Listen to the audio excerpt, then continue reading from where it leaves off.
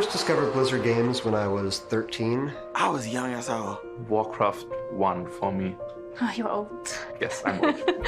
I've been a gamer since childhood. Before I could even spell. My parents promoted a culture of video game love, and I am a product of that culture. Kind of been something we've been doing since we were little kids. You know, just to spend time together. The person who drew me to it was my dad. He'd scoop me up and put me in his lap, and he'd have me read his combat logs. WoW is certainly my jam. I'm currently Alliance. Alliance. Horde. For the Horde! For the Horde! Diablo 3. StarCraft was kind of the thing we could get into. And It's our Super Bowl. I'm a Grandmaster player in Heroes of the Storm. So I started playing Hearthstone, and then it was like I was pulling over my car to play a match of Hearthstone. He was the first one who played Overwatch. That's true. Everybody has a story around the games. Without Blizzard, my whole high school experience would have been completely different. I made friends for life playing StarCraft 2. We met in World of Warcraft. Playing Heroes of the Storm professionally has really been a life-changing experience for me. I first started playing Blizzard games in the Navy. You know, it was a good way of just kind of unwinding. Games defined me, like almost entirely. Tauren, Bear Druid for life. My only tattoo is on my right arm right here. it doesn't matter who you are, what you look like. A Blizzard gamer could look like anything, anyone. I don't date bronze players. Blizzard is like an open, inclusive, positive, wonderful community. You're playing with millions of other people around the world. I'm from a super small town in Germany called Lübbenau. My sister and I, since she moved to Italy, we started the tradition of playing Heroes of the Storm in Christmas skins. If I'm playing with my mom, it's kind of like taking a stroll down the beach together, except we're in World of Warcraft. Your friends are global. Germany, France, Spain. Hi, Mom, hi, Dad. It's obviously a community or even a family. They're there to like connect with you. You know, emotional support if you need it. Our son, who's 7, he's a massive Warcraft fan. He came to Blizzcon last year. He's fully dressed as King Lane. He was very shy, but when everybody gathered around him, giving him high fives, really got him out of his shell that whole day. We lived in different states, and at night we would get together and kind of crawl through dungeons. Playing Diablo every day and playing Overwatch every day really brought us closer as sisters. My father taught me how to play video games. That was our time, and when I was a teenager, I lost him suddenly. To keep his memory alive, I kept playing video games. It was the only way I could keep him close. These are games that I shared with my wife, and now that I share with my kids. It feels like a family within a family. That's been such an amazing thing to see how many people have learned from games, how many people have connected from games. And when you look at BlizzCon, it even transcends the games themselves. Because it's become the place that I see all of my friends and I share all those experiences. Last BlizzCon, so last year, he proposed to me by the orc statue. The Horde symbol's on the side. And I said yes. The couple that plays together is the couple that stays together. This year will be my first time attending BlizzCon. You will bleed Blizzard blue for the rest of your life. When you see someone who is another Overwatch cosplayer or something like that, it's like, oh. It gives me the opportunity to be a little wilder than I normally would be. It brings together a wide range of people that you normally wouldn't see together. Like a big-ass family. Blizzard is friends. Friendship. Community. Generations. Blizzard brings people together. Together. Together. Family. It's such a family thing for us. There's always people that are as excited and passionate about it as you are. The connections that you make in the Blizzard community are lifelong connections. And they always will be there. Games and people together. It's awesome to feel like you're really part of a huge community. You really do feel like you belong.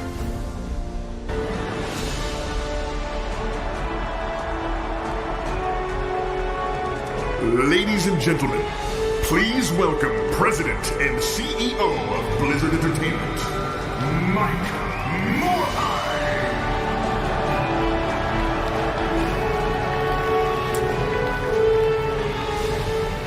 Hello, BlizzCon! Is the Alliance here? How about the Horde?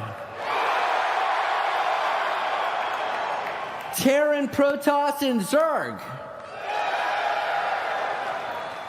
Adventures in Hearthstone. Heroes of Sanctuary. Heroes of the Storm. How about my Heroes of Overwatch? All of you, welcome to BlizzCon 2017. It feels so good to be back at BlizzCon. Okay, I'm going to keep with tradition and ask, how many of you here are attending BlizzCon for the very first time? And how many of you have been to BlizzCon before? How many of you have been to at least 5 BlizzCons? Well, I am grateful to be back. Thank you for being here and choosing to spend the next 2 days with us. I still can't believe it, but this is our 11th BlizzCon. That's right. This one goes to 11. This is our biggest show yet. We have more panels, games, activities, tournaments, and the most attendees of any BlizzCon ever. There are more than 30,000 of you here in Anaheim, and millions more are tuning in from home. Once again, we have taken over the entire convention center. There is even a brand new building, and we've taken over that as well. In fact, some of you are watching the opening ceremony from there. Let's give them a big shout of hello. Hello! We have some of our new game content there. We also have Hearthstone Esports, the Hearthstone Tavern, and much more over there. Just head towards Hall A, go upstairs, and you'll see the signs. You really have to check it out. So, we have changed up the opening ceremony. Many of you are here with me in Hall D, but thousands of you are watching from across the convention center, in the arena, and as I mentioned, in the new building. In addition to this stage, we will have developers join in and showcase their announcements from a few different stages across the convention center. So we're trying something new this year. Let's hope it works. We have come from far and wide. All 50 states and more than 50 different countries are represented here at BlizzCon. And people from more than 170 countries are tuning in through the virtual ticket. But no matter who we are or where we're from, we are all here for the same reasons. We have a shared love of games and their stories and characters. And most of all, we're here because of the relationships we've built and fostered through gaming. I am very honored to have been part of this community and to have watched it grow. This year, the Blizzard community is bigger than ever, with over 40 million players logging in each month across all of our games. All right, a ton has happened in the past year. In World of Warcraft, we went all the way to Argus on our quest to save Azeroth. In Hearthstone, we traveled from Gadgetzan to Ongoro and even returned as Death Knights atop the Frozen Throne. We raised the dead, again, with the Necromancer in Diablo 3.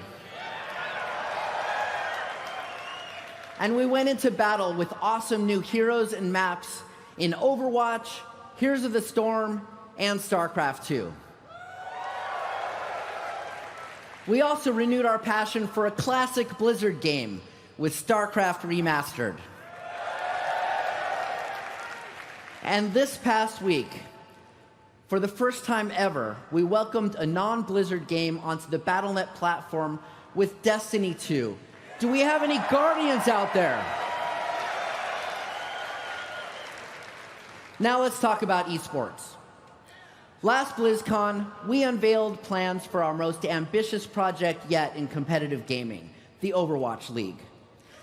Since then, we have partnered up with a dynamic array of leaders from both esports and traditional sports. And our first season will include 12 teams based in cities around the world. We'll be broadcasting the first season out of the new state-of-the-art studio, Blizzard Arena Los Angeles. The new Blizzard Arena will be a place that we can come together to witness exciting moments and memories in Overwatch and other Blizzard esports all year round. It's awesome. This has been an amazing year with a ton of esports action. Let's take a look at some of the highlights.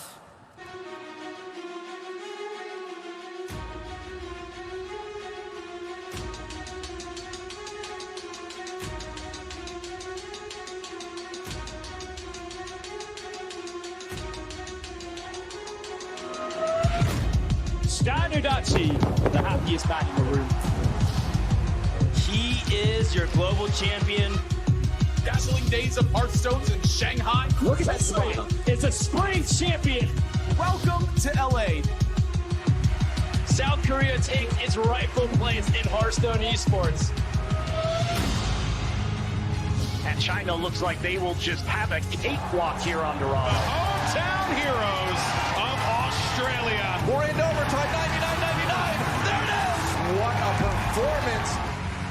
Poland, the home team taking on South Korea. From Jaehong taking him out of the fight, and South Korea takes it. The road to the World Cup Championship, Team USA going against Team Germany. The melee just in time, and the US, they've done it. They are going to BlizzCon. Lunatic high! Twice in a row, back-to-back championships, and they start a dynasty. This is just the beginning of the action. Live from the Blizzard Arena. Massive congratulations to Giganti. It is time for the grand final. If he goes in, and this could be game to Dignitas. One final map here for the World Championship. It is champion pops off. Fnatic has done it. The time has come. MVP Black versus L5. L5, they will be your Eastern Clash champions. UT Arlington never stopped believing. They are your heroes of the door. Looney's doing everything in his power. That's it. Evo are going to BlizzCon. Looking to take this series and Method are your champions. Cheers gets mind control to a terrible position. Method Synergy is the best team in North America. Bandit Global are going to BlizzCon. I Am Katowice gives us some of the best StarCraft that we will ever see. And that is GG. And now, the GSL's finals. Stats has done it. Gumiho has forced history to repeat itself. Innovation, GSL Otis champion. He is looking to get a victory. And he is a three-time WCS champion. The Laser is your WCS champion.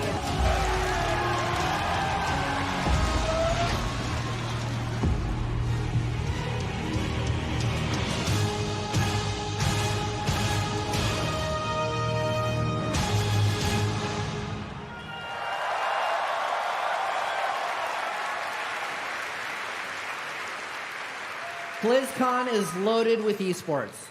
The Hearthstone Invitational has 12 of your favorite pros and streamers competing as teams in a set of challenges. The Overwatch World Cup will have the top countries in the world battling for the gold medal. If you're looking for World Championship events, we've got those too. The World of Warcraft Arena World Championship, the Heroes Global Championship Finals, and the StarCraft II WCS Global Finals will all crown world champions who have earned their place after a year's worth of competition. We're also hosting a thrilling exhibition match for StarCraft Remastered featuring two legendary players, Bisu and Jaedong. And this year, we've built brand new stages for World of Warcraft, Overwatch, and StarCraft II. Speaking of StarCraft II esports, Intel announced this morning that they will host a tournament in Pyeongchang leading into the Winter Games. This tournament will feature StarCraft II. This is an amazing honor for the game and wonderful recognition for esports. We're very proud to be part of it.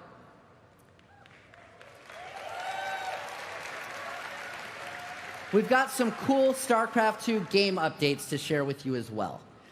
The newest co-op commander in the game is actually two characters in one, Mira Han and Matt Horner. We're showcasing them here at BlizzCon along with a new co-op mission called Part and Parcel. That's playable in the StarCraft area in Hall A, so go check it out. And there's another thing I want to mention about StarCraft II. You have helped make it one of the best-selling, highest-rated PC games in history, and your support is why we continue to create new content for it. We are always looking for ways to help you get new friends into the game and bring old friends back as well. So I'm very excited to announce that we're making StarCraft 2 free to play.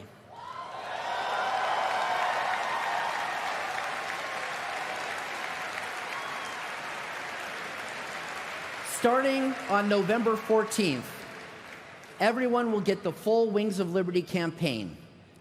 And if you already own Wings of Liberty, we're going to give you Heart of the Swarm. In addition, everyone will get access to the full StarCraft 2 ranked ladder. And we're also improving co-op mode with free access to every co-op commander in the game up to level 5. For more details, be sure to check out the StarCraft 2 panel in the North Hall today or visit StarCraft2.com. We have more to announce this morning, but I want to take a moment. BlizzCon isn't only about the games and the announcements. It's also about the relationships we create and strengthen when we come together. I continue to be amazed at the incredible stories people share of friendships and strong connections that have grown through our love for gaming. There are no strangers at BlizzCon, only friends you haven't met yet. This is the most incredible family reunion in the world. Our community has grown tremendously over the last few years, and we're welcoming in a lot of new people into our family. I encourage you to welcome them online, and especially here at the show. Let's show them what a special community this is, a community of shared values and shared passions. There's a lot of craziness out in the world, but we don't have to let that be part of our world. If we make an effort to be kind and welcoming to people in our games and in our community, we will make a positive impact. And that positivity will trickle back out into the wider world.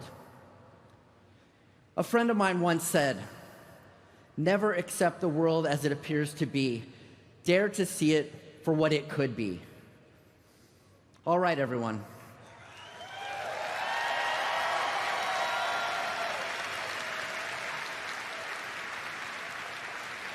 We've got a really great event planned for you. Blizzard employees are looking forward to connecting with you throughout the show. Look for us in the blue shirts.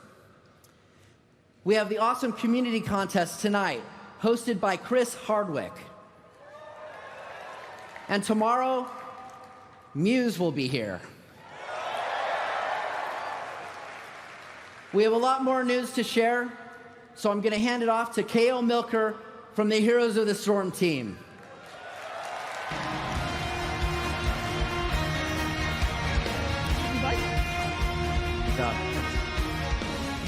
Hello, BlizzCon. And hi, everybody watching at home on the stream. I missed you. Hey, thanks, Mom. So much has happened.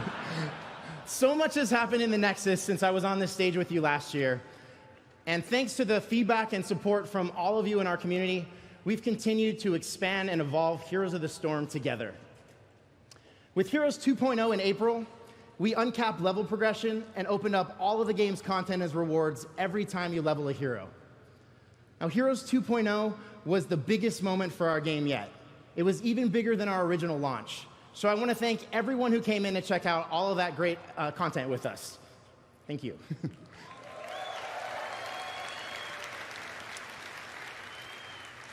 But of course, new content is the lifeblood of our game.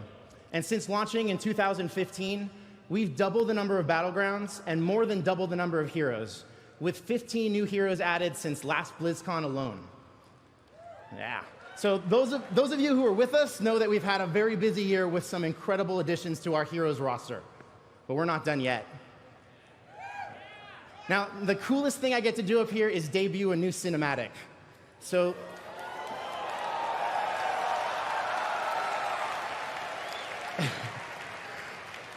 let's see which new heroes have arrived to explore the secrets of the Nexus.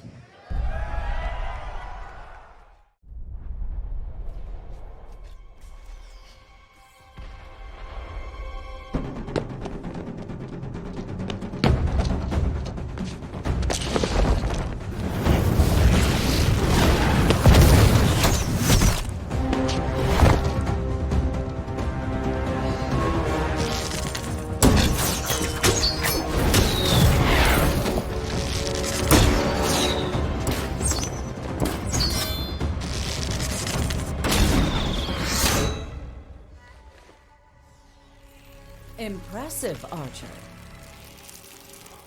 But you'll need to do better than that. You have no idea what I am capable of. Good. Because you must be ready for anything.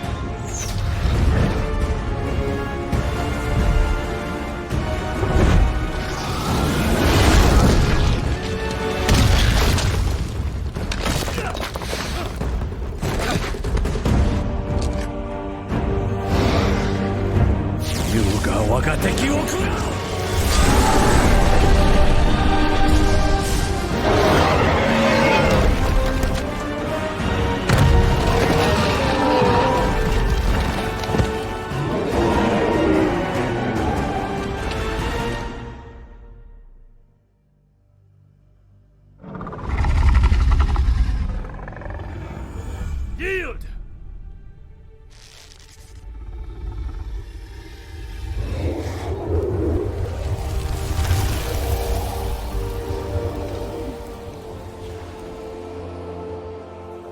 You show promise, Hanzo. Well done. But greater challenges still await us. I believe we are ready. It's time to find out.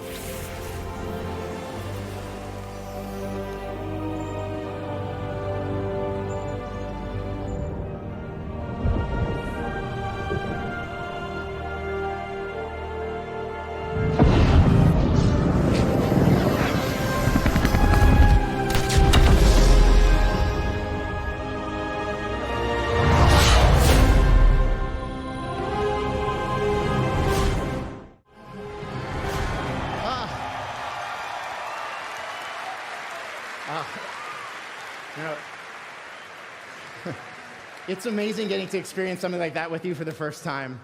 And I love getting to see Alex Straza and Hanzo together in Dragonshire testing one another. And you definitely get the feeling that something is stirring in the Nexus as well. So Alex Straza, the Lifebinder, is a versatile range support who manipulates her life energy to heal her allies. And when her life or those of her teammates is threatened, she can transform into a mighty dragon using her trait, Dragon Queen. Ah. And for all of you Hanzo mains out there, I see you. Rejoice, because the Shimada clan's most dangerous archer is a nimble ranged assassin who can deal damage from afar and serve as a nimble scout for his team. So in addition to bringing these two iconic dragons to the Nexus, we also have some other exciting news to share with you at BlizzCon. You see, while Heroes 2.0 was our time to reimagine progression and rewards in our out-of-game experience, we're also turning our eye towards improving our core in-game experience as well. Now, I brought along a video that will not only show you our double dragons in-game, but also gives you a taste of some of the big changes to come.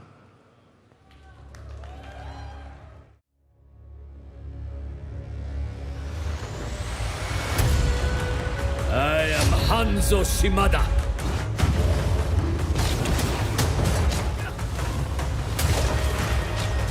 You 我が敵を食らう!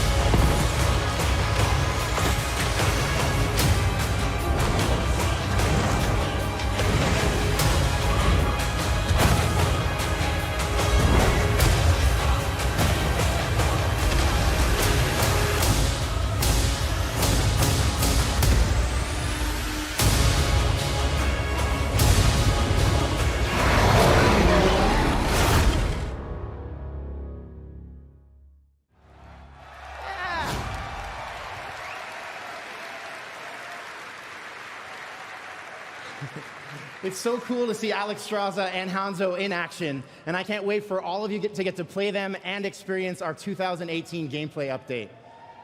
Yeah. All right, I'm also really excited about bringing performance-based matchmaking to the game, because it rethinks our traditional win-loss-based system and lets your personal performance in matches directly influence your matchmaking rating, whether you win or lose. Yeah. So we know how important that is to our community, and we've heard your feedback, so please keep it coming. Now, no doubt you have some questions about our new heroes and the 2018 gameplay update. So for all the details on that and more, please check out the Heroes of the Storm What's Next panel today and our deep dive panel tomorrow. And of course, for all of you here at BlizzCon, our new heroes and the gameplay changes are playable out on the show floor. So please go try them out and let us know what you think. And for all of us, what better way to wrap this year than to see the best players in the world at the Heroes Grand Championship or Global Championship World Finals tomorrow night. I know I can't wait to see these teams battle it out this weekend. All right. Okay, BlizzCon, we have some incredible things coming for you all in the next year. And while we'll be bringing you epic content and unforgettable heroes, we also have plans to dive deeper into events that are unfolding in the Nexus. We can't wait to share that and so much more with you. But in the meantime, thank you for inspiring us to make Heroes of the Storm bigger and better than ever, and we'll see you in the Nexus. All right. Now, it's my pleasure to hand it off to Hearthstone's game director, Ben Brode, over on the Hearthstone stage. BlizzCon! What up? Well met. Wow. There's a lot of people here. All right. Yeah, this is awesome. I've never done the opening ceremony before. This is crazy. All right. Listen, if you love Hearthstone like I do, this is going to be the best BlizzCon yet. We outgrew the convention center. They had to build us a brand new hall. I'm standing here on the legendary Hearthstone esports stage where the Invitational will take place later this weekend. You get it. The Hearthstone Tavern is back and bigger than ever. Come stop by for a drink or to challenge one of the Hearthstone developers. I think it's one of the coolest things at BlizzCon. Listen, this has been an awesome year for Hearthstone. We journeyed into Ungoro Crater. We joined the Lich King and became Knights of the Frozen Throne. And today, you're going to see the final set in the Year of the Mammoth.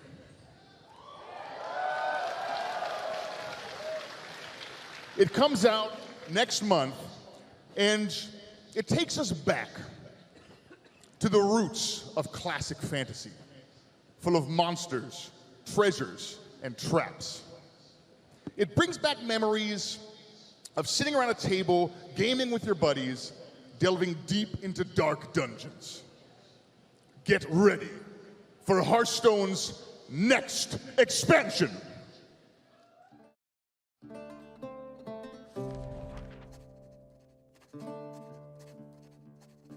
Legends tell of a vast underground world and the countless treasures that lie in store for worthy adventurers. You've signed up the best. You're on a great quest to find the mighty Mother Lode. There's treasure galore, but perils in store and construction that isn't up to code. Trespass with care, there's sure to be something rare. You can grab all the loot that you can handle. Such riches you'll own, but leave one thing alone. You know, take handle. And if you steal the light, you then must take flight, eluding each hazard and each trap. It's a chaotic race as the monsters give chase, and all the while you're trying to follow the map. they're gaining on you. Your options are few, and you fear that you're never gonna get home. You sought after wealth, will you lose all your health to kobolds and catacombs? It's kobolds and catacombs!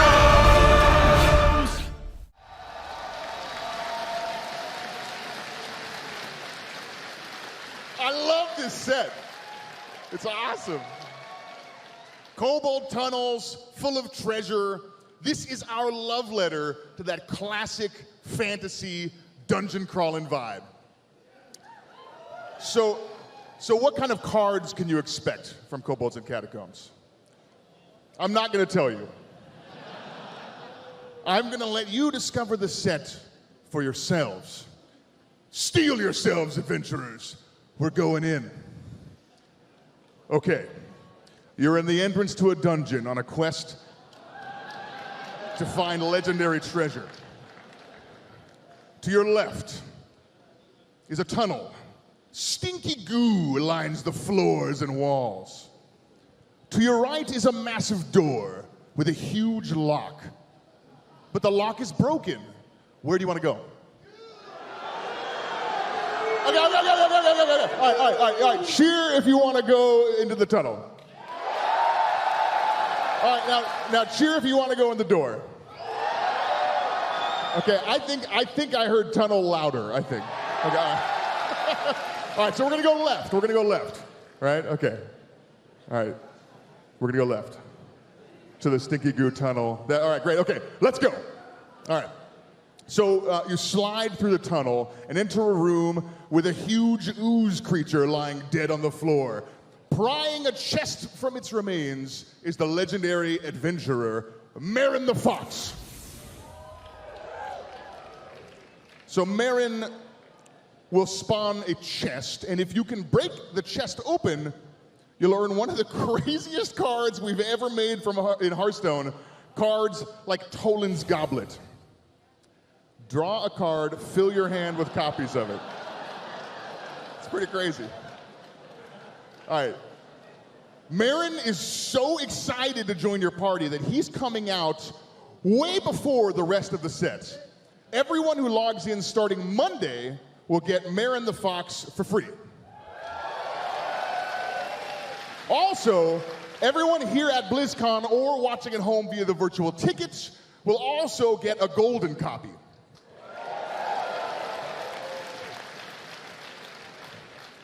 Okay, back to the dungeon. Marin winks at you and escapes with the treasure. You see two doors in front of you. To your left is a door with a sign on it that says, Kobold Treasure Hoard, adventurers keep out. To your right is a door with the words certain death scrawled on it. Where do you want to go? Why? Okay, all right. We're gonna go right. Okay, we're gonna go right. You guys are bold. All right. Let's go. Let's check it out. Okay, so your party enters the room, and as you do, the walls start closing in, crushing half of your party. What did you expect? All right. So, okay, everybody from here to here, you're all dead. All right. On the bright side, you found another new card, Crushing Walls. Destroy your opponent's left and rightmost minions. This is a hunter card. Okay, well, you guys are gonna have to recruit some new party members to finish the dungeon. Fortunately, the new keyword in Kobolds and Catacombs is recruit. All right, so recruit means that you'll pull a minion directly out of your deck and put it directly into the battlefield. So imagine pulling Ysera for only 6 mana. Should make a pretty good healer for your party, I think. All right. You can tell that you're close to finding the legendary treasure. This next decision is very important. To your left is a hallway, and claw marks mar the entrance. To your right is another hall that is literally on fire. Okay, where do you want to go? Where do you want to go? Okay, all right. If you want to go left, cheer. How about right? Okay, we're gonna go right. We're gonna go right. All right, let's go. So you run through the hallway, burning away most of your clothes, and you enter a room filled with kobold candles surrounding a pedestal with a glowing disc atop it. It's the legendary treasure you were searching for, the priest card, Dragon Soul. Yes, this is Hearthstone's first legendary weapon. Every time you cast 3 spells, you'll summon a huge dragon. We've made legendary weapons for all 9 classes, even ones that have never had weapons before. I'm super excited about these 9 cards. They're crazy. Blizzcon, congratulations on completing the dungeon and escaping with the legendary treasure. Good job.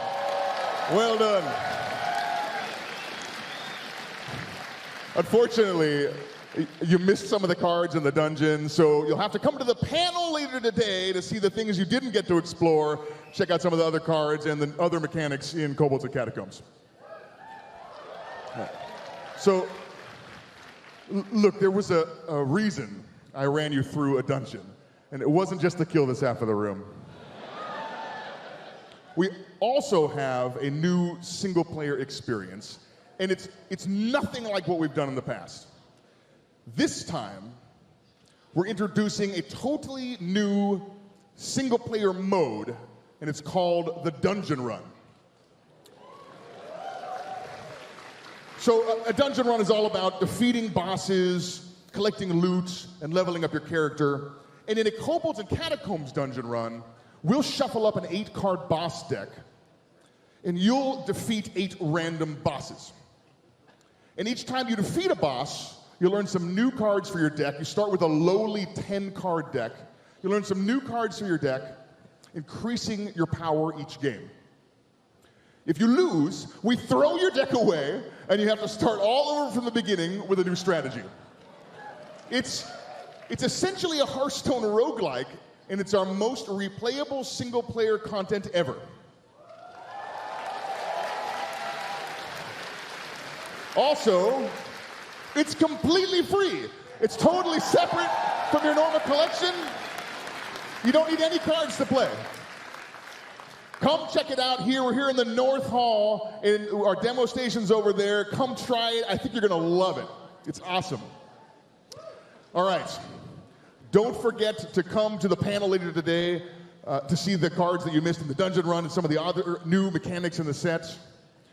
The team is so excited about Kobolds and Catacombs. We cannot wait to share the set with you and the new dungeon run mode when it comes out next month. And now, it is my great pleasure to introduce someone who I personally have run a bunch of dungeons with in my time. From the Overwatch Arena, Jeff Kaplan.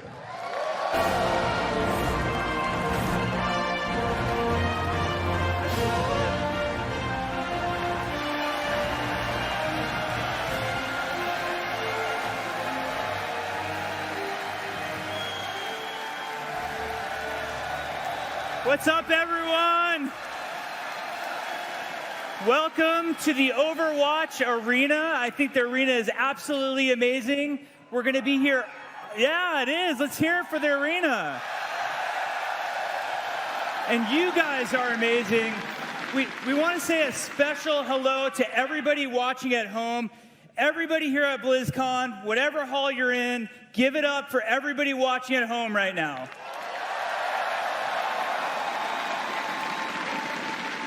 And for you guys who are here with us today, we can't thank you enough. It's amazing to have you here in Anaheim, California. California is my home state. I think it's the best state in the entire union. We have everything here. If it's not in California, as far as I'm concerned, it doesn't exist. We have... I said it, that's right. We have the most beautiful mountains. We have the most beautiful beaches. Right outside these doors, right in front of me, there's even a theme park. Now, how many of you who are here in California with us for the weekend are going to also hit up the theme park? Now, it gets me wondering sometimes, and it gets the Overwatch team wondering, have you ever imagined what a Blizzard theme park might look like? The Overwatch team certainly has, and I present to you now, Blizzard World. Where you took your first steps in Azeroth. Where you confronted the Lord of Terror himself. Where you spawned your first Zergling rush. Sometimes, epic memories can only be made in an epic world.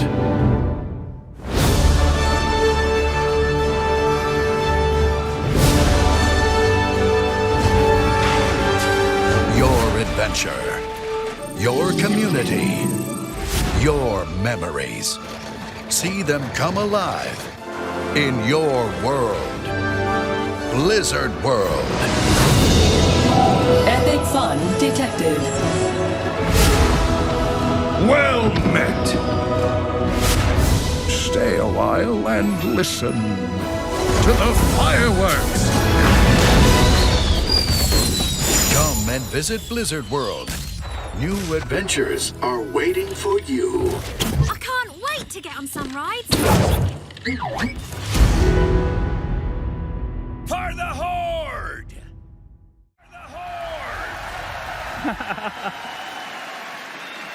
Yeah, we did it. We went there. We had so much fun making this map, but the super fun part for us in making a map is seeing what you guys do on it. So we cannot wait for you to be playing this map. You'll be playing it all weekend here at BlizzCon. Also, the map will be going live early next year, and you'll see it on the PTR very, very soon. So the map is awesome. We had a ton of fun making it. It's a hybrid map, so that means it's part assault and part payload. Now, I know most of you don't know what payload is.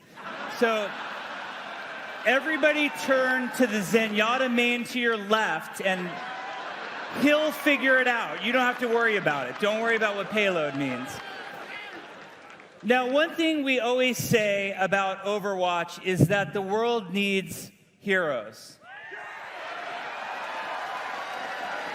And the Overwatch team thinks that you guys need another hero.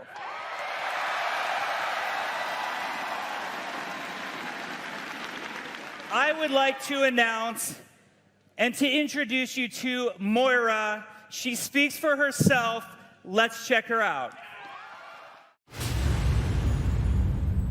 We are bedeviled by the mysteries of creation.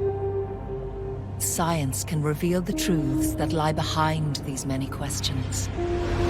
What we learn can unlock the true potential of humanity.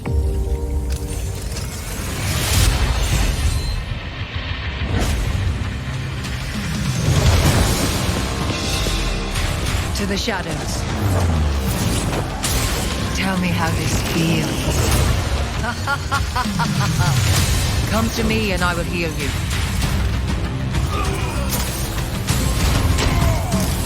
I will unmake you. Simple geometry. Lights out. Surrender to my will.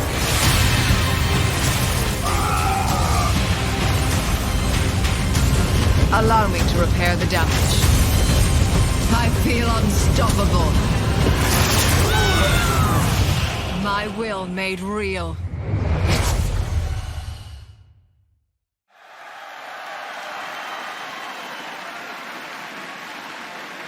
There she is. Moira is our newest support healer. Now, I know a lot of you were begging for a DPS, but we made a healer instead, so I hope you're okay with that. She is so much fun to play. She does a tremendous amount of healing. She also can do a tremendous amount of damage as well. So she's really fun and interactive to play. She has that fade ability, so that gives her great mobility as a support character as well. In case you're wondering how to spell Moira, it's spelled O-P-A-F, just in case you're wondering. So, there's some other cool notes about Moira that we should talk about. She has a really great backstory as well. Not only was she a part of Reyes' secretive Black Watch, she also has a storied history with Talon. Now, you guys are going to learn all about Moira, Blizzard World, and maybe even another announcement in the Overwatch What's Next panel. It's going to be on the Mythic stage at 2:45 today. I cannot encourage you enough to check out that panel. We even have an origin video for Moira that will be debuting during that panel. And Moira's fully playable here on the show floor in Blizzard World all weekend long. And dare I say, it's no limits. Oh my God, it's going to be a mess, but you'll have so much fun. Excuse me, Mr. Kaplan. I'm here to deliver the payload. What is this? Hammer down! Candy! Candy! Candy! I'm coming, my friend! You wait right there, it's a long way! I live for this! Hi! Darren DePaul, voice actor for Reinhardt.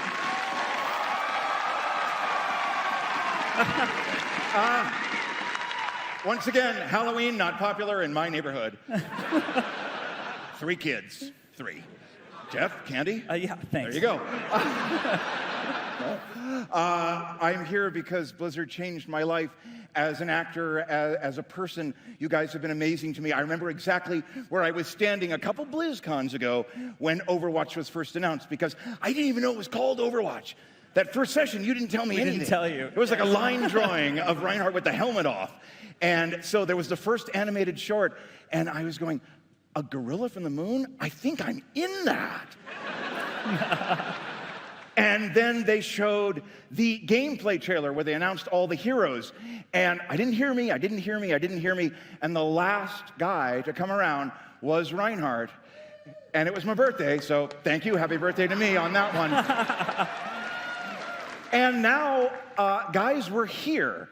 And we're all part of this amazing community because, thank you.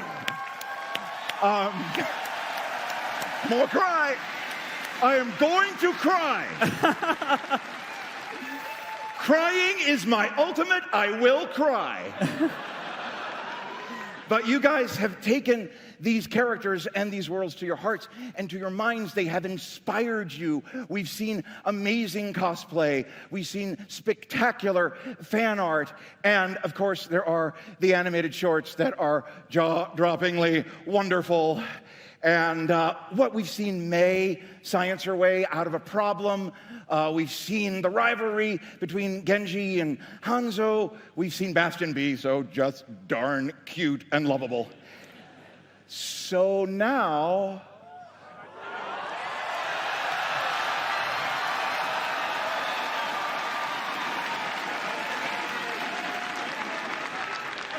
as a friend of mine might say, bring me another! What's going on?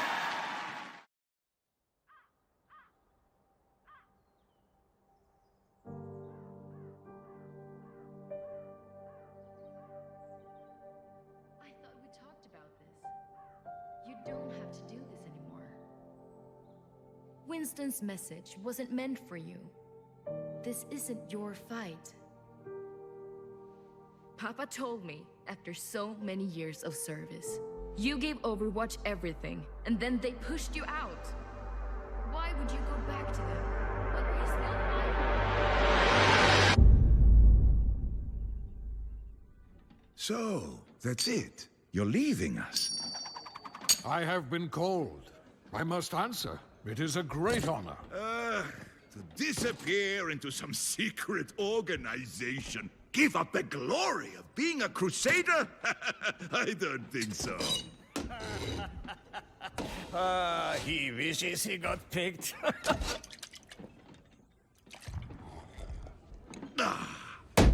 The Crusaders are immortal defenders of Germany. People will be singing songs about our legacies. Our legacies are our deeds. And this war is bigger than all of us. Drop pods to the east, they're coming! All right, people, they're playing our song. Stick with your dance partners. Let's crush those rust buckets. Here's your walking stick, old man. Live with honor. Die with glory.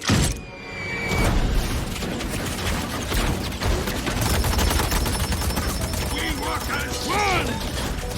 Rocket up! Fire!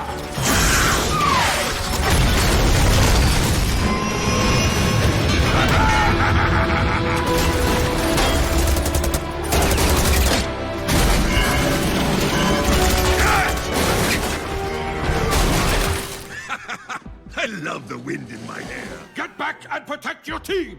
They're just slowing me down. Besides, they're fine! Where is Reinhardt?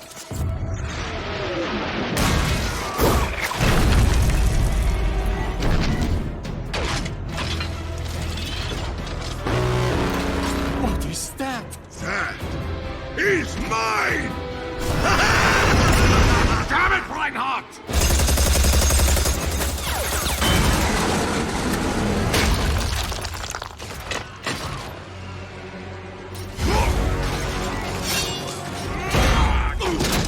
Reinhardt! More of those things!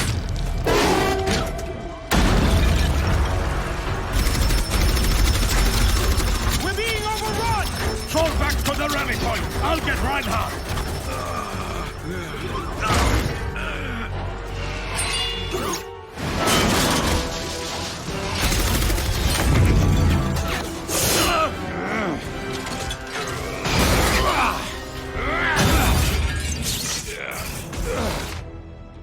I had this. Obviously. They're cutting us off! Let's move!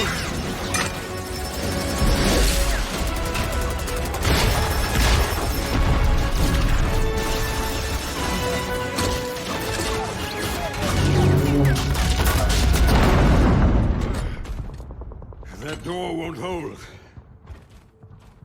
Get back to the unit. I will hold them off. And let you have all the glory? We will fight our way back together! No. I'm staying here. But without you... Lieutenant! You took an oath to be a crusader. Now, keep it.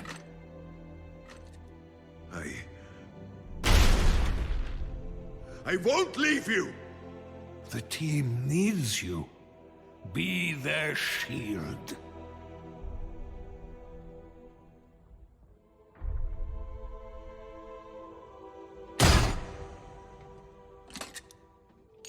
Reinhardt, live with honor.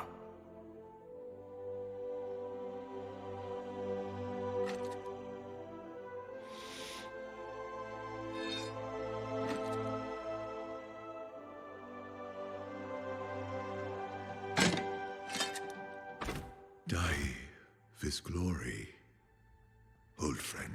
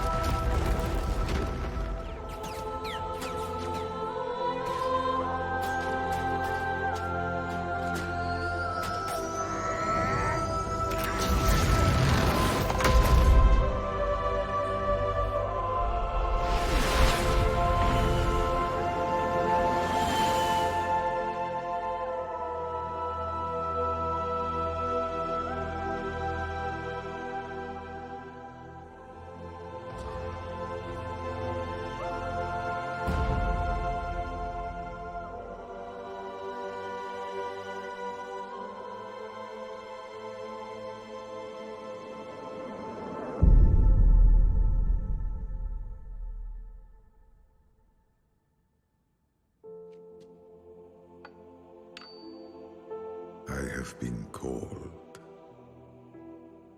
I must answer. Always.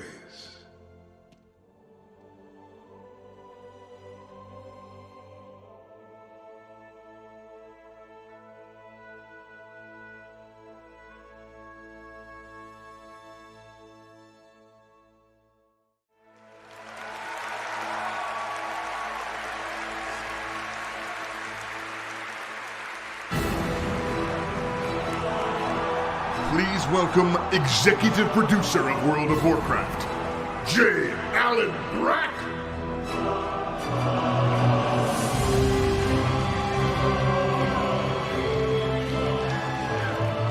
Team Overwatch.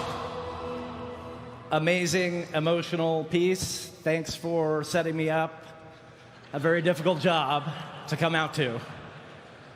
I do want to talk about another game, one that also has amazing shoulder pads.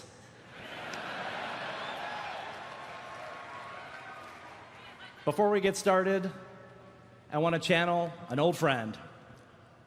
Horde, where are you? Alliance, let me hear you. All right. Thank you. I'm grateful to have been given the opportunity to be with you here today. This is a really special day for me. This is a really special day for the team. To everyone here watching online, watching in the Blizzcon halls, we're here to talk about what's new for World of Warcraft. It has been a pretty incredibly epic year for the WoW community. We've seen old heroes fall and new ones rise. We adventured on the Broken Shore. We conquered Suramar. We watched the defeat of Gul'dan and Illidan crush his skull. And more awaits us on Argus, the confrontation with Sargeras, a titan at the heart of Warcraft lore. We will be watching the community, and we'll be waiting on that world first. Now, before I get to the big news, I want to take a minute. And I want to talk about ice cream. Ice cream is great. Ice cream is one of my favorite desserts. Personally, I love chocolate, and I love cookies and cream. Cookies and cream is actually my all-time favorite dessert. But I understand that for some of you, your favorite flavor is vanilla.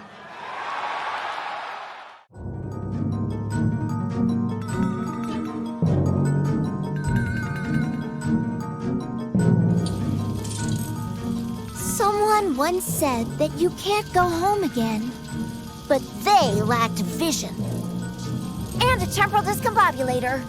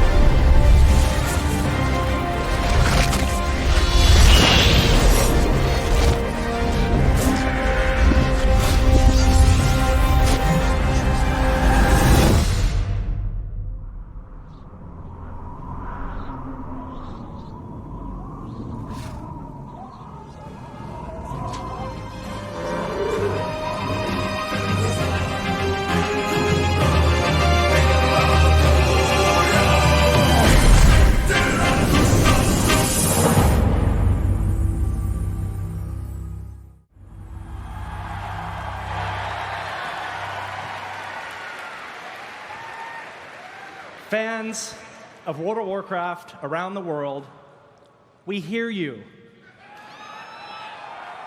I am pleased and also a little bit nervous to announce the development of a classic server option for World of Warcraft.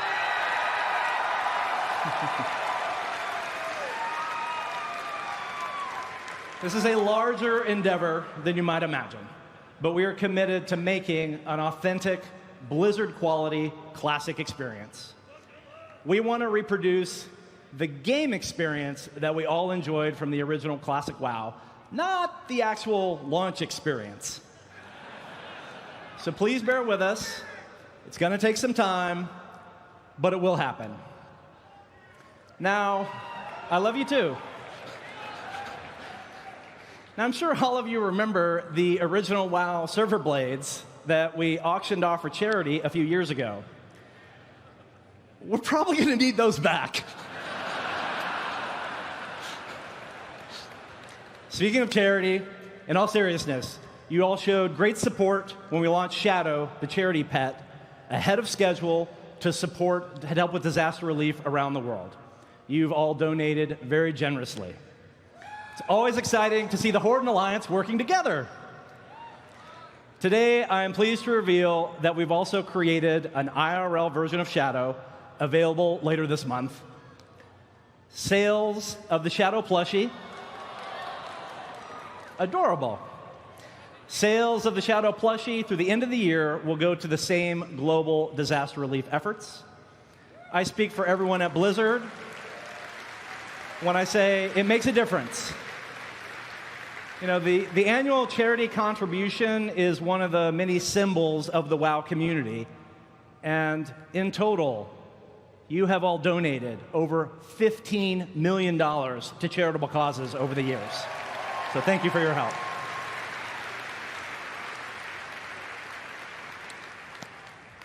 I mentioned we had some news. Players are now actively fighting on Argus, homeworld of the Burning Legion. But soon, that chapter will come to an end. Deep rivalries between the factions lingers. After all, you members of the Horde, you came to Azeroth in search of nothing more than a home. And that is a journey that the Alliance has shown little respect for. Am I right, Horde?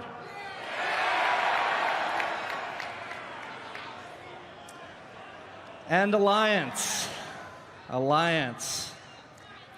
you do not forget the broken shore. You do not forget the betrayal that led to the death of your own King Varian. Animosity between the Horde and the Alliance remains strong. And from these deep wounds between the factions will flow the next story in the chapter of Azeroth. This is the story. Horde versus Alliance. Wounds that can never be healed. This is the beginning of the next expansion. Let's take a look at the features.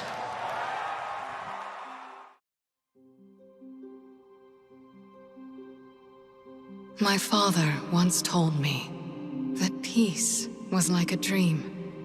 Beautiful, ephemeral, unattainable. I didn't listen. No one listened. We've made kindling from our suffering, stirred the embers of resentment, just waiting for a single spark to set the whole world aflame.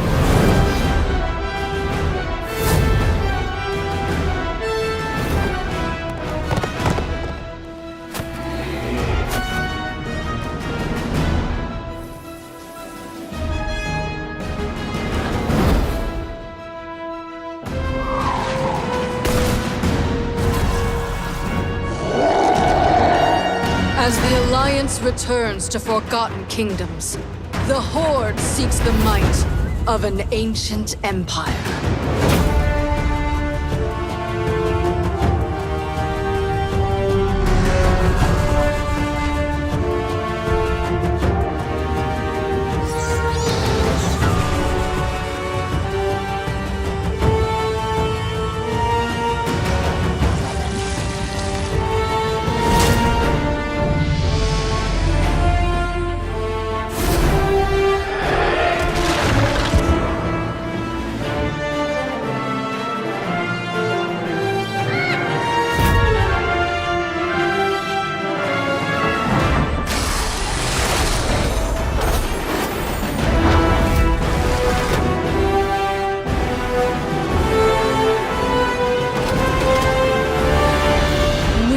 cannot dream any longer.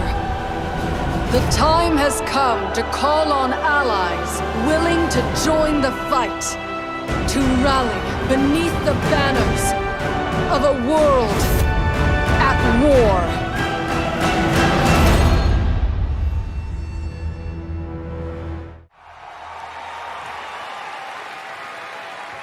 Welcome to the new expansion. I heard some of you obviously spot Jaina, our favorite human mage. Or is Khadgar our favorite human mage? I'm not sure. Okay. Battle for Azeroth will make you prouder than ever to declare your allegiance to the Noble Alliance. Battle for Azeroth will call on you to rally in support of the mighty Horde. The stakes have never been higher. Now, more than ever, your faction matters. You're wondering about everything else you just saw. Islands, war fronts, and allied races. We can't wait to tell you about all that and more during our panels this weekend, starting right here at 12:30, right here. Game director Ian, creative director Alex will be here doing a deep dive for everything that's next with World of Warcraft. And it wouldn't be BlizzCon if you couldn't get your hands on some new content right now. Battle for Azeroth is playable here on the show floor for everyone at BlizzCon. We've also recorded some special videos of the BlizzCon experience, the BlizzCon demo experience for everyone watching with the virtual ticket.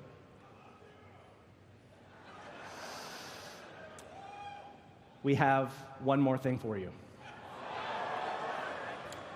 Normally, we would announce the expansion, we would show the logo, and then later, much later, we would show you the intro cinematic. But this year is a little bit different. Now, before we roll this piece, I want to tell you that a lot of love has gone into everything that you're about to see here. So, on behalf of the thousands of people that work on World of Warcraft around the world, it is our great honor to share with you the intro cinematic for Battle for Azeroth.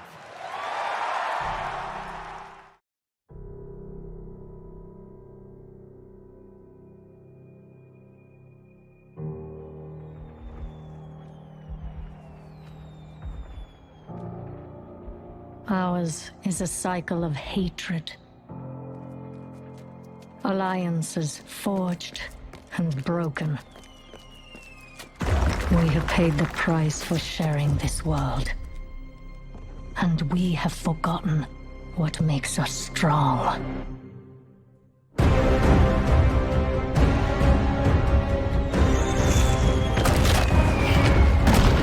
Close ranks! Advance has won! Lordaeron will be ours! My king, we have her cornered.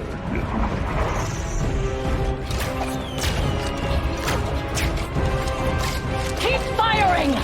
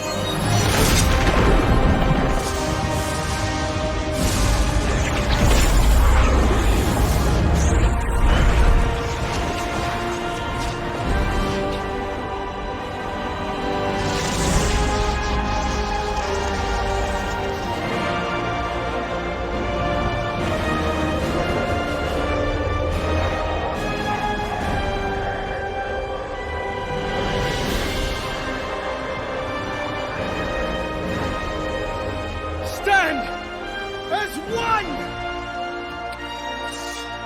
for the Alliance!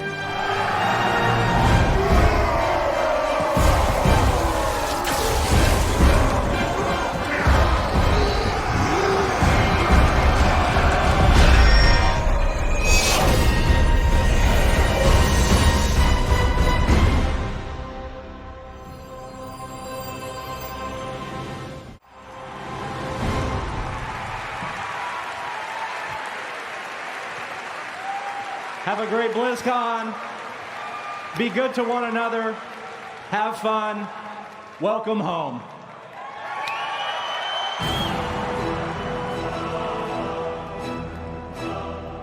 This concludes our opening ceremonies. Mythic Stages panel. Welcome to the World of Warcraft What's Next panel.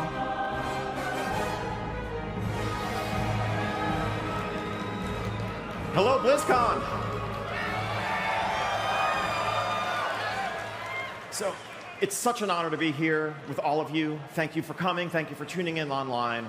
Could not be more excited on behalf of the entire Warcraft team to share with you what we've been working on pretty much since the moment Legion came out. The next chapter in World of Warcraft, Battle for Azeroth. Now, I know every BlizzCon is special, and I'm a bit biased here, but there's something particularly special about WoW expansion announcement BlizzCons. So, this is going to be a good day.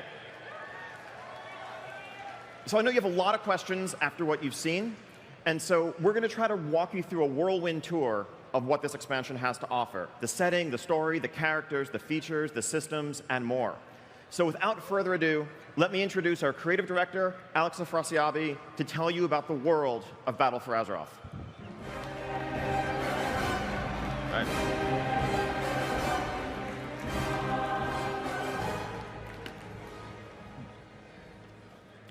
Thank you, Ian. Nice shirt. This is the new shirt. Hello, BlizzCon. It's good to see you all again. We are here today to talk about the Battle for Azeroth and prepare you for the coming war. By now, we've all seen that incredible cinematic where from the get-go, battle lines are drawn. And what I like best about that cinematic, and it does so many things so well, is that it reinforces the foundations of Warcraft.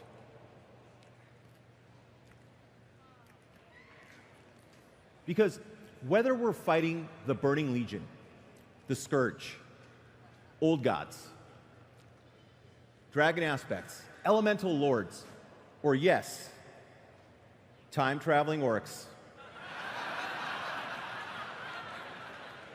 our hearts and minds are with our factions. We do what we do in this world, first and foremost, for the Horde and for the Alliance.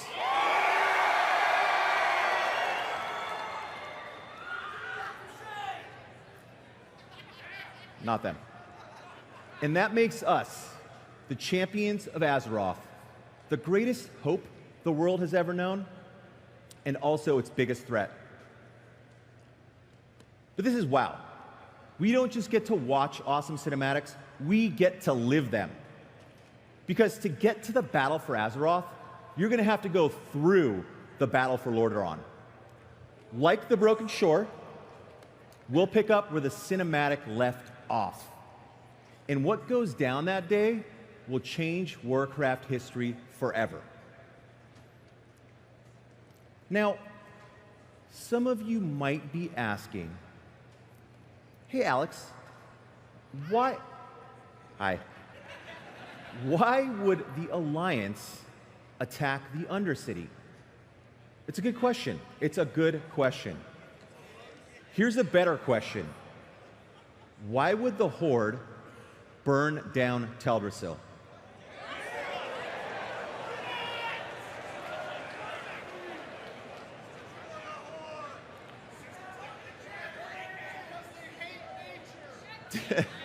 Did Teldrassil fall first? Did Teldrassil fall first and lead to the attack on the Undercity? Or was the burning of Teldrassil a response to the bold Alliance attack on Lordaeron? You'll find out. Think about this. The stage is set for an Alliance-controlled Eastern Kingdoms and a Horde-controlled Kalimdor, with one great big sea separating the two continents, which leads us to our search for allies. In our quest for victory, we will seek out the Kultirians as the Alliance and the Zandalari as the Horde. Coincidentally, both of these nations have extremely powerful navies, which we're going to need to span that great sea. Let me leave you with this thought. No boats. Some boats. Let me leave you with this thought. No matter who fired the first shot, we are in an all-out war. It's our duty as Alliance. That's right. As Horde. To defend our people, our families, and our homes. This is the battle for Azeroth. So to recap, the Alliance and the Horde are in an all-out war. Old hatreds have reignited as both factions strike at each other's hearts. Now, with the world divided, we seek out lost territories and new powerful resources. And with no external threats, we turn our fury on each other. We fight for our faction's survival and our place in this world. And to win this war, we're gonna need all the help we can get, which leads us to find new and old allies alike. And that takes us to Kultiris and Zandalar, which opens up two new continents to the game, which we're gonna take a look at right now. Woo! All right, starting with Kultiris for the Alliance. Kultiris was founded 3,000 years ago when a group of Gilneans left the old empire to explore the Great Sea. They came upon this cold, mountainous island, rich in natural resources, and decided to settle in. Now, over the course of the next 2,500 years, the Kultirians built the most powerful navy on Azeroth. A navy that the Alliance really, really wants. Today, Kultiris is ruled by 4 houses, which we'll find out are in a bit of trouble. And before we're going to get the Kultirians to join our side, we're going to need to help them with their problems. Lastly, Kultiris is broken up into 3 main regions. We've got Tirigard Sound in the middle, the Drusvar in the southwest, and Stormsong Valley in the north. Let's take a look at the zones of Kultiris. All right, first up, we've got Tirigard Sound. So Tirigard Sound sits on an inlet in the middle of the continent, and it connects the Great Sea. It's the main connection point for all of the different zones.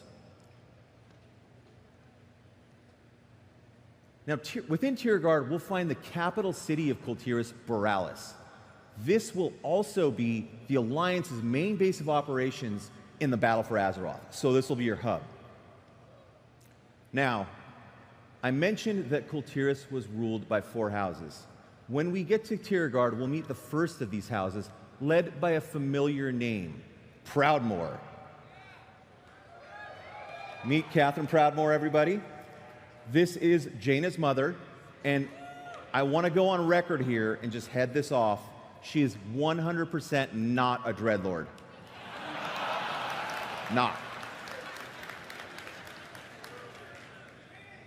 Now, Kultirans by nature are monster hunters, specifically big, nasty sea monsters, which has led to a much hardier breed of human, like these big fellas over here. And I also mentioned that the zones each have their own problems. Well, in Tiergard, one of the problems has to do with pirates. Normally, the outlaws of Kultiris hang out at the pirate city of Freehold. But in recent months, they've gotten a little bold and have started to attack Tiergard Sound. And we're going to need to have to deal with that. Now, who wants to see a video? Yeah. All right, let's take a look at Tiergard Sound.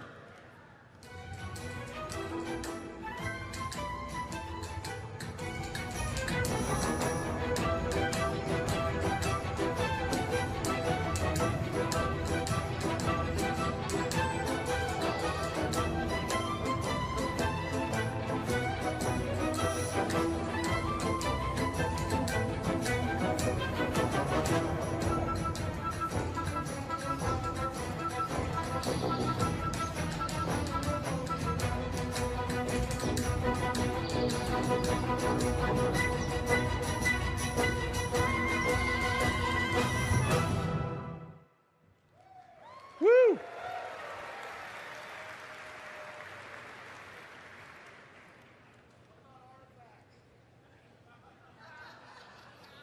Moving on to Dressfar.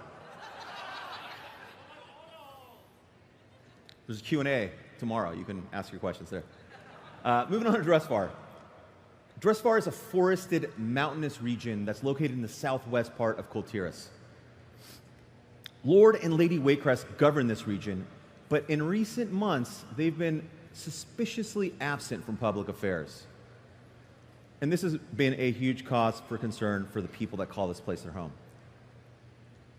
Now, this absence has also put a stop to the main contribution that Dressfar makes to Kultiris: arms and sausages. I'm honestly not sure what's worse. It feels like sausages is worse. Now, as we're exploring Dressfar and trying to uncover the mystery of the missing Waycrests and restore order and sausages, we'll find that the land is cursed. And you can start that story today on the show floor with a Dressfar playable demo. So after we're done here, make sure to get out there and give it a go. Let's take a look at a video for Dressfar.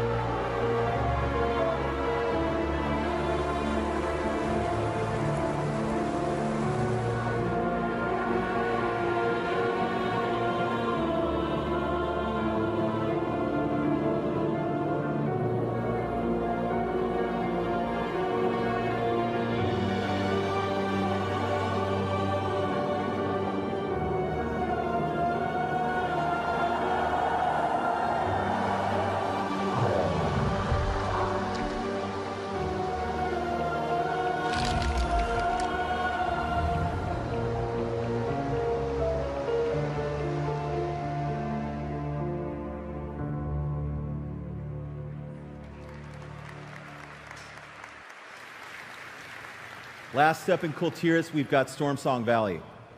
Now, unlike Tiergard Sound and Dressfar, Stormsong Valley is lush, green, and beautiful.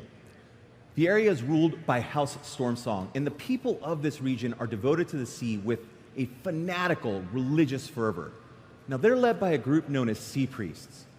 It's through Stormsong and the Sea Priests that the mighty Kultiran Navy is built.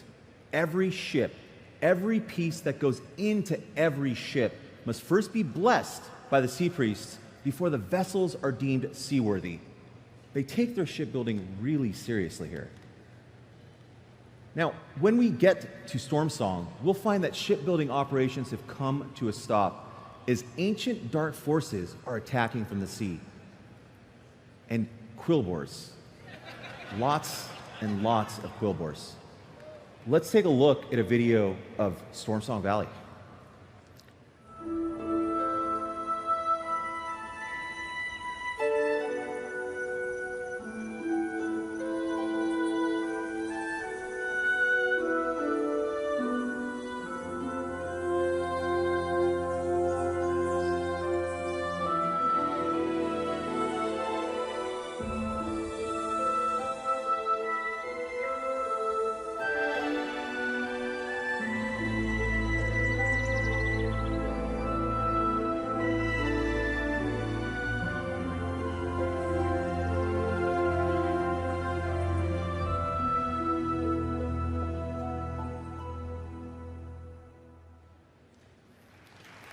All right. Beautiful. All right, so we've gotten a glimpse into the areas and zones of Kultiras. Let's switch gears and take a look at Zandalar for the Horde. Woo! So, without a doubt, troll civilizations are some of the oldest on Azeroth. And the Zandalari Empire is no exception, having been formed some 16,000 years ago. Now, the island we know as Zandalar today was actually once a landlocked mountain range, but the Sundering changed all of that when the mountains and most of the empire sank into the sea. But trolls are a hardy and resourceful race. They adapted to island life and over thousands of years mastered the seas. Today, the Zandalari have a navy that rivals, if not surpasses, the Kultirans, which makes them a very attractive ally to the Horde in this battle for Azeroth. But when we arrive there, we'll find that things are not going great for the Zandalari. And before we can get them to join us, we're going to need to restore some order. Like Kultiras, Zandalar is broken up into three main regions. We've got Zuldazar in the south, the Swamp of Nazmir in the northeast, and the Desert of Vol'dun in the northwest. Let's take a look at the zones of Zandalar. All right, so starting with Zuldazar itself. Zuldazar is the capital city of the Zandalari and also the only safe refuge the Zandalari trolls have in this region. They're being attacked not just from outside their borders, but from within. This will also be the capital of the Horde in this expansion as they try to keep this empire from falling apart. Now, when we first arrive at Zuldazar, we will meet King Rastakhan and his daughter, the mighty Princess Talanji. And with Talanji, we will explore and investigate a potential uprising from within Capital City. And if that weren't bad enough, Blood Troll invaders from the north, from the swamps of Nazmir, are hammering the borders of Zuldazar, making things really hard for the Zandalari. Let's take a look at a video of Zuldazar.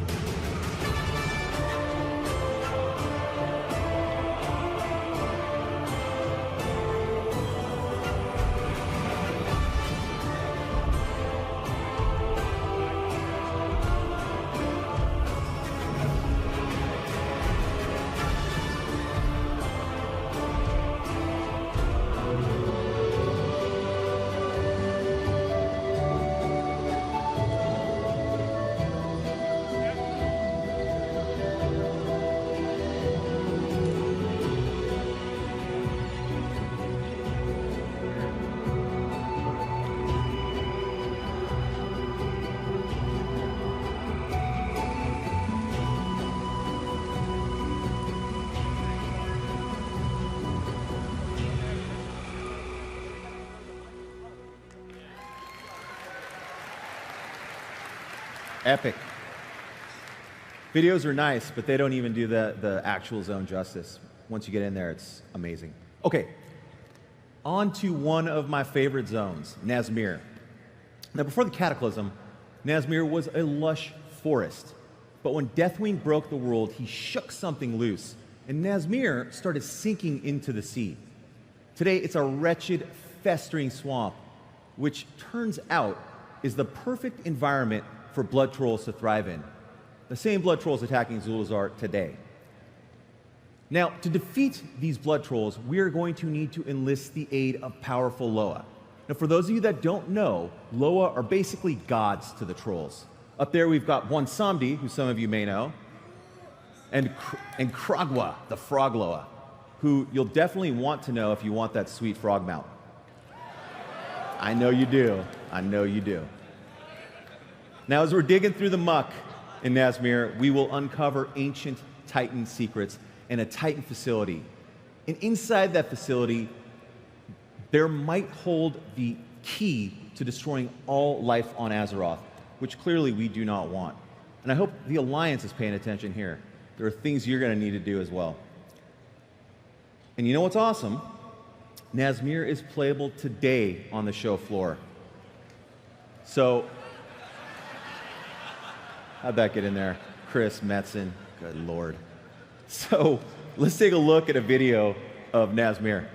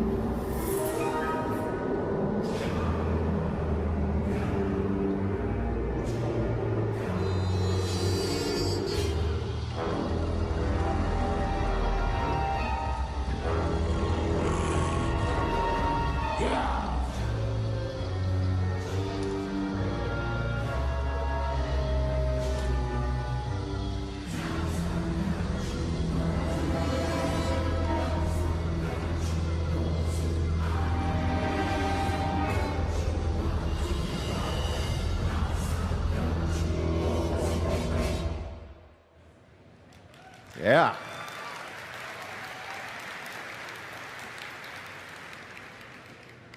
All right, last up for Xanalar, we've got the Desert of Vol'dun. Would you believe that Vol'dun was once a vibrant jungle? You probably believe that. It's totally plausible. But all of that changed when the Akir, this mighty, savage group of old god minions, attacked this region thousands of years ago, leaving nothing but desert and ruin in their wake.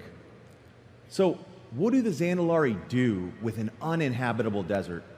Well, they use it to basically send off their criminals to. And most of them die. Most of them. Now, as... Yes, indeed. As they're even cuter in person. As we explore Vol'dun, we will come across a native race of fox people known as the Volpera, who I know we will be compelled to help because of just how cute and cuddly they are. Just want to eat them up. And Vol'dun's got its share of baddies as well, like these snake men, the Sethrak, who will make sure that your stay here is unpleasant. Let's take a look at a video of Vol'dun.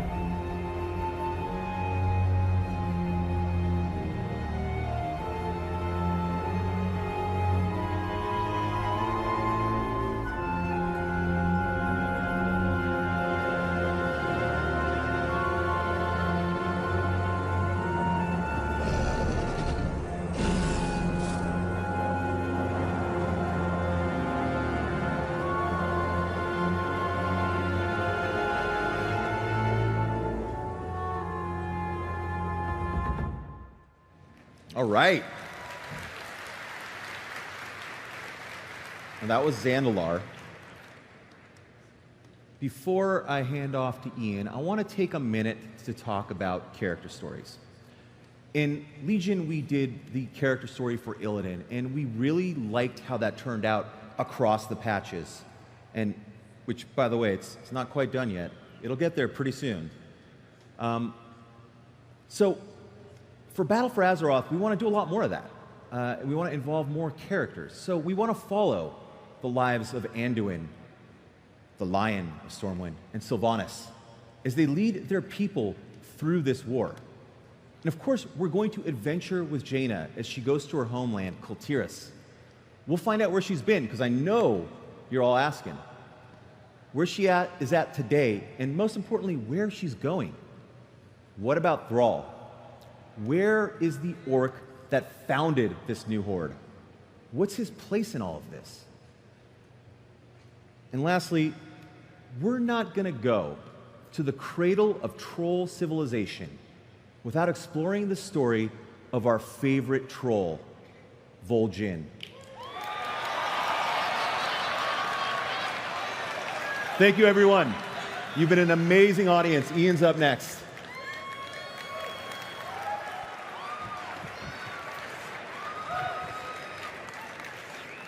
We told you we'd get back to Vol'jin. Thank you, Alex. Okay, so you have just heard all about the world that you're going to be exploring. Let me start talking a bit about how you're going to be exploring it. So just some of the basics first. So as Alex mentioned, we have 6 zones spanning 2 continents. 3 on Kul Tiras, 3 on Zandalar. And because of the nature of the story here, the way you're going to level up, Alliance players will head off to Tiragard initially, Horde players will head off to Zuldazar, and you will level to 120 primarily in your own faction's continent as you learn to understand their problems and solve those problems. We're still going to have the scaling zone tech we had in Legion, so you can pick which of the 3 zones you want to start in, which problem you want to solve first, play your way through those content as you prefer. Now, at max level, the entire world will open up to you, effectively doubling the amount of outdoor space that you'll be actively engaged in when you are 120. Now, it might be easy to lose track as you are dealing with the problems of the Kul Tirans and of the Zandalari. It might be easy to lose track of the larger conflict in which Azeroth as a whole is embroiled. And so just as we had the Garrison campaign in Warlords and the Class Order campaign in Legion, we have 2 epic Alliance and Horde war campaign arcs that will weave their way throughout the level up experience and beyond, anchoring you in the larger war consuming the world, as well as beginning to lead you to the opposite faction's lands. So you'll start to build up some outposts in Kul Tiras as a Horde player. You'll start to build up some outposts in Zandalar as an Alliance player that will set the stage for the eventual 120 experience when it all opens up. Now, at max level, there will be world quests, there will be emissaries. We're very happy with how this has played out in Legion. We want to continue to build upon it, refine it, learn from what's worked, what hasn't, but that structure is here to stay. Now, let's start talking a little bit about features. So, allied races. So, as we've heard, the lines of battle here have been drawn. It's hard to remain neutral in Azeroth going forward. Alliance and Horde are looking for all the help they can get. And part of what that means is seeking out potential allies, turning to friends that we've been through great hardship together, and seeing if they will join our cause. And you, as a champion of the Alliance or champion of the Horde, are going to be one of those doing that. You will reach out to these allies, see what other problems they have, see if they will join the Alliance, see if they will join the Horde, playing through custom quest content that tells the story of how Thalyssra and the Nightborn come to join the Horde, or how Ilaria and the crack elite squad of elves that she has trained to harness the power of the Void come to make their home in the Alliance, hardening the rift between her and her sister. You will play through those quests, and once you do, you will unlock the ability to make that allied race as a new character across your account.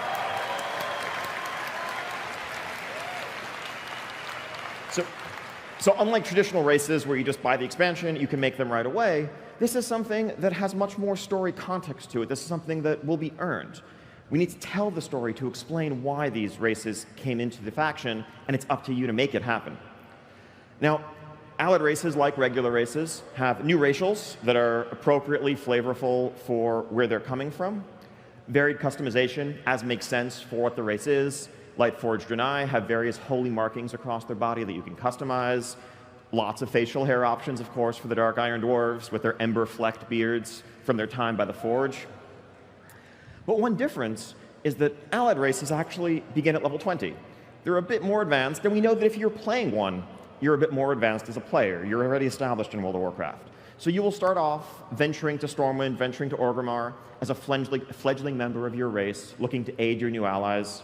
You'll adventure throughout the world, do what you can on their behalf, and eventually make your way to join the front of battle at max level. Now, you can race change if you want once you've unlocked them. You can boost an allied race. We don't want to limit those options. If you've played, let's say, a Dwarven Paladin for years, but in your heart of hearts you've always wished you could be a Dark Iron Dwarven Paladin, we don't want to make you make a new character or abandon your main to make that happen. But at the same time, we also want to make sure it doesn't feel like that's the right or only or efficient way to do this. So if you level an allied race from 20 all the way to max, you will unlock a set of heritage armor, a cosmetic appearance that reflects the essence of what it means to be a Nightborn Elf or a Dark Iron Dwarf, that you can show off so that everyone who sees you understands what you've done. So just to sum up here, we have six allied races coming with Battle for Azeroth, but this is a system that's a foundation upon which we can continue to build in the future. Azeroth is full of countless potential allies, and we can use all the help we can get. So we're very excited about this as a starting point for something greater to come. And so for Horde, you will be turning to the Nightborn in the High Mountain, with whom you fought and whom you aided in the Broken Isles, as well as, if you are successful in your journey in Zandalar, the Zandalari Trolls. Meanwhile, the Alliance find fast new allies among the forces of Argus, the Lightforged Draenei, the Void Elves under Alaria's tutelage, and they will work with Moira to rekindle and bring the Dark Iron Dwarves into the Alliance formally. So I know you caught a quick glimpse of these allied races during the feature reveal, but let's take a much closer look. Check out this video.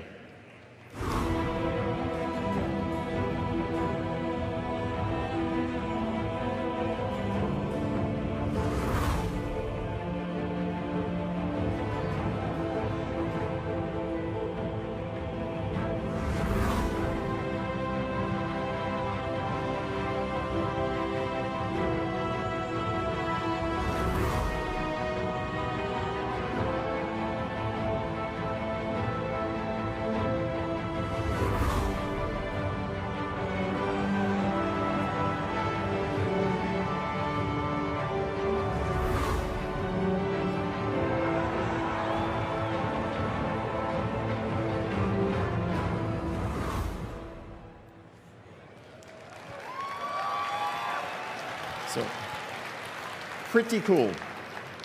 One nice thing about the cosmetic armor sets, and you saw all those heritage armor sets in that video, is as cosmetic transmog appearances, these are universal. So if you, for example, played a Dwarven caster and always wished you could have a more battle mage type look, doesn't matter if you wear cloth, you can still transmog it to look like that dark runic male and show that off. So now, I just mentioned that we are inviting players to journey through Azeroth once again, to start off with these allied races at level 20 and explore. Now, if you've done something like that recently, you've probably noticed the experience is kind of rough around the edges. Now, the content, the world, the stories, those hold up. Those are great. There's humor, there's life there. But the pacing of the experience is all off. If you're trying to play through, let's say, Hillsbrad, you'll quickly find that about halfway through the zone, a lot of the quests in your log are turning green or even gray. On the one hand, all the mechanics of the game are telling you to get out of there, to move along for better rewards, more experience, a place where you belong, while the story is telling you to stay because you want to see what happens next. We want to solve that. Now, in Legion, during the level up experience, we introduced the concept of scaling zones, and that allowed players to pick and choose their way through that experience. So,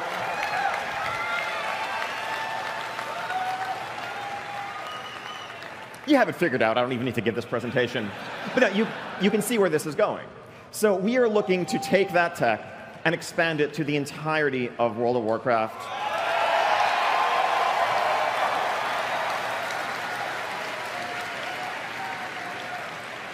Yeah, we are super excited about this too. There'll be a couple of little differences in how it plays out here versus how it did in Legion. So first off, we don't want Westfall to scale all the way up to, let's say, level 110. So within these regions, there are level ranges with minimums and maximum levels for two reasons. If you are a brand new undead, you're a Forsaken starting off in Tirisfal Glades, we think it's important that when you look eastward towards the Plaguelands, there's a little bit of terror there. That's a scary, dangerous place. You're not strong enough to go there. And if you try, Welcome Bear will come out and hug you, and then you'll be back at your graveyard. And that's how it works. On the other hand, if you're a seasoned adventurer returning from a campaign in Northrend, and you come back to Elwyn Forest and find that the wolves and the bandits there are now still an even match for you, that kind of undermines your progression. So we're thinking about a structure more like, imagine Westfall scales from 10 to 60, imagine Burning Steppe scales from 40 to 60. You're never going to out-level the zone while you're in it, but there's still some sense of progression, and once you've moved past the entire expansion, you do feel like you have surpassed it and you are more powerful. Now, speaking of expansions, we'd also like to take a step back from just zone choice and think about how you navigate expansions in the course of leveling up. So if you've leveled alts recently, you know the drill. You hit 58, you go to Hellfire Peninsula, maybe do a zone and a half or so, depending on how many dungeons you're doing. Then it's off to Northrend. Well, what if you could choose? What if Burning Crusade content scaled all the way from 60 to 80?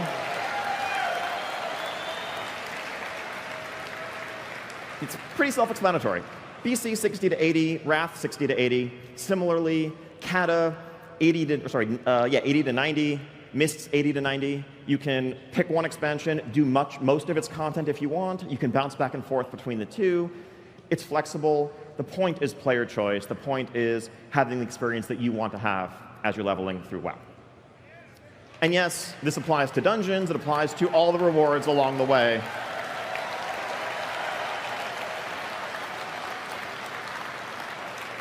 So yeah, it's awesome to hear the excitement. We are every bit as excited about this. And because it's something that it's not really an expansion feature, it's just a basic improvement to the game, we want to get this in your hands sooner. So,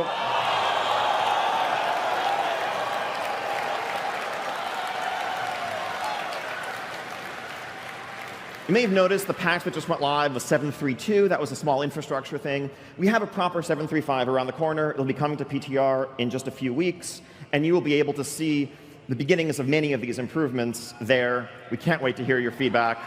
We want to get this in your hands ASAP.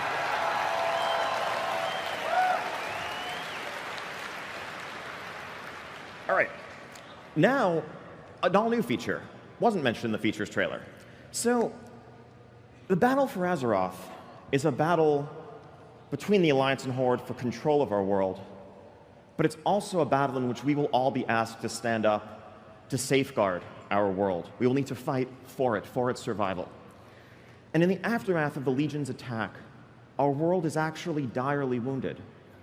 And Magni, speaker for Azeroth, speaker for her world soul, will reach out to us as some of her greatest champions and summon us, where we will commune with the World Soul at the very beginning of our journey, and we will receive a gift from Azeroth herself, an artifact-quality medallion called the Heart of Azeroth. Now, your artifact weapons that you currently wield, those will be consigned to history. They will go out in, they will receive a proper send-off. That story has yet to be told, but we'll get there. But your companion in your journeys throughout the battle for Azeroth will be this medallion known as the Heart of Azeroth. And as Azeroth herself suffers, as she bleeds, her life essence actually seeps out throughout the world.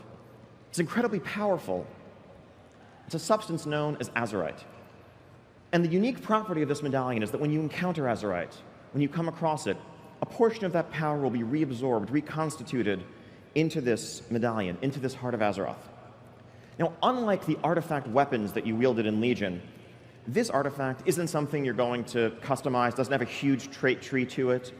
But what it does do is it serves as an incredibly potent power source that will unlock latent properties in many of the pieces of armor that you're going to come across and acquire throughout your journeys.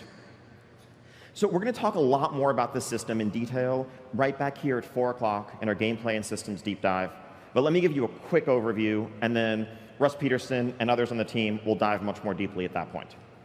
So this is some early UI concept art for how this might play out. Here you see a helmet, and these concentric circles each reflect tiers of powers, where you can choose one tier from each ring, one power from each ring.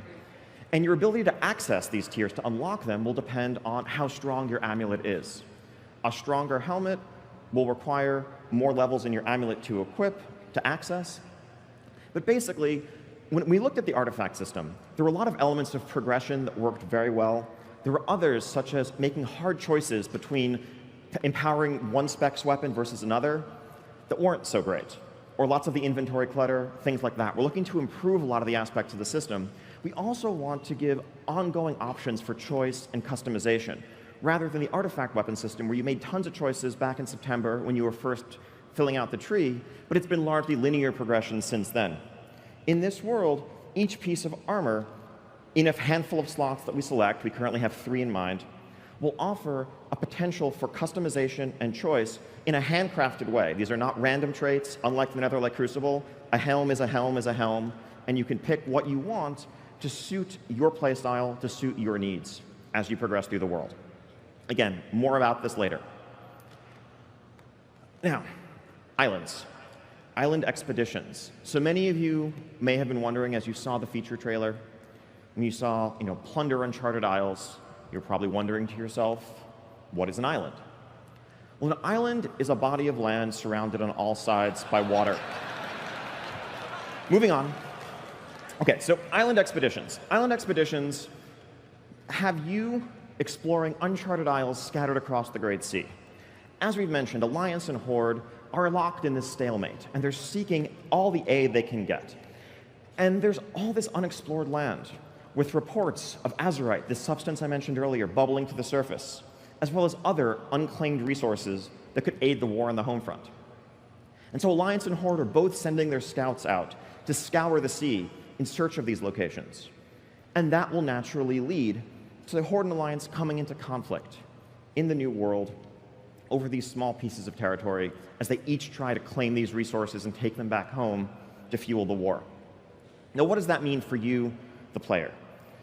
So island expeditions are 3-player cooperative gameplay, role agnostic, and they are a culmination and a reflection of lessons that we have learned throughout many years of developing content, many expansions worth of content development, ranging from Mists of Pandaria scenarios to scaling difficulty in Mythic Keystone dungeons, to randomization and variability of world quest spawning, and more. The theme here is one of exploration, of when you set out for an island, when you set out to an island, you don't know exactly what you're going to find, even if you've been to that island before.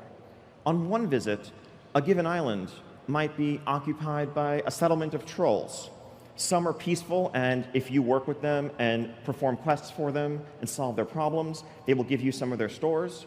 Others are hostile. You might return another time and find that an ancient curse has wiped out life on the island, and undead are rising from their graves, and there are crypts for you to explore. Yet another time, a band of marauding Mogu might have come from Pandaria, taken over the island themselves, and set up shop. In all of these cases, you're going to find different friends, different enemies, different challenges, different events, different objectives. It's going to be one of the most, if not the most, variable, dynamic, replayable experiences we've ever offered in World of Warcraft. And to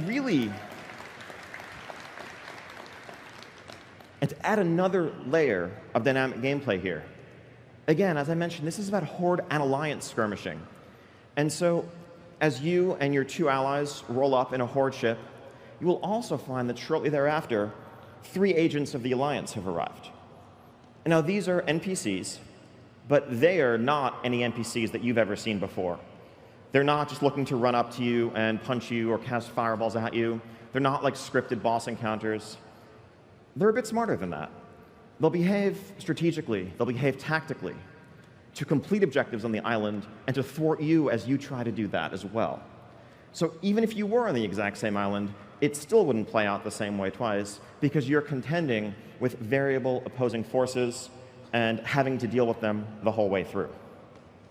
And finally, if you want to match wits against 3 other players, you can do that too.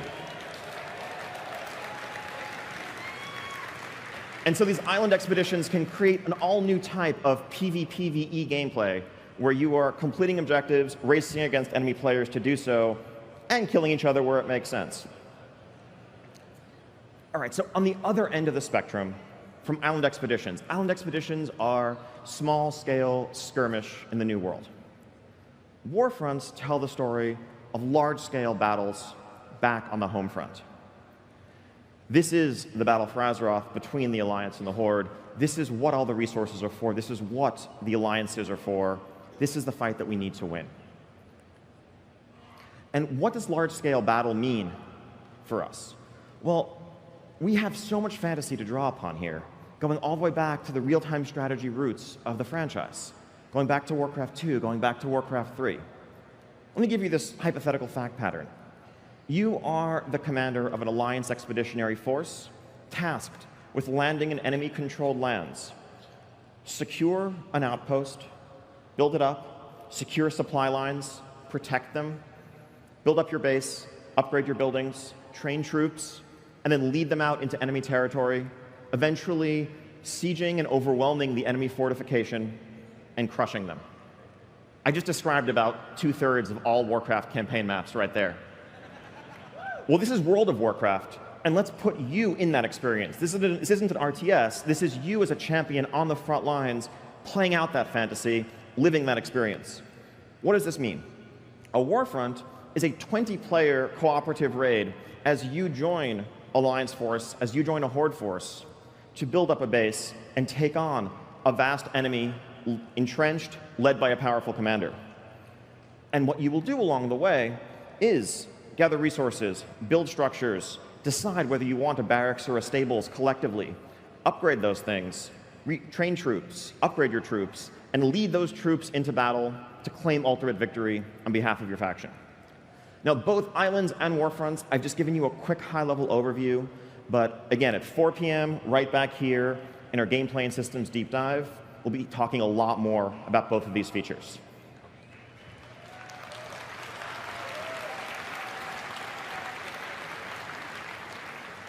Okay. Now, the last couple of features I've talked about are primarily PvE features against large NPC armies. Battle for Azeroth is also going to be a great expansion for those of you who love PvP. So first off, we're adding a couple new arenas. We have a new arena coming in Kultiris, a new arena in Zandalar, capturing the aesthetics of those places, new environments within which you can pit your skills against one another. We also have a new battleground coming, called the Seething Shore. Now, this battleground is located just off the coast of Silithus. For some reason, the Alliance and the Horde have decided that this barren stretch of desert is worth fighting over. I don't know why. There's nothing interesting going on in Silithus, but for some crazy reason, commanders of both factions decided to go fight over it. Weird. But as it turns out, for some reason, there's a lot of azurite that seems to be bubbling to the surface in Silithus, and this becomes a natural point of contention. So the way this plays out is as a new type of battleground that has dynamic control points. So imagine Arathi Basin if there were multiple possible flag locations and you never knew exactly where the control point was going to spawn. You had to adapt, you had to keep on the move. Here's a quick look at the layout from an internal sketch of this battleground. Each of those crystal nodes you see on the map is a potential point where an azurite fusion could occur. I think there's about 3 active at a given time. So as you're skirmishing over control of one, you might see the one has popped up on the other side of the map. You have to make a choice between how many people you're going to keep to try to contest the current one versus who's going to break off and try to claim the new one. Very fast-paced action, keep you on your toes. We're really excited about this. And it's actually part of the story that we're telling. It's part of the events that will lead up to Battle for Azeroth. So as such, we also want to get this in your hands a bit before Battle for Azeroth itself. So keep an eye on the PTR, and we want to get this coming your way soon. We're also going to continue to expand upon successful systems like the PvP brawls. We want to keep adding new ones. All of those things are here to stay. But that's instance PvP.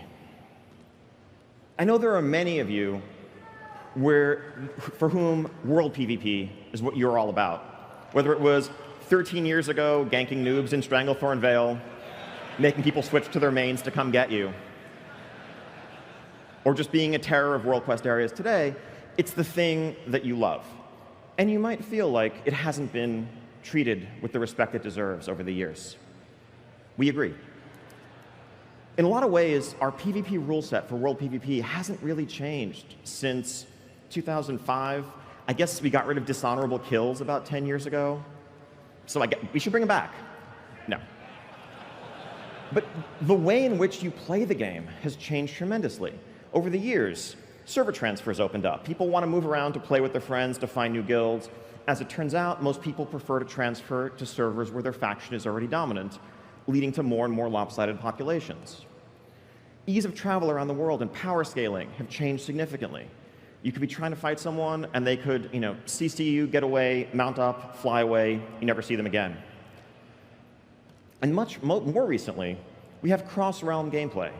You might join a World Quest group in the pre-made group finder, and even though you're on a PvP server, you could join the group and suddenly find that you're surrounded by orange names because you just landed on a PvE realm, or vice versa. In a lot of ways, our rule set doesn't necessarily make a ton of sense for the way the game is right now and how people play the game. That's something we'd like to re-examine. And so I think there's two audiences that we're thinking of as we approach these changes. First off, there are likely many of you in the audience and watching at home who play on PvP servers today, but it's not really the gameplay you're looking for. You're there because that's where your friends wanted to be. That's where you ended up many years ago. You don't want to pay money for a server transfer. You don't want to leave your friends to change that. But you might be actually sitting here hearing about and thinking about this expansion we're talking about, where you'll be venturing into enemy-controlled lands with a bit of trepidation, thinking, that sounds actually pretty frustrating. On the other end of the spectrum, there are those of you who love World PvP and feel like, exactly, and feel like that's part of what makes World of Warcraft, and you want more of it. You want it to be more balanced, you want it to be more interesting, and you want it to occur more organically. We agree. So the core of the changes we're looking at are actually, first and foremost, getting rid of this arbitrary division between PvP and PvE server rule sets, where you're locked in permanently on a given server, and unless you transfer and leave your friends, you can't change that. We want to make this an individual toggle, unifying our servers into a single rule set. So when you are in Stormwind, you're in Orgrimmar, you're in Dalaran, you can choose whether you want to PvP flag, you want to opt into PvP, or not. And if you do, when you venture out into the world, you'll basically be on a PvP server, PvP rule set, with other people who've also opted into that gameplay. And if you don't want to, don't. What this lets us do, on the one hand, people who feel trapped on PvP servers now have an easy way out. On the other hand, we have a foundation upon which we can build a new generation of world PvP content. In the past, whenever internally we would think about and debate ideas for really cool world PvP stuff, it always ran into this roadblock of, well, what does that mean if you're on a PvE server? Does that just mean that half of the players of our game can't access that content meaningfully? And that always felt like a really large stumbling block. We could create all new content, whether it's bounty hunting quests or quests that send you to assassinate high-value targets in enemy territory, and encourage some of that organic conflict and reward it in a way that we never could before. Now, also, we realize you may be hearing this and thinking, well, why would I ever activate PvP just to go out and do my world quests? That feel like this is probably just going to be a bunch of people deathmatching across our zones, turning them into giant arenas. And that's not actually what World PvP is about, right? World PvP is that organic encounter that occurs. And so, in order to offset that inefficiency, we do want to offer some bonuses to something like experience gain, reputation gain, where it makes sense for questing with PvP mode enabled. The point of this is not to make this feel like the right or the only way to play if you don't like PvP, but rather to make it feel like it's worth your time if you do. Play the way you want to play. We'll have a lot more to talk about this in the future, but the aim of these changes is to build a foundation upon which we can make World PvP great again.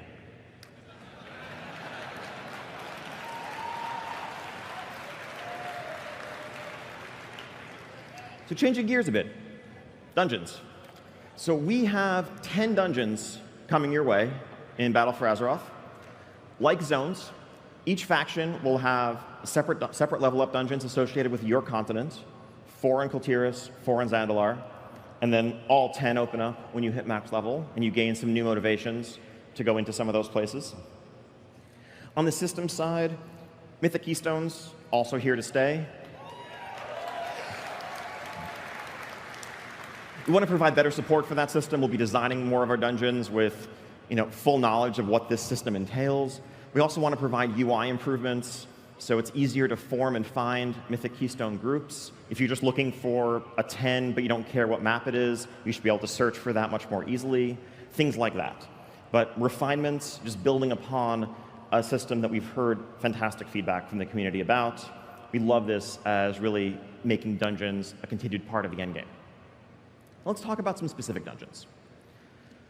First off, Freehold. Freehold is located in Tiragard Sound. This is a wretched hive of scum and villainy. It is full of brigands and outlaws and cut purses, and you're going to have to go through this place if you want to put a stop to some of the problems that Kultiris is facing.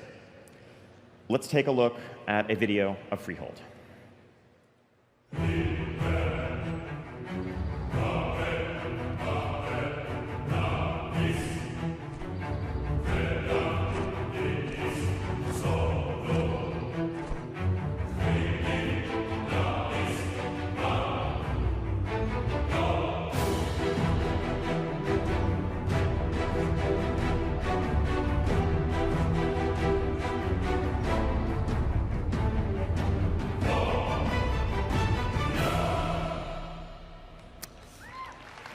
Yeah, that was an ogre with a shark for its arm, but okay. On the other continent, we have a dungeon known as Atal Dazar. This is a tomb of ancient Zandalari kings located in the zone of Zuldazar. But there are dark forces present here. Trolls conducting horrible rituals, dinosaurs, undead dinosaurs, and all sorts of other threats. Let's take a look at a video for this dungeon.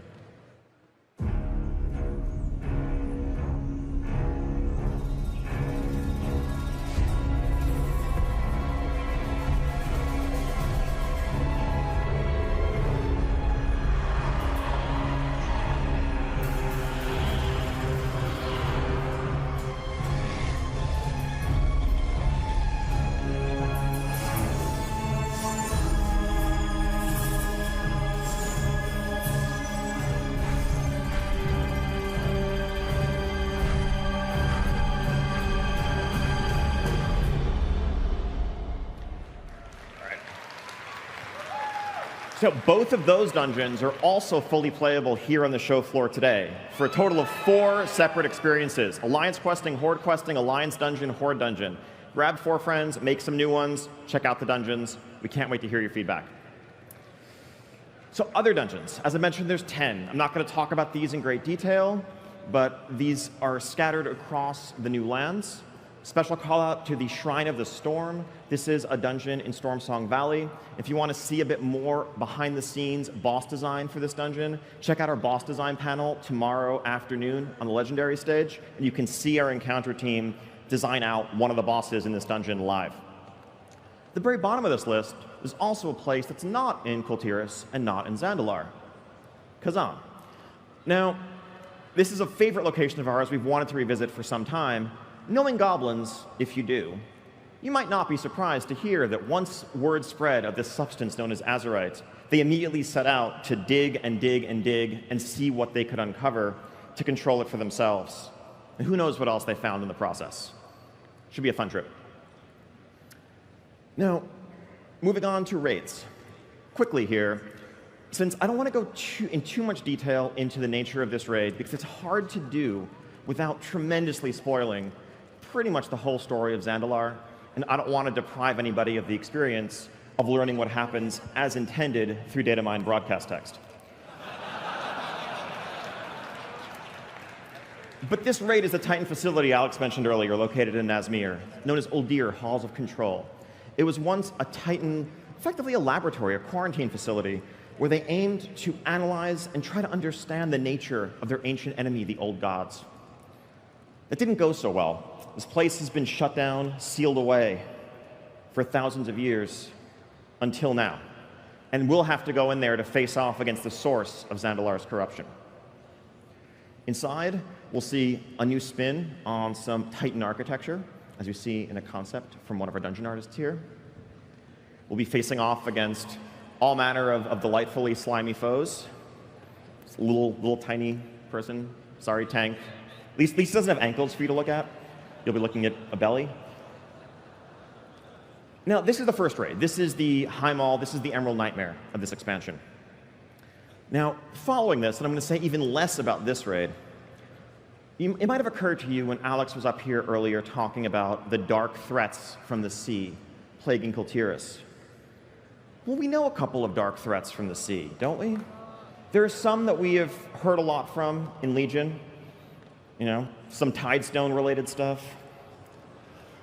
And so, yes, before all is said and done in Battle for Azeroth, we'll be facing off Queen Ashara, against Queen Ashara.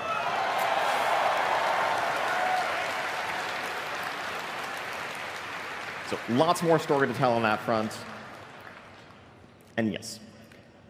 And so the stage is set for the Battle for Azeroth. We have Crimson Red continent in the west, Royal Blue in the east, and a vast expanse of ocean in between.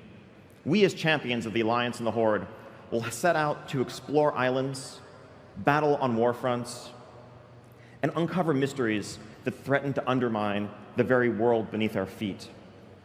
Because at the end of the day, does it matter who wins the Battle for Azeroth if there's nothing left for the victor to claim?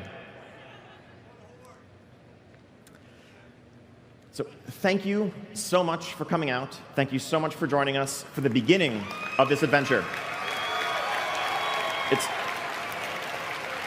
always a joy. We have so much more information to share over the course of the afternoon here at Blizzcon, starting in just a few hours right back here on this stage. And if you have any questions about what you've heard, submit those questions up at the Darkmoon Fair or online for our Q&A tomorrow afternoon, focused exclusively on Battle for Azeroth content and what lies ahead. Also check out our art panel and legendary stage tomorrow, and so much more. Thank you so, so much. Welcome to BlizzCon. Have a wonderful weekend. Welcome to the Voices of Blizzard, the Powerful Women of Warcraft panel.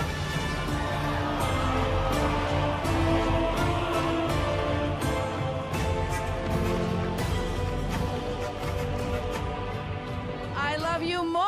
Where's my VO guild at? Where's my VO guild? They're sprinkled around. I love you guys. Welcome, BlizzCon 2017. I'm so happy to have you guys here. How's everybody doing? You having a good time? Woo! I'm so happy to have you here. For those of you who are new to the voiceover experience, my name is Andrea Toyas. I'm the Senior Casting and Voice Director at Blizzard. For the last 4 years running, we had a voice actor stage, which was great, but we got upgraded to this. We're now streaming to all of our viewers around. Let's say hi to all of our viewers. Hello. Yes, I miss the voice actor stage, but this happened because a lot of viewers wanted to kind of partake in our crazy voice actor craziness as well. So I'm very happy to see you guys. Kind of a different setup. We don't have our own usual vaudevillian freak show, as I call it. But I'm very happy to have you here. Oh, look at the VO Guild t-shirt. I love you so much. Who's got their t-shirts from last year? Anybody? I love you. Everybody else is dead to me, but I love you, and I love you. I love you all. I'm kidding. So I'm very happy to be here today. It's been a crazy year since last I saw you. For those of you who've been to my voice actor stage before, you know that usually we have coffee together and we talk about life. We talk about how everybody's doing, but I can't do that because we're on a clock for the TV right now. But how's everybody doing? Has life been good to you in the last year? Yeah? Life been kind of crappy sometimes too? Yeah, I know. But you know what? We're here, right? You guys got Blizzcon tickets for God's sake, right? We're here. Let's cheer for Blizzcon tickets. So I work at Blizzard, and I almost can't get a ticket, so it's a very big deal to have you here. So, all right. So I tell you what, for those of you, I love all of you, and because I don't get a chance to have our one-on-one, if anybody wants to chat about their life and what's going on, I'm going to be here after, and I really mean that. I feel like you guys are my tribe, so whoever wants to hang out later and maybe grab a vodka at the Hilton, I will be there. So on me, I'm going to buy 5,000 shots of vodka for everybody in the audience. I joke. My point is I love you, and every year I come to BlizzCon, I'm so grateful to be here to celebrate voice actors, but I'm so grateful that you give I can't swear this year, people. Who knows that I have had problems with that in the past? I'm under direct orders to keep it G-rated. So my point is, I'm so happy to be here because you guys give a crap about being here. So the fact that you guys care enough about voice actors to be here really means the world to me. So from the bottom of my heart, I love you, and I thank you very much. Let's just cheer for love. Yes, yes, yes. All right. So speaking of love, I've got one. I want to kind of start on a very serious note right now. I am going to dedicate this panel to a very good friend of mine. I hit the button and it didn't work. Let's try it again. I want to do a quick dedication. Thank you to my beautiful, wonderful friend. His name is Pierre Debs. He's from the Screen Actors Guild. And every voice actor stage and every voice actor panel, he'd be sitting right in the center. We unexpectedly lost him this year, but the reason I'm dedicating this panel to him is because Pierre really believed in Blizzard, he really believed in World of Warcraft, and he really believed in actors, and it's because of Pierre Debs that this panel's even happening.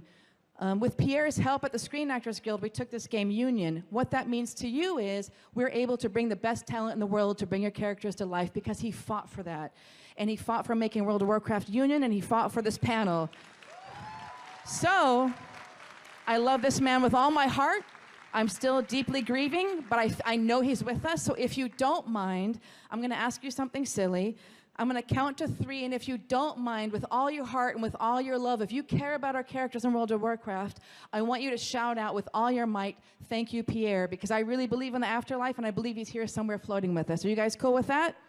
Okay, I'm going to count down to 3, and then really loud with all your heart, thanking him for everything. Let's shout out, "Thank you, Pierre." Okay? Here we go. 3, 2, 1. Thank you, Pierre! Oh, let's clap for Pierre. Thank you. Thank you for indulging me. I love that man. He believes in us, and I love you for loving him too. So you guys want to get started with our panel? How about that? Let's do it. All right.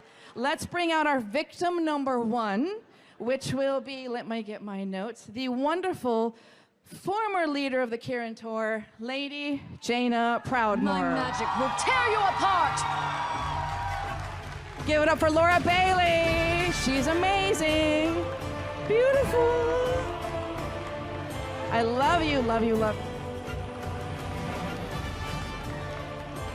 They love you, Laura. Woo, it's so good. It's so good. Beautiful. Oh, I'm so excited to be. I got chills on my arms. I'm so excited to be here. Oh my goodness. Okay. But, you know, any good VO panel featuring strong female characters would not be the same without the one, the only, the Queen Regent of Ironforge and the Queen Regent of the Dark Iron Clan, Moira Thorison. Didn't think the Dark Iron would let a lot of you have all that fun, did Elle you? Newlands, come on out.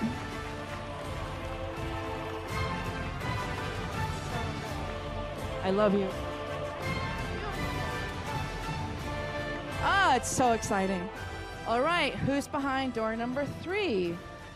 We have, oh, these screens are very complicated.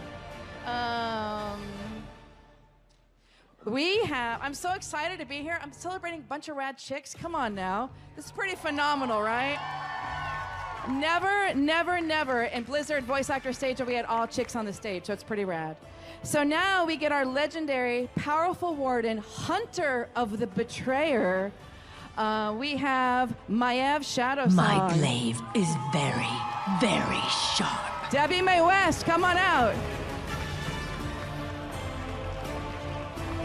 Rocking her cool ass style. Beautiful. Awesome. Great. This is so cool to have so many chicks. I'm just kind of losing my mind over it already. I know. Look at everybody. Hi. Can you see us? Hi. So rad. All right. Bachelor number 4. The fabulous Blood Knight matriarch, Lady of Light, Lady Liadrin. I'm not also the known as Misty touchy-feely Lee. type.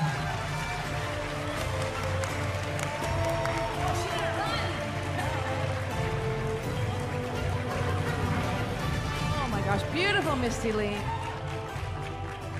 So good. God, it was really hard. There's so many rad chicks in World of Warcraft. It was hard to make a list, but it's so fun to have you all here. But so next I have the wonderful, the kind of new character, but really an amazing character which we're gonna dial into, and that is First Arcanist of Suramar, Thalistra. Make haste Sally to Suramar. Safioti. You may be our last hope. Beautiful lady.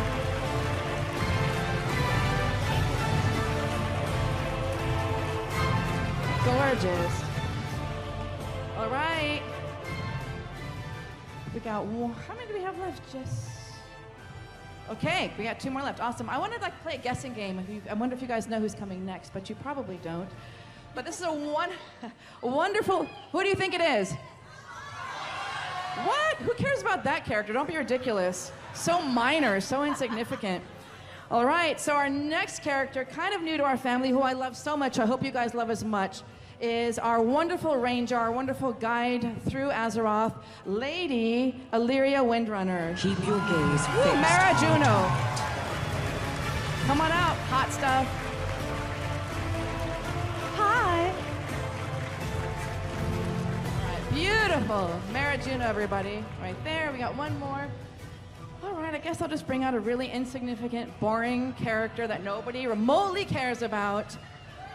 All right, so I guess we could not have a powerful female characters of Warcraft panel without the Dark Lady. I will not fall. Not Lady here, Sylvanas not now. Windrunner, War Chief of the Horde, Patty Matson.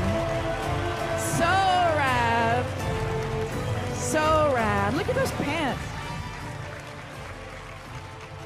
Take a seat. But look at, oh God, I'm getting goosebumps looking at you, but none of this would be possible without the ever-patient, ever-loving, ever-kind lead narrative designer, who I also call Poopy Pants, because sometimes he's got to work long hours and he works really hard and tirelessly for us. Probably my most favorite person at Blizzard, Lady Steve Denuser. Come on out.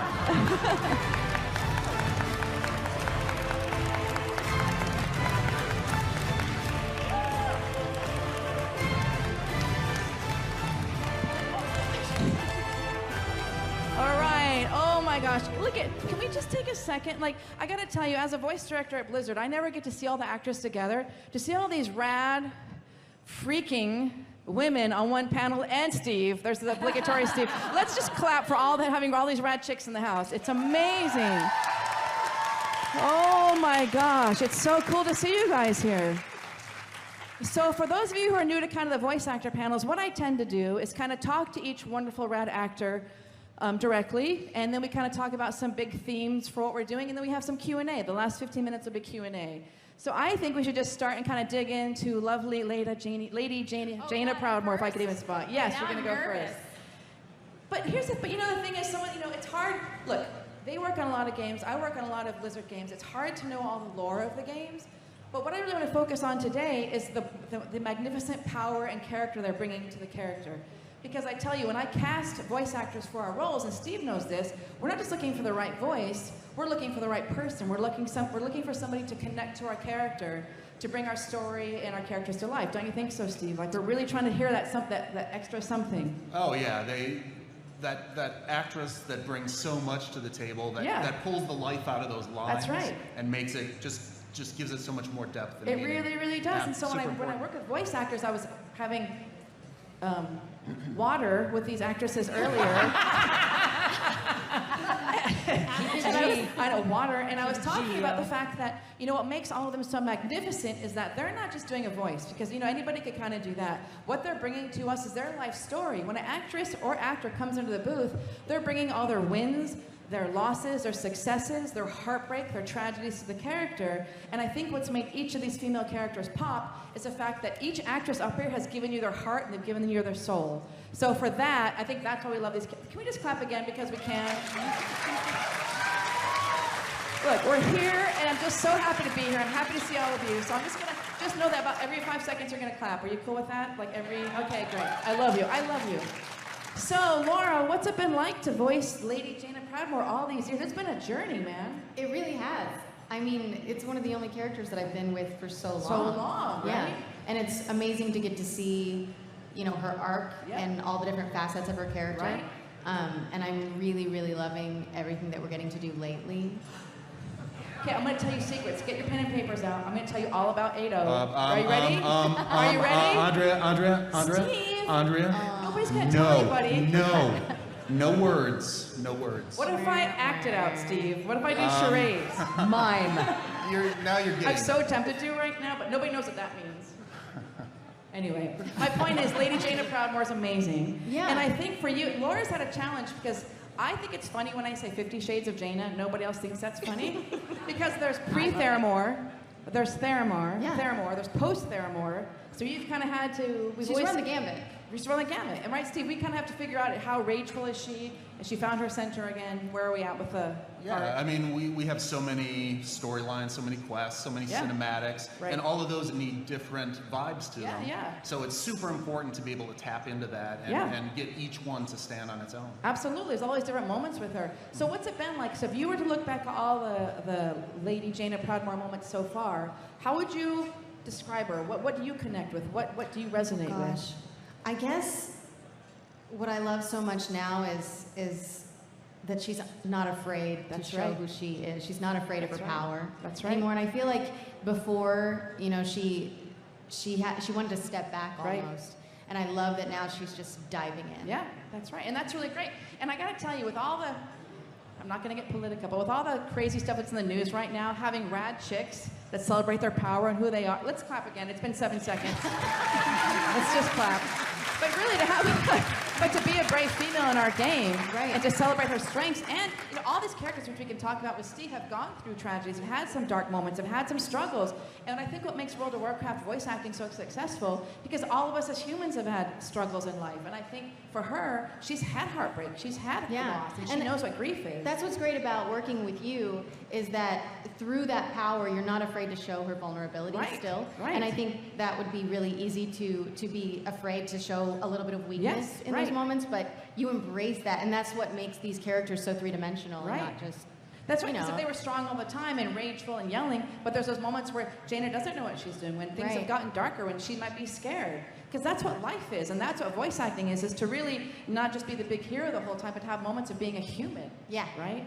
So what do you think, what parts of her, if you could, do you think resonate with you, Laura? Because as I said, you're bringing your life story to it. So is there anything that you draw from, or anything that your life story that makes sense? Specifically the metal bras are... The metal what? Metal bras. Metal bras. Are where Let's I mean, just in life, every day. Who doesn't love metal bras? I have the same answer to that question. He's wearing one right now. He is. It's, method. I mean... I feel like, so much of my personality has come into Jaina. Yes. When I first took over the role, I was kind of sticking to sticking into a puzzle. I was fitting myself in, and now she stands on her own, and I think... But I think you're right. I think and Steve can talk to this as well, we can spend so many hours and days and weeks and months on casting and writing, and we give it to the actor. Maybe the first session you're trying to find yourself, but once you have time for all of you to kind of dive into the character, she melts with you. Years. It becomes you. Yeah. It really does. And the only way to kind of tap into that is to draw from your own life story. I have a mentor who I study theater directing with, Judith Weston, and she talks about and I probably tell this year after year, but actors really have to borrow from their own story. It's your own grief, your own losses that make it real. Yeah. Yes, I love it. Real tears shed in those sessions for sure. Yeah, exactly. Genuinely. And also, I'm going to ask all of you this because when I was working on the questions for this panel, I was realizing that all of you kind of physically inhabit your character when you do her. When you do them, and I tell you, so Jaina, tell me how you feel. Can we see the Jaina stance? Like, do you remember? Yes, Let's just see the Jaina. No. What does Jaina look like when she stands? Jaina's right here, so she's become powerful. That's not where I started, though. When I first started, it was like I was doing this when I was doing Jaina, and now, yeah, she's definitely big badass. Yes, it's amazing. I know. That's what she does. That's the Jaina stance. That's the Jaina stance. Let's clap for Jaina. Lady Jaina Proudmoore. But you know, you really do hit on the note that it is a physical thing, and we'll talk about this, each of you, like it is a physical. When I watch all these beautiful women act, I look at them and they're not just reading lines. It's not just a matter of reading a script and just going through it. They're inhabiting the character, and that's why I love Jaina. I love you. All right, who doesn't, dwarves might be my favorite race. Who loves dwarves? Oh my gosh. Also, why was I not born with a Scottish accent? I'm really mad about that because this is Elle Newland's gorgeous. Let's clap for Elle because she's gorgeous and Scottish. Scottish. So, clap for yourself, Elle. So what's all these years with, I think you and I started working together in Cataclysm. That's when the Queen Regent came to life. Yes. So what's it been like for you voicing this wonderful character? Well, it's really hard to fake a Scottish accent. It's not really accurate right now, I'm just saying. I know. I do often see the comments, maybe not for this game, where people say, God, her fake accent is just too hard to take. It's so ridiculous. Those trolls. We don't listen to trolls, do we, people? We do not listen to trolls. No, it's an existential crisis. Yes. I don't know. I remember coming into the studio and just instantly inhabiting her because she's so powerful, but she's had so much tragedy. She's like this big, it's cool. Yeah. Yeah. But she just, she's such an incredibly layered character. And so for me, I was so new to voiceover. I mean, I think you're like one of my first real jobs. That's right. And now look at you, Queen Regent of Ironforge. It's great. I know. And so one question I've never even asked you, because believe it or not, we don't have a lot of time we don't always talk about random questions.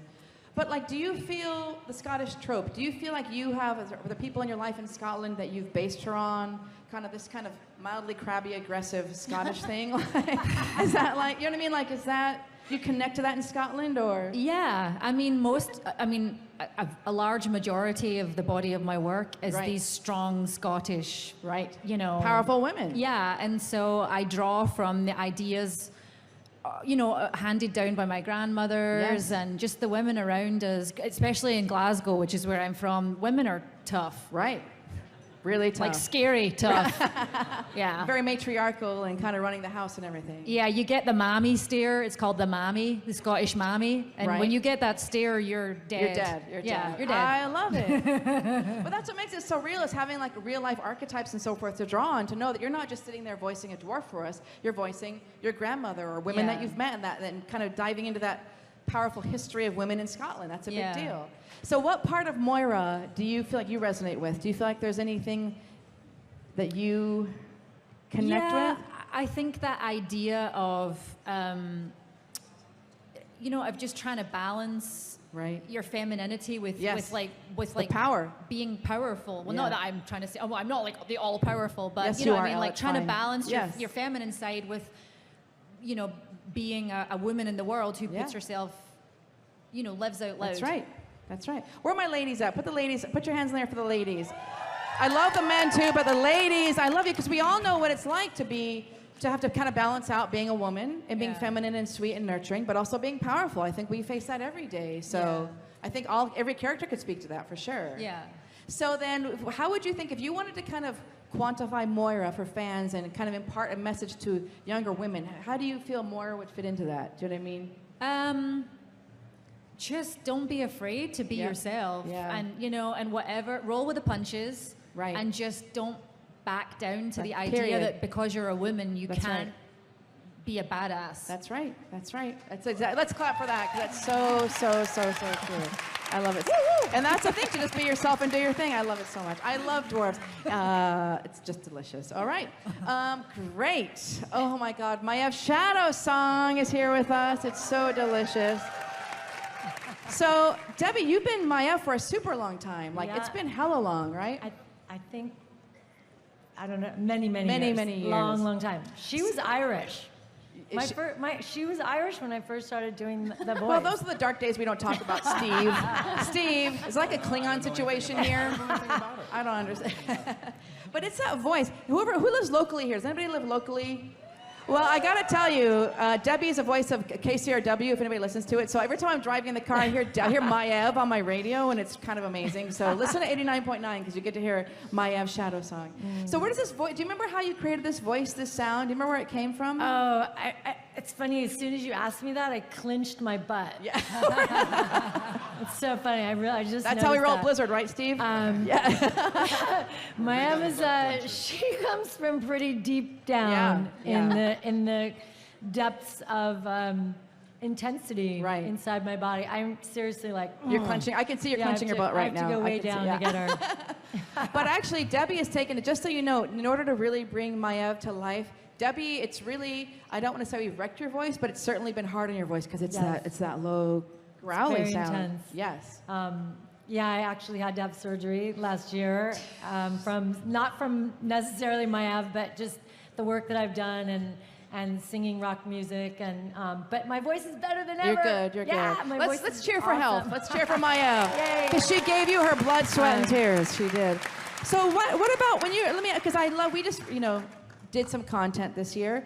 And I think you've got a stance too. Like, how do you, can we see the Maiev stance? Sure, Let's just see the Maiev stance. Because all these ladies got it. And I actually need to see the Moira stance. I think it's funny when... Here, her. When I do her, I feel like I'm like, ah! And she makes those sounds too. Yeah. That's great. Can we see Moira's stance? This is this is official. This is acting, people. We're acting right now. It's Moira. Okay, first you gotta get... Oh, do you see that? Do you see that attitude? It's all the look.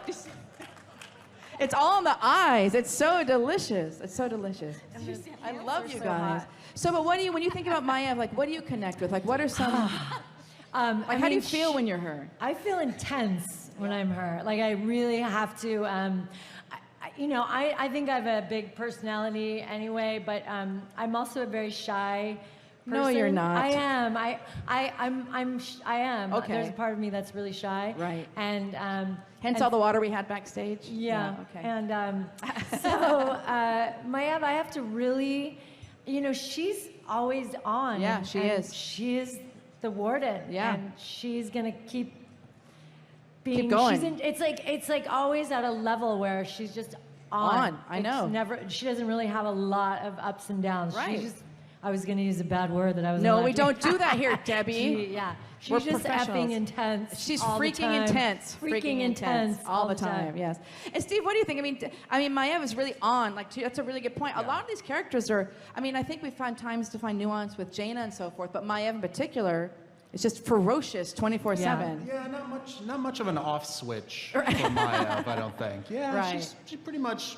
Like, she's got a big job. She's watched Illidan for a really long time. 10,000 years or something. That's no easy task. Yeah, He didn't make it easy on her. But because of that, as an actress, it's one thing if you're kind of getting nuanced and quieter moments and things like that, but for Maiev, every line, I've seen you kind of hunker down and like you just have to go for it and be at that moment. It's fun. Yeah. I love doing Maiev. She's amazing. I love it. So what do you think for Maiev on what you've played her for so long, if you had to themes or thoughts or concepts for other women, like the strength that you find with her? I mean, she knows who she is. Yes. And she is not afraid in any way to be all that she is. Yes. And I hope that I can always be that. And I always encourage women to be who they are. Powerful. That's why I'm wearing this aura stone, so I can... Oh, what is that? It's beautiful. It's an aura stone. It's beautiful. I wore it for you, actually. I love you so much. Let's just clap again for it just because we can. I don't know. But really, I mean, to see all these women on stage, I forgot to say earlier, this is our very first all-female panel. So just to have all the it's our very first. We always have dudes on the stage like Steve. But so it's our first female panel. So it's really fun. I don't know about you guys, but even from a voice director perspective, to sit here and talk to you now and hear messages of strength, strength, and strength during days that are kind of freaky, it's kind of a big deal. We love Maya. We love what you've done for you. You killed your throat for us. So let's clap again because we love Maya. Are your hands getting tired? I'm sorry. Maybe we should start snapping. I don't know. All right. Oh, I don't even know how to quantify Lady Misty Lee. Hey, Mama, how you doing? Oh my gosh, well, so much. So Misty Lee, I really don't even know how to quantify, is a magician, like a real, right? Clap for me. Who likes magic? There's a place called the Magic Castle here in LA where you get, it's like members only, and you get to go. And Misty does like seances. I saw her do a magic show where she cut a woman in half. Like, she's not just Leandrin, yo. She's No, like I'm a the proper real creeper. deal, right? I know. And it's funny, whenever I hear Leandrin, I just hear Misty Lee. Some words that described Leandrin, where did it go? I put it. Zealous, has strength and conviction, and girl, that is you. So what's it been like to be Leandrin and kind of dive into that whole crazy thing? Well, first of all, she chose the light. Yes, she does. I mean, she's renounced the darkness and moved forward, so she made an active choice to shape her future. Yes, she did. And I find that incredibly inspiring. Right. Because I think we all have a choice, and we choose what comes next for us. And sometimes things happen to us that we don't want, that we didn't ask for. And it's not what's happened to us, it's what we do about it. And that's what inspires me most about her. I love that. Can I be a jerk and ask you to clap up again? Because that, yo, whether you're male or female, we all get crap dished to us. And really, in life, and that's what makes Blizzard games, or all video games, and all characters amazing, is that we're trying to channel your life story into our characters. And to say that, to go, life's gonna deal crap to you every day. How are you going to respond to it? And Leandrin's been through some stuff, and she's trying to get through it. We all have. We all have some stuff. Every day we wake up and we make a choice. So what's it like? Misty gets, when I first met Misty, I met her in a voice acting class like 1,000,000 years ago, and she was reading as a I was Zerg. 5. You're 5. We were both 5. And you were a Zerg, and Misty got in that booth. You know, we all know what Zerg are, don't we, people? So Misty got in there. I remember you were just like inhabiting this bug. So physically, how do you, when you think about yourself and Leandrin, how do you feel like you connect with her, or what do you like about her? What's your experience been? She comes from the gut, man. Right. I mean, she does. It's all that. You want? Do I have to stand up and do it? Yeah, I want to see it. I want to see it. Come on, acting. Let's see it. Oh, good, because I get to say something. I get to pull out a sword and say, "My hammer burns with holy fire." And then put my sword away. I showed you, right? Walk away. Steve, how much do we love Leandrin? Oh, it's like a force of nature I know. comes into the booth. No, I know. and Very shy. You just let the storm come. It's the storm of power. All the oxygen in the room goes, and Misty comes. But that's exactly it. And so for you, reaching out to, you know what? I'm going to stop making this about women. When you want to give a message to humans, what do you think Leandrin imparts to the players? What do you think, what your core, let me stop. What do you as Misty Lee respond to with her character? Well, it's exactly what I said to you. I think that we've all been through it. Right. And whether you've been through it is something absolutely horrific to other people, or whether you've been through it is something absolutely horrific to you. Right. Horrific is horrific. That's right. And like I said, the choice, my husband actually just wrote a book about a time when he was almost murdered. And Paul? Yeah. And Paul, get on stage. I'm kidding. But we'll talk about Paul later and do group therapy for Paul. Ladies and gentlemen. But he was almost murdered, and he talked about how a superhero, Batman, that he was writing for at that time, inspired him to stand up. And I think that it's our choice when we are knocked down to stand up. Right. And we choose, and it's in that moment when you get back on your feet, after you've been knocked down, that you choose to be your own hero of your own story. That's right. We gotta clap for that. We got it, and that's true. So what inspires me about these players, it's that no matter what they've been through, they find community. No matter what happens, and I'm not even talking about in-game, you are there for each other, and I've seen it over and over and over. So thank you for standing up. I love it. I love it. I love it. And that's what I liked. We had our opening ceremony. Mike Morheim, the head of the company, was talking about being kind to each other. And these weird days, taking care of each other and doing the best we can. And I think all of these characters on the stage do that. So I love it so much. Misty Lee, ladies and gentlemen, she's phenomenal. It's so funny because I get to stand here and look at amazing actors, really good friends. Like it's like a whole like Kumbaya High School Festival, right, Steve? That's See, right. Steve loves it all. He just loves it all. I'm the luckiest guy at Blizzcon right now. Clearly, I mean, This look is at insane. that. I can't believe it. It really is. It's true. All right. Oh, speaking of tragedy and getting through it and working your way through it and finding your inner core, Thalysra. Am I saying that right, Steve? Acceptably. Okay. Acceptably. You say it. Say it, Steve. Thalysra. Thalysra. First That's exactly how you said it. Thank you. I was right, Steve. He's got an His attitude. voice was just deeper. I know. Thalysra. So, you know, I think I really enjoy the Thalysra arc. Who writes these? First of all, who writes these names? It's It's like like medication sometimes. I, I know. I plead not guilty. Some of the words we have to say, and all these women have to say some of the craziest words. Like, I don't even, there'll be sessions with Steve, I'm like, I don't even know what the hell we're saying right now, Steve, because these words make no sense. Thalysra. So, talk about going through tragedy. We did enjoy Thalysra's character because talk about going to the dark side with the whole Nightborn and Nightfallen. Betrayal. Sorry, betrayal. Exactly. I think Thalysra, for me, I mean, every character here has been through a lot, but Thalysra really embodies having a crap storm hit at you and kind of working your way through it and surviving. So, so how's it been voicing Thalysra? It's been incredible for me because Yay. it's really tapped into my own Yes. personal journey myself of going through a lot, coming from the wrong side of the tracks, having a challenging upbringing, and trying to find my way because I believed in something like she believes. Like, you know, everyone kind of goes against her. She's like, wait a minute, that's not right. That's You not know, right. You're not making the right choice. Like, That's you're right. selling out. And she always stays true to herself. That's right. And she's actually, even though she's quiet and they're living in the darkness for a Long long time. time, Right.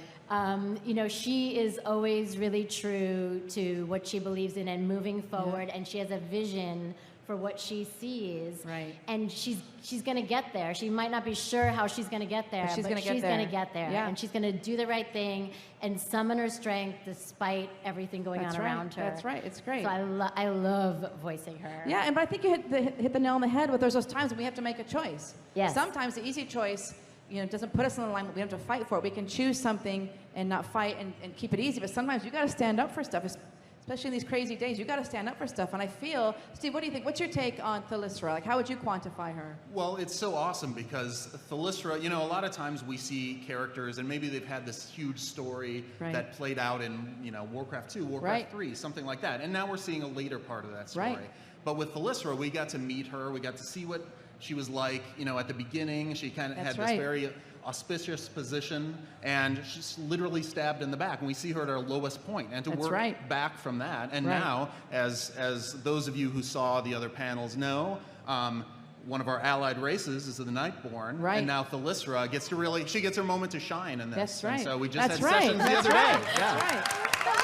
And it's great. Yes, finally. And again, just like life, you made it through the dark times. That's right. She got stabbed and she got crazy. I mean, it got really hard. That session was really dark. It makes the good times more genuine. That's right. When you have those Absolutely. dark experiences to show. That's right. And like, I don't know, when we did that cinematic, and it was like so, I don't know if any of you saw the cinematic. Has anybody seen the Thalysra cinematic, maybe? Yeah. But it's like, it was like, she was like, no, we're going deeper. We're going deeper. We're going even deeper. She's like Suramar for her is like her core at her heart center. Right. And I'm from New York, and Andrea said, let's go to like the Twin Towers, like the day of 9/11. I was like, oh. She's like, that's that for you, right? And I was like, oh.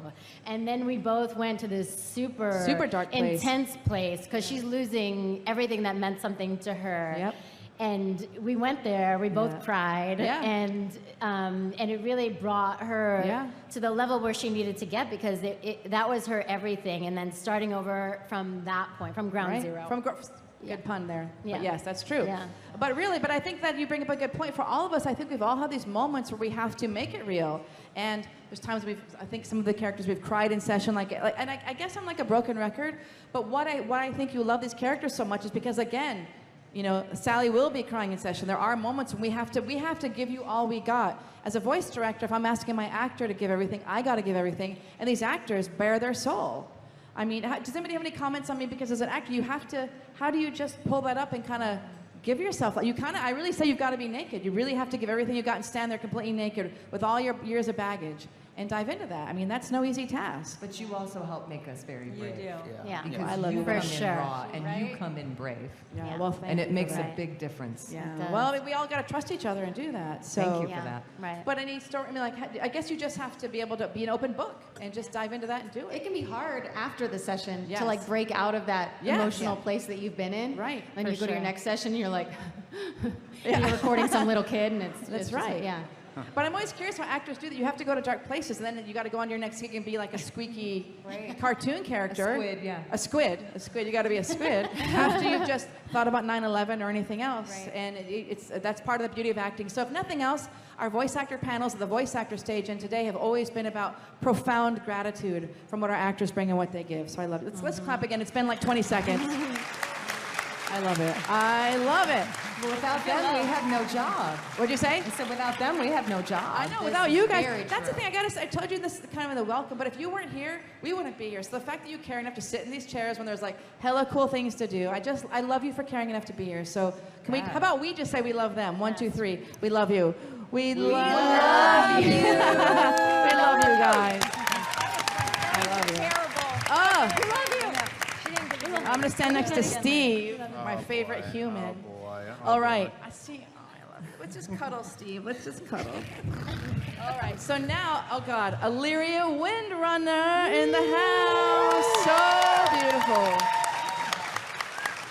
Kind of new to our family, but so what's your take so far, Mara? It's redonkulous. It's been surreal. Yes. I mean, it's just been surreal to even be a part of this. I've been a fan of Blizzard games since I first discovered Diablo probably at least 10 years ago, 07, 08. Yeah, the idea of getting to play a character like Illyria, what I like about her is her ability to, the way she deals with the void. Yes. For me, what I tapped into the void was my darkness. Your personal darkness. My personal We all got darkness. it, girl. We've all got some, you know, and for me, I've struggled with clinical depression for decades. And it's something that, you know, has been with me since 10 years old. Right. And I've had to learn how to find strength in some of my darkest moments and learn how to push through. To push through and become a leader. I call myself a reluctant leader. You know, I've always kind of wound up in these sort of leadership positions, much against my will. Right. I like Debbie, I'm very shy as well. I consider myself. But people always, I don't know, it might be the piercings, whatever, but people kind of put me in these leadership roles. And so what I loved about Illyria is that she kind of, you know, with her challenges with the void, is she learned to harness that for good, for the good of her people and for the greater good, and was willing to step up. Right. And take care of her people, even if it meant going to the darkest places. Going to the dark side to go do it. Yep. So it's been emotional, amazing, surreal, and I'm just so thrilled to be a part of it. I love you. Let's just clap for that because it's amazing. And cheers for your honesty. I think we all know what depression is. You know, massive love and grats for your honesty because I mean, come on, we all know what depression is. We all know what dark days are. And I think, Steve, we spent a lot of time on Illyria because her and Terralion went missing. Yep. The son that they had. Yep. I'm not giving anything away with that, right? No. Okay, good. People know. Because, but remember we talked about, you know, being parents and losing your child. Yeah, we had. I was one of my favorite things from the Argus patch was just having those little character moments. Yes. And we had those reunions between Terralion and Illyria and Erator, and just the nuance. And if you really listen to those lines, it gets me every time. Just the amount of care and genuine feeling that goes into those. Like there's you can have words on a page, you can have words in game, you can have all this stuff going on this grand stage, and it doesn't mean anything unless that actor is there giving it life. That's right. It's awesome. Yeah, because that session was really dark. I mean, we kind of sat and talked about to have given birth to a child and lost contact with him and showing up, what, 20 years later or something, and the grief and heartbreak as a parent. So it stopped being about World of Warcraft and all this stuff. It became about what it is to be a woman who gave birth, who lost her child. So these are some of the dark things we tapped into. And just loss, just understanding universal loss. Universal I think loss. everybody can relate to that. Yep. And she has some sister issues. Then there's that. Kind of complicated. Family drama. God, I wish there was a reality show, right? The Windrunners, right? Who cares about that? Would be, who wants that? Let's vote for that. Oh my God, we don't need those other crazy reality shows. The Windrunners would be, Steve, can you do that? Steve's gonna do I you would swear? make that my life. Do you swear? I would make that my life. Do you swear? Swear. Just I can't say it. swear. Just swear. I can't He said swear. swear. So he swears it. He swears it. That would be amazing. That would be amazing. So what do you, when you think about, like, when you, because I remember watching you as well physically, how did she physically feel to you? Did you remember a sense of loss and sadness, or strength and power, or both? What was the physicality of voicing her? I kind of felt all of it, you know. I felt like there was the loss that was always there and present, you know, when doing the lines in the back of my mind. But I also felt that there was this renewed sense of strength and duty and you know, doing what you have to do to push forward and move through. So yeah, it brought up a lot of mixed emotions, and hopefully I was able to convey a You were little amazing. bit You were kind of okay. I mean, some days I was like, I don't know, but you were kind of amazing. And it's so cool already. You know, I didn't plan on this. I love these voice actor stages because I prepare, and then we kind of just let it run. And then already we've got such a theme of survival and being rad and being amazing. That's universal to no matter who's here, no matter what gender. It's about being a human and getting by. Absolutely. Let's clap for being a human and getting by. Am I annoying you yet? Am I annoying you? I'm annoying myself, actually. But I love clapping, and I love you, and I love you. And the fact, it's only once a year. Look, I'm going to step back. I get to look at all of you and look at my voice actors. So this is my Christmas today, people. This is my happy place. I love you so much. I love you so much. All Can right. we have a moment to just thank Andrea? Thank you, thank you, thank you, thank you. She gives I of love you herself guys. every day to make your stories deeper and better. We all Her heart work is broken all the time. Yeah, no wonder I'm so damn depressed all the time. I got to put up with all this crap. No, I'm just kidding. But it is, Steve. Do you have days? Actually, I'm gonna save the best for last, Steve. I'm gonna be right back to the Dark Lady. But you know, I gotta talk about Steve, because I do feel like my heart's broken a lot in session, and I want you to understand what Steve does. Steve, it might be, don't tell anybody, shh, my favorite human at Blizzard. This is probably a fact right now because I had a lot of water. But Steve, this is what Steve does. So I work in a recording studio in Burbank. Steve is in Irvine, and we want to give Steve a space to connect to the recording studio. So he sits in a room that's like, what, 10 by 10? Yeah, it's one of these little squares. It's like a closet, but I gave him a beanbag, for God's sake, and whiskey. So and some snacks. A very paltry selection of leftover snacks that the sound folks don't want. Yes, they there's put like in a granola basket, bars. slide it under a door, Yes, and we then would I feed can you. eat those. But Steve sits. I want you to understand that he's, as a lead narrative designer, he sits in the beanbag. I hope you use the beanbag. No, I use the chair, man. I use the chair. So there's a beanbag, and Steve sits in there, I don't know, 10 hours a day? 11 hours a day? Long sessions. There's But long Steve, days. this one human right here, all the acting and everything, we've got our amazing designers who write the lines, but this guy sits in a room this big all day long with whiskey and granola bars on a beanbag, suffering because he believes so, literally he's my favorite person because I walk by the door and I hear him talking, and he has so much love and passion and gives his entire soul to our characters in a way that I've never experienced before, and he's amazing. Let's just clap for Steve Denuser, please. I love this guy. I love him. But I'm gonna jump to you, Steve, because talking about heartbreak and being sad, because my heart gets broken all the time. What's it? You've embodied all these characters. What's it? What?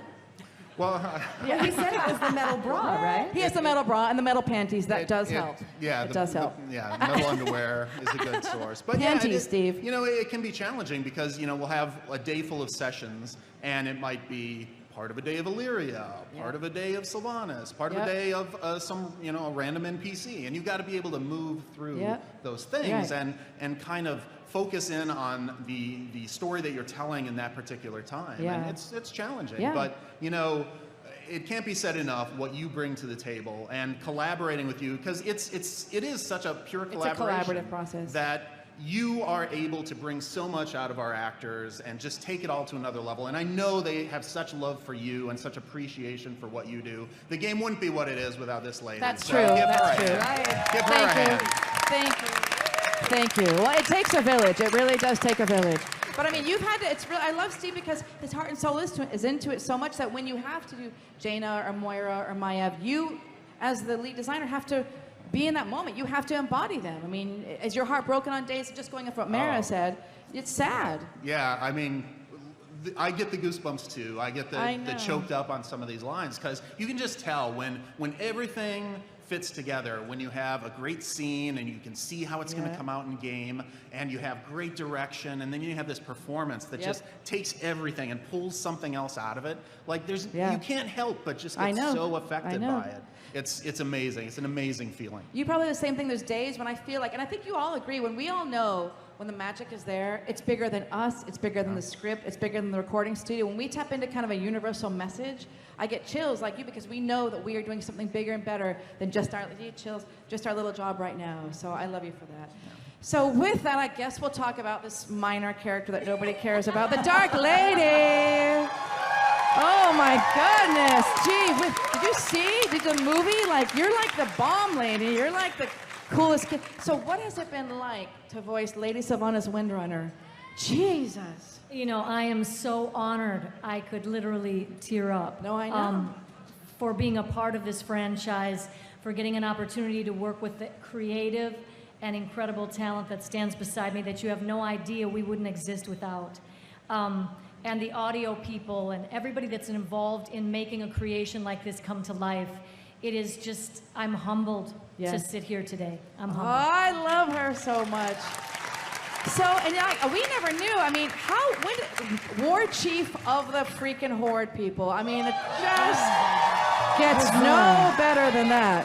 So, I mean, wow, there's so much I think we should, next year, I want to have an hour for each actress. Should we do that? Just an hour with everybody? I actually had an idea, which didn't work out, but I wanted to have like a conversation bubble, like a little square box where you could come in and talk to us about each character. Yeah. Maybe we'll do that at the Hilton Bar tonight. I don't know. But so how do you even, in your brain, because you are more Sylvanas than Steve and I could ever be, how do you quantify her? How do you feel about her? How would you even explain her? You know, Sylvanas has taken a really terrible situation and she's turned it into something. She said, I'm going to make the best out of this crap. And she is tough. She does not mess around. She is not messing around. And so there's that part of each of us that's like an Attila the Hun fighter that lives within each one of us. That just pours forth. It's your chance to live that. That Attila the Hun, it comes out. And I love her for that. You know? And that's, I mean, it's really like, it's a repetitive theme, but we're all talking about going to the dark side and surviving. Oh, yeah. So is there, what part of her, if you had to think, if I had to ask you, what one thing do you connect with the Sylvanas? Like, what's that thing? Is there a personal story, or what's that thing that gives you the Sylvanas fire in your belly?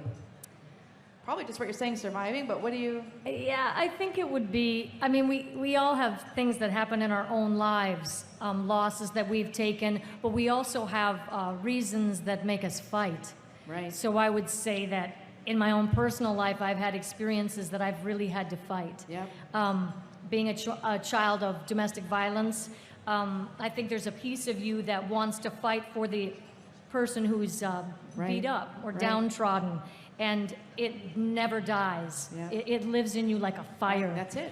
And I would say that I tap into a lot of that sort of fight. I love it. And I love, you know, it really highlights, because all of us are the heroes of our own story, right? So no matter what Sylvanas has done or what any characters have done, we're the hero of our own story. And I think that's how we approach our writing. What do you think, Steve? Like, every character's got that heart that pushes them forward. Well, that's one of the great treats of working on with these World of Warcraft characters is that nobody's one-dimensional. Right. They all have this depth to them. They all have highs and lows and tragedies and triumphs. Right. And to get to watch them weave through those, Yeah. it's unlike working on any other franchise. It's great. I mean, I think every day, I mean, you and I put in long hours, we get tired, but the fact that we get to do this, we get paid for it, it's kind of bananas. Let's clap for the fact that Steve and I get paid. We get paid. Thank you. Right? Yay for that. Yay for that. Yay for that. We got about 10 minutes left. I know we want to do a Q&A, but what I love, my favorite thing to do, even though I'm with these beautiful women in session all the time, and I hear their voices all the time, there's something so profound about hearing them here with you. So if you're down for it, they got some lines. Do you want to hear some actresses read some lines? So, Lady Jaina, just read all those lines on that page. Let's just, yeah, girl, Every single one of them? You know, we don't need the next page. We'll just sit here and talk all day, girl. Come on. Yeah, go, girl. Just All right. go. Okay, here we go. This is, I present to you, Powerful Women of Warcraft. Welcome to Theramore. Have you come to help the Alliance? The Alliance needs heroes like you more than ever. The dead sometimes do linger on. If their deaths were traumatic, it's what gave rise to ghost stories. Always remember that power is a double-edged blade. One side light, the other dark. It calls to you when you are most desperate, when victory seems worth any sacrifice. There is a price to be paid for such a gift, and many eagerly accept the bargain. The righteous and the meek may recoil at its cost, but they have no vision. Yes. Power alone is not to be feared. Fear instead those who wield it. Yeah! Who doesn't love that? Who doesn't love that? All right, Moira, what you got, girl? I What you spit got? a little at the end of that. I love it. I got so into it. I love it. I love it. All right, Moira, what you got, girl? Me? All right. You stand before Moira, Queen Regent of the Dark Iron Clan. Watch your tongue. I love that accent. By the might of the Dark Iron, for Ironforge! That's it. Ironforge has need of our sorcery, as well as our strength. I love it. There's nothing like a common enemy to bring people together. The Dwarven clans have never been so united. If the peace holds, our kingdoms will be stronger than ever before!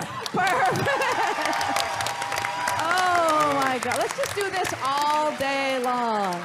All right, Maiev, I don't want you to hurt your throat, girl, but I love it when you do it. Illidan.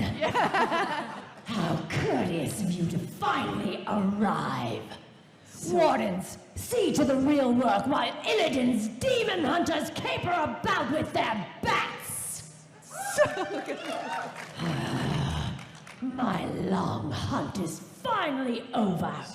Today, justice will be done.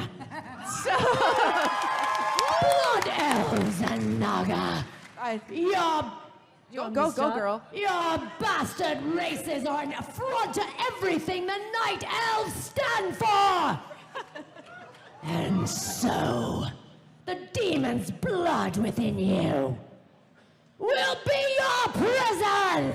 So good. Oh my gosh. Thank you, that's delicious. Oh my God. Leandrin, what you got, girl? My brothers and sisters, words cannot describe what I felt upon seeing the Sunwell rekindled. In that moment, the light revealed to me the truth of the terrible things I had done. Our people had walked a dark path, and mine was among the darkest of them all. It is a strength that we Cinderai all share. It is a strength we will need to free ourselves of the addiction ravaging our people. For the light and for the horde! So good, I love you, delicious. Oh, I love this. It's you know, it's nice. What about you? I know it's one thing us hearing it in session, but it's so different hearing it. We're like fans right now. So good, It's so so good. All right, Thalysra. Behind our city shield, we remained constant, alone, without moonlight, without sunlight. As the ages passed, Azeroth changed around us and fell into the Legion's grasp. We do not intend to be slaves to the Nightwell. We seek to drive the Legion from Suramar and put an end to Elisand's oppression. We must put the Nightwell behind us. We must take responsibility for our failings and repay our debt to the people of Azeroth.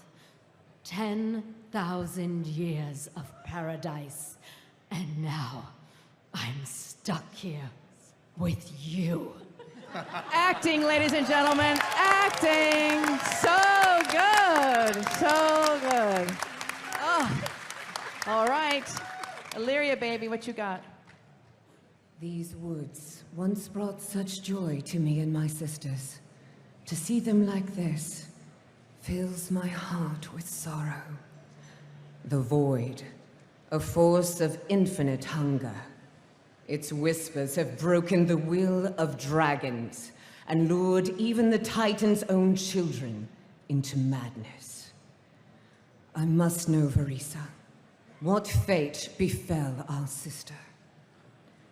My void will consume you, if you ask nicely. Ooh, God, it's so good. Oh, it's so good. All right. All right, baby. It's so good. All right, baby. What you got, Sylvanas? What are we if not slaves to this torment? The lifeblood of Azeroth belongs to the Horde! I will grow the ranks of the Forsaken one way or another. Greymane's forces hold this Warden Tower. Break their ranks! Show no mercy! I love it. You know what? Hold on. You know what I gotta do one thing. Patty, I need For the Horde. Just give it all you got, girl. I want to hear For the Horde. Whatever you got. I need to hear that today. Here we go. 3, 2, 1. For the Horde!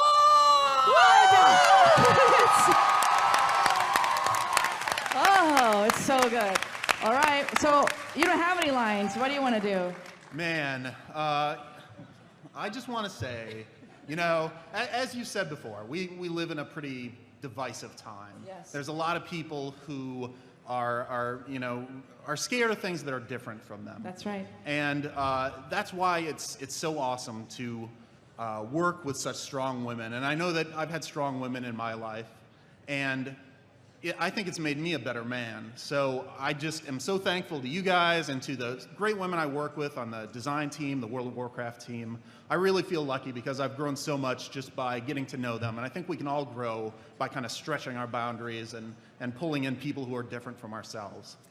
Oh, Steve Denuser. Let's clap for Steve Denuser. Oh, I love you. That's a perfect way. That's a perfect way to close this off. All right, we have 1 minute. Who's got the best question in the world? I'm such a jerk. Oh, God. Steve, you choose. Steve, you choose. Oh, she has the best question in the world right there. I'm sorry, I screwed up because I wanted to give you the lines. So we got the. Is this the best question in the world? Okay, good. I think the microphone's back there. Best question in the world. Don't screw it up, girl. Don't screw it up. It's gonna be amazing. Ready? Go. So amazing. No pressure at all. Hi, ladies. I just wanted to ask, because it's thematic, I guess, to, you know, having a panel full of beautiful women. If you have, as an actor, have encountered a time where it was really difficult, you know, to get figuratively naked in the booth and kind of shed those fears and stuff, and if you were maybe scared to sort of bear your femininity in that way, just as an actor, a voice actor myself, I find it kind of hard sometimes to, you know, embrace my femininity in that way. Sorry, I'm kind of nervous. Okay. No, you're kidding. This is a part of the scary part about you're being, doing great. You know. So yeah, I was just wondering, like, if you've encountered that and maybe how you've overcome that and embraced your femininity and been empowered by it. Well, best question in the world for sure. So for sure. Okay, go ahead, guys. And first of all, you just did it in front of 1,000 people. You just did it, girl. You just did it. You just did it. So, when you feel nervous to do it, remember that everybody in this room, you did it in front of all of us, and we got you, boo. Yeah, we got you, boo. We got so you. there's that, first of all. And second of all, just remember that the more of your heart you show us, the more we get to connect with. You matter. Remember. Okay? All right, that's the powerful women of Warcraft. Let's give it up for our wonderful panelists. Thank Here you, we ladies. go. That's it. Thank you, guys.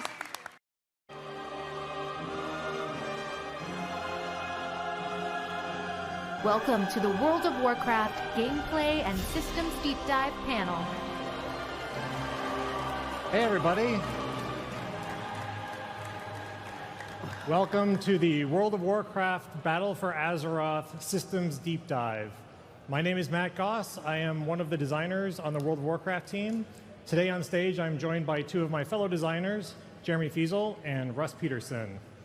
So what we're going to run you through today, so Russ is going to run you through the Heart of Azeroth and the effects that it has on armor that you're going to find in Zandalar and Kul Tiras. Then I'll take us to the front lines of Warfronts, where we'll get to see how the big war is taking place on the homeland. Then I'll talk a little bit about some social features that we're adding that we haven't quite talked about at all yet. But first, helping us navigate the waters of island expeditions, Jeremy Fiesel.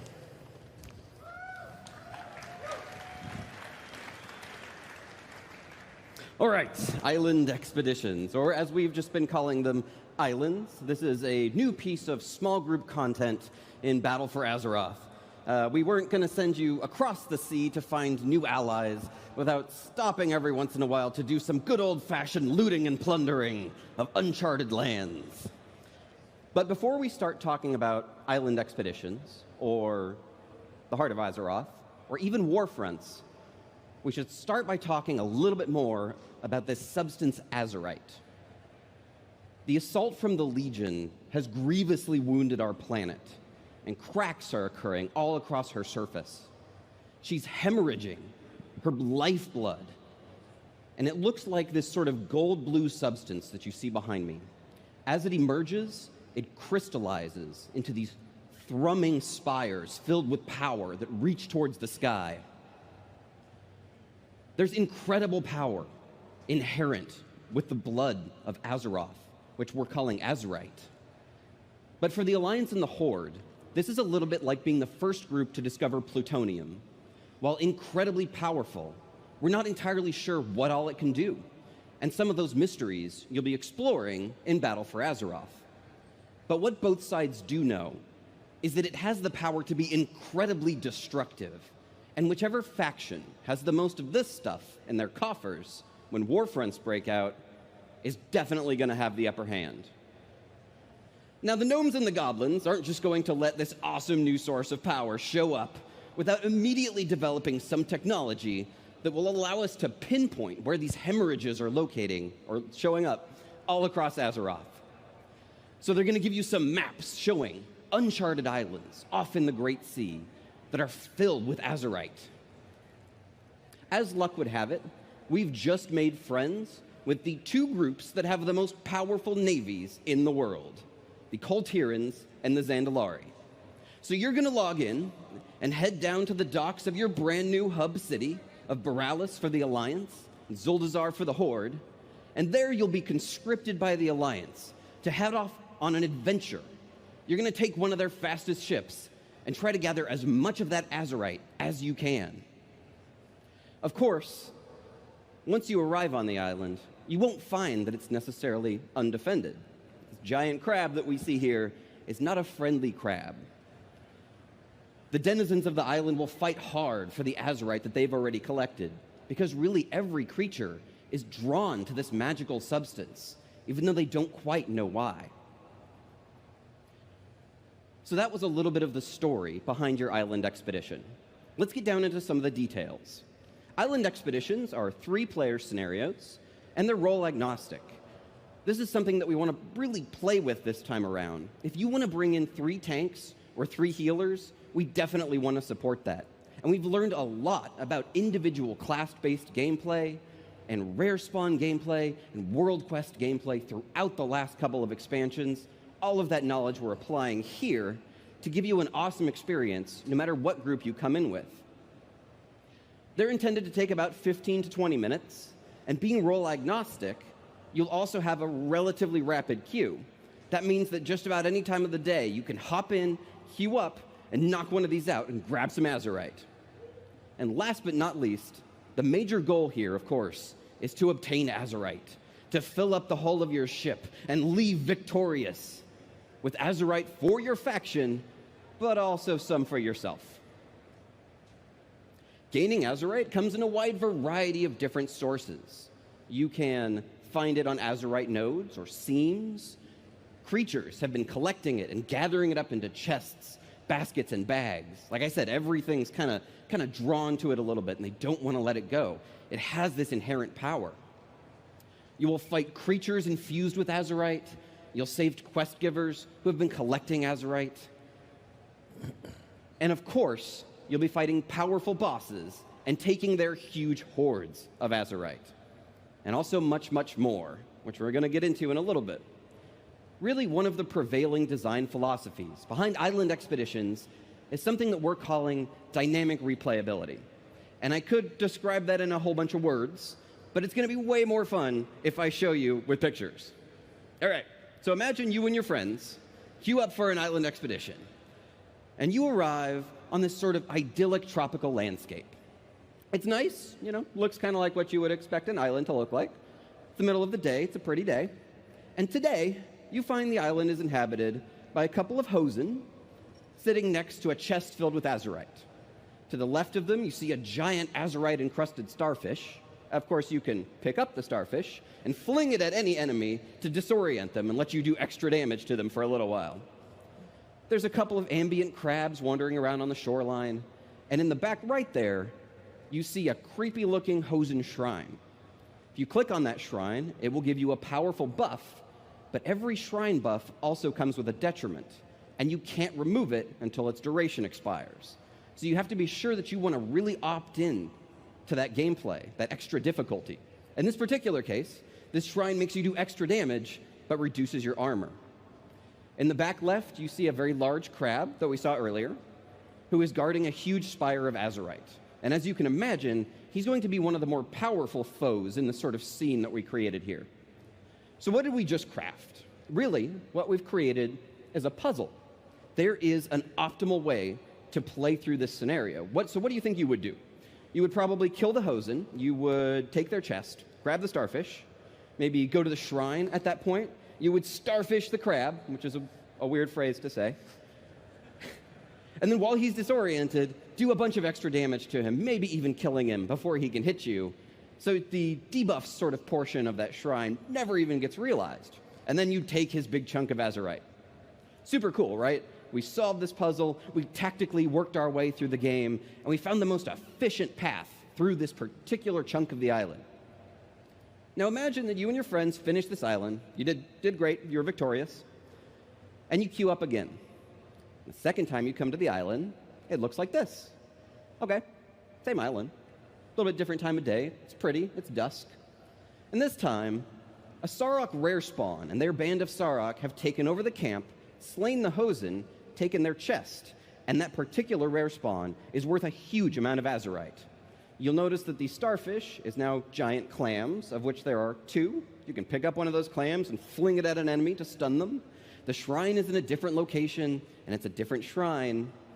And the crabs, are a family of turtles now, in the very back right over there, who were crafted with some turtle eggs that you can click on to get an instantaneous heal. You can probably see where I'm going with this. Imagine that the third time that you queue up for the day, it is instead a dark and stormy night. Mogu necromancers have arrived on the back of powerful thundering cloud serpents, have taken over the entire island. All of the shrines are now cursed shrines. They do additional damage, but with a significant additional detriment. The Mogu have also opened up this portal that you see in the back right there to a Mogu Necrolord's crypt, 1,000 yards beneath the surface of Azeroth. And if you go walk into that portal, you will port down into that crypt, and one of the passages through it will be open for you to defeat the boss at the end and gain their Azerite. So what did we really just show you here? Every time you come to this space, the puzzle is different. The creatures are in different locations. The Azerite is in different quantities and different spots. There are additional gameplay elements scattered throughout the world, and it's always a little bit different. All of these things are what you might call procedurally generated on the island space, so that every time you come here, you will find different creatures in different organizations with different amounts of Azerite. You might find capture points that allow you to take over some long abandoned cannons on the side of a ship that give you a powerful extra ability on this particular island. You'll find chests and Azerite nodes of all kinds of different quantities scattered everywhere, but always in a different combination, and different quest givers, consumables, shrines. Every island has at least 4 start locations. Every time we make a cave, it can be a different cave of a huge number of different possible caves. Pirates can show up in the middle of the island on great giant ships that you can then board and go down into and take their Azerite. But we don't necessarily want to call this procedural generation. That harkens back to a world where maybe we would have a Hosen next to a Sarok, next to a Mogu, and it wouldn't tell a cohesive story. In all of those pictures we just showed you, really what we started with was telling a story, and then we generated the world afterwards. It's a little bit like going on an adventure and just filling in the blanks. We landed on a tropical island in the middle of the night, and it was inhabited by Mogu necromancers. We define what that story is for your island, and then we generate it for you in a way that always feels different. You're never sure where the next tactical location of Azerite is going to be located at.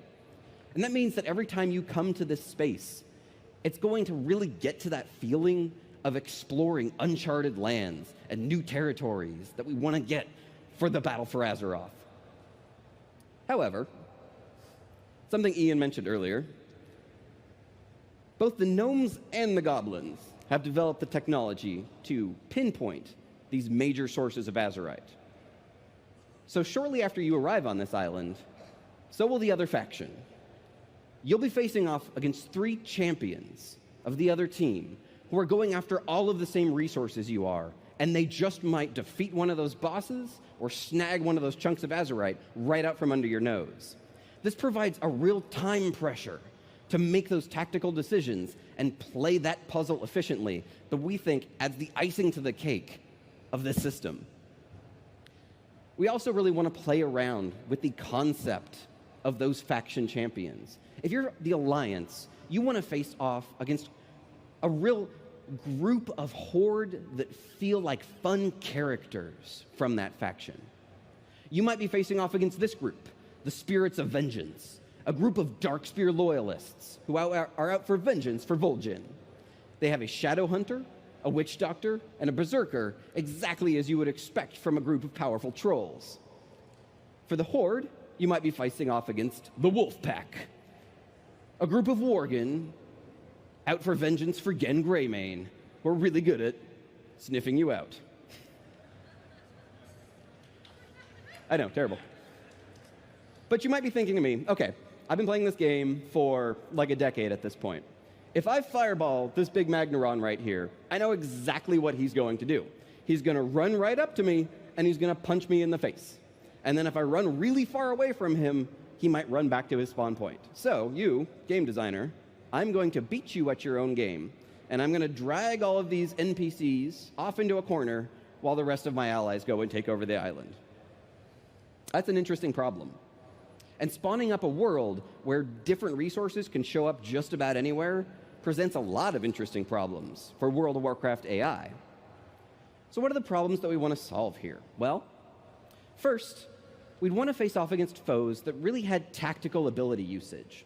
You'd want foes that would be able to get into a defensive formation sometimes. Maybe polymorph you, maybe sap your healer, and steal one of those Azerite nodes right out from under you.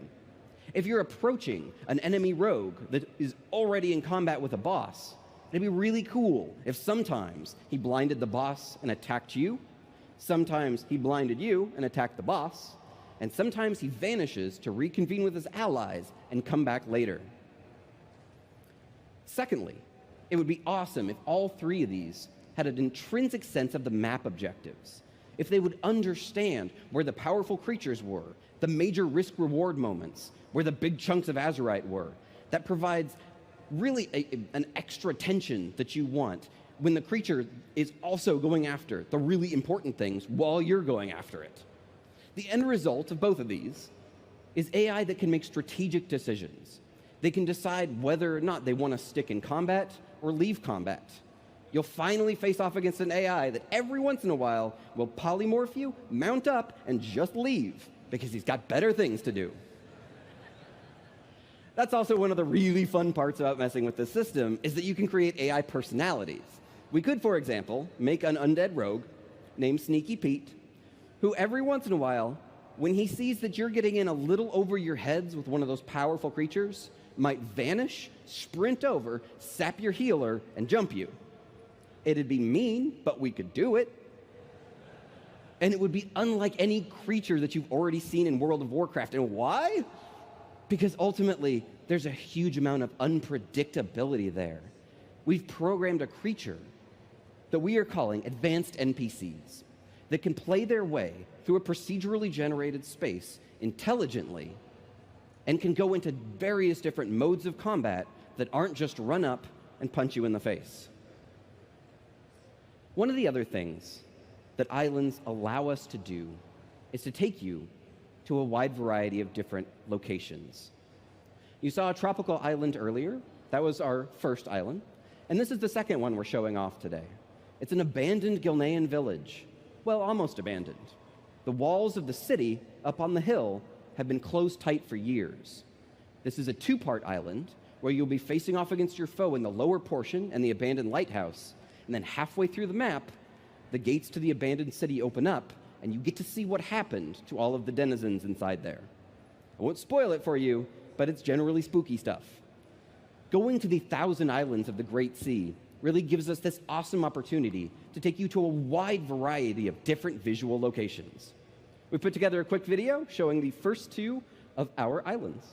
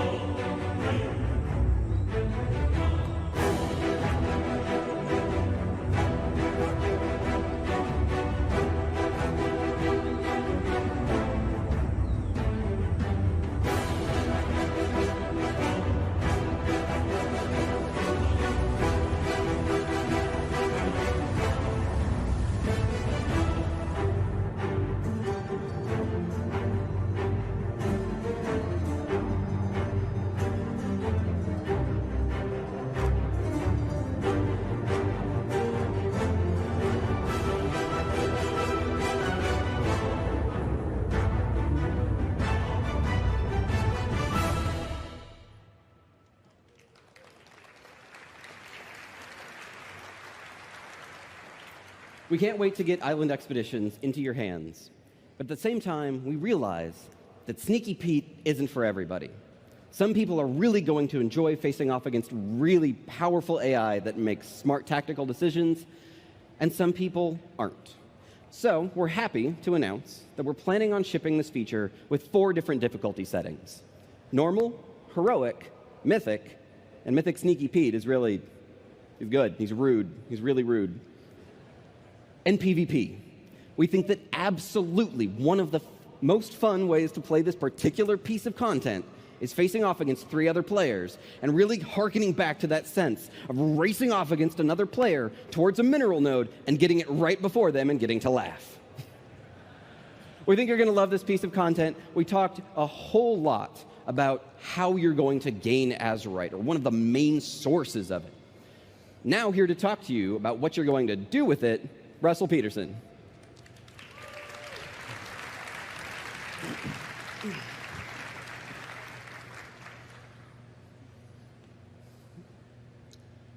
The war that seems to be brewing, the island expeditions are just the prelude to that. The planet will soon be consumed in all-out war.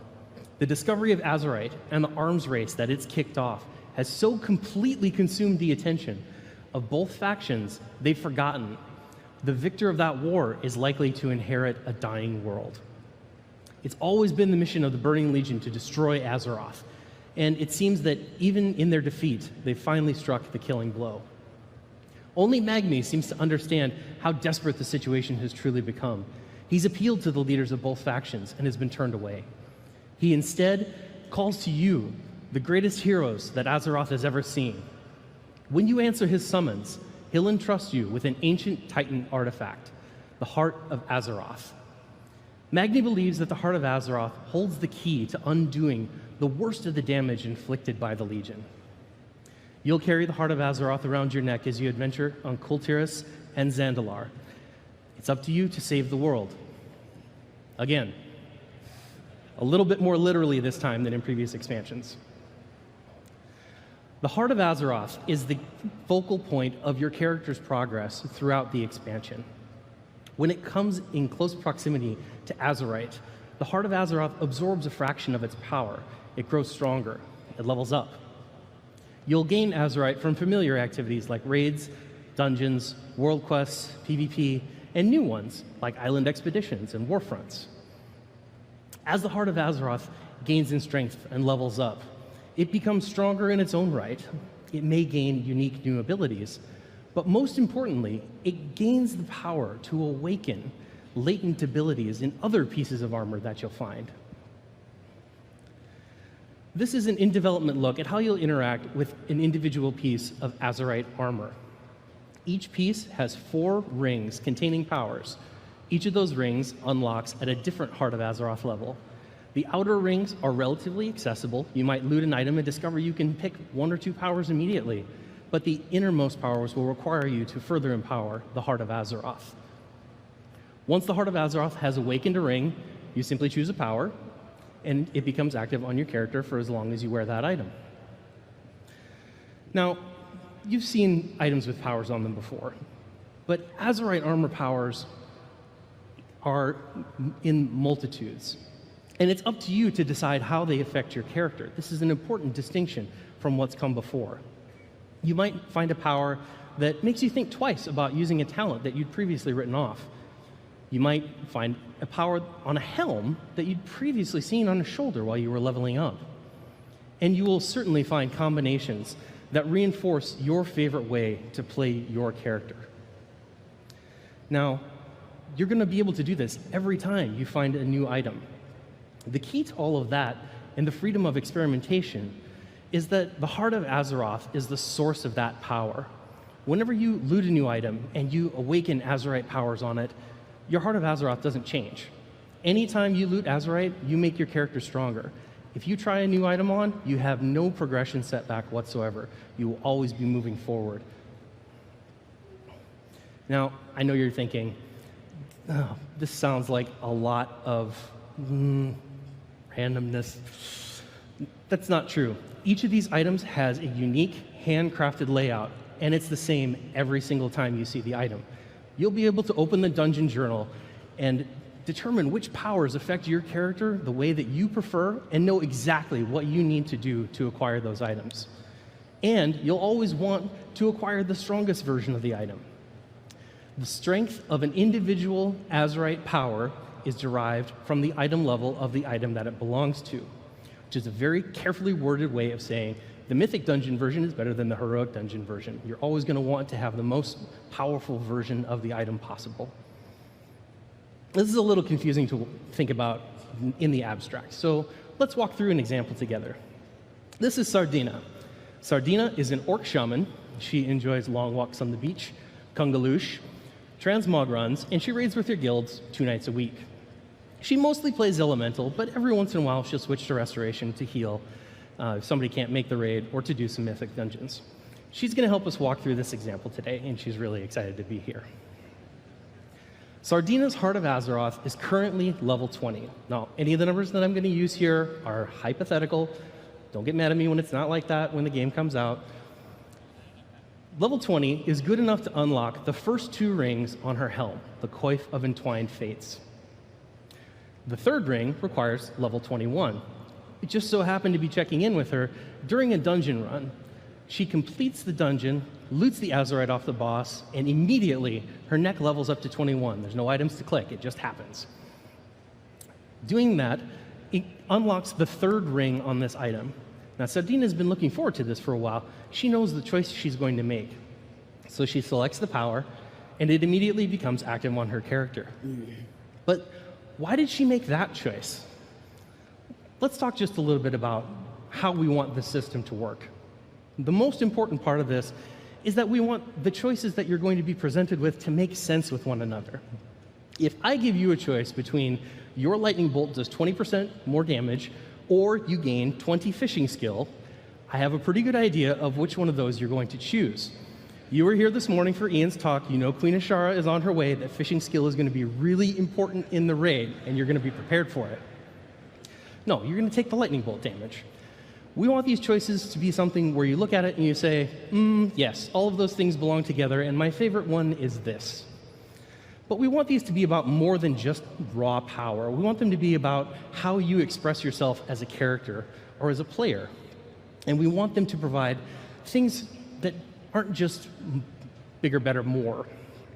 So the choice that Sardina made was between a power that affected Ghost Wolf and gave it an extra boost of speed after you're taking damage, or a power that affects Astral Shift and helps reduce the damage taken when the power is active. Sardina looks at this and she says, this is about standing in the fire. I can take the Ghost Wolf power and I can get out of the fire really quickly. Or I can take the Astral Shift power and maybe I don't have to get out of the fire at all. Those are decisions that, yes, there may be a specific correct answer for one situation, but that's also something that depends on you as a player. If you are not very good at noticing when you're in the fire, maybe you go with Astral Shift. But Sardina goes with Ghost Wolf because when she heals, there's nothing that drives her up the wall faster than DPS who stand in the fire, and she's not going to set a bad example.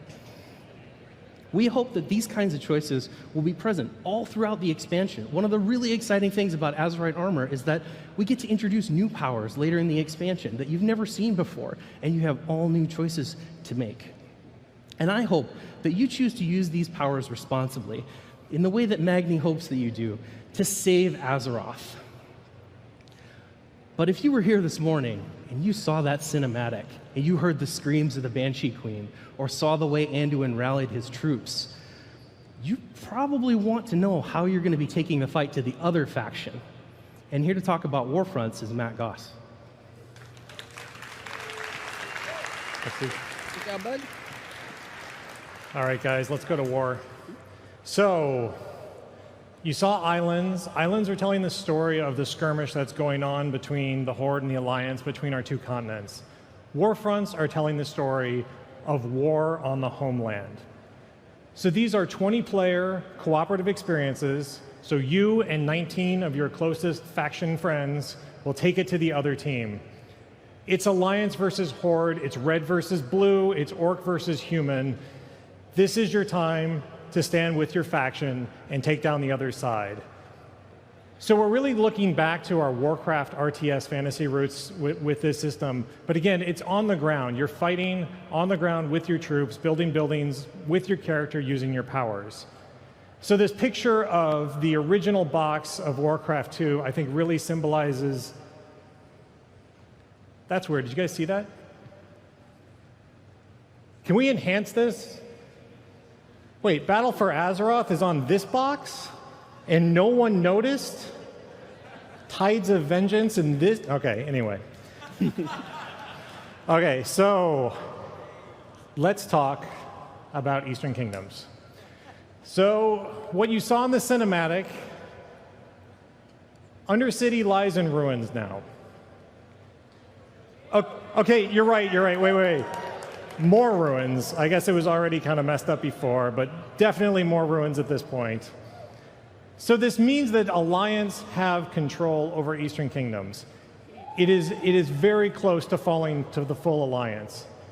The fight is going to end, or the fight is going to continue, I should say, in Arathi Highlands, where the remaining members of the Horde will face off against the Alliance pushing north. All right, so for the Alliance, why is this important? Well, the Undercity isn't defensible.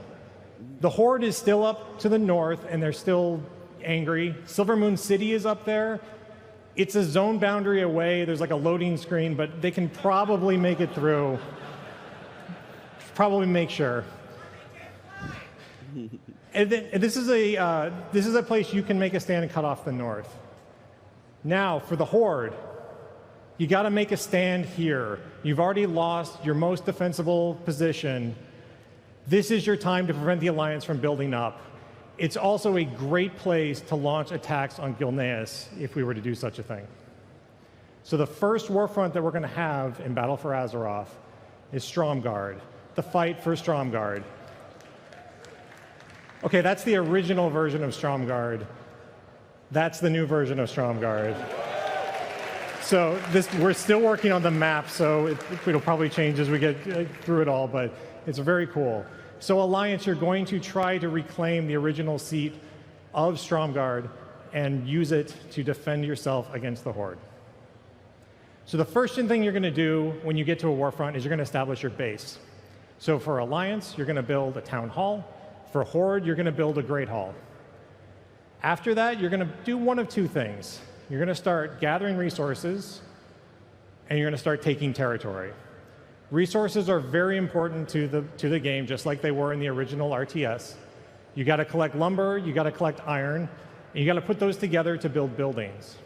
Territory is also very important because territory will unlock new buildings and new research and new available opportunities that you can take on the battlefield. All of that iron and lumber that you're building and a fantastic flannel progression system that you'll have for chopping down trees, you're going to build your base.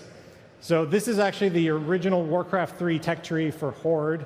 We are trying to follow this as close as we can because we think it's awesome. So you're going to build a Great Hall. You're going to build a barracks, and from the barracks you're going to train troops.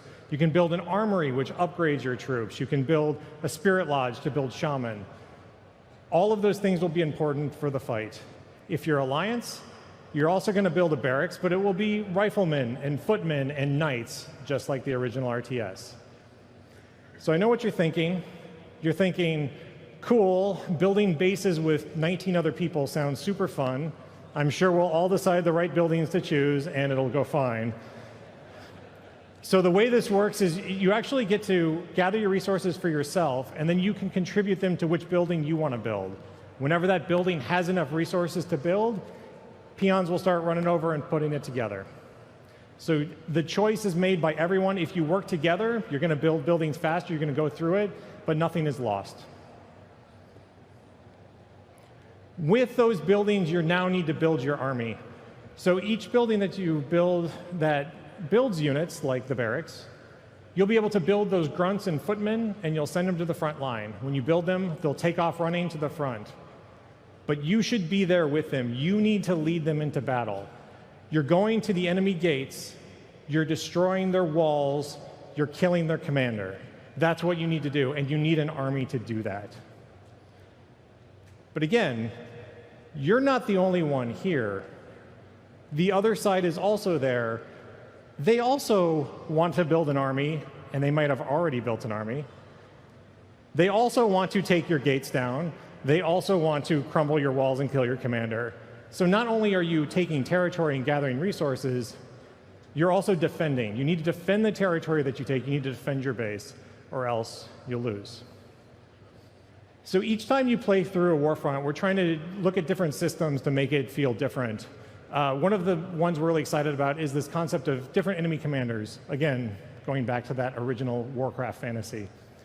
So imagine you have a human commander that you're fighting against as Horde.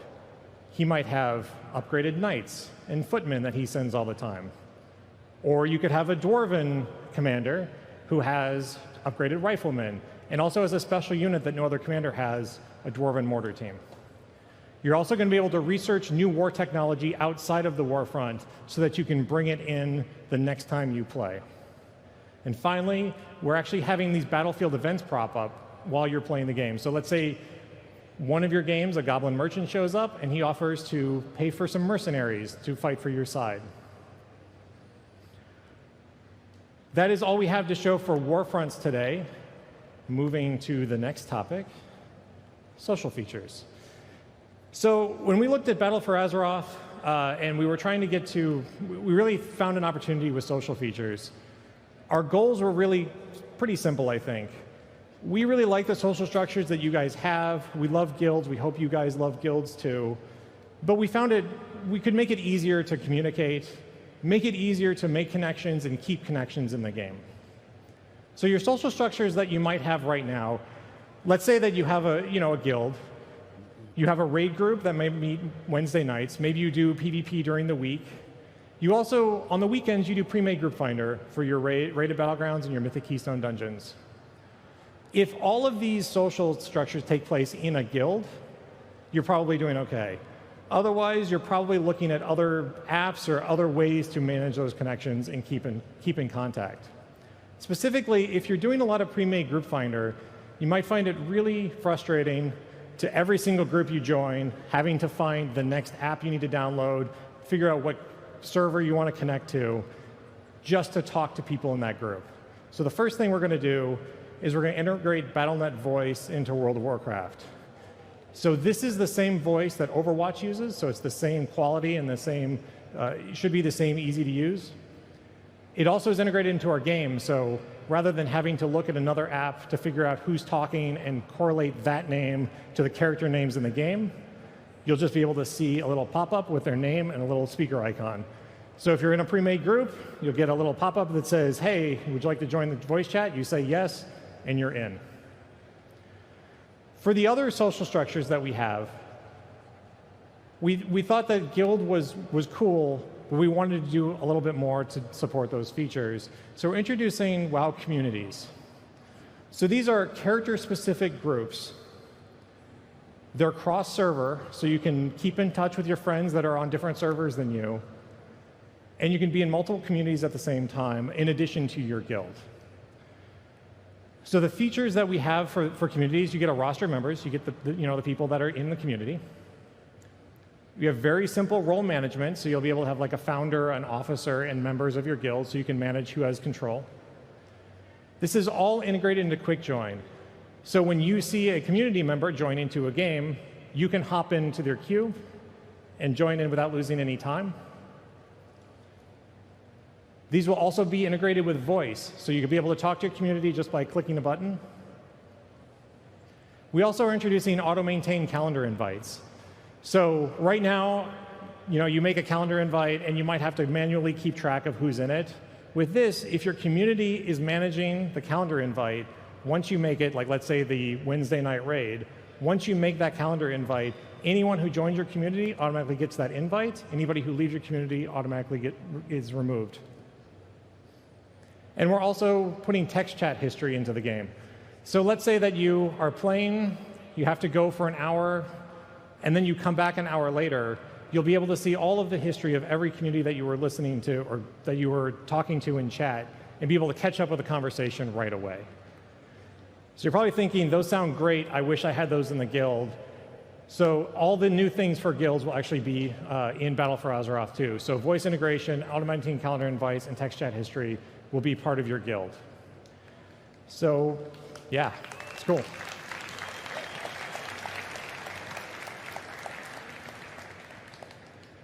So this is a sneak peek at what the UI could look like. This is a mock-up that we're working on.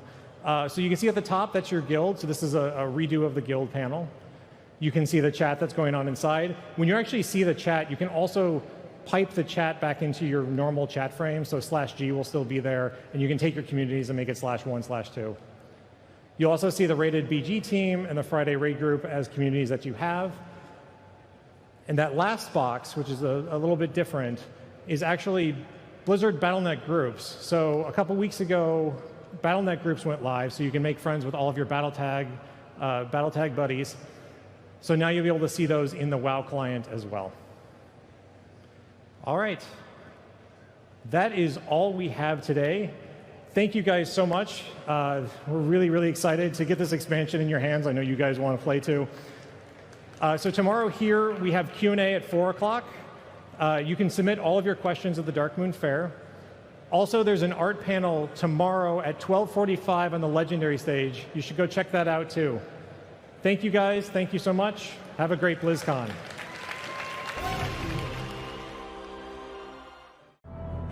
Welcome to the Art of World of Warcraft panel.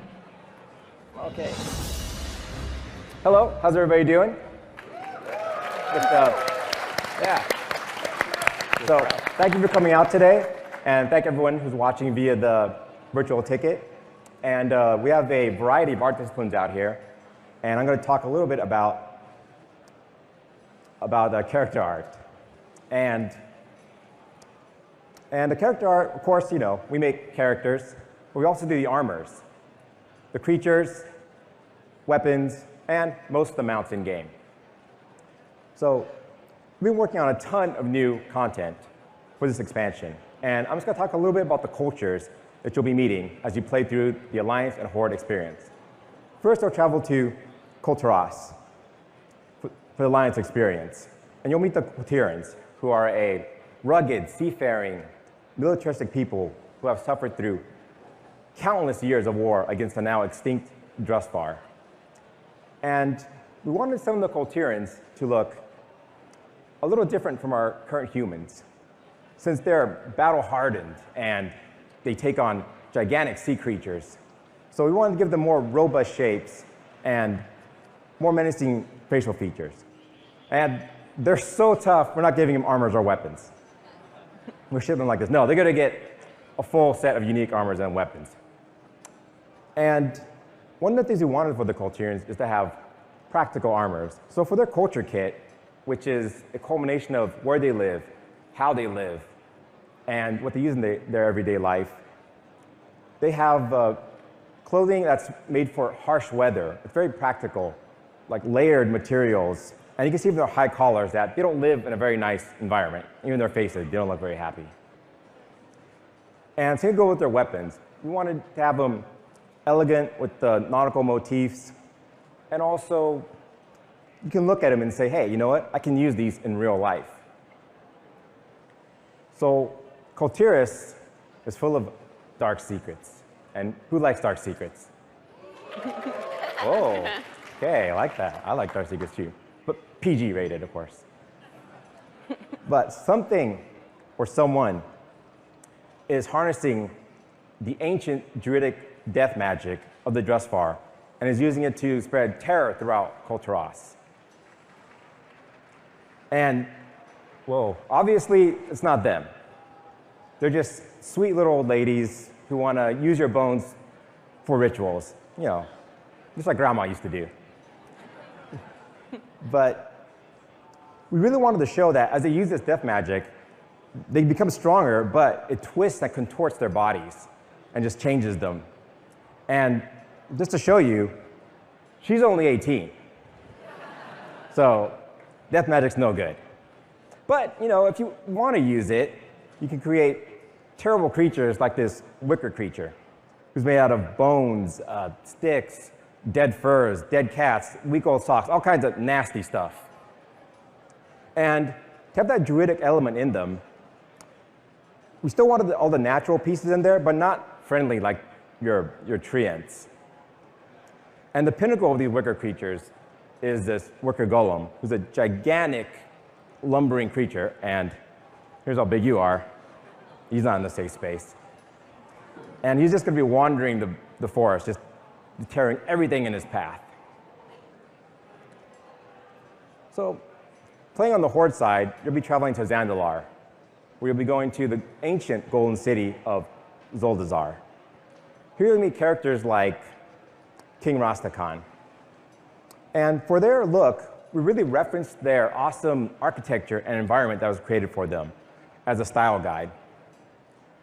And a lot of the troll style was influenced by Aztec and Mayan cultures, also with dinosaur motifs and lots and lots of gold for this particular culture. And Also, a lot of different reliefs and carvings in there to show that there are people that are steeped in rituals and worship. And of course, if there's Zandalari, there's got to be dinosaurs, right? Give it up for dinosaurs. Anybody? So we got this huge brotosaur. We're going to see lumbering in the wilderness and also used as beasts of burden. If they're going to be mounts, I don't know. Oh, I didn't. There he is. And just to show you how big it is, brotosaur, devilsaur, and you. Also not in a safe place. And the Zandalari also worship these wild gods, or known as Loas, who are starting to vanish and become corrupted. And that's all thanks to, oh, did I just do something wrong? Okay. That's all thanks to the blood trolls, who are a savage, matriarchal culture that worships the blood gods. And they use this blood magic to corrupt where they're from and the surrounding creatures, and just produce horrible undead nightmares on the Zandalari. And also making these blood beasts, who are these vicious creatures that they use as hunters and mounts. And at the same time, you look vicious, but you kind of want to pinch them. Here's some brand new animations for them. Rah. That's what they sound like in game. And just like the Zandalari, they have their own Loas. This is a corrupted bat Loa.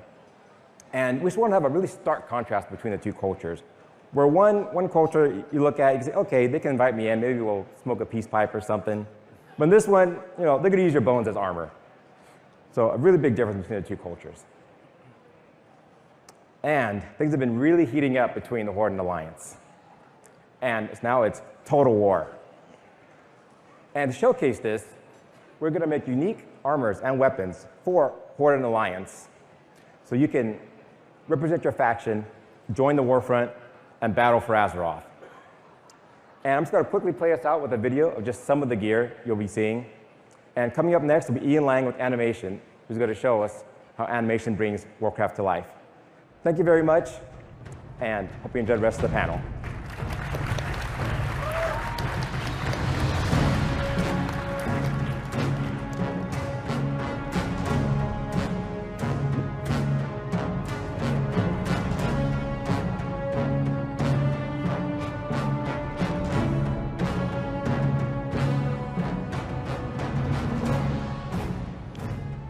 How was everybody today? Oh, that was great. I didn't have to ask twice. As Chris said, my name is Ian Lang. I'm an animator on the WoW team. Today I'm going to talk to you a little bit about the world building the animation team has gotten to do, and how a strong cultural narrative helps drive a lot of the decisions we make. So when I first got to Blizzard, I asked the team, what would be your favorite pet project, right? Your biggest wish list item. And the thing that they responded was adding texture to the city's animations to make them feel alive. Not just alive with the chaos of hundreds and hundreds of players, but to make them feel like they had their own purpose, their own heart and soul. So in Legion, Suramar showed that we could design this rich, vibrant city. But though it was a success in many ways, the animation team felt like we had just started to scratch the surface. So Suramar became a great case study in showing a desire to do more of this type of work. So when world building, you have to ask yourself, right, what is the culture? What helps define its people? What drives them? So let's take our first location, Freehold, which is a port in Kul Tiras. So Freehold is a naval port, right? So it's going to need workers, it's going to need couriers, it's going to need people to build the ships, people to work the docks, and probably most importantly, it's going to need beer. Yeah, lots and lots and lots of beer. So it's a naval port, right? A mercantile port, right? So the first thing we really wanted to do was really get across this idea of these chaotic streets, merchandise being shuffled up and down the city. So that became our first objective. So once a location has a lot of merchandise and trade, there begins to be this sort of seedy environment that starts to take root underneath, trying to take advantage of any of the weaknesses. So enter our pickpockets, rogues, and thieves. I mean, to be honest, no one's going to sit on a wall like that who's not up to no good. So now that the government realizes that they have a problem, right? They realize that there are these people trying to take advantage of the trade. they're going to try and do something to protect it. They're going to try and do something to protect the merchandise. So what better way to do that than with an elite squadron of guards? Now, guards has been something we've had in WoW for many years. It's nothing new. But in this expansion, we really wanted to start breaking up a lot of the poses, start breaking up some of the silhouettes. So some might be stoic, some might be a little bit more relaxed, hopefully not too relaxed. So now that the government has a way to protect all their goods, they also need a way in which to spread the message around, spread a lot of rules and edicts. Kulturas is a large place, so they have to be able to do this. What better way than with criers? So they're going to help spread the message around, right? So you see, we took one core idea, Freehold being a mercantile seaport, and from that, ideas just started to really kind of dovetail off of each other, one just helping to motivate the next. But it's important to create cohesion. So say we did all of this work, and then at the end, we're like, let's make a shaman, and it's in the corner, and it's whittling some weird bone fragment. It would have divorced the player from that experience. It would have broke the narrative that we were trying to support. So it's important we keep that cohesion. So what if the environment was completely different? So let's take a turn to the macabre. What sort of a culture would exist here? So like in Freeport, or Freehold, where we have a lot of commerce and trade, we have a different sort of commodity here, blood. And since blood doesn't just come from thin air, you need a way in which to harvest it, to collect it. So behold, the volunteers. Not very willing, obviously, but. So now they're collecting, they're harvesting all this blood, but this kind of begs the question, why? It's not for trade, but what is it for? They're using it to fuel their dark blood magic, to bend and corrupt creatures towards their will, for their gods demand it. And the priests are their messengers. So design has created this rich, dark world, and it was our job to ensure that the animations really helped to accentuate the culture, invoking motifs through the animation. This just helps the player really feel and understand the city that they've entered. So animation's job is to always ask this question: how can we visualize these cultures through their actions? Whether it's a seaport, a mercantile in nature, or it's a deadly cult bent towards corrupting with their dark blood magic. And the designers love having all these extra options to help fill out the world. So wherever Azeroth takes you, whatever place you find yourself holed up in, I hope you enjoy the ride. Thank you. So up next is we're going to have Sarah Carmody show some amazing effects. Thank you.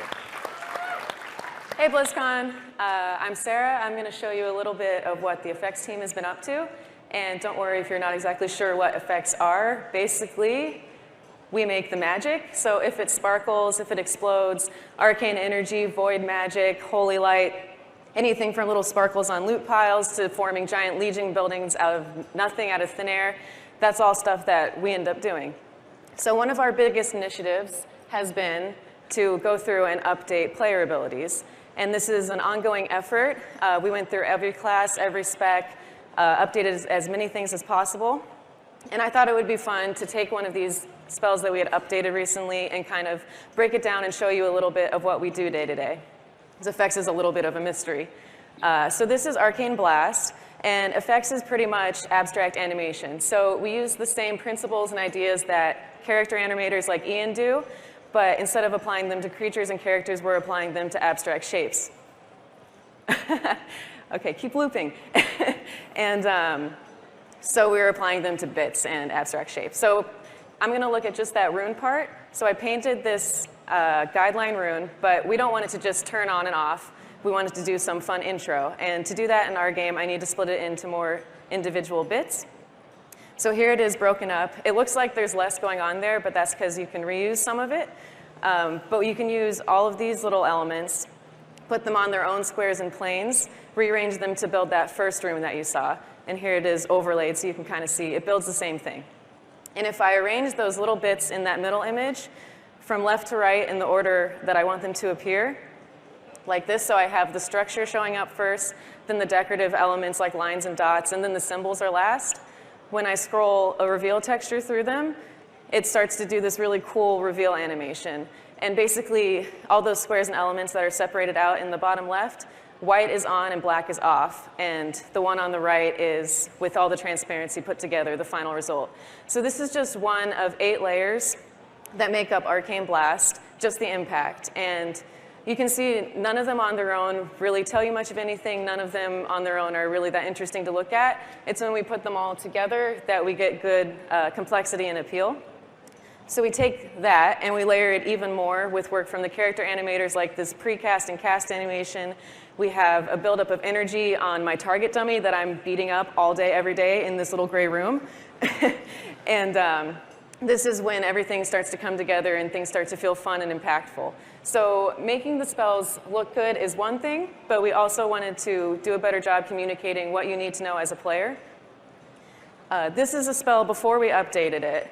And if you don't already know what it is, and I'm kind of hoping that some of you out here don't immediately recognize it, like, is it damage? Is it healing? It's kind of hard to tell. And there's a couple things that contribute to that. There's like really sharp shapes. There's this big shock wave that goes out. There's circles in the center that look like they should constrict you.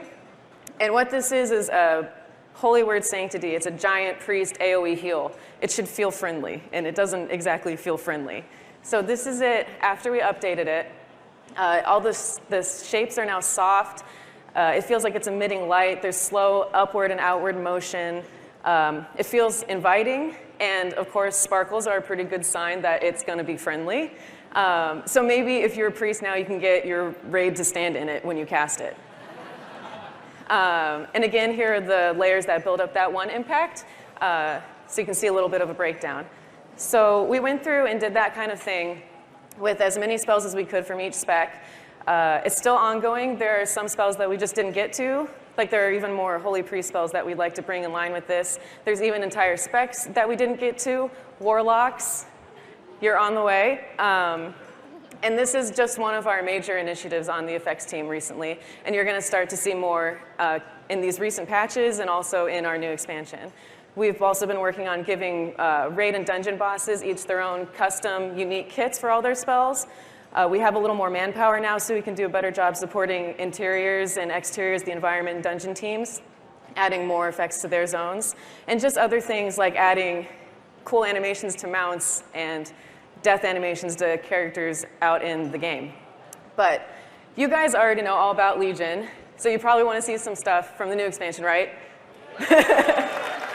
Okay, so maybe you want to know about some spooky stuff that's happening in Drusvar. If you recall, these lovely grandmas, who aren't really grandmas, they're just twisted by this evil magic that they're using. With new content, we have to come up with these new kits of magic, and like what should they look like? So they use this ancient druidic death magic. They've come into this zone, they've harnessed that magic, and they're wielding it as their own to do really mean things with it. So what does ancient druidic death magic look like? So we start by kind of exploring some ideas of where we could go, and these are just 3 of the first ones that we came up with. Like, should it be kind of these ashes that feel like they have a life of their own on the left? Should it be just so powerful that it's zapping around, kind of like inverted lightning? Or should it be a more traditional, soft, wispy, spirity magic? And you'll notice that all 3 are kind of in the same color palette. They're kind of a friendly blue, and it's making them all feel a little bit too friendly. So in our next iteration, we took a hard left on the color palette, but kept some of the elements that we liked from the ashes. So we took those ashes, made them chunkier in shape, harder lines. They're kind of eating away at each other. They like kind of linger in the air like they're not of this world. They're definitely creepy. So instantly this guy reads more menacingly. And he should, because I hear he's made of dead cats maybe, and are those skulls in his gut? I don't know. But you don't want to mess with him.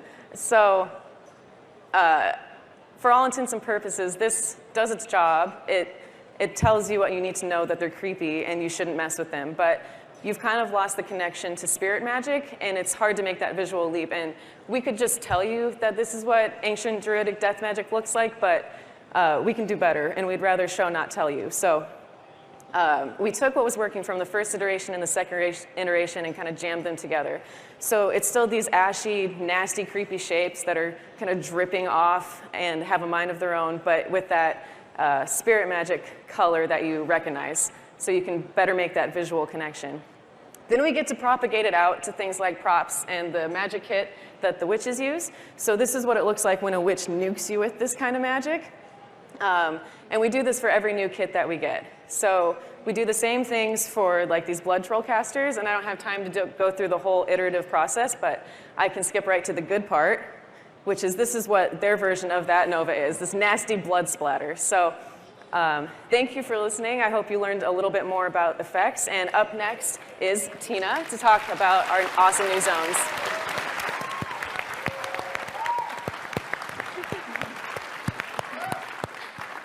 Hey everyone, my name is Tina Wong, and I'm going to be sharing one of our new zones, Nazmir, with you today. So first of all, I'm on the environment art team. We focus on all the natural elements of the world. That means we make trees, plants, rocks. Everything from blades of grass to clouds in the sky is art that's made by our team. We work really closely with our level design team. They take the art that we create and build the world with it. So one of the more environment-focused zones that we worked on this expansion is Nazmir, which is on the continent of Zandalar. Nazmir is filled with Zandalari troll ruins and the growing empire of those blood trolls whom you saw earlier. The Zandalari abandoned the area due to the rampant use of blood magic that was starting to spread through their society. With the environment, we wanted to capture a overgrown, primeval feel, something from a lost world. When developing Nazmir, we wanted to create an experience where the player goes in and out of these light and dark spaces as they quest through the zone. So we created 2 main biomes inspired by salt marshes and swamps. This allows us to get those different moods for each space. The edges of the zone are a bit of a mix between a delta and a marsh. It's much more bright and open, which gives a lot of room for huge creatures like this dinosaur to hang out. We also want to make sure that we're not keeping the player in dark and gloomy spaces all the time, especially since we know they'll be returning often for world quests. When designing things like plants and vegetation, we have to make sure that we sometimes ground our designs in reality. For instance, you can see the shorter trees in this scene are based on mangroves, which are known to grow in salty coastal waters.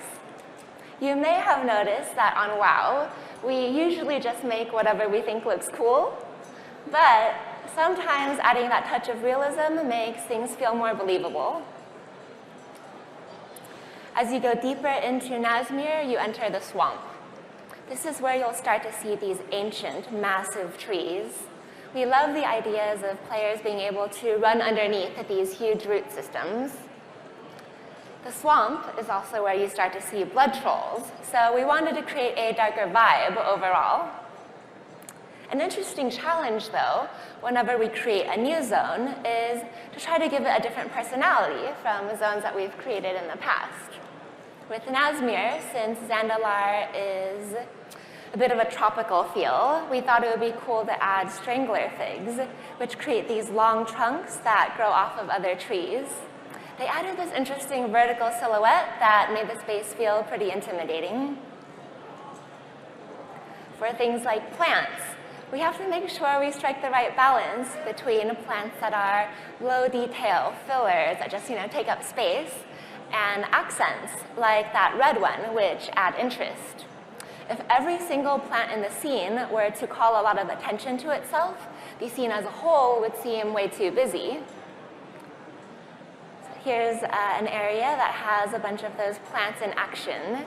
You can see that the red one is used only once in a while. Something that was also important to us for the swamp was to make sure that the water seemed kind of gross. Like there's a bunch of decay and organic matter, maybe some weird stuff from all those blood troll rituals. We ended up asking our engine programmers to create a new type of water for us, which, thanks, hey engineers, that let us put all this muck at the edges. It just makes it feel like this place is not the nicest. In addition to our 2 main biomes, Nazmir has a lot of unique spaces, like the necropolis.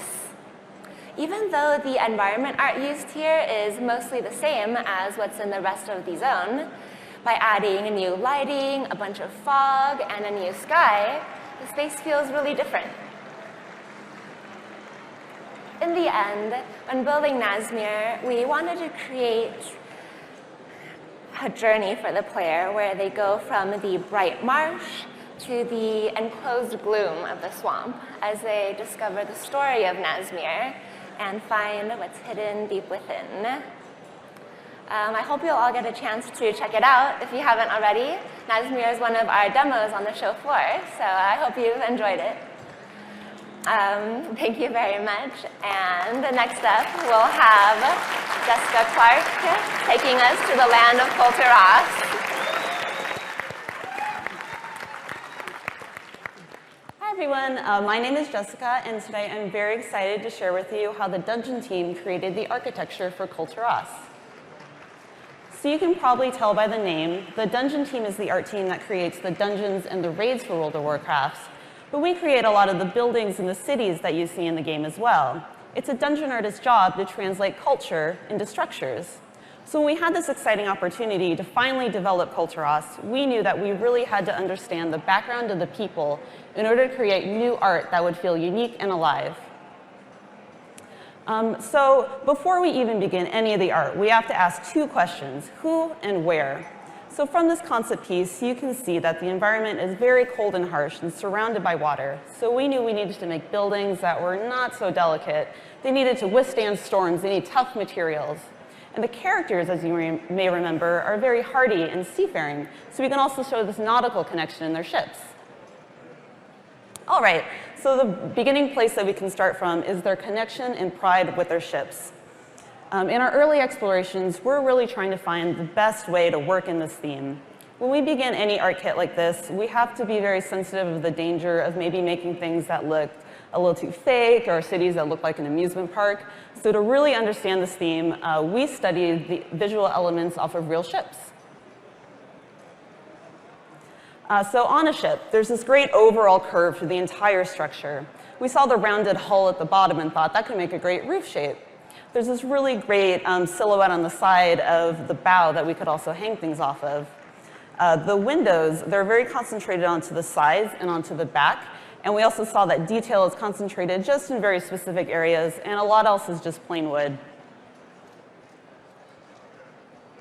So this building is a really great example of how we used that hull to create the roof shape.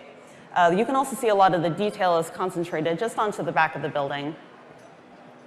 So here's an example of where we use the bow underneath this windowsill and underneath the balcony to really create a rounded silhouette that's very unique to this kit. And the windows that we made are some of my favorite elements. You can see they're very detailed, but the most important thing to note is how they slope downwards and inwards. This is intentional to give the feeling like they were taken off of the back of a ship. All right, so the types of materials that we choose are also really important to sell that sea-weathered vibe in the buildings. You can see we painted things in a rough way. We added things like rust and splinters. Also, the color choices that we make will also tell the story and sell the mood. We used oxidized green as a color hit, but also a lot else is just earthy tones, very brown. This is sort of to make the people feel very grounded and practical. Something else you may have noticed, we use a lot of nautical-inspired design motifs in these buildings. These are like the little details that we use to break up the larger silhouettes. This is a way that we can sell the people's craftsmanship and their admiration for sea life. We can also make things feel more handmade. So these are really more like flavor hits. If we use them too much or too broadly, things would start to feel kind of fake. We did learn there is such thing as too much tentacle. And so the inspiration we took for this is going to be things like sea life, anchors, harpoons, things like that. So this is an example from Freehold, which is a demo dungeon that you can play at Blizzcon today. These buildings are used by the outlaws in Kulturas. So we really didn't want to give them a very refined design sensibility. You can see we took things like an anchor above the doorway. There's a steering wheel on the side of the building, ropes hanging down to suggest rigging. We really wanted to give the idea that these are the people that would just take elements off of their ships and stick them onto their buildings. But here's an example of where we use that tentacle motif to add a more curved and refined silhouette. So you'll see this a lot more on the upscale buildings, or buildings that are used by the citizens in the cities and the villages. On the left on this tower, we use that steering wheel motif again, but we also added the image of a kraken and some ropes. And on the right, on this round roof, we used wood in the shape of a mast. We added ropes. This is to sort of give this now the feeling of a crow's nest. So all of these together, the choices of the silhouettes, the materials, the craftsmanship of their carvings, these tell the visual story of Kulturas. And as dungeon artists, it is always our goal to make you feel like you're immersed in a living city. And we have so much more exciting art to come for this expansion, and I hope that you will all enjoy playing through Kulturas. And up next, Ashley Warner to talk about what the prop team has been working on.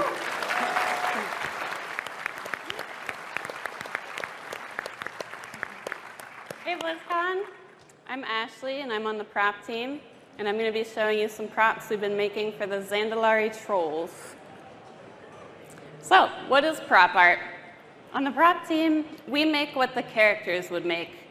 That can be anything from a bottle of wine, to a mailbox, to a statue, to a huge animated centerpiece like a fountain.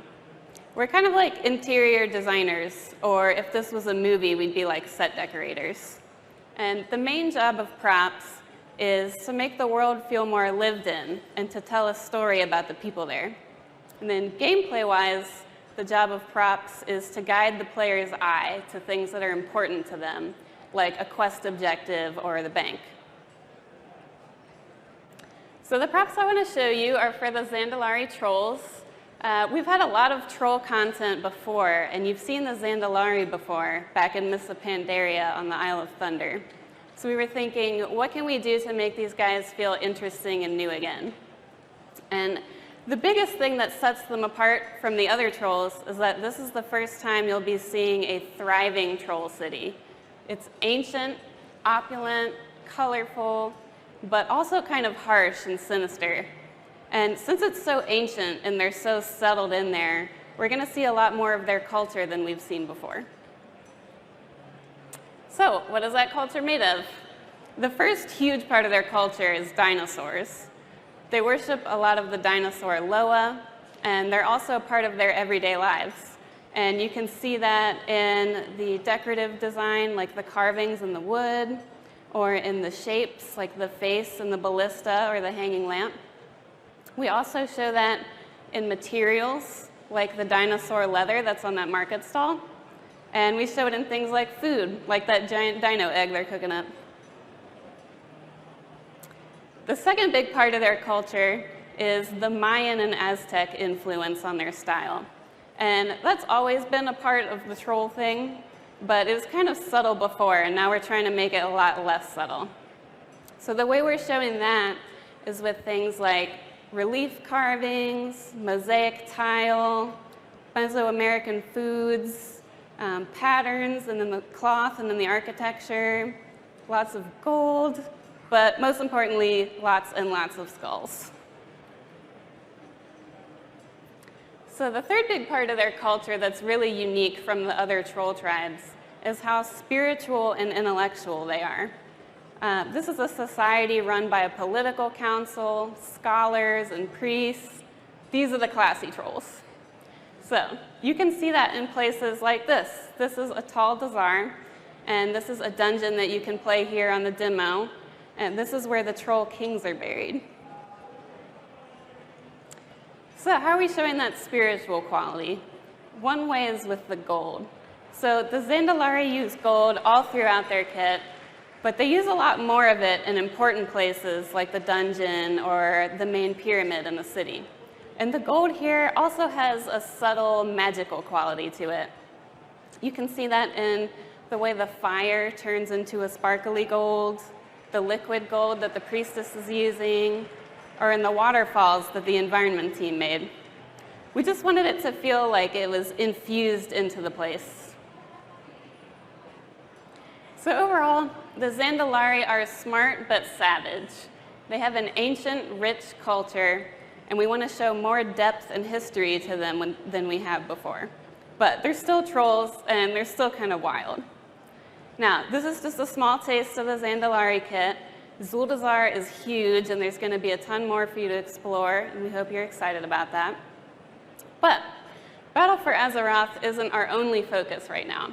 We're also trying to get more content out into patches. And one way we really like to do that is with holidays. So as a bonus, I'm going to show you a couple holidays that you might not have seen yet. But first, let me tell you why we like holidays. They do one thing really well, and that is they make it feel like time is passing, which makes the world feel more believable. And then we also like that they bring the community together, just like a real holiday. And then as artists, they're just really fun to work on. The art can be sillier than normal since it's not permanent. And it's an opportunity to make our weird ideas that don't fit elsewhere, like this horse costume that we just added to Hala's Inn. So the first holiday we worked on recently was adding a new band to Dark Moon Fair. This is a Forsaken band called Blightbore. Somebody likes them. But we wanted to keep some things that are familiar about them, like the Gothic medieval architecture, or how they use a lot of stained glass. But the Forsaken have always been super metal, so it's fun to see that turned up to 11. And then we added some things you might not have noticed, like this arm that pops out of the grave and starts rocking out with the band. The second holiday we worked on recently was the Auction House Dance Party. And that was really fun to work on, but it was also an interesting challenge because we had to think, how can we make DJ turntables that fit into WoW and don't look too advanced? So we made it out of 2 phonographs, and we added some wobbly engineering style details so it doesn't look too reliable. And then we also took some inspiration from Hearthstone's Karazhan adventure with the disco ball and crazy rainbow dance floor. So I just wanted to end this by showing you some more of those things we made that didn't fit elsewhere. A lot of these went into holidays, but some things like Pepe and the plushies went out into the world.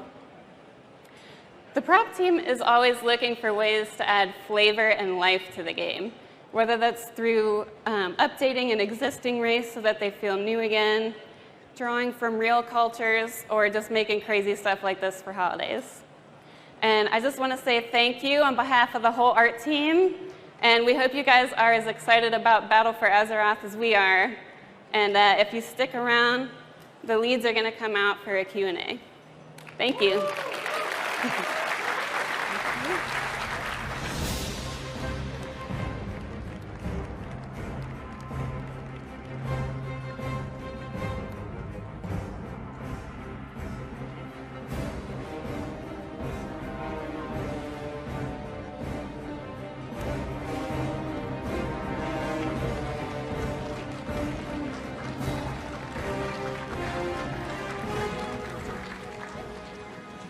Well, hi guys.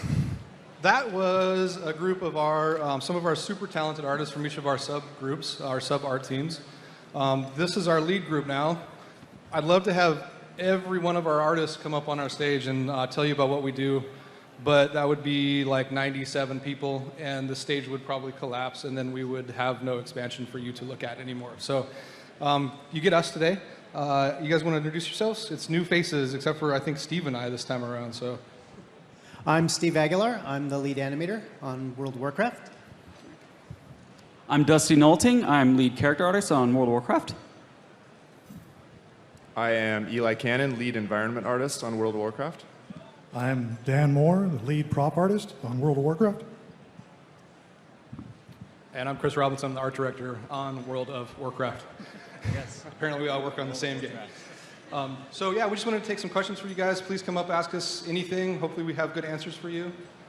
And we're ready to go. Hello. So we're seeing some really awesome heritage armor for the allied races that are being added in Battle for Azeroth. I was wondering if we're gonna maybe see some similar kind of armor for the old races. I would absolutely love some Worgen Gilneas themed armor. Yeah. Awesome question. I think I'm just excited about the prospect of that kind of stuff too. Right now, we don't have anything planned for that, but we do have the heritage armors for the current allied races. So we'll have to look forward in the future to see what we end up doing. But yeah, it's a good idea. Awesome, thank you.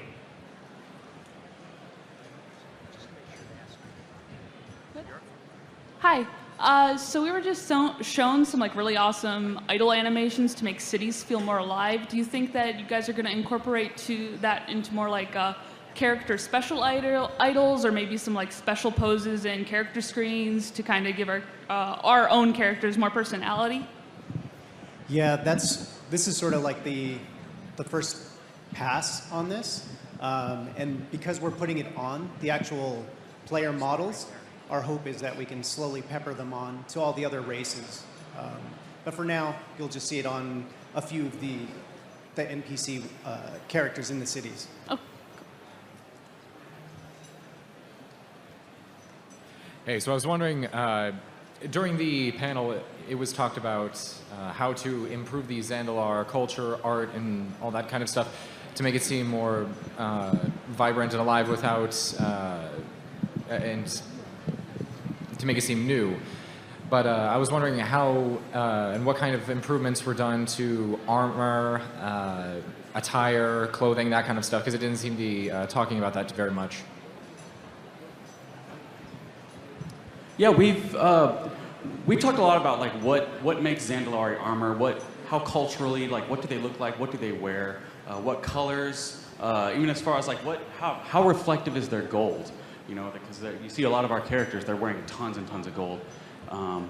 We refer a lot back to, older, troll-looking armor sets, but we look forward to some of the new, like they have dinosaurs everywhere, so we have lots of dinosaur leather on some of their armor sets. They have cities of gold, so we have lots of like gold chainmail and gold iconography all over their armor set. You see the little Zandalari skulls represented a lot on like shoulder pads and belts and things like that. And they're very priestly and I guess magical, oriented race too. So we have a lot of that going to their armor sets too. So I don't know if that answers your question quite. No, it does. But thank you. Yeah. So when you walk around the city, we try to represent, make them match their zones. Make it look like they belong there, and their society all kind of like has matching clothes and looks like it was all tailored in one kind of place. Yeah. Thank you. Hi, an FX question here.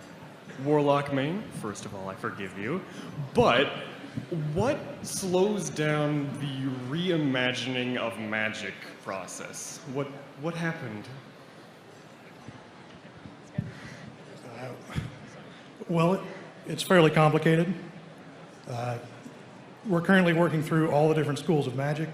We're also working to make each class use that school differently. So getting them to work differently, getting them to work separately from each other, Warlock Shadow being different from Priest Shadow, things like that takes a lot of time, takes a lot of work. It's not something we can just cut and paste and get really spectacular results out of. So Warlock has taken a while. It is coming, but it does take some work. Hi there. Oh, sorry. So first of all, I want to thank you, just you guys and your entire art team. I'm a huge fan of you guys, and I think I speak for most of us here when we say you guys are amazing and your teams are amazing. Thank you for your work. My question is, how do you when you have creatures and characters, how do you breathe life into them? Because they feel so realistic when we're running around in the world. And you guys do such a great job. Like, when you even skinning them, but something like a basilisk that has way too many legs, it looks so natural when it's running. What's your process? How do you come up with that? Let's see. We definitely look at a lot of reference material. So we'll look at various creatures that have similar anatomy. So if it's like a basilisk, if they're like lizards, different types of reptiles. And then same goes with any of the other creatures that you've seen. Things like a murloc, a little different. That's sort of just something we come up with. We bounce ideas off of each other. And then, let's say for a murloc, it's something very comedic, so we want to make sure that that one's very playful. Yeah. Thank you. Hi. Chris, this question specifically for you. A couple of years back, I made a hunter, and you mentioned quivers, and we still don't have them. When are we getting hunter quivers? I did what? I don't remember. Yeah, so I think I jumped the gun on that one a little bit. We weren't at a point where we knew that we were going to do the artifact system when I came out, or we did the art craft and we talked about class attachment. So when we decided that we were going to do the artifact system, we didn't put it on pause, but we certainly wanted to make sure that we weren't cannibalizing anything that we wanted to use for the artifact system. So now is basically the time that we're having that conversation. Yes. Thank you. How you guys doing? I'm genuinely curious. I think my question is more for Eli. But when you guys draw your inspiration from, say, a shipping town or, like, say, a shipbuilding town, where does that come from? Because Gilneas seems to me more like English-based. As like Cold Heroes, I'm just kind of curious where you guys drawing everything you like, all the input for that from. So I'll start to answer this question, then I'll pass it to Chris to kind of continue with it. But I think our references come from a variety of sources. And the reason we do that is so that we can really capture the larger theme, I guess, rather than a very specific cultural theme, as far as English or Dutch or whatever that might be. But we want to capture more of the essence and the fantasy. So really from a lot of different places, we'll draw sources and we'll put together the most poignant examples of whatever that theme is or that fantasy is and pull them together into one cohesive vision, I guess. Makes sense. Yeah, I mean, I wish I could say that we have this really set process down that we use every time, but the reality is it's very organic. And sometimes it'll come from design. We'll have a very specific idea of we want this biome or this environment or the city that very much lines up with a certain story element. Or it comes from art, right? Like we'll do a vision piece, somebody will have a cool piece of art, something they drew on a napkin or a concept that we just couldn't use previously or just came up, and we'll take a look and go, that's awesome, man, we should chase that. At that point, it really is just like it's a very domino effect, right? Like that will build, and I think what I would want to reiterate is that, or iterate to begin with, is that it's such a collaborative process amongst a team. Like there is really no primary vision. We have concept artists who do concept art to set a tone, but it requires every artist in that process to add their vision to what we're creating to come up with the ultimate city or environment that we're working on. Appreciate it. Thank you. This question is mainly about the armor. Will the other allied races get more different for their quest rewards, like Surmar's elegant armor? So like, will like Nightfallen get something like that? Same with High Mountain and the other races? If I'm understanding your question correctly, are you referring to, like, say you have a High Mountain Tauren, you can still wear some of the High Mountain gear that you can currently get in the game? Because that is true. They can wear any armor set that you can currently have access to. No, I did the demo and all the troll armor. If I made a High Mountain Tauren, would I be getting that troll armor as quest rewards? Oh, no. The heritage armor is tied to the allied race that it's meant for. So High Mountains will only, like, if you have a Zandalari, you won't be able to wear the High Mountain big Tauren totems on your Zandalari troll or anything like that. Does that answer your question? Yes, thank you. Thank you. Hi. So with the model updates and everything, character models look amazing, and all the new armor has been looking amazing. And I prefer to show off a little bit more of my Orc's character, but we haven't gotten a new plate kini since Burning Crusade. When are we going to get some more? You want to make bikinis? I don't know. I mean, we'll make some bikinis for you, no problem. Hey! It's a tough one, though, right? Because that's a very polarizing thing. Like, a lot of people feel like that is offensive, right? So we need to really toe that line of, like, what is appropriate for the race, the class, the story that we're telling. I think we're at a point now where we're just not going to throw in a random bikini, but if it makes sense, we'll certainly do that. I mean, Transmog Week sounds like a good time. Yeah, for sure. No, it's absolutely. Thank you. Hi, I'm Pariah, and I'm a rogue, yay Ravenholt. I want to talk about hats. Is there a chance that one day I'll be able to wear a hat without getting a free haircut? Good question. We'll have to talk to the in-game barbers about that one, I think. Yeah, there's lots of Colteris hats. If you're playing the demo, you see that. Yeah, we're gonna have to work on some barbershop issues probably to see what we can do to tackle that one. But you're speaking specifically to like having your hairstyle work with your hat that you're wearing, right? Correct, yes. I mean, I think unfortunately that would be such a huge undertaking to go through the game and take every hat and fit it with every hairstyle. The likelihood of that happening is probably fairly low at this point. I will look forward to the hat expansion in the future then. Thank you. Hi. With the Horde finally getting a troll race that can stand up straight, are we going to see any other existing Horde races be able to stand up straight as well? Like what? Like orcs? Yeah, like orcs, or I don't know, a Tauren Shadow Priest that looks kind of weird. You want to go ahead with the orc one? Well, we really like the really bent spines on all the races, but I don't know. We are going to be adding upright orcs. Thank you. 480. Hi, good afternoon. This question is more going to be directed at Dusty and Steve, and probably on behalf of all Worgen and Goblins. Where's our love? Where's our new animations? Where's our new models? Come on. Well, I feel you.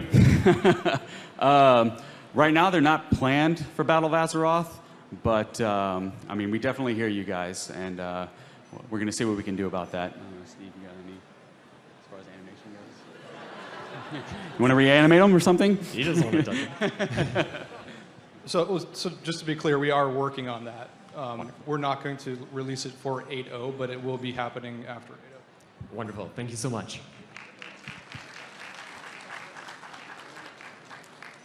Okay, so my question had to do with, since I play a druid, and we're adding in a couple new sub-races that would fit with that, trolls, the High Mountain Tauren, Void Elves maybe, if we're going to be getting new travel forms, new bear forms, cat forms, kind of to fit with that, so maybe more that Mayan influence into the Zandalari, perhaps moose travel form for the High Mountain, maybe a shadowy bear or whatever for You have Void no Elves. idea how right you are right now. So good? Yeah, we have some new Tauren form or new Druid forms on the way. Yes. Thank you.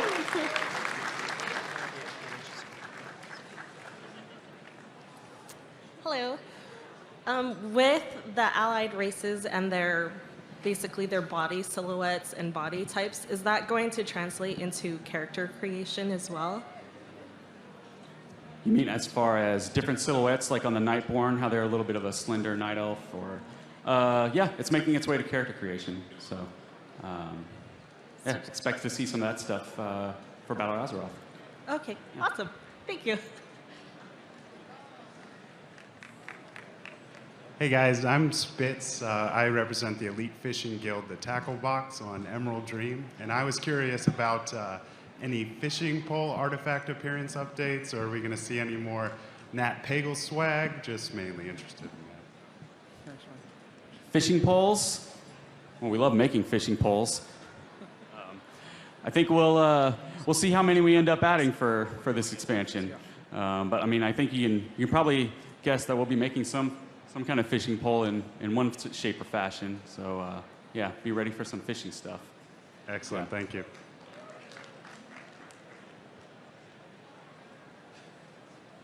Hey guys, my question is related to the Warlock. Forever ago, you guys added green Felflame. Is there any chance any other classes are going to get other colors, like as a cosmetic thing? No. We work very hard to make sure the spells read as what they are. Adding color variations of them will make it harder to tell what's happening and what you're seeing. So I wouldn't expect to see that. Okay. Thanks, guys.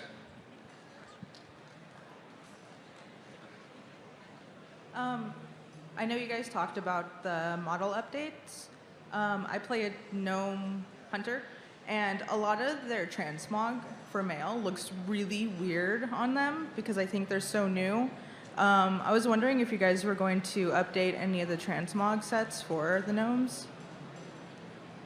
You mean as far as like older gear looking weird and distorted on their bodies or something Even like that? like some of the new stuff, like their legs look really weird when you have like certain pants or certain shoes on there. Like even as new as probably last expansion, like it just doesn't look right. Yeah, they're in a constant state of, like a lot of sets, when you scale it up to the size of a Tauren or you shrink it down to the size of a gnome, some stuff gets kind of lost in translation or some stuff gets kind of wonky. But it's something we're constantly fixing. So yeah, it's definitely something we're always keeping track of. Okay, thank you. Yeah. Hi, from Worm Rest Accord. As an RPer, I appreciate all of the hard work that you've put into the ladder zones in the past few expansions. I was curious if some of the changes that we've seen in terms of just model updates would be applied like to retroactively, like to like Westfall or places like that.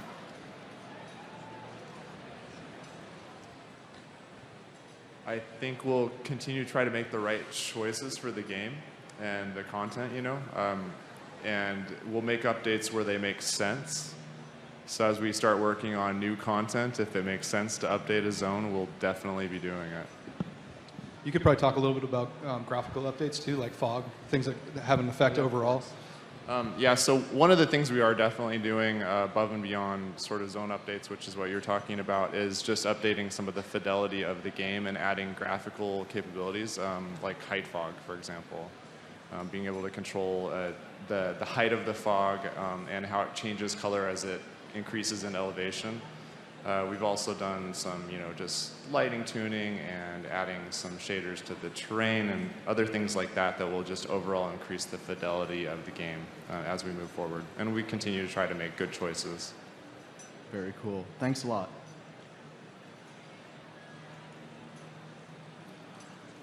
Hi there. So all of the changes recently to Shadow Priest's gameplay and animations have been great, but is there any future plans to restore an option or add a glyph to restore the transparency to Shadow Form? Old Shadow Form. Old Shadow Form. I'm not aware of any plans specifically for Shadow Priest right now. I have one myself, but I think if it's something that like lots of the community want, I'm pretty sure we usually look into it. So if it's something that's really needed and something that you guys are really excited about, I bet we'll go ahead. I would be excited about it. So yeah. Thank you. Hello. I appreciate the way that you draw on Earth's history in telling Azeroth's story. Recently, you've mentioned the Aztec influence on the Zandalari, which I think is really cool. I wanted to know whether you have historians on staff or staff with history backgrounds that are helping you tell those stories. I mean, we do have historians. We have historians for Azeroth. We don't employ anyone who's specifically, like a historian of, the natural world. But I think just in general, there's a smattering across the art team and the design team of people who are very interested in that inform a lot of those decisions. And we look to them whenever we're trying to make something that feels like it's relevant to the natural world and tweak it in a way that kind of fits into WoW. But to answer your question, we don't have anybody who's very specifically just a historian. Thank you. Hi guys. I was just wondering, what was some of the your favorite things that you guys designed for the new expansion? Favorite things? Who wants to start? Steve, what's your favorite animation? I really like all of the stuff that Ian showed earlier. So like the trolls that were hanging from those posts. A lot of the cool Terrans that are leaning against the walls. It just a lot of that stuff that just helps to create the mood in these cities. That's the one thing I'm really jazzed about, because I'm seeing the designers plugging all this stuff in, and it's looking amazing. Being able to walk around these cities and see the characters doing various jobs is awesome. I really liked working on all the allied races, getting to come up with new void elves, or how many moose horns are going on the high mountain, and things like that. It's really fun to come up with this stuff, and it's super exciting to get to let you guys have way more choices when you're creating characters and stuff like that. So that's what excites me. So I think for me, the most exciting thing for a new expansion is always coming up with what the zones are going to be. Like, what is the character of them? What are the natural themes that we're going to try to hit? And I think for this one, Nazmir's been really exciting. We've for a long time wanted to do a large-scale tree that you could walk under and get that really deep primordial jungle swamp feel. And I think that the strangle fig trees that we've been working with have been really exciting to start to approach that theme. So that's one of the things I get really excited about, is just the new landscapes that we can put in every time and try to transport you guys to a new place in the world. I'm a prop guy, so I'm excited about everything from Colterian lampposts to Snake Man tents, everything in between. I'm really looking forward to the ships we're making. I think those are going to be a lot of fun. Man, you guys picked a favorite child like fast. That was kind of scary. Who's your favorite kid? And tell everyone right now. That question always comes up, and it's the hardest one to answer, because it's so like maybe the fact that we did two really distinct continents that applied to heavily to the story that we're telling and the cultures that we find there. It'd be so hard to say though, like which out of the two is my favorite. It's just all so amazing. Our team has done such an incredible job this time around. So non-answer. Sorry. And I think we're out of time, or maybe one more question. What's the situation? Let's do one more. Let's keep going until they stop us. Hello there. Will we see an improvement in mount riding animations? I mean, the player characters actually. Yeah, instead of the whole stiff on a horse thing. That one's very challenging. We've been researching that, trying to figure out with engineering how we can achieve that, because of all the various mounts that you can ride on. So maybe looking into it. All right, thank you.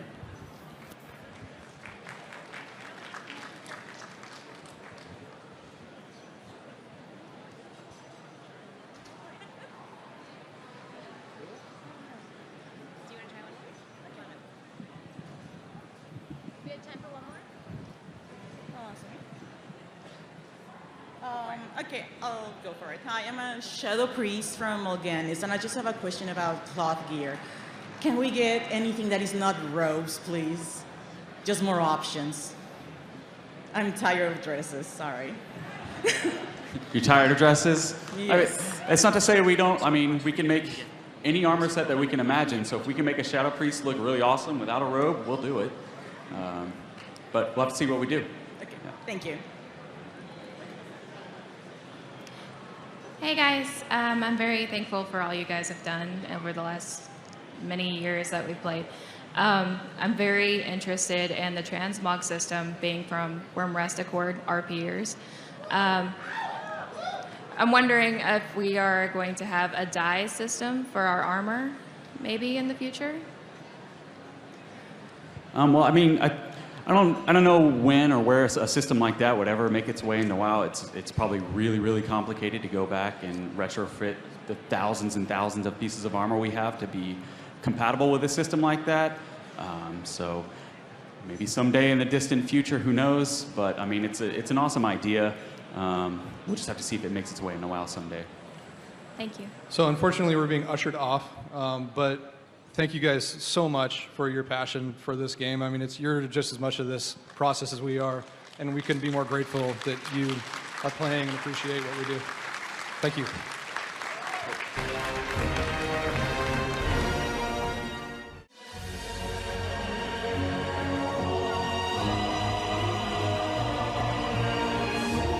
Welcome to World of Warcraft Live Q&A.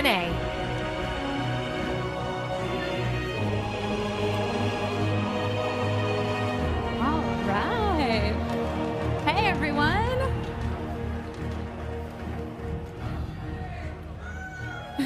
Woo! We all having a good time? I'm ready. Well, welcome to the Battle for Azeroth Q&A panel live at BlizzCon 2017. My name is Jenny Blyton, also known as Warcraft Jen, and like many of you, I have been playing World of Warcraft for over a decade. I think it's safe to say that World of Warcraft has changed many of our lives. It actually led me to meeting my husband. Some of you may know him as Bajira. He's been hosting that PvP tournament over there. But it's also allowed us to share our love and passion for this game through content creation. And for that, I couldn't be more thankful. To say that I am beyond thrilled to be this year's moderator is a bit of an understatement. So as excited as I am, I know that you all are just as excited to get to the questions. We've had some amazing announcements about what to expect in this expansion. And I know I am excited to get into it. So let's meet our panelists who will be answering these questions. Let's have you introduce yourselves. Alex Frasiabi, Creative Director. I am Jalen Brack. I am the Executive Producer, and I am a WoW Classic enthusiast. Ian Hasikostas, I'm Game Director. Chris Robinson, I'm the Art Director. And I'm Matt Goss. I'm one of the lead game designers. Thank you guys for being here. Are you prepared? Yeah. Ready? Yeah. You ready? We'll see.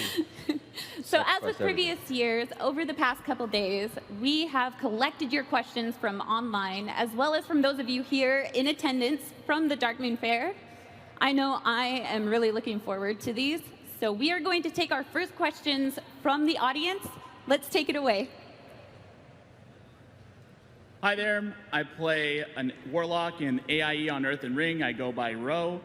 I have a question regarding war fronts. It's a two-part question. The first thing I'm wondering is the availability of war fronts. Is it going to be similar to, say, invasions, where they're only available for a period of time? Is it something that we can access whenever we want? And then along those lines, how will the reward system play into it? Will it be similar to rewards we see in other endgame content? Will there be a reason to motivate us to always do war fronts at least once a week? I would really like to know your philosophy on that. So I think the easy thing to say is war is difficult, and it takes a lot of effort, it takes a lot of supplies, it takes a lot of resources to build up to.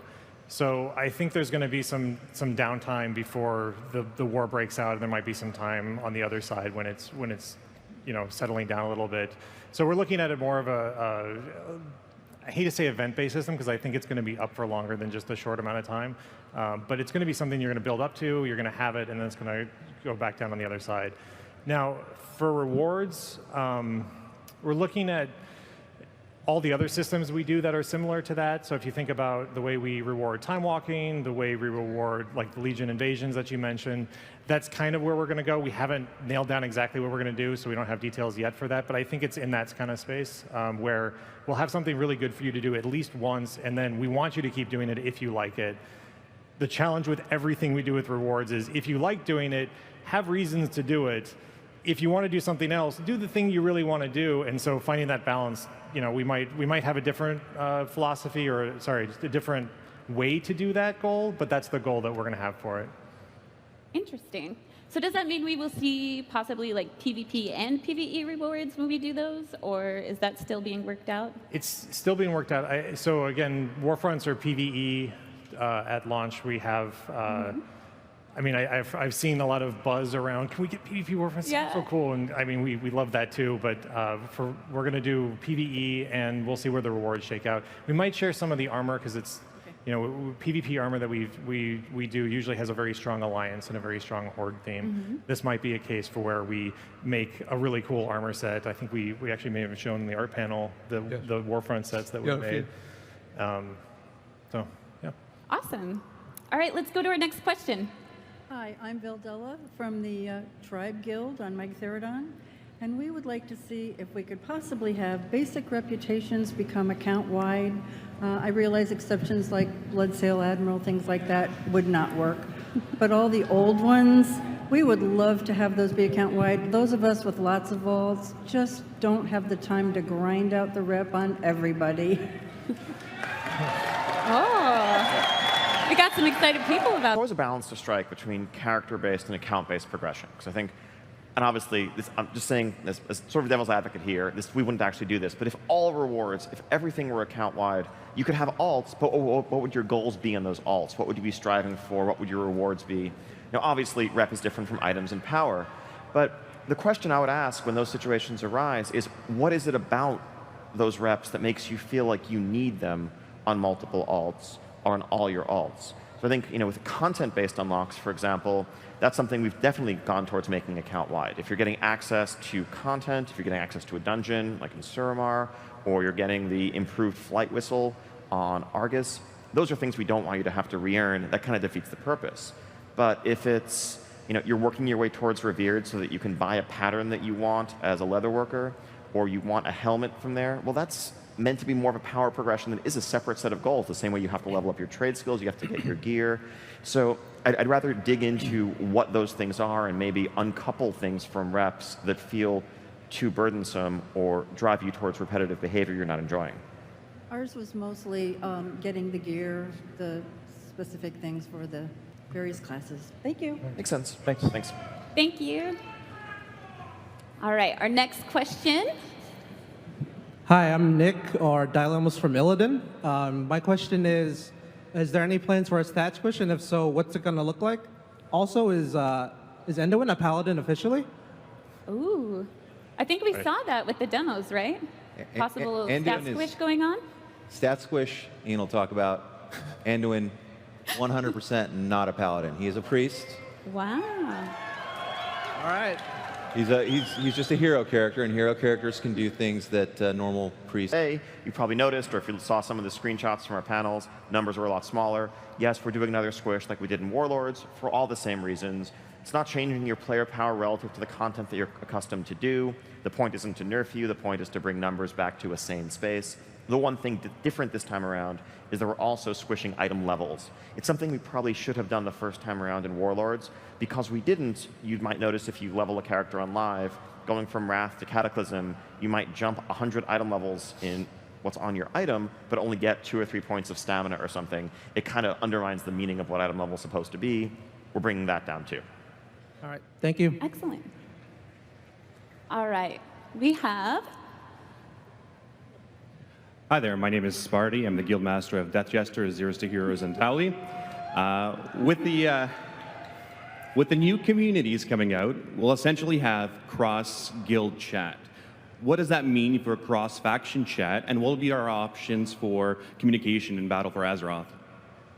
So communities are still character-based, which means they're still faction-based. So yeah, you do get, you can have your 2 communities in your guild, and you can talk between guilds now, but there's no cross-faction chat, and we don't have plans to do that. I mean, I think we're at war, right? I think Alliance and Horde are fighting, And if you do want that, of course, you can do that at the BattleNet, at the battle tag level, right? If you make a battle tag group, and that will be integrated into the client, and you'll have the same access to it as you would your community chat. But the key thing there is that's player to player, like human being to human being, not orc warrior to human priest. Those two don't get along. Because part of the point of communities is also a structure built around shared gameplay, right? You have these around running dungeons or battlegrounds or raids or whatever else you're doing together. And by definition, Horde and Alliance players cannot do those things together. All right, so you can still be a double agent on BattleNet app. All right, our next question. Hi, I'm Zillions. I'm from Alpha on Whisperwind. We are still recruiting. Getting to my question, is there anything in the works that may help with guild recruitment? The number of times we've talked about guild recruitment increases, it's nonstop each expansion. We don't have anything right now. What we really hope, like when we look at communities and we were building the community system, we were hoping we could find social structures that were a little less hard to get into, a little less friction to get into. So if you like playing with specific people, you can make a community, try it out. And if you like those people, maybe that becomes a new guild that you join. That's kind of the approach we're taking now. I think in the future, it's, again, it comes up every time. I'm sure we'll look at it in the future too. Thank you. Thanks. Our next question. Hello, my name is Rapukin, aka Team Fortress. Shoutouts to the guild Bloodshot on Prodmore Alliance. So my question is about the new leveling scaling. These days, a level 30 Legion character is a lot stronger than a level 30 Cataclysm character, say. You can kind of run around even without heirlooms and one-shot quest mobs. So my question is, with the new level scaling, will mob health and damage be rebalanced as well? And how will heirlooms be impacted by the new leveling process? So there's a lot, there's a lot going on. So 735 level scaling, we've done some work to make it a little bit more sane. A lot of that is going back into items and giving them, items that aren't heirlooms, the same kind of power that they have, the same kind of power that they should have if they were a level 110 item, right? So using the item budget correctly. When we're looking at it for 8.0, I think we're looking a little bit more holistically about the tuning of the game and what kinds of things we can make better, the better experience. Like the one-shotting is, it's kind of fun, but it also kind of degrades the way that game used to be. So those things are what we're looking at. Heirlooms, still in debate, still talking about. In a big way, I mean, like Matt just said, one of the hugest advantages heirlooms give you right now is that they're actually properly itemized in a world where there isn't other properly itemized gear to compare it to. So rather than nerfing heirlooms, I think we're often taking the approach of just making the other options better, shrinking that gap a bit, and then as we tune the scaling curve and combat times and pacing, the difference between a player with heirlooms and one without won't be nearly as big. Of course, you have the XP bonuses and those other things that are still a factor. Thank you. All right. Our next question. How you doing? I'm from Storm Rage Alliance, and shout out to the Mustard Squad. My question today is about the Heart of Azeroth, the new amulets coming up in Battle for Azeroth. During the What's Next panel, there was some discussion about the progression system and the ways that we would be powering it up. And you could draw some pretty clear parallels to the current artifacts in Legion and the artifact power system. Could you make any comments about the artifact power, artifact knowledge stuff, something you liked, disliked, and if it influenced any design decisions going forward? There's a lot we like with artifacts, and I hope you guys liked it too. Like, we liked the choices. I think we talked about, I think Russ talked about in the panel yesterday. The choices that you got to make early on were really cool, and we felt like that was a decision that we wanted you to make more and more of, and that's, coming from that, the Azerite armor, each piece giving you a little bit of progression and getting a new piece giving you some more progression, and again, more choices to make. For artifact power, I almost called it Azerite power. Shouldn't do that. Same acronym. It is. It's AP. I think the biggest takeaway was I'm not sure I like getting trillions of artifact power, and so that's one of the things that we're looking at ways to solve. I think one of the big differences with artifacts, there's no question that having tons of items in your bag, it's pretty clunky. It's an unwieldy experience. We needed to do that with artifacts because there was a different artifact weapon for each spec that was a core part of the fantasy of what these weapons were, and we didn't want somebody who was primarily a Fury warrior, but their friends needed a tank, saying, well, sorry, I don't really want to do that as prop because I want the artifact power for my Fury weapon, so we wanted you to be able to get it as an item, choose where to put it. With the amulet, there's only one for all your specs, and so we don't need the items, which means it can go right into your amulet right away. And when we don't have items anymore, it means we also don't need a way of implementing knowledge in a way that makes the rewards constantly scale up more and more and more. Instead, imagine a version of knowledge that simply slightly reduces the amount of Azerite you need to infuse into your amulet to get the next level, where a raid boss might always give you 200 Azerite as a consistent value throughout the entire expansion, so you can easily compare the numbers, understand how rewarding something is, and you're not dealing with billions, let alone trillions. Excellent. Thank you. So we'll be sticking with specific armor that the Azerite will be going in, correct? So the Azerite doesn't go in the armor. The Azerite is actually leveling up your amulet. Okay. And so the level of the medallion is what will determine how many powers on your armor you can access. Okay. But you're not making a permanent investment in your shoulders. Like if you have a pair of shoulders with 2 tiers unlocked and you get a different pair that has better traits, that will also automatically have those 2 tiers unlocked if they're comparable in item level. And so your progression is permanent, and it's more about the choices you're making as you get the gear. That is awesome. Let's go to our next question. Hi, I'm Novos from Team Toaster in Zeros to Heroes on Storm Rage. My question is, what was your thought process in deciding to bring back raid buffs like Arcane Intellect and Mark of the Wild? So I think the short answer is we like them. We thought they were cool. A lot of what we're looking at, there's a couple different things here. So first, there was something cool about that moment before you pull a boss and you get to see all of the buffs go out that just kind of felt like, yeah, now we're ready. Right now you kind of sit down and eat some fish, and this was more a moment. So I think that was one. And then we're also, we're always looking at classes as, I bring something as my class that makes me feel special, and you bring something as your class that makes you feel special, and we like to have each other around. And that's something we're trying to find the right balance, because we don't want that to be a reason like you don't bring somebody to a raid. But at the same time, it's like, hey, if we can, if I'm a paladin, you're happy I'm a paladin. Or if I'm a warlock, you're happy that I'm a warlock because I provide this thing. Buffs are one way to do that. All right, thank you. Thank you. Our next question. Hi. I'm sorry. I just came from the WoW arena. It was wild. Sounds like it was exciting. I'm Jared Sar from the Technically PvP podcast. Shout out to Sovereign Alliance on Sargeras, my co-host Winstead, and my girlfriend Melanie at home watching. How do you feel about PvP templates? And specifically, how do you respond to PvP players who miss getting to manage their own stats through gear choice, enchantments, reforging, gems? So there's a lot of, there's lots of unpack there. So we like the gameplay that talents provide, I think. We like having a little bit more, a little less power gap between the top tier itemized players and the lower tier. And I think that's really good with it. The problems that we have with it are, it's hard to put that in the outdoor world. When does it turn on? When does it turn off? So one of the things that contributes to world PvP balance being a little off. A little is a slight understatement there. Just saying. Yeah, you're right. It's a problem. It is a problem. So we're really looking. I think that's one thing. The other thing was itemization, being able to customize your character more. We knew that there was a problem before, and I think we might have oversolved it with both reducing the power gap and also taking away all choice and itemization. So we're trying to see, like, we're looking at the tech that we use to scale zones.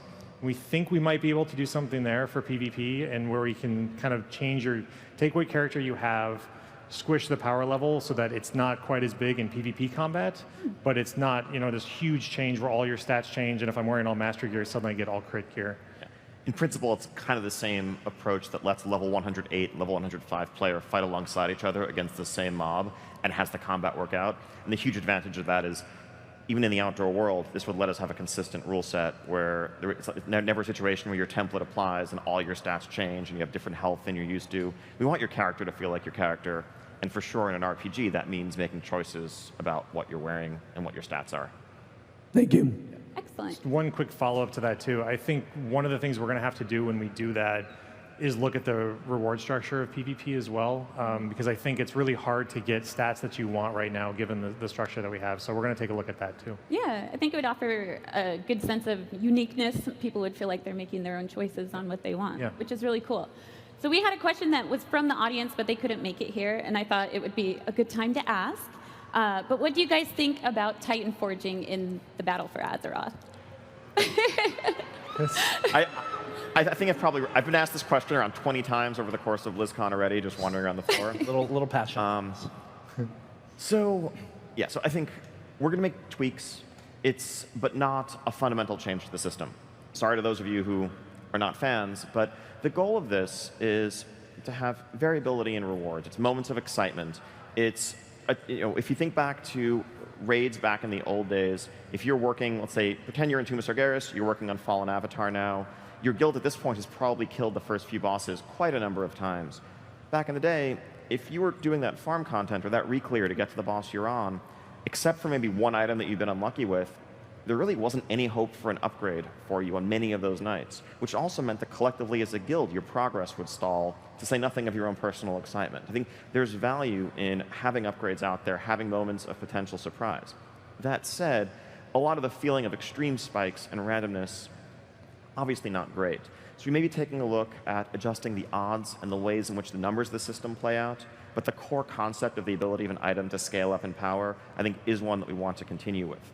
However, this will not apply to the Azurite-infused or Azurite-attuned armor slots, so helm, shoulders, chest currently. Those already have plenty of complexity and depth to them without also adding this extra layer.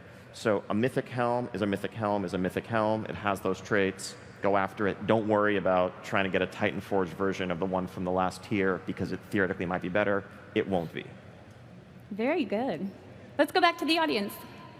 Hi, I'm Ikael from Havoc on Uther and Wild Nox from Neverender on Thorium Brotherhood. And my question is, can character players get some sort of rooting effect for their characters to counteract pushback or knockback effects? Oh. So that's, I mean, obviously, you should all just race change to Goblin, then you can push Goblin Rocket Jump, and then you know, no. There's some weirdness with the way knockbacks work and movement effects in terms of how they interact with other movement abilities. That specific example that you give, though, it's something we've actually talked about being a cool niche for Death Knights. Death Knights in particular, you know, the old school Pillar of Frost approach, where maybe they're not the most fast-moving one, but when everyone around them gets knocked down, everyone around them gets pushed back, they should be able to hold their ground, and that could be something that we expand upon in the Death Knight space. Thank you. Very cool. Let's take our next question. Hi guys, I'm Misha, or Skeletons. I'm from Oblivion's Dawn. I'm a raider on Remaster Cord. And I've been playing this game since I was a little kid in Russia. So what my question for you guys is, World of Warcraft is an MMORPG. So what do you guys plan doing about a character creation system that feels so archaic and lackluster in comparison to other RPGs?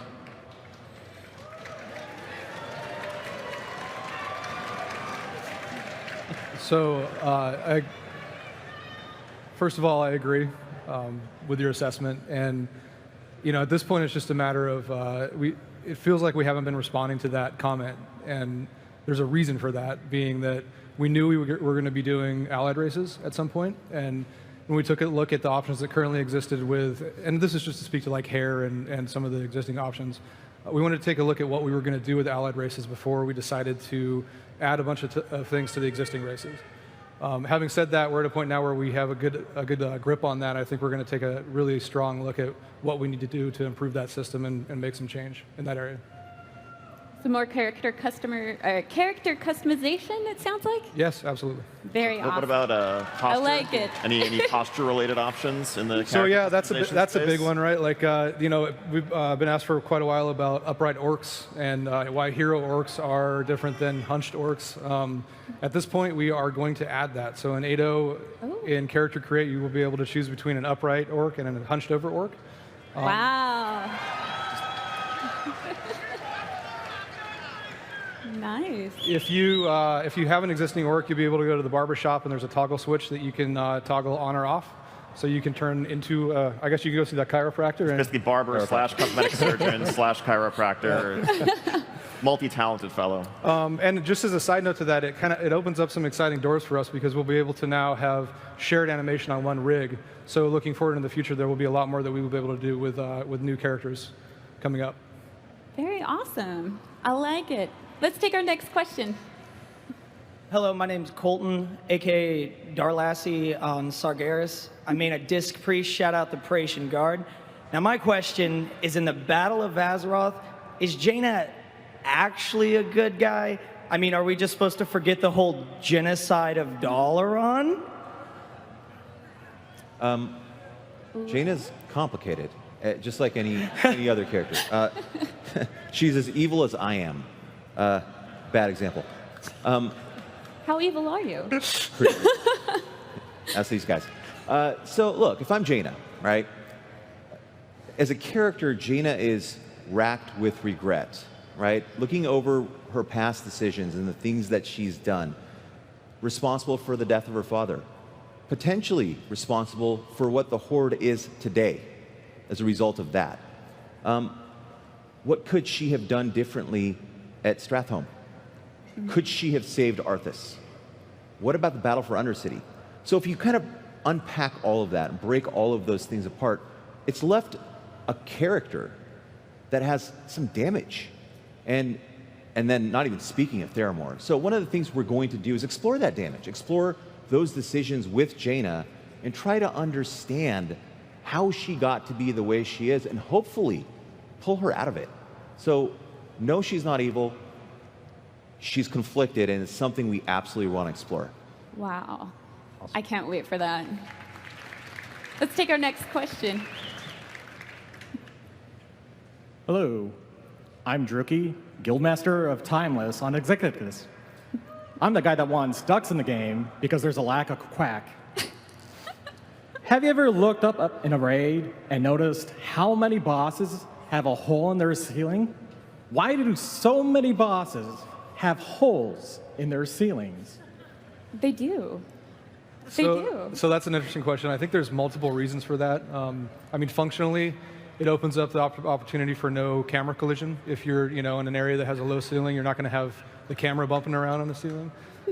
That's the functional reason. I think aesthetically, we look at, it's always nice to tie those locations into real-world locations. So you don't go into a raid or a dungeon and kind of feel like you're off in the nether somewhere and not rooted in that zone that you started in. So from an aesthetic perspective, it allows us the opportunity to kind of show the outside world while you're in that environment without having windows or things that look out to the horizon. So it really is just kind of a combination of, like, when it makes sense, we do it. It offers the ability to have different color schemes, to introduce different colors in those environments. But there's no one reason I can tell you and go, it's because they don't like ceiling fans. Thank you. Thank you. Let's take our next question. Hi there, my name is Grant, also Nimitz on Stormrage. And my question is, with the Horde attacking Teldrassil and the Alliance attacking Lordaeron, what are your plans for the starting zones in those areas, and also just some of the other leveling zones in the Eastern Kingdoms and Kalimdor? Starting zones aren't going to change. Leveling in the flow of time, we'll make improvements. But in order to appreciate the burning of Teldrassil, you kind of have to understand what Teldrassil is first, right? And the way time works in our games, it flows by level. So you'll still be able to start in Shadowglen, go to Dolinar, Darnassus, Darkshore, go through all of that, and then when you hit 120, we'll burn it all down. Probably 110. Yeah. Pardon me. Same thing for Lordaeron and what happens there. You'll still make a character in Death Knell and go through all of those cool experiences and get to play as a quest giver and all that other fun stuff. And then we'll see what happens. But once you do get to that point in Battle for Azeroth where these events have occurred, the land around you will, of course, change. And potentially more, right? We've got a warfront in Arathi that, who knows what'll happen there. That sounds pretty Thank you. immersive, actually. Keeping a good storyline going with that. I like that a lot. All right, let's go to our next question. Hello, my name is Carrie. I'm one of the officers in the Cult of El Pollo Grande, which is Dredden's #1 chicken cult. It's a thing. I had a question about Void Elves. So in-game, Illyrius seems to be able to shift back and forth from Void Elf to High Elf form. Will playable Void Elves be stuck in Void Elf form, and why? No. They will not. I don't want to say it's going to be a transformation like Metamorphosis. It's not quite at that level. We're tweaking that right now. They absolutely have a void form. It's just a matter of how it's invoked. And we definitely don't want you to be fully voided the entire time because, the details are important. So we'll see. Something possibly passive, sort of shadow priest, Yeah, I mean- but just kind of on its own accord. Well, right now, when they go into combat, they'll void out, but we may pull that back. We may make it activatable. We'll play with it in beta. I like it. Thank you. Our next question? Hey guys, I'm Scrib from Remaster. For the last year, I've been raid leading a guild called the Archives. Shout out to anyone who was a part of that.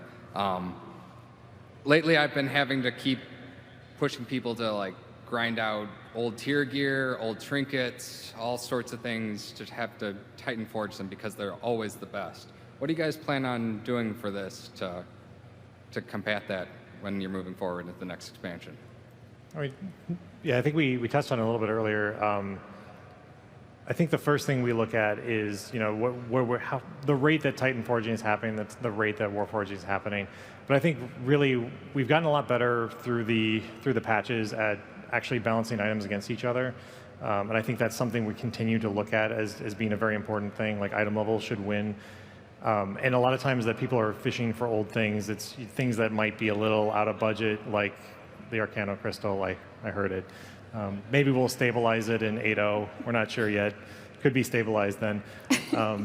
But we really want to get those into a space where we can predict where they are, and then make sure that, you know, using other systems like we have with Azerite Armor, where Azerite Armor doesn't Titan Forge, so you're not going to have to go back to get it. That's a very, hopefully that's a big burden off your shoulders when that goes live as well. So I think, yeah, a couple of other aspects to that. I mean, part of the trinkets thing is also just the relinquished system, and so you're not necessarily going back and actually killing the old bosses. It's more just part of your reward for doing the more recent content from that large pool of items. But separately, we definitely had some issues with secondary stat balance, you know, and that's obviously the Arcana Crystal problem as well as a number of others. And it's hard to fix mid-expansion given the curve that we've committed to, but in general, we'd like to do a whole lot more to make item level more consistently determinative of what's going to be worth using and to avoid huge outliers that aren't intended like that. All right, thank you. All right, so we had another question from an audience member who couldn't make it, but I decided it might be a good time to ask it. So with the new Old World Zone and dungeon scaling, what are your thoughts about adding Mythic Keystone difficulties to old dungeons? It's an interesting idea. I think time walking is something that we continue to expand. We expand it in breadth and depth. We've added new expansions, and then more recently started to add raids as another layer. Certainly for people who like the dungeon side of the gameplay, going back and doing the heroic dungeons via the random queue, not necessarily the most challenging experience, especially for those of you who are experienced pushing high-level Mythic Keystones. That could be a fun place to explore with some sort of time-walking keystone that's available during those respective weeks. It's a cool idea. That's really cool. Let's go back to our audience. Hi, I'm Pronk with Harvesters of Sorrow on Misha. You guys have been asked a lot of thoughtful, challenging questions, and you're about to get a break from that. My question is, once the expansion's out, how soon will we be flying? Oh, softballs. Yeah. As the honorary flying responder, I think honestly about the same as Legion. I think, and we're pretty happy with how that system has played out overall.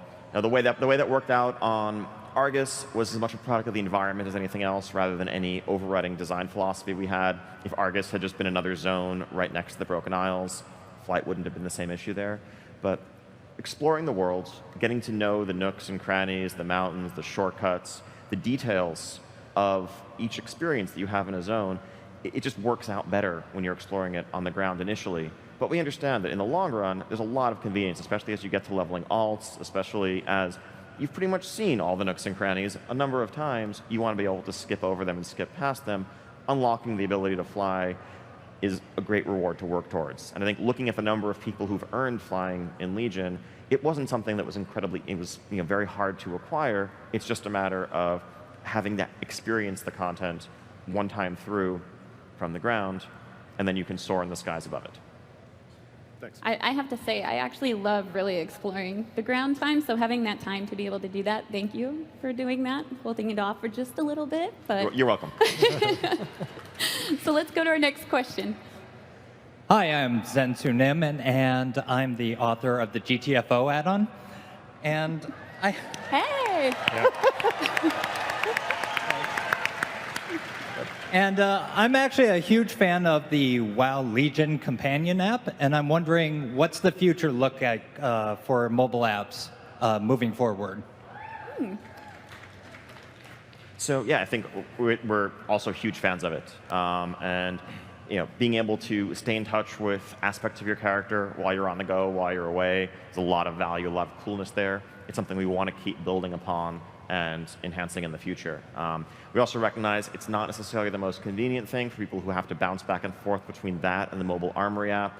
We'd like to work towards rolling those two into one cohesive experience as we look to the future. Awesome. Let's take our next question. Hello, I'm Vornath, Warlock on Zul'jin.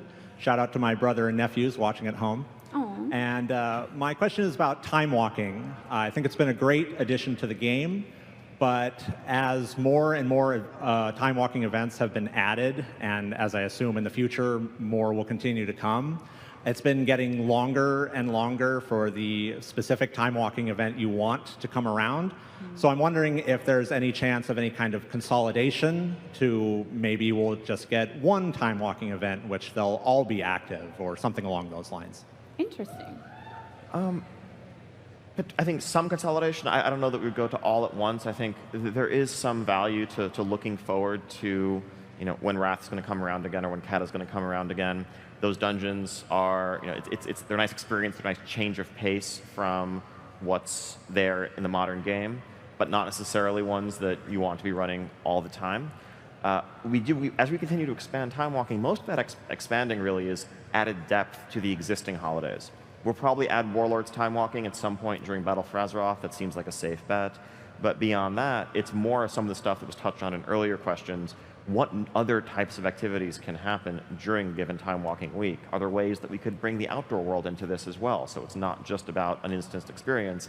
That could be another cool space to explore. Thank you. Very cool. Next question. Hi, my name is Joey Giggles. I am a healing monk, we're very rare, on Alliance Manaroth.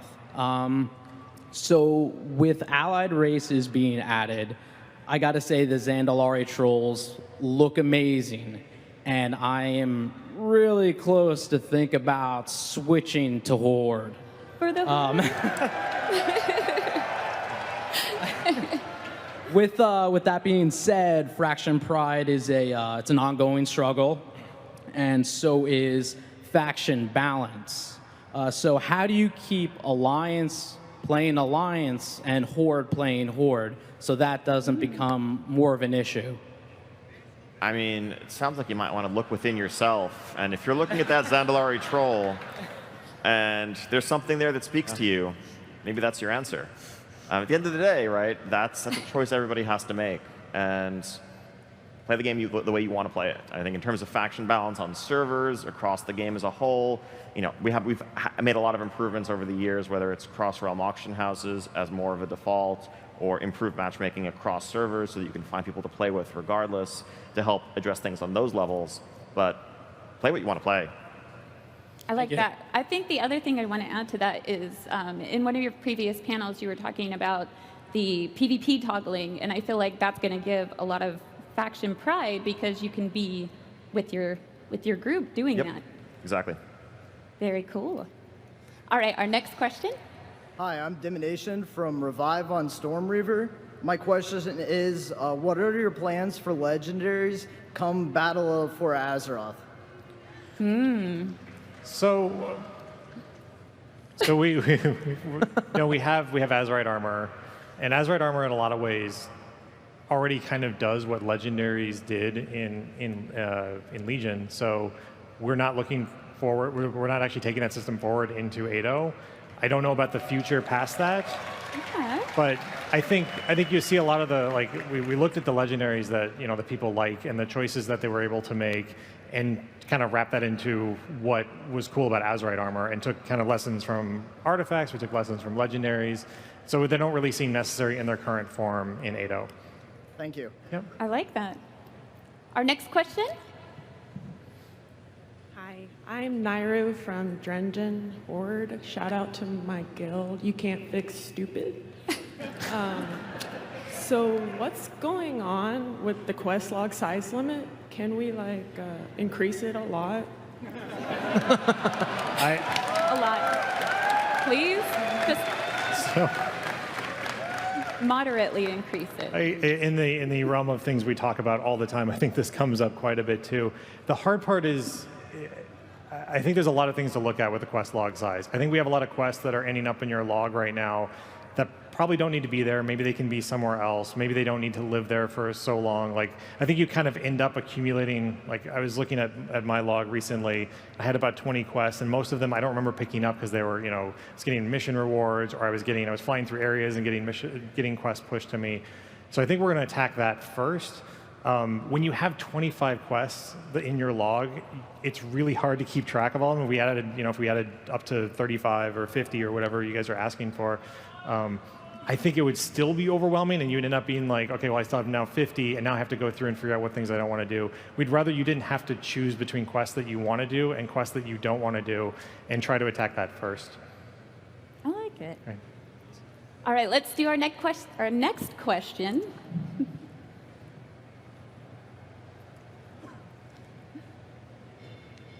I'm Rar. Hi, Rar. Hi. Sorry. Night Elf Druid on Greymane. My question is about the default backpack. When will hoarders have more space? Please. Members of the Alliance and the Horde, we hear you. We are very close to allowing you to slightly increase your backpack size. One of the things that we want to do is we want to incentivize you to use the authenticator. And so at some future patch, if you have an authenticator attached to your account, your backpack size will increase. What? That is great. Thank you, guys. All right, our next question. Hi, my name is Luke, and I raid with my guild Easy Play on UCRAU.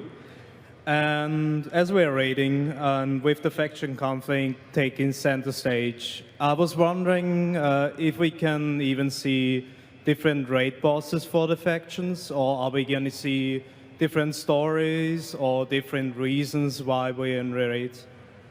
Ooh. So definitely different stories, different reasons for a lot of these places. Your purpose going into a Tal Dazar or a place in Nazmir as a Horde player will be quite different from what you're hoping to accomplish in terms of the wrapping and the context for it as an Alliance player. The bosses are the bosses, the place is the place, but different reasons to do the same things. Now, looking further ahead, we talked a bit about some of the raids that we have planned, and those are again tied to the storylines of these new subcontinents. But there's no reason at all why faction conflict, true faction conflict, can't play out in a raid setting or a dungeon setting. If I'm Alliance and Horde is the enemy, then shouldn't I be raiding the Horde? And shouldn't a raid boss be a member of the Horde? It's a cool place to explore. We should burn down Stormwind. I agree. Thank you. I really liked even going back to Wrath at the Trial of the Crusader, where we had a very similar kind of PvP-esque boss instance. And so to see something like that, maybe would be pretty cool again. Yeah. Bring back the faction champions. All right, our next question.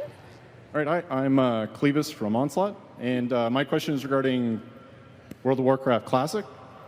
And I'm wondering, do you plan to fix the bugs, exploits, and other issues that we may or may not remember from Vanilla WoW? Or do you have a philosophy at this point of warts and all to get that authentic experience? That's a really good question, and it's a complicated one. So, I think part of the reason, one of the things we talked about in the announcement was that this is going to take a little bit longer than maybe you might imagine. And part of that is to engage with you guys, the community, to talk about some of these concerns and talk about some of these issues. I think our philosophy is, to have a compass heading that is to recreate the level 1 through 60 experience as you remember it. I think there were bugs and exploits that led to crashes and led to service downtime. Obviously, we don't want that to be part of the experience.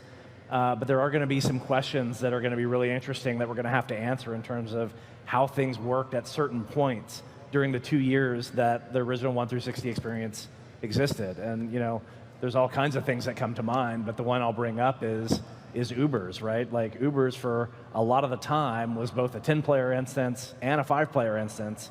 And then as we get close to releasing Burning Crusade, we got rid of the 10-player instance. What's the right version of Classic? That's something that we have to talk about for sure. Thank you. Very cool. Thanks. Let's go to our next question. Hi, Pyro from Crescendo on Area 52. My question is, the allied races look amazing, and their heritage armor looks amazing. If I unlock the heritage armor on a Nightborn, can I then transmog it on my Blood Elf? Nope. Yeah, sorry. Kidding. No. Next question. Yeah. No, it's the heritage armor is the unique expression, is the essence of that allied race's identity, and it's for them and them alone. They can't just share closets or something? Nothing? Oh, sorry. Doesn't work that way. Looks like we're going to be leveling a few, huh? Thank you. All right, our next question. Hi. First, I just want to say thank you for all you guys do. Jay, you think we do, and we do. The question is regarding all the new social things that you guys are implementing. When are we going to see an increase to our friends limit? Because I've had 200 friends for like the last 10 years. Okay, that's not true because the limit used to be 100.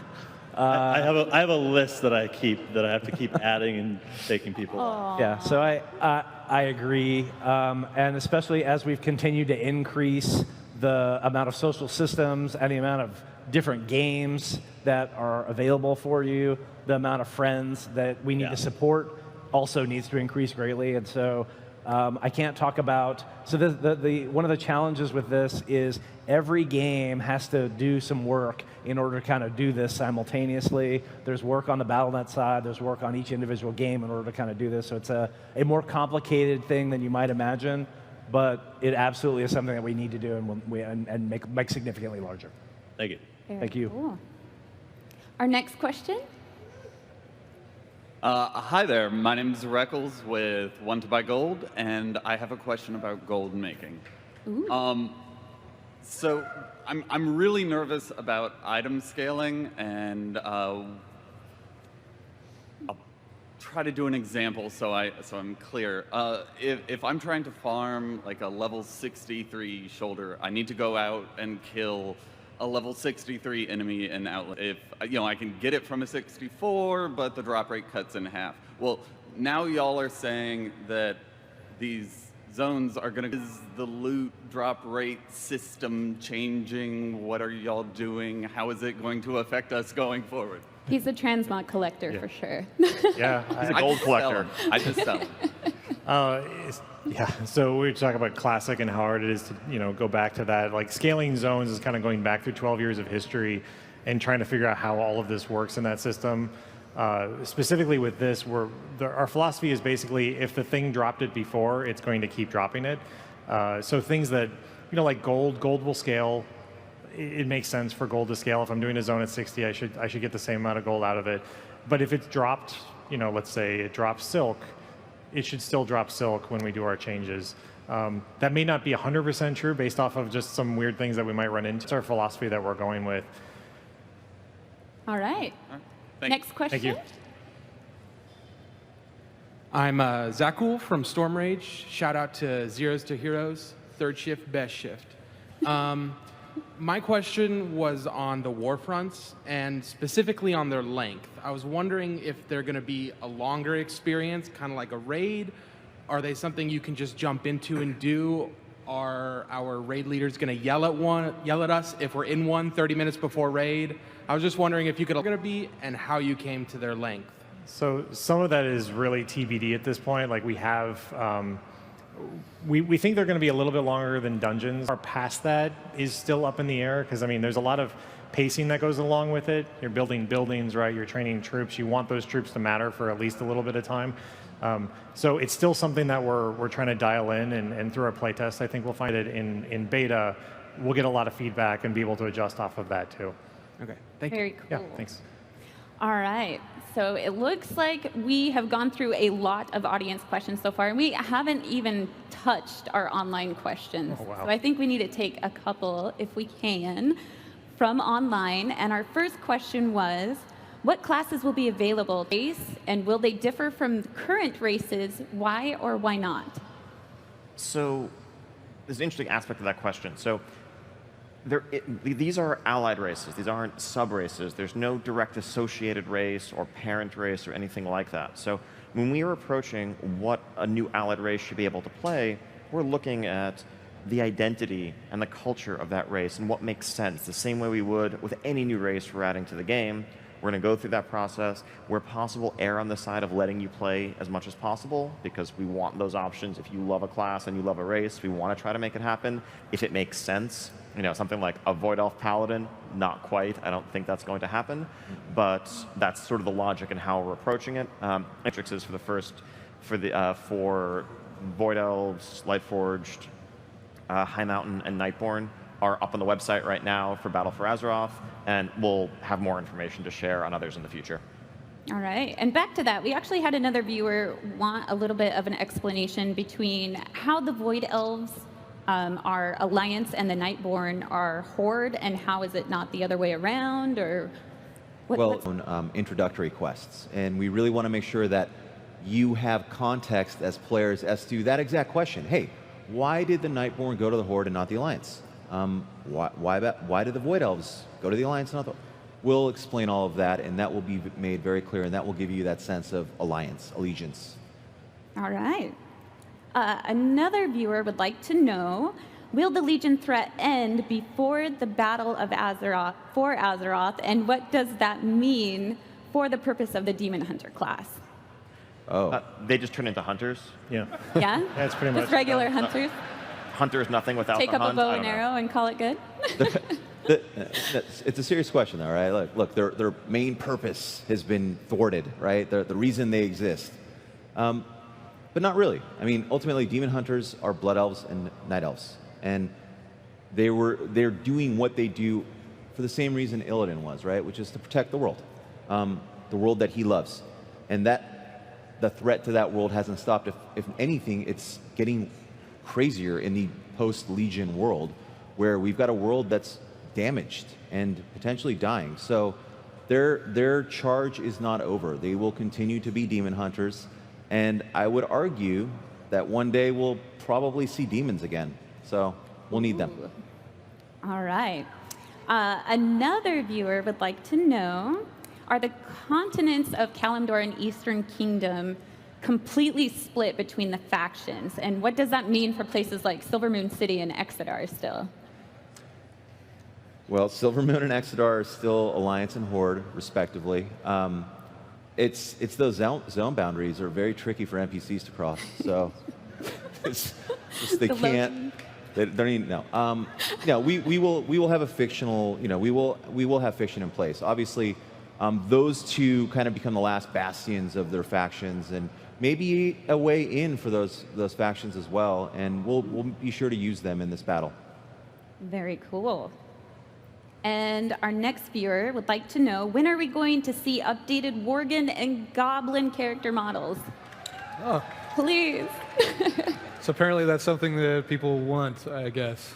Just a little bit. Yeah. So actually, Ian and I have been trolling each other all weekend, saying opposite things for some odd reason. So just to clear things up, not for 8.0, but we are actually currently working on them.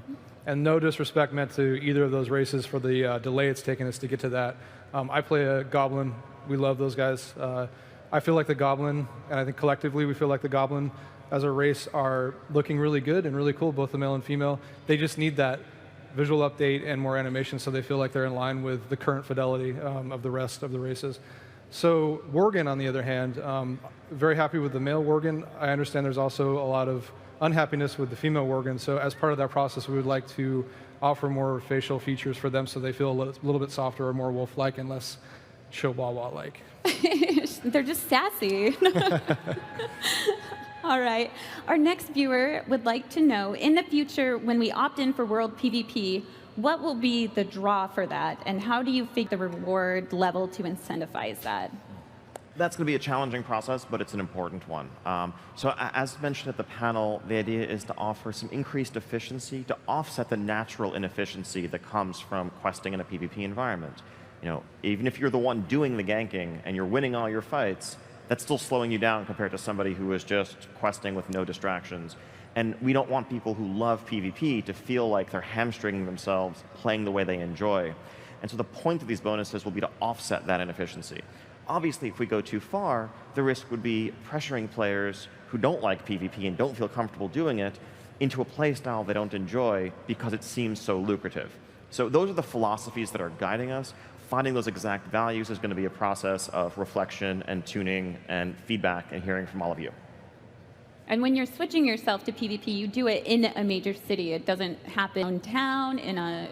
Yes, that's essential, right? So you'd have to be in a major capital like Stormwind or Orgrimmar or Dalaran, and you're making a choice that's not an easy-to-switch one. When you go out into the world, you're committing to that. It's not a thing to just bounce back and forth as the mood strikes you. Right, and then you're phased. You don't see any of the PvE people out there. You don't see anything like that? Exactly. Effectively, you are on a PvP server when you set out into the world, and if you make the other choice, you're on a PvE server when you set out into the world with most of the familiar rule sets. But again, that's a foundation that we can build upon to create all new content and really improve world PvP significantly. Great, I like it.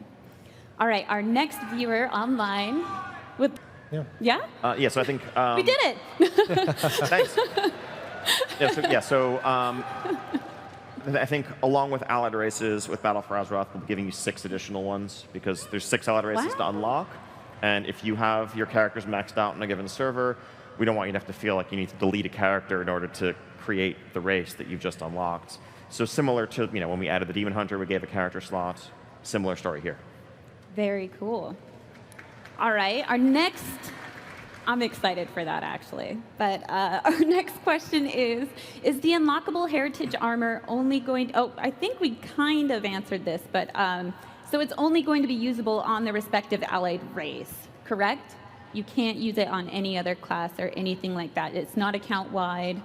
That is correct. And part of the reason for that, aside from just to, I guess, another follow-up, aside from how important it is for that race's heritage, just gameplay-wise, we wouldn't want you to feel like if you want to collect cool transmogs that you need to make a race that you have no interest in playing, level it all the way to max level, and then throw it away just to get this one look. You should play it because you want to play it because you think the race is cool. Very good. All right, and then our next viewer would like to know, with your renewed focus on the cross-server communities, will we be able to trade flasks with our friends on other realms or consumables, things like that? This is something else we're looking into. We need to figure out a way to do it so that it doesn't also cause weird economy issues between servers, and I think that's the challenge that we've been going with. But we all have, I think with cross-realm raiding being such a success, and I think you end up with 1 or 2 people in your, or maybe your entire raid is from different servers, it gets weird that you can't trade those things. We also do things like we have feasts which work cross-server, we have cauldrons that work cross-server, so that might be another way to do it. But I honestly, we'd love to find a way that you could trade those kinds of commodities without ruining economies that are different across each server. Yeah. All right, and I think we have time for one more question. This one's pretty important.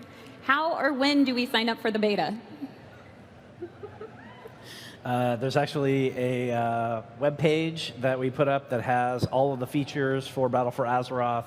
It's got details, and Ian mentioned the different classes that are available for 4 of the different allied races. That's actually up right down at the very top. It has a place for you to watch the cinematic and watch the intro features, and also sign up for the beta and get updates on when public testing begins. Awesome. All right, you guys. Well, that's going to wrap up this year's Battle for Azeroth Q&A panel. I want to thank you guys so much for being here and giving us a lot of this valuable insight. Thank you all for the great questions. Thank you. Yeah, And thank you for having me as you. moderator. But more importantly, thank you guys. Thank you all for being here. Thank you all for watching on the virtual ticket. We'll see you guys later.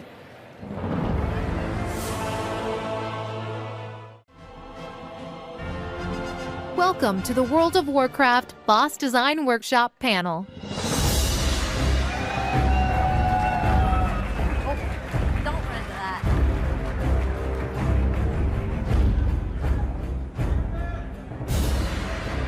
Like sitting on my mic. All right. Yeah, I know. Wow, awesome. So you're going to stay here, and you guys aren't going to go see the concert tonight, right? We'll just be designing bosses all night long if you'll hang with us. Yeah. So how's your Blizzcon? If you're a little louder, we'll just do an extra day of Blizzcon. What do you say? Okay, I'll run that past executive management, so you can pull that off. Anyway, I really appreciate you coming and joining us. This is a big experiment for us because we've never done this. We've had a lot of people ask us, gee, what does a designer do? How do you guys put together bosses for these encounters? And so we wanted to share with you kind of a peek behind the curtains while we're going to do this live. So hopefully you've already gone down to play at our demo area. If you haven't, you should. We've got 2 great dungeons down there, but we've got 8 more to do. So tonight, we're going to be designing a boss that will appear in Battle for Azeroth. So, yeah. So I'm your moderator, John Haidt, so you're not going to hear any ideas from me. So, but I want to introduce some of the rest of the folks here. Ken Huang is actually going to be designing the boss. So it's his job. It's his job to implement this boss. He knows nothing about what we're about to talk about, so this is all going to happen. And Blizzard does everything in kind of a consensus fashion. We know that some of the best ideas don't come from a single individual, but from groups. So Ken's brought along some of his fellow designers to help out, come up with some cool ideas, and brainstorm the boss that we're going to do. So Morgan Day, Scott Gordon, Candace Thomas, Johnny Cash, and this guy, reaching out to community is super important for us in tuning our bosses, getting good feedback, and so we've invited Ted Sloot Baczynski to join us tonight. Ted recently did shoutcasting for us at our Mythic Dungeon Invitational. We loved what he did, so we wanted his input tonight. All right, so Morgan, tell us about dungeon creation. How's it go? All right, so today we're here to brainstorm a dungeon boss. But before we get into that, we wanted to take a couple minutes to provide you guys with some context and give you a look behind the scenes as to what our process looks like and how we got to where we are today. So the first thing we have to do when we're creating a new dungeon is we have a pre-production meeting. This is a pretty small meeting where we just have a couple of people where we try to establish a few things. Things like, what's the setting of this location? Is this a haunted manor on the top of the hill like our dungeon in Dressvar? Or is this like what we're talking about today, where it's more of an exterior space where you walk across a cliff face? Additionally, we have to talk about things like, what's the story, right? What's my motivation? Why are we coming in here? What was the purpose of this place before we showed up? And most importantly, for today, what is the boss list, right? What are we going in there to punch? Coming out of that meeting, we always know exactly who the end boss is going to be, but we often have to figure out some of the supporting cast later on. But really, the goal of that meeting is to come out of it with enough information to create a 2D layout. After we've iterated on that layout a little bit, we're ready to have what we call the art kickoff meeting. This is where we get all of the stakeholders who are going to be building and creating and bringing this dungeon to life into a room, and we have a bit of a brainstorm. I call it a brain dump, really. We just kind of talk about all the information that's come up to that point. And we do a lot of brainstorming in there, too, to discuss, like, what's the purpose of this room? What is in this area? What would this boss be in? After we have that meeting, we're ready to go into full-blown production at that point. A few weeks later, we should have a 3D blockout that we can put into the game and actually start running around in and placing creatures and bosses. And at that point, we're ready to get the rest of the team, the encounter team up here involved, and have a similar meeting where we discuss the ecology of the dungeon and the bosses in there. We're not ready for brainstorming at that point for the mechanics and abilities, but really we're just talking about like, what are the actual bosses, right? What is this thing that I'm punching? Is it a big sea creature or what is it? We really want this group to be geeked out about what we're building, so we often kick around ideas in there because at the end of the day, these are the guys that have to implement these bosses, like Ken is implementing the one that we're going to be talking about today. So that brings us to where we are today, where we're ready to do brainstorming, and to help us out with that, I brought Mr. Johnny Cash, who is the quest designer on the zone where our dungeon takes place, Storm Song Valley. So Johnny, why don't you tell us a little bit about the zone? Sure, thanks Morgan. So I'm a quest designer, like Morgan said, and so something you might be wondering is, hey, what's a quest designer doing on a panel full of encounter designers to make a dungeon boss? I'm usually more responsible for the outdoor content that it takes place in Storm Song Valley proper. Well, they bring me into the meeting to provide the story context for what we're building. So anytime we're building any dungeon boss or raid boss or anything like that, we're going to bring in a quest designer to give us the context of the zone that this instance takes place in and what happens there, as well as the story of the dungeon itself, so that when we actually get to creating the boss, we're making really informed decisions and we're making a boss that really sells the theme and story of the area it takes place in. So let's talk a bit about Storm Song Valley. You might remember from the Wow What's Next panel that Storm Song Valley is the northernmost region of Coltiris, so it's one of our alliance zones for the expansion. In my opinion, it's also the prettiest zone in the expansion, which is kind of nice. So what's in Storm Song Valley? Storm Song Valley is kind of this idyllic workplace for the Coltirans. In Storm Song Valley, you see a lot of tradesmen, farmers, beekeepers, and most importantly of all, shipwrights. Coltiran culture is based heavily around their navy and their fishermen and sea life. And Storm Song Valley is where the lion's share of ships in Coltiris are made.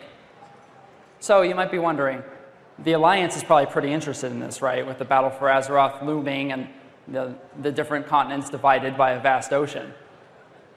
But why are exactly we interested in the Coltiran Navy? They have ships, but so do we, right? We have a shipyard in Stormwind. We've built ships over the years, so why do we want Storm Songs? Well, the Storm Song Valley is home to something that makes Coltiran ships very different than the ships we've seen before in Warcraft. House Storm Song is the dominant military power in the valley, and they have a secretive group of powerful casters known as Sea Priests. Now, Sea Priests are something that we've never seen before in Warcraft. They actually have magical dominion over the ocean. So they're controlling the water, they're controlling the storms, they're controlling the wind. And what they do to every single ship that's created in Coltiris, regardless of where it's made, they all pass through their stronghold to be blessed by the Sea Priests. And that magical, the runic binding on every single vessel is what makes them unlike anything we've ever seen in Warcraft before. So, their stronghold is the Shrine of the Storm, and that is also where our dungeon takes place today. Now, this is a really cool concept piece, and you can actually see it in-game today. So we're coming really far along, making a lot of really great progress on bringing this space to life so that we can fill it with bosses. Now, I won't spoil the story for the zone, but know this. Storm Song Valley is a very idyllic land, but there's dark secrets and dark forces at play beneath its rolling hills. And you will uncover that as you play through the zone's content, inevitably leading you into the Shrine of the Storm to do our dungeon experience for today. And so, let's get to the boss, right? That's what we're all here for. Our boss is an embodiment of the sea's fury itself, an enormous water elemental, bigger than any we've ever encountered before, and brimming with the very power that the Sea Priests have at their disposal. And we'll get to his abilities in just a minute. But first, let's go to Scott to talk about the space this guy is in and how we actually put the dungeon layout together. Thanks, Johnny. As Morgan said earlier, one of the very first things we do when designing a dungeon is create a layout for it. This is it's like a blueprint for the zone. Because we draw this out on paper and it's a 2D image, we're able to iterate on it very quickly. We can change the layout of the rooms. We can decide if there are multiple floors. Do we start in a hallway or a chapel or things like that? Once we've figured all this out, we can give this blueprint to the artists and designers, and they have something to start on when they're building the zone. In the case of the dungeon we're talking about today, Shrine of the Storms, with this really cool concept piece that one of our concept artists made. And when we saw this, we were immediately inspired, and we got really excited and geeked up about going along the cliffs underneath the Kraken and walking across the bridge and actually seeing the dungeon take place around it. So with that in mind, we created this layout that we're going to show you right now. So in this layout, we start in the bottom of the zone along a sea bluff or a cliff, and we walk underneath the Kraken motif up to the area where we're going to fight the first boss. That's the boss we're going to talk about today, and we're going to design. Once players defeat this boss, they can walk across the bridge, and they get a better view of the motif from the front, and they'll face a second boss in an area where they have tons of fountains, and it's where they cleanse themselves before entering the chapel. Finally, they'll walk across the bridge underneath the Kraken tentacles that are wrapped around the bridge itself, and you enter their actual cathedral where they perform these rituals on these ships. So with that in mind, we can start talking about the boss. So 2 things real quick before we start brainstorming the boss. I want to share with you guys our only rule during our brainstorms, which is that there are no bad ideas in a brainstorm. This is a safe place to just fling ideas at the wall, see what sticks, see what people like. One of the most common phrases that we hear in these brainstorming meetings, you might even hear today, Ted, feel free to steal this one, is, so this is a really bad idea, but, and then they throw out usually a really bad idea. It's usually not good. But the reason we do that and the value in that is that it might inspire somebody else to come up with something really cool, or somebody else might take that idea and roll with it. Like we were saying, this is a super collaborative process. So you just want to throw everything out there. So the things that you hear us saying up there, we know that not all of it is great. That's why we're here. And last but not least, like we mentioned, we've never talked about this water elemental before. We don't know what he's going to do. This is all on the fly. This is all off the cuff. So with that said, let's start talking. What do we got?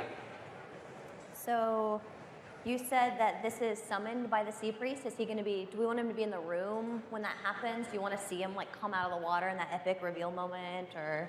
Oh, definitely. Up to us whether we want him to actually be in the room during the fight or not, doing kind of a background lead up sort of thing, but definitely want to pay off that big moment of the head sea priest channeling all of his power and raising the ocean itself into our boss. I think we kind of want to use the sea priest guy for later, so I want to keep the focus on the water elemental itself. Okay. You can see him in the background, like maybe he's on the bridge, like the one that we have to cross after we beat the boss. Maybe he's back when he summoned it, and then he just pieces out, like fades away into the darkness. Just like a reveal. So does that mean that the room is flooded if the water elemental is coming out of something? Like, doesn't have to be like at least like knee-deep water?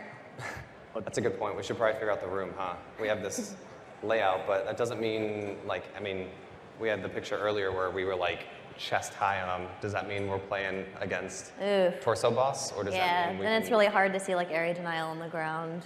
Then again, we can always change that. He's whatever we want him to be. Like, he could be in the middle of this platform. He could be hanging off the side of it. It's whatever we want. So. I mean, you have the water source on the side, so you can summon him out of the water onto the platform. The size or his mobility, Immersius obviously comes to mind, a very iconic water elemental boss. But it seems to me like it's a pretty large platform there. It's something you can probably play with a lot in terms of where the boss spawns. Maybe he is immobile, but maybe he can kind of go into the ground, out of the ground in different areas too. So here's a bad idea. What if whenever he's in physical form and you can actually punch him in the watery face, there's no water in the room, but whenever he submerges, he just like floods the room and now you're like swimming or something. Or like there's like a different threat that comes out, like sharks or piranhas or squid or something can finally like come out of the ocean. Ken knows a thing or two about that. Yeah. Oh, go ahead. Something that's cool about a water elemental like this is it can have a lot of different shapes. Like it actually could turn into a wave that washes over the platform, and you could play into what Ted was talking about of like maybe he starts out off the cliffside. He is so large that you're fighting him from the waist up, but then he turns into a wave and crashes onto the play space, and now maybe there's more than one of him. Or the way I see it from kind of the player fantasy going in, there's that this guy's trying to defend this temple, trying to defend this dungeon, make sure nobody gets through that door and see kind of what's going on. And you guys have this idea where it's on the cliff side, so it makes sense to me to have a water elemental boss that's literally trying to wash you off the side of the cliff. So maybe there's a kind of wave thing you guys can do where if players don't move out of the way and they're going off the side of the cliff. No, that's totally cool. We've done that in the past in like the Alakir fight. It was a big elemental guy on a platform, and if you got pushed off, it wasn't game over for you. You didn't necessarily die. We just gave you a very flashy return back to the platform that just so happened to take you out of the game for like 12 seconds as like a punishment, but not necessarily game over. That's totally something we can do here. A dolphin could rescue you. Huh? A dolphin could rescue you. Heck yeah, flying dolphins. What was the Shedman Burial Yeah. boss? He was like trying to pull you off the platform though. This guy could be like splashing you with water, trying to blast you off of it though, like just the inverse of it, but it's kind of what you would expect a water elemental to do. Yeah, and so I guess another big question is, most of our water elemental bosses that look like this have been sessile, which means they can't move. Is that a direction we want to go here? Do we want him to just like submerge and show up somewhere else like Raiden, or do we want him to actually be mobile if the room is flooded with water? Like, can we get like a cool like evocative anime of him walking around the water? Just scooting. Or just scooting around. I think it could be cool. Like, I really like Ted's idea about flooding the room and doing the water thing. You could almost imagine an A-B alternating sort of thing of he's against the cliff, he's very large, he's very imposing, and when the area is covered in water, now he has that kind of, it's his element, so to speak, right? And he can actually move around and come after you. Maybe he's a wave, maybe it's his model, he scales down some. There's lots of options there. I think we should try to avoid the waist up boss for this one. Usually when we do that, it's like, when you think of just scale, right? If you think of bosses that are that size in a dungeon, you think of Helya, you think of Wrath of Ajara, like those are always the end boss. Because if we start with a boss that's this big, we're going to be punching like the pinky toe of our last boss if we want to make it not feel less epic for the last boss. So I think with this guy, we want to go something not waist up. Maybe it is a mobile version, like if we actually got like, I'd have to think about what animations Immersius has, but like he looks like the Warcraft 3 water elemental, right? Who's just like kind of scoots around. Yeah, scooting, that's a good word for it. What if, so do we want it to just be this one elemental, or the cool thing about water is that it can just sort of disperse and it can become whatever it wants to. We want to do the thing where like it splits into 2 and then you can like cleave it and then it splits into 4 and then you can start AoEing it and go crazy. Kind of like how Tectus ran. Yeah. Was that Tectus? Well, Tectus would you'd get him down and he'd split into 2 guys. Yeah, he like kept duplicating. That was cool. And the mechanics were even duplicating also. That'd be pretty sweet. That could be part of the AB phase structure, or that could be like a phase C, like a bonus phase where you don't necessarily get a damage buff, but just by virtue of being able to AoE, you're doing more damage to him before he like reconvenes in some kind of way. So you just dropped a few buzzwords there in terms of phase structure. You want to explain that a little bit? Sure, so like Johnny was saying, there's like an A-B phase structure, which means that he'll do one thing, he'll have like one set of abilities, he'll have one set, like he'll be in his one form, and then he'll shift over to phase B, but then eventually return back to phase A, and then it'll just keep cycling through the fight. And then like a phase C might be like, you go through phase A and phase B enough, and then he gets low health, and then he stops going through phase A and B, and then you get a bonus phase C, or something like that. I was just actually thinking about the Tectus idea plus the like pushing you off idea. It'd be kind of neat too, because with one, it would be like push you at like 3 yards a second. But as you get more and more of them, the force, like more of them are pushing us back would be kind of cool. Or maybe just like only one person is pushed at the start, and then towards the end, if there's 3 of them or 4 of them by then, like all of us are getting pushed back by then. I do really like how that, playing off of Tectus and playing off of some of those other elemental bosses we've done before, and I think paying that minor homage to Immersius, right, with the splitting, the iconic thing that he did, I think the thing I really like is it's really chasing after that fantasy of fighting the ocean, right? We've all been kids and tried to build a sandcastle on the beach. So this will never fall down. I spent all day on it, and then inevitably it does, right? That keeping the boss's abilities potentially on the simpler side, but them stacking and multiplying against you, and that feeling of being, that race to bring him down before he can multiply enough to bring you down. There's something really cool about that, about capturing that fantasy. It's also not splitting into lots of little droplets that reform. Right, it gives it a different flavor than what we've seen before, but it is consistent. And it doesn't have to be droplets, it could just be smaller versions of himself. He could just be like he's everywhere. He's like a reflection of the ocean. He's in all places at all times, and maybe like you DPS one down and it bursts into water, and then something drops its heart, or who knows, its shackles. Does it have like the classic water elemental bindings of the, oh, it does. Ooh, Well, he and was tentacles. summoned, right? So I think, I think what's really unique about this guy is he has those kind of Cthulhu chinticles, as you call them, going on. So there's definitely this kind of, I mean, from a player side feeling, whatever we know, that there's this kind of you know, void, old, gaudy kind of presence going on here because of just the way he's structured. And then one of the key pieces we saw earlier was there was that just tiny person on the cliffside fending. It almost even looked like they were just attacking him, ready to stab him with those chin things. Yeah, so I can imagine that he actually like physically punches the tank. He's not like a caster that's water bolting. He's just like, ugh. That's interesting. What if going with the chinticles and the idea of like the shadow as well as water idea, right? Yeah. Like, because we've just been focusing on water. Ted brings up a good point, which is we potentially could play off the shadow kit if we're saying that this guy is some form of corruption or something, but like maybe he's using both water and shadow, right? But then as he's splitting, potentially the water is getting more powerful and the shadow, like something's getting diluted there, right? It's probably not the water because he's just splitting, but maybe the shadow ability that he's using is getting weaker as the water ability is getting stronger or something like that. Interesting. Or also riffing off of that, what if what you're actually killing is like the corruption, and there's like a dark something in some of the water elementals, and you have to hack through the elementals to find out whether or not they have that corrupted core, or whether they have like that magic nugget or whatever it is that the priest was like, take this. Like the XT heart just falls Yeah, out. Well, the shackles that are on the water elemental that could be the source of its corruption. Yeah, that could be kind of cool. You wouldn't want to actually punch bracers, but the idea would be like to break the crystal that's in the side of his bracer. Yeah, maybe that like dispels the illusion or whatever it is that's making the water elemental what it is. Maybe he can't reform once it's destroyed, and so like maybe you're killing him over and over and over again, but it's destroying the bracers that ultimately beats the fight. It's like a shell game where there's just infinite ones of them spawning, and you have to keep finding the one that has the bracers on it to kill the one with the bracers, and you're just getting like overwhelmed, and it's splitting, and you don't know what to do. And then all of a sudden they just wash you off the platform. So the damage you put into the non-bracers one, they just kind of fall down into puddles of water and come back into the Yeah, that's awesome. Or like when you kill them, they deal splash damage. No. Don't encourage her. I got a million of them. I got wave event, I got soap mechanic, I got this all day. So funny. Just don't talk about soap. So if we did want to do a C phase, kind of riffing off that idea of finding the corruption, that might be a little bit long for a first boss, but maybe once you do find that source of corruption, right, it reveals its true form or envelops it completely in shadow or something like that, and you get that last burn phase of a void elemental sort of thing or a void walker sort of thing. There could be something cool there. I don't know if we need to do A, B, and C for the first boss. I think just doing the A split apart B thing is kind of cool for this guy.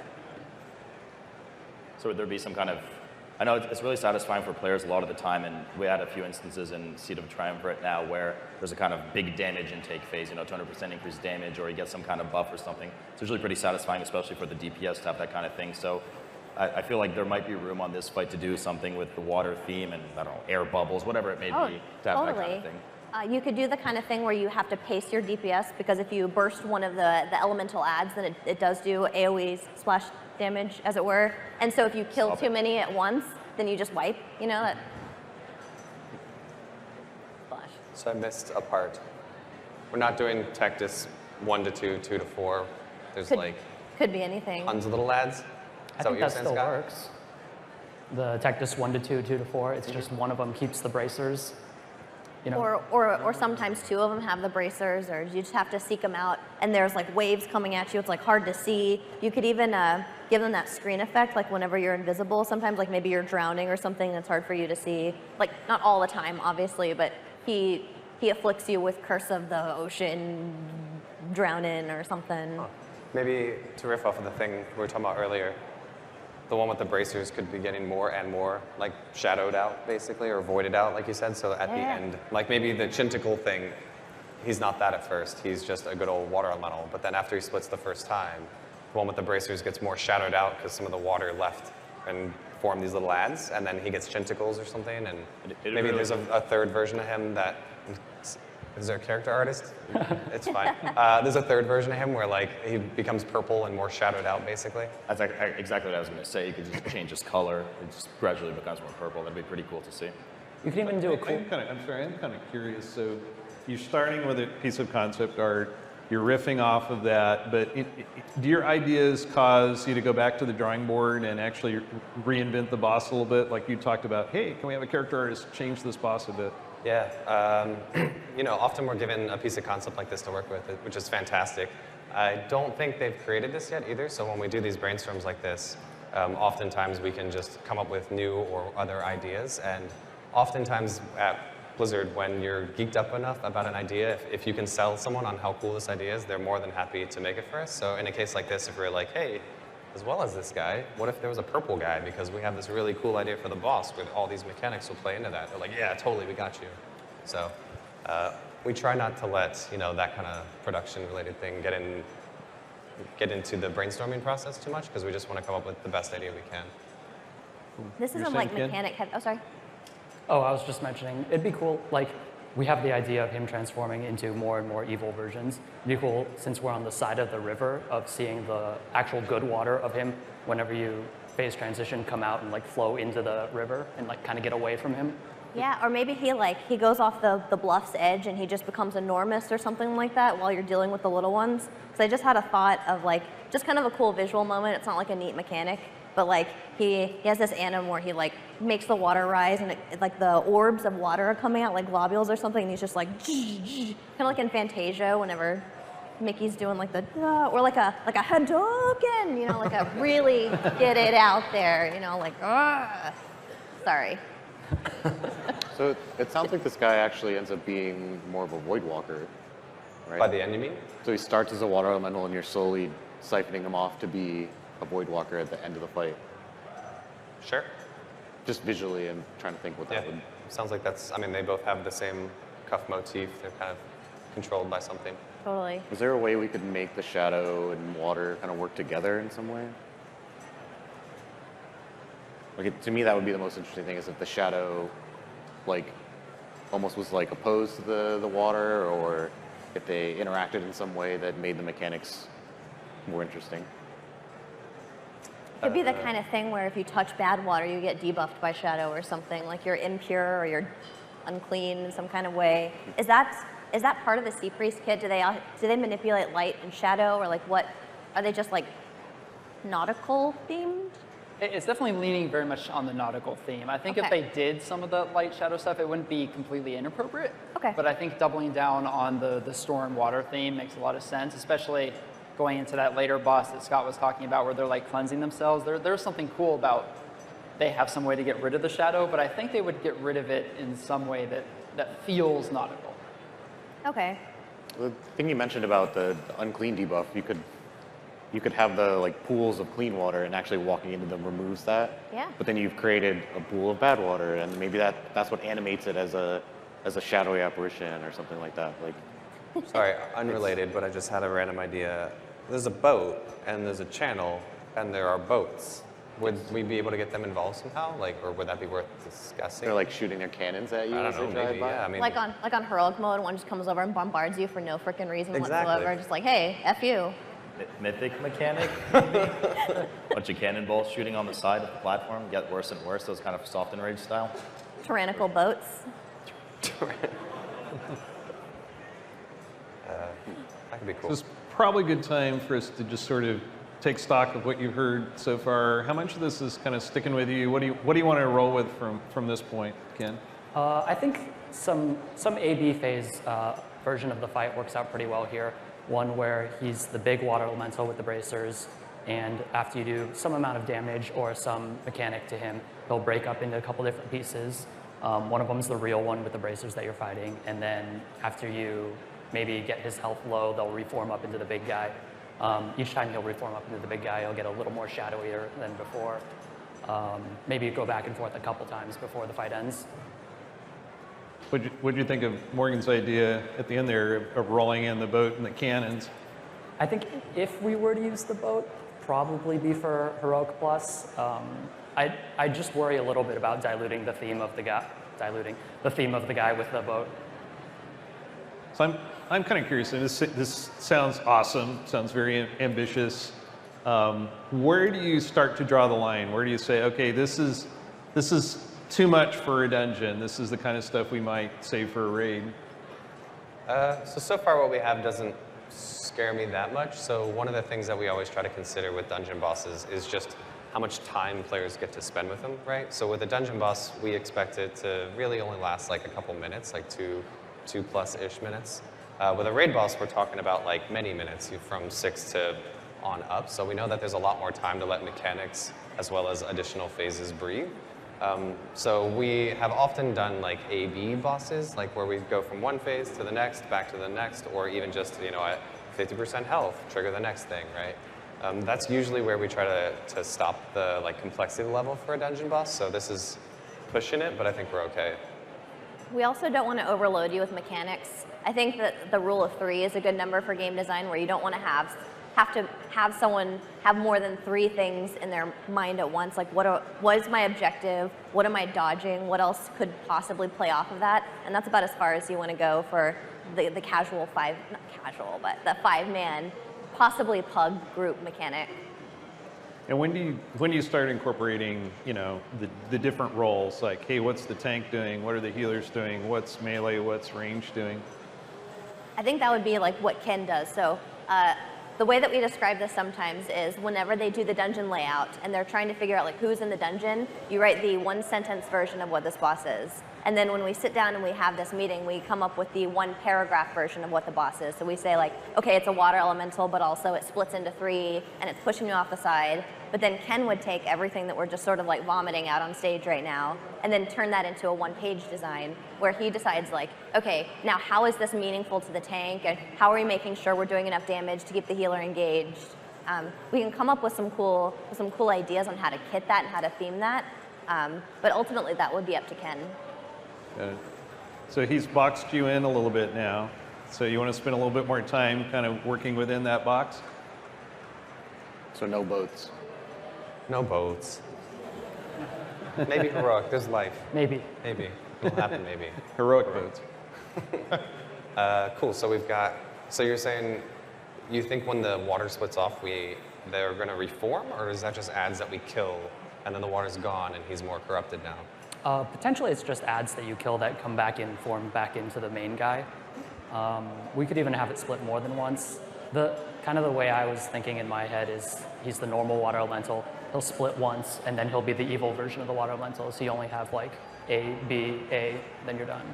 Right. So are you thinking that every time he splits, he comes back and he has less health, and that's how you know that you're progressing on the boss? Or when he turns into the shadow version, is he like a new one with 100% health? I think you just keep the same health bar the whole time. Okay. So when you get him down to, say, 50, he'll split into him and his buddy, essentially, or even more than one buddy. You kill them, he comes back at 50, or whatever damage you've done to him in the meantime. Yeah, that's good. That's interesting, because then that can be one of those things in Mythic Plus when you're really pushing those keystones, like how many times he submerges can be what pushes you over the edge of killing this boss on time. So what's the mechanic then to have to kill his buddies? Does he just go immune? Do they take double damage from the cleave? We never really decided, are they immobile or not? I think we went for he's moving around.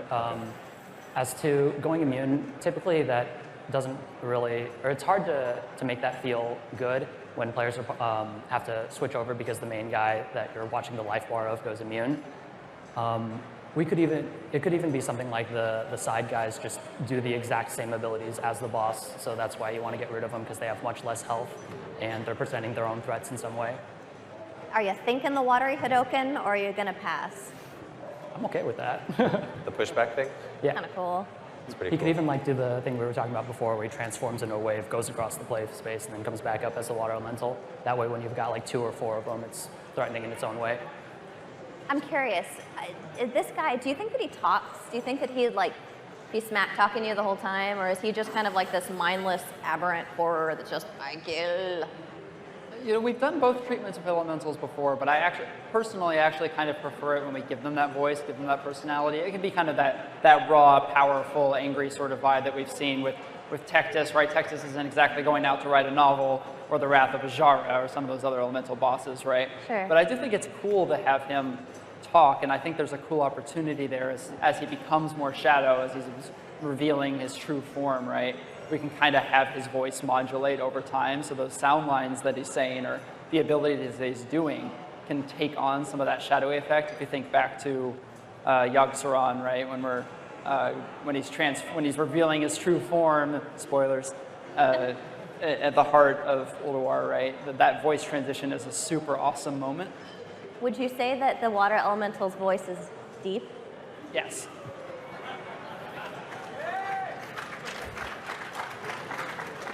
We never have any puns in anything that we do in World of Warcraft, by the way. It was a nice career for a while, so you guys fired Monday. Morgan, I had an idea to keep the boats. Oh, I'm in. Just hear me out here. I like the boats. If players get washed off by the waves, right? I'm assuming it's the wave mechanic is actually what would knock players off. Yeah. They get brought back onto the platform by the boats. They get shot out of a cannon back there. Or someone fishes Like them a, up like out a of the water. circus. Yeah. Like the Colterans are just like, hey, and then they shoot you in a cannon back onto the... That could be a cool way to hit what is basically just a stun mechanic. Right. And maybe fighting this guy or, facing that guardian is kind of their ultimate, their rights, right? And you can't enter their sanctum. And that's part of the story that we're trying to sell in the zone is this is a place where nobody goes except for sea priests. And so we could tie it into conquering that passing that as their test to enter their sanctum. That's cool. Yeah, because we can't just death touch you or kill you instantly for getting knocked off. It's a dungeon. First boss in the dungeon, no less. It should feel like a timeout. Like, here you go. Sit in the corner, jump in the cannon, get back up. All right, you're back in the fight. I mean, we can. We just be big jerks. Right. You could always do the water spout, but you could also do a ship. Yeah. He could pick the boat up and throw it at you. With his tentacles. Going on that a little bit, I kind of like the idea of maybe he leans forward and slams his face down, grabs one person with his tentacles and sort of swallows them inside his watery chest, and you have to save the guy by punching him out. And that's threatening in its own way because if he splits into multiple guys, then He has these two perfectly good hands, but he's just like, I'm gonna get you. I love it. It's way creepier. Come on. It's totally creepy. Maybe he puts his hands down next to you and then bites you. When you're saying putting his hands down, it just kind of, I don't want to completely redesign the fight now, but because the bracers are kind of that soft spot or what he's enchanted, it's an opportunity for him to slam his hands down and maybe get a bit of extra damage in. Maybe he takes a damage multiplier on his bracers. And when he does that, his tentacles, because it's water and stuff, kind of can go in the ground, and those are your void zones that you avoid. Or you could turn it into a soak mechanic. We all love that. It's up to you. But I knew it was going to happen. So now you're going to last panel ever, apparently. But so there's just definitely an idea there with the tentacles, and I just like focusing on that because that art is amazing. It looks great, and they're just so obvious on his face, so menacing. So it'd be neat to see those in play somehow. It could be the kind of thing where the tentacles, maybe they don't necessarily he leans over and picks them up, but it's the kind of thing where it's like a spiraling water looking thing, right? And they spiral back down into if you're standing in water. I haven't decided. Have we decided if the room is chest high, knee highs, or any water in the room besides him? I think it's just a solid dry platform above the river itself. Okay, because I was thinking they could turn into friggin' chin tornadoes and go down into the water and then funnel you up out of the water and then just it was just a thought. Changing subjects, we haven't talked about Shadow at all. Right. We really like the Chinticles, but if he's going to do Shadow stuff, we should probably figure out what that is, right? I think something that Scott mentioned that was a really cool idea is if we're doing the Hadoken, push you off the platform, can we somehow put shadow stuff on the ground? Maybe it snares you so that you can use it to not get pushed off, or it stuns you or something if you touch it, but you want to get stunned so you don't get pushed off, or something weird, or I don't know. The Bone Maw fight in Shadow Moon Burial Grounds was kind of he's trying to suck you in like Kirby, and what you want to do is stand in the goo, because the goo makes you sticky and then you don't get sucked in. Could be the opposite thing where there's a shadow puddle on the ground and you're immobile or something like that. When he pushes you off, it's well, would you rather get pushed off or would you rather take some shadow damage? It's let them decide. It seems weird from a fantasy perspective for the player that you want to be standing in the evil shadow stuff. So instead of something that'll help you get pushed against the wave, maybe there are gaps in the wave that you could naturally dodge, but touching one of those puddles actually amplifies the wave pushing you. So it's a punishment rather than a savior. It just seems kind of weird that, evil shadow stuff, I should go stand in it. Interesting.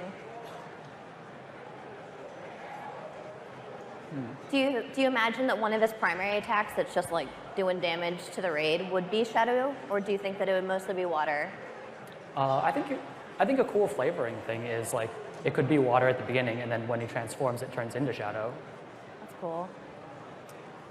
To Ted's point, you could do something, since we got Chinticles, you could get the water version, or shadowy version of like, maybe something actually grabs you, like physically grabs you.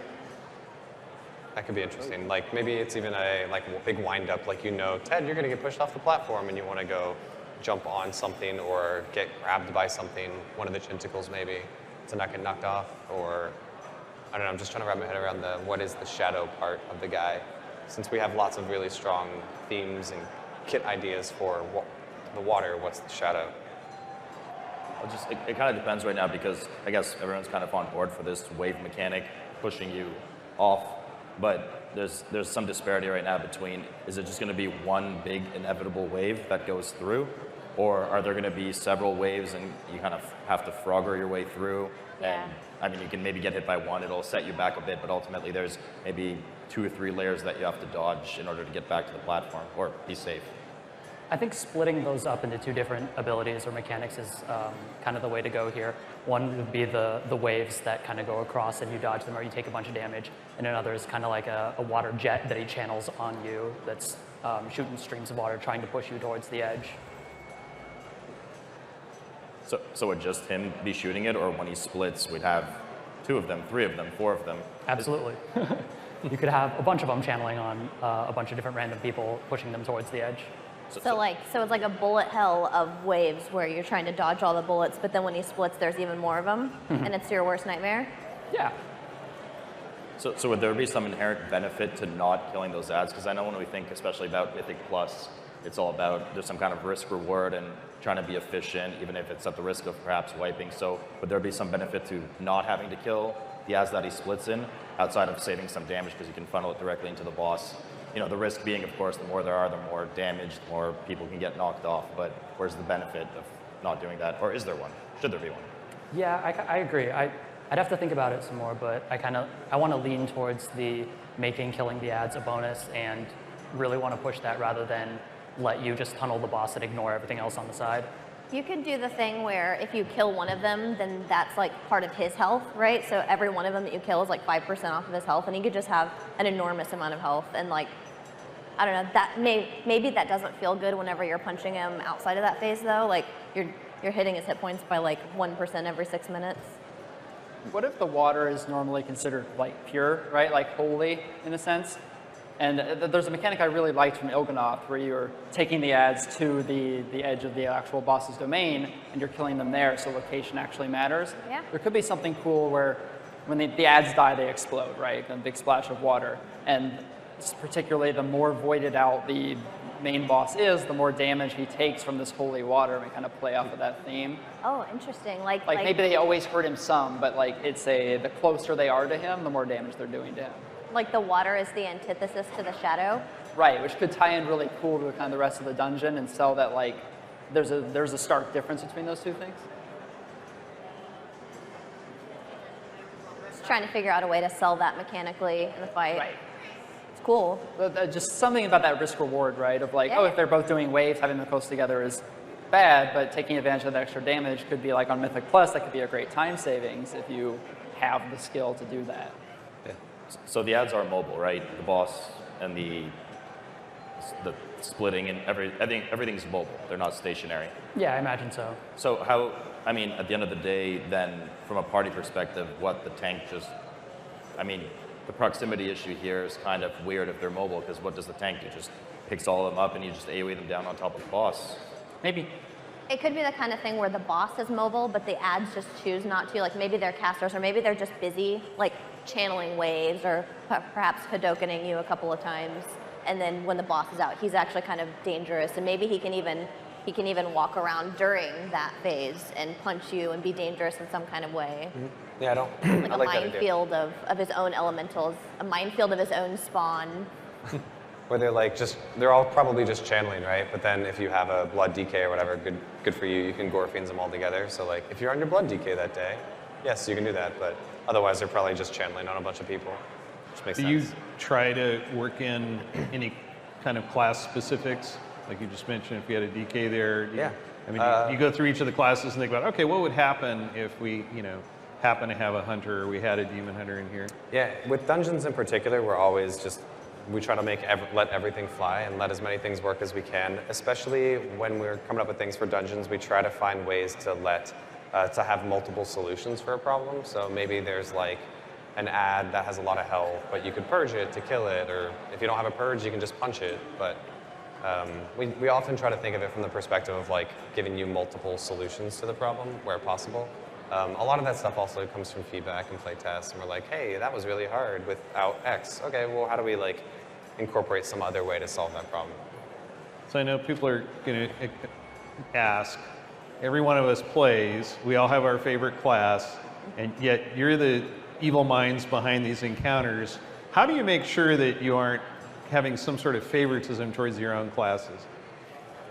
The people sitting here will all play different things as well. So usually we're pretty good about saying like, hey, that's really mean to melee. I'm gonna give you feedback. That's really mean to melee. Please keep that in mind, even though you might not be that specific with a certain spec or something like that. So really we just lean on each other for that kind of feedback, and also the community, and where we get no lack of feedback in that regard.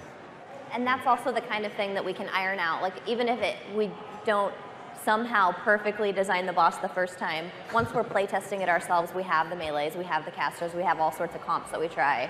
And if something doesn't work out, we're not afraid to just scrap it and start over. So we're probably at the point where you need to make some decisions. I'd like to give Ted an opportunity to sort of voice in community perspective on what we've figured out here. So you want to kind of sum it up? Actually, all of you can kind of weigh in. Where are we? What is this boss all about? Which ideas do you like the most? Ken, you have to make it. What are you thinking? I like the idea of that we originally hit on with the AB. He's got maybe 3 abilities or so in A phase. When you do get him down to 50, or maybe it's timed, we can do it by the energy bar and show his like water power underneath his health. He'll split into a couple dudes. Potentially just 2, but maybe more if we want to get crazy, maybe in Heroic Plus.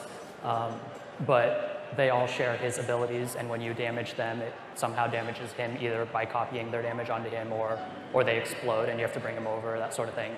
After you deal with all of those, he'll reform back up into his main guy at whatever amount of health. You'll bring him down to 0 and win, hopefully. Ideally. Hopefully. Okay. Ted, what do you think? Feedback? I was kidding. I mean, it sounds great. No, there's obviously, there's always a bit of a disconnect between how you guys imagine things and what the players end up finding at home. It could be bugs, could be just something didn't come to image. I guess maybe a couple of concerns that stick out for this fight, and definitely feel free to chime in how you guys deal with these challenges, designing bosses in general, because, so for this one, for instance, it's kind of a role-specific, more of a role-specific concern. Definitely, huge advantage here with bringing a multi-dot class. If we're going to have a bunch of ads that are initially immobile. If you have a DK, great. What if you don't have a DK? Are we going to be able to silence the mobs to bring them in or not? Is it just going to turn into a cleave fest? And is there going to be RNG for where the ads spawn? Third boss seat of Triumvirate comes to mind right now. There's definitely a lot of RNG and frustration sometimes in where those tentacles spawn. That really kind of makes it very unattractive, honestly, to bring melee. So then melee players get frustrated, especially when they're trying to compete in higher Mythic Plus dungeons. So how would you guys try to approach some of those concerns for this? So when we're talking about things like roles, for instance, in dungeons, one of the things we often think about and discuss when we're talking about dungeon bosses in particular is we think of a dungeon as a whole the same way that we might think of an individual raid boss, right? So where on an individual raid boss, some of those concerns that you brought up, it would just, what's my answer? Like, what if I'm not so great on this fight? Well, the answer there is not as fun as it might be in a dungeon where you can just say, yeah, well, don't worry, the next boss, that's where you get to shine. So when we talk about dungeon bosses in particular, we always try to think of it as like, okay, this is a really tank heavy, like a tank mechanic heavy boss, right? This is one where the tank and the healer are going to carry us through this. It might not have as much for a DPS in particular, but then maybe the boss right after that will, right? As long as we hit all those beats, and sometimes it's even good to have those peaks and valleys for an individual where it's like, okay, that boss is really hard for me. Okay, cool, this next boss, Scott and Ken are going to carry me because they're the DPS and they're going to be killing all the ads, it's not as difficult for me. So that's usually how we think of a dungeon versus a raid in particular. So what's the healer doing on this fight? We didn't really talk about it. I mean, as the tank, I can kind of see a situation where maybe you want to move the boss a bit, or maybe you can kind of, players always discover things like, let's tank the boss against the wall, because it eliminates 180 degrees of where those ads can spawn, unless you guys predetermine the ads to spawn somewhere in the room.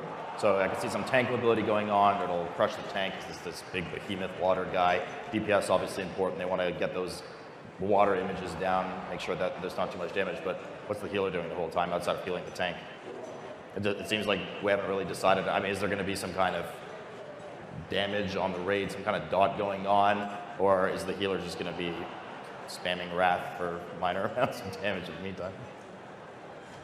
It's very likely that there's going to be some sort of party damage going on, whether that comes in the form of he randomly targets a person and water bolts them or something.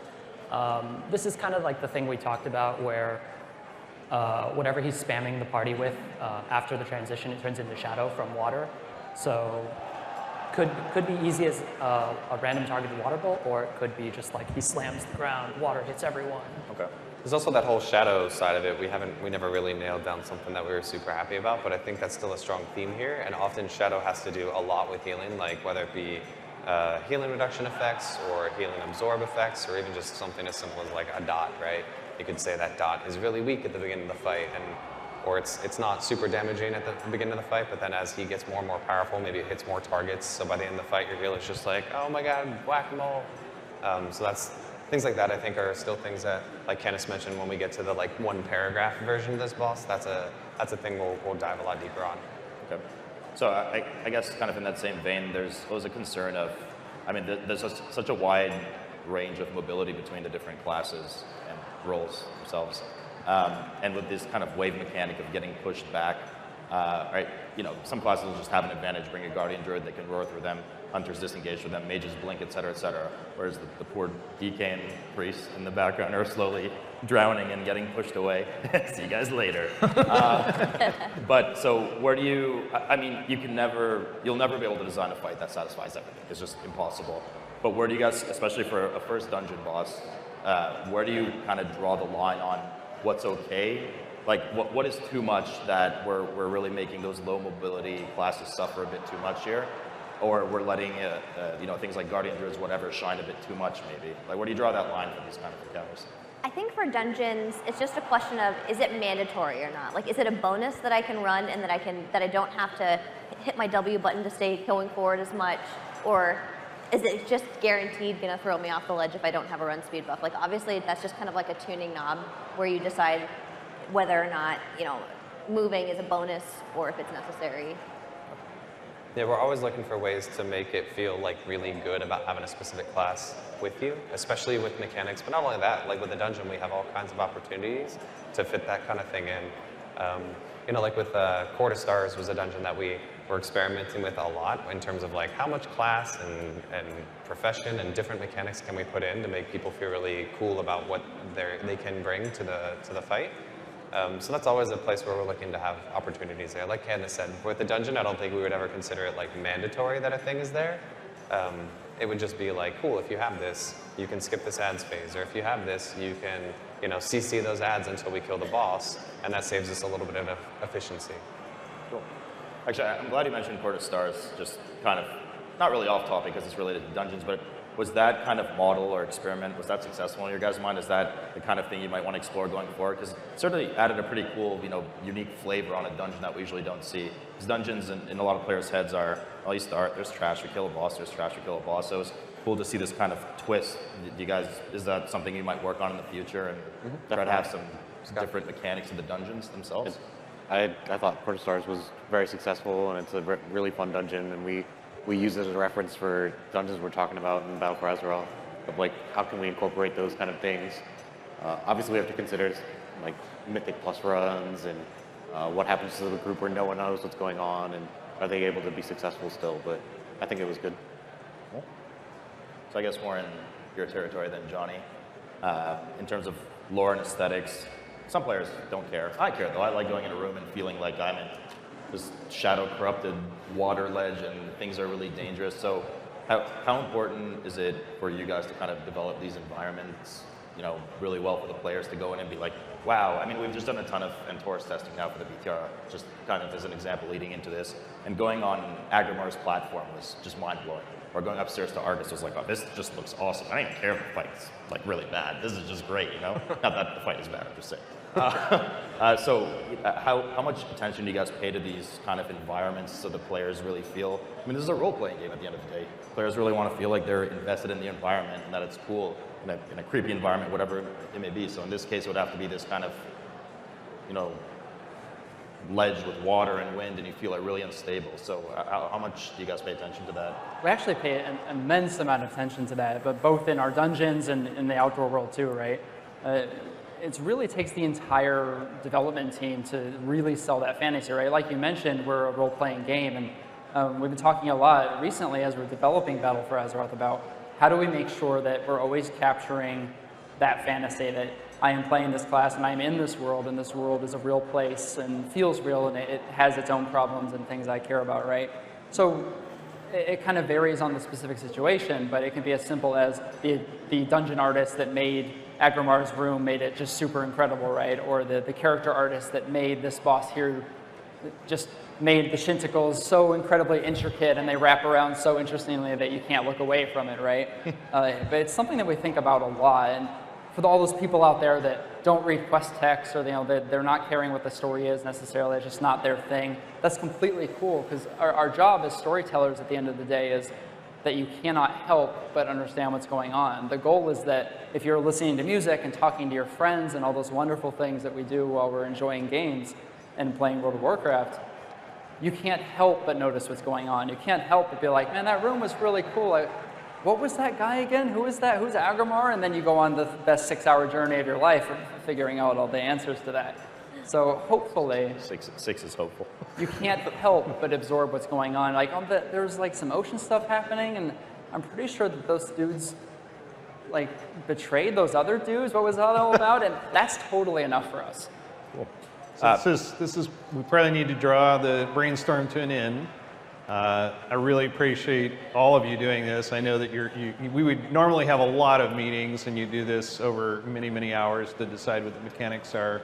And certainly we haven't had to do this in front of a large crowd, so that's awesome, because they really did not rehearse this boss at all, so these ideas were raw.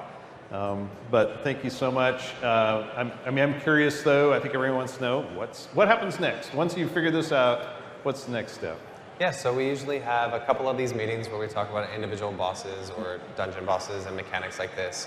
At that point, we then hand it off to Ken, who will go work on what we call a paper design, which is where he really just takes, anywhere from a couple of hours to a couple of days to just work out all the details about what this boss is going to be doing, what each role is going to do, what all the mechanics are.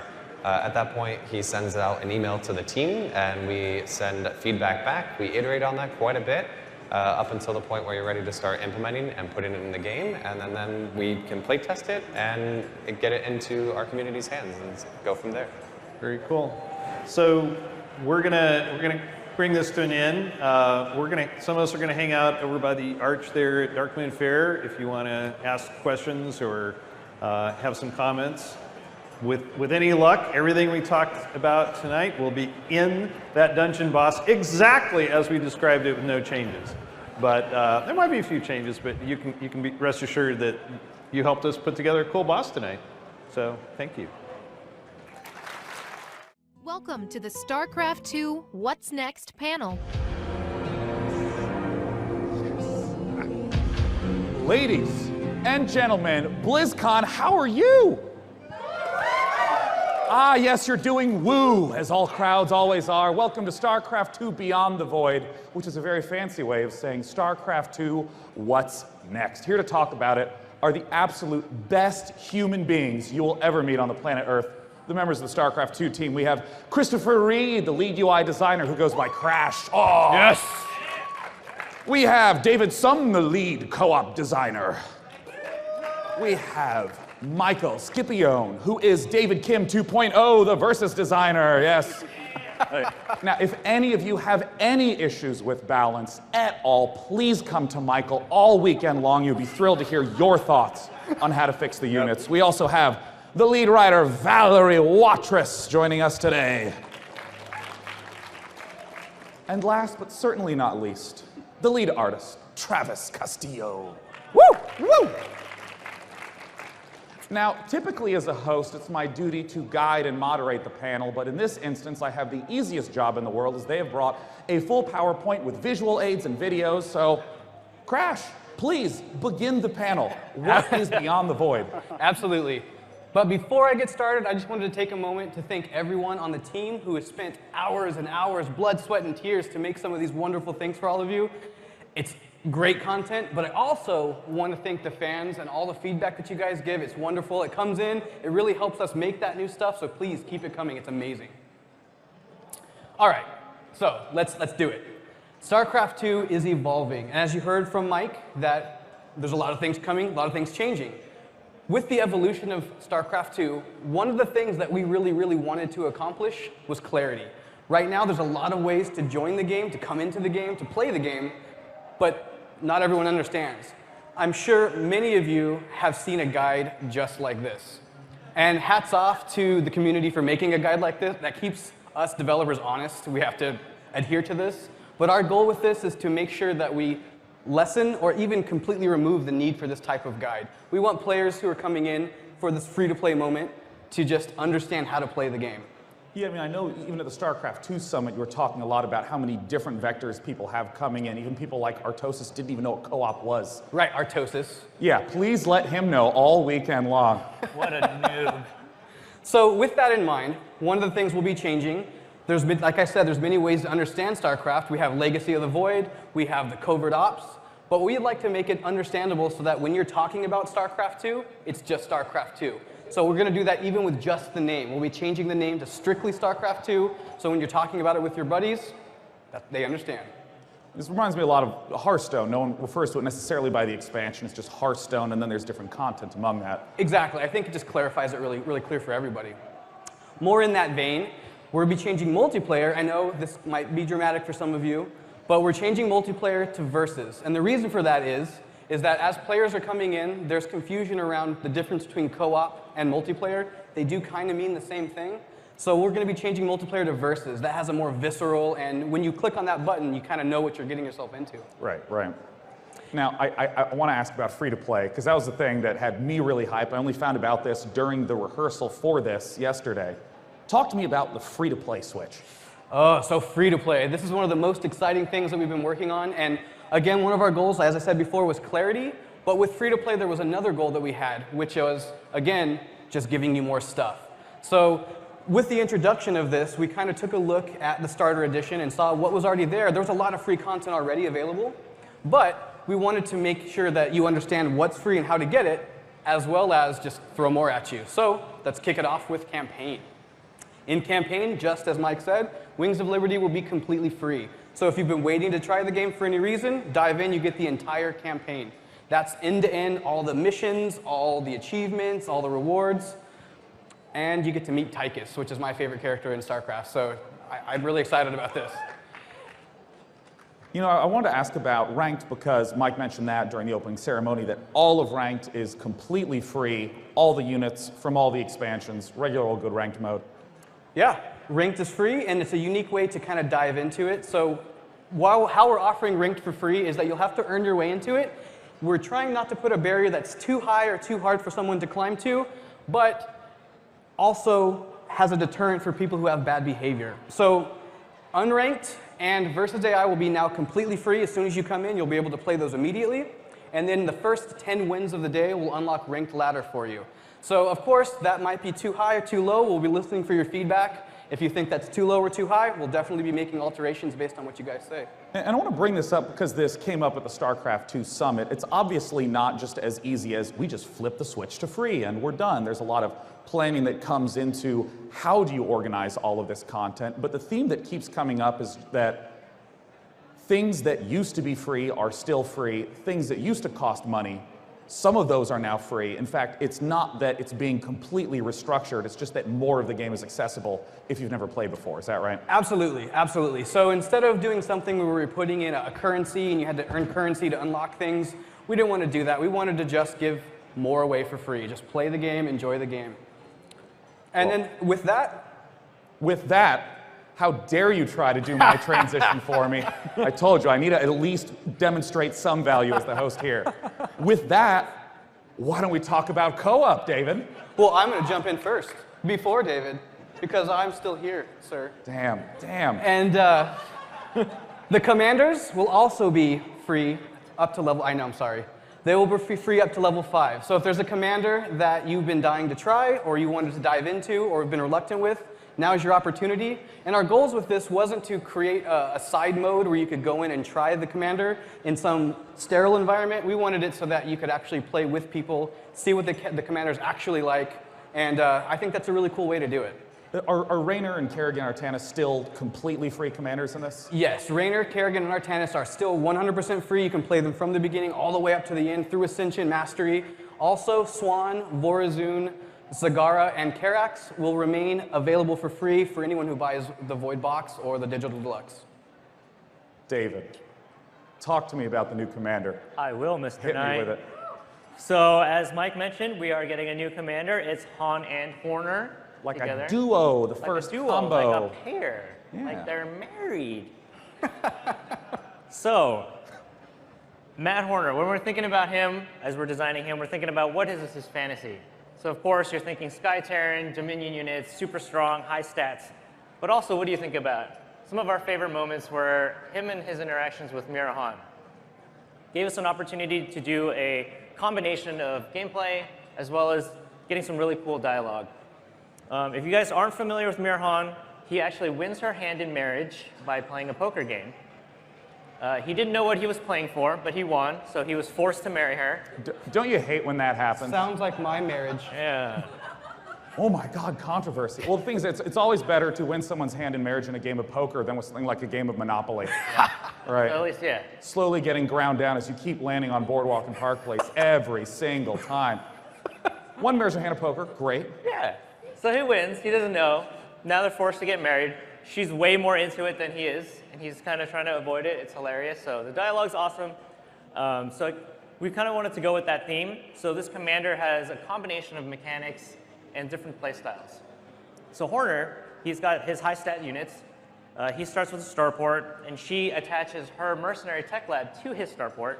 She gives him upgrades, and as you can see here, she gives her upgrades, so his units actually get like mercenary art attached to them. It's very Mad Max style, it feels. Yeah, so her units are like brutal and focus on damage. They're really fast. They even have on-death effects. You can see these Hellbats, as they die, they explode in fire. The enemies catch on fire and they get feared and they run around. Yeah, no, you didn't mess up and lose your units. It was a tactical play, right? It's tactical play, yeah. So she can replace units super fast. Another new unit is the bomber platform. So there's another combo mashup. So she provides the bomber platform. He provides the strike fighters. You can build up to 10 of these and use the top bar to call them down. You can target locations on the map. Oh. Now, do they function like units that you can shoot down the bombers that fly by? So they are vulnerable, so you don't want to go too far into enemy territory, but here you can see they do a lot of damage. The cooldown's pretty short, so it's a really powerful way to kind of start clearing some of the map. What happens if you lose some of the bombers during those raids? Do you have to rebuild the bombing platform? They will rebuild automatically. Oh, okay. But there's a little bit of a longer cooldown, so. Got it. So you still want to be careful with them, because they're Matt Horner's bombers. He's very precise. Mm-hmm. Next up, we have basically a pirate ship. This is the assault galleon that is Mira Han's. It also functions as her production structure. So you can see here in this video that she's producing Reapers from it and has an attack. And it upgrades. You can add a hangar bay, and it launches assault drones. So this is like a super carrier production building that can make units and also be like a mobile strike platform. Yeah, pirate ships. Yes. Arr. That is the best part about co-op, is you don't need to worry about balance against another person as much. You get to make things that make you go, yeah. Yeah, we're just like, what is cool? Well, I'm seeing on the next slide, I'm very excited for you to show the next piece. Yeah. This is Call in the Fleet. It's one of the ultimate abilities. This is Matt Horner's. So he can target the map, and it'll send a fleet of battlecruisers and Vikings across the map, and it'll shoot down enemies. It's not AoE, it's not random, he's very precise. Oh, I can see the precision right there, yeah. He's an admiral of the Dominion fleet. So. This is like the Rainer battleship on steroids. Yeah, it's pretty good damage. And then Mirhan is the exact opposite. So she's not precise. She's crazy, reckless, chaotic. So hers is space station reallocation, where you can target and she teleports her space station into the enemies. Doing telefrag damage. This is the Rick and Morty episode. Yeah, so basically, anything it touches, it just instantly explodes, one-shots them. And if it wasn't enough damage, I see that there's a post-teleportation explosion. Yeah, so it'll release drones, and then after that, it'll nuke. So there's even more damage. So we like to blow things up and Beautiful. Now, we heard a little bit about the part and parcel mission being included. Talk to me about that new concept. Yeah, so this is the community contest winner. We had a contest where the community members got to build maps. So special shout out to the winner, Buzz Wally. I hope I said his name right. Is he here? Yes! Hey, everybody give him a round of applause. Thanks to that man. Thank you, sir. Right there. So if you guys didn't get a chance to play it, it was this really awesome map where there was this mechanic where you collected parts, you built up a busted Archangel, it repaired itself, and they would march across the map and attack these, kind of like these little boss fights with the Death Shards. So we really wanted to stay true to the original version of the map. Yeah. So some of the stuff we did, we tweaked a little bit of the mechanics, the timing. Travis here and his art team provided a full art pass. We got art support for new bosses, new effects, the terrain itself, the map just got this awesome art pass. And then Valerie here, she wrote the script for General Davis, is the map's announcer. So we got a little bit more of a backstory on General Davis, what she was doing before her story in Nova Covert Ops. So it's gonna go right into the official map pool, so everyone can play it. And you mentioned this idea of amping up with boss fights in the game. Talk to me about that. Well, so we wanted to stay original to that original mechanic. So here is General Davis. She's going to go explode these stasis chambers and release the boss for you to fight. So we replaced the Death Shards with these hybrid mashups with like Terran technology on them. If you have bad micro, well, if there's one thing that video games has taught me, anytime there's red circles or red lines on the ground, run away. It's bad, it's not good. Do not stand in fire, day 9. Lava's hot. Excellent. So both of these, the commander as well as the map, are playable here at Blizzcon today. So you guys make sure and go check that out. Beautiful. Let us know what you think. Yes. And I would just like to strongly note, if any of you are new to StarCraft or haven't played and are interested in free-to-play, I strongly recommend starting with Co-op Commander. Super awesome, super fun way to get into the game for sure. And what are some of the future things coming down the pipeline for Commander? That well, I just wanted to also mention that for the viewers at home, if you're feeling left out about not being able to play, it's coming later this month. So awesome. Look forward to that coming real soon. And speaking of which, on the next patch, some of the people on the forums, a couple of them, I'm sure, this is actually the most anticipated feature of all BlizzCon. It's the random commander option. How pumped are you about random commander? So exciting. So we're happy to give that. It's been a feature that people have been wanting for a while, so we're very excited to give that to you guys. And then the other thing that we're changing is the mutation challenges no longer require level 5. So if you like leveling up commanders basically by playing mutations, you can do that. So we're giving people more options. And we are also still looking at leaderboards and future war chests. We will have something for co-op players. It's a stim pack, basically an XP boost. So you can get those commanders leveled up faster, get those ascension levels cranking. And in terms of the leaderboards, how is that intended to be structured? Is it more speed-based or efficiency-based? Yeah, so we definitely wanted to avoid degenerate gameplay styles. Like some people were concerned, do I have to worry about how many units I lose, like KDA ratios, and like do I farm, do I get more kills? Maybe I just turtle for 2 hours. Yeah, like we don't want you to turtle for 2 hours. So basically it's an efficiency speed run. You want to do all the objectives, the bonus objectives, and then just do that as fast as you can. So you're playing the right way, playing with a friend, and so I think it's going to be a really cool mode. That's awesome. Well, it's time to move on to the design patch with Michael, and this is not a balance patch per se, where you're making a few things weaker, a few things stronger. It's much more of shaping the game's approach, and if you could talk a little bit about that.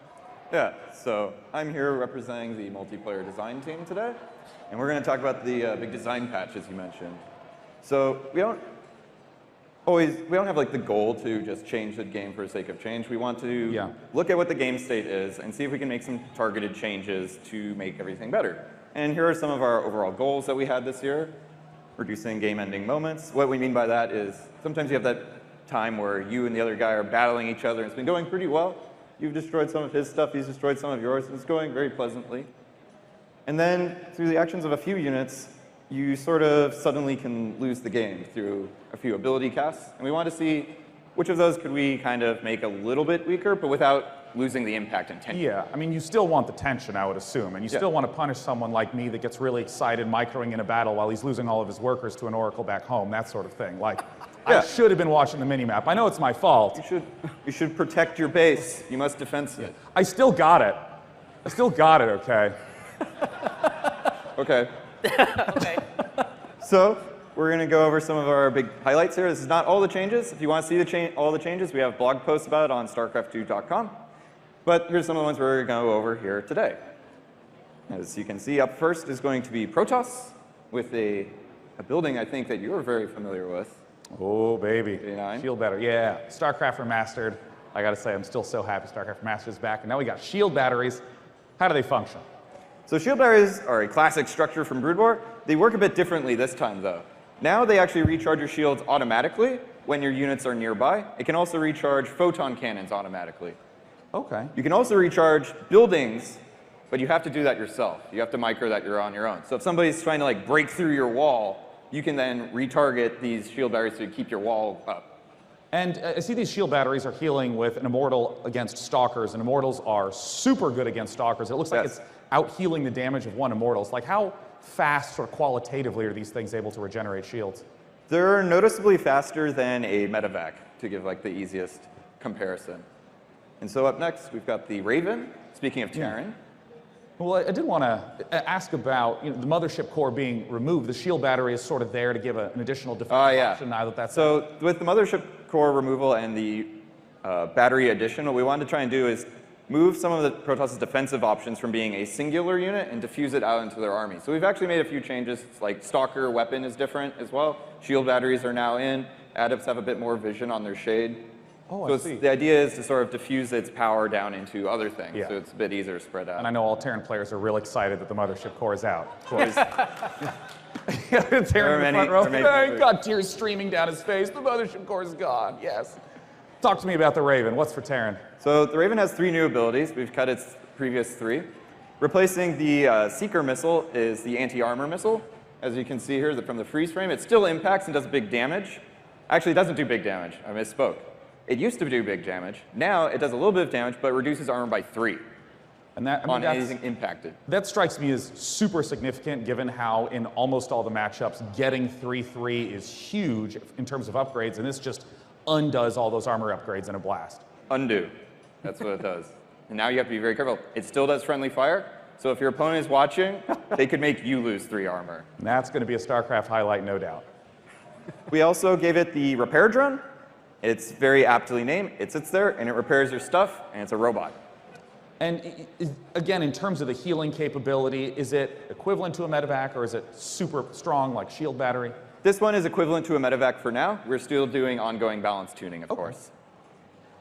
The final ability is one I'm really excited about, is the interference matrix.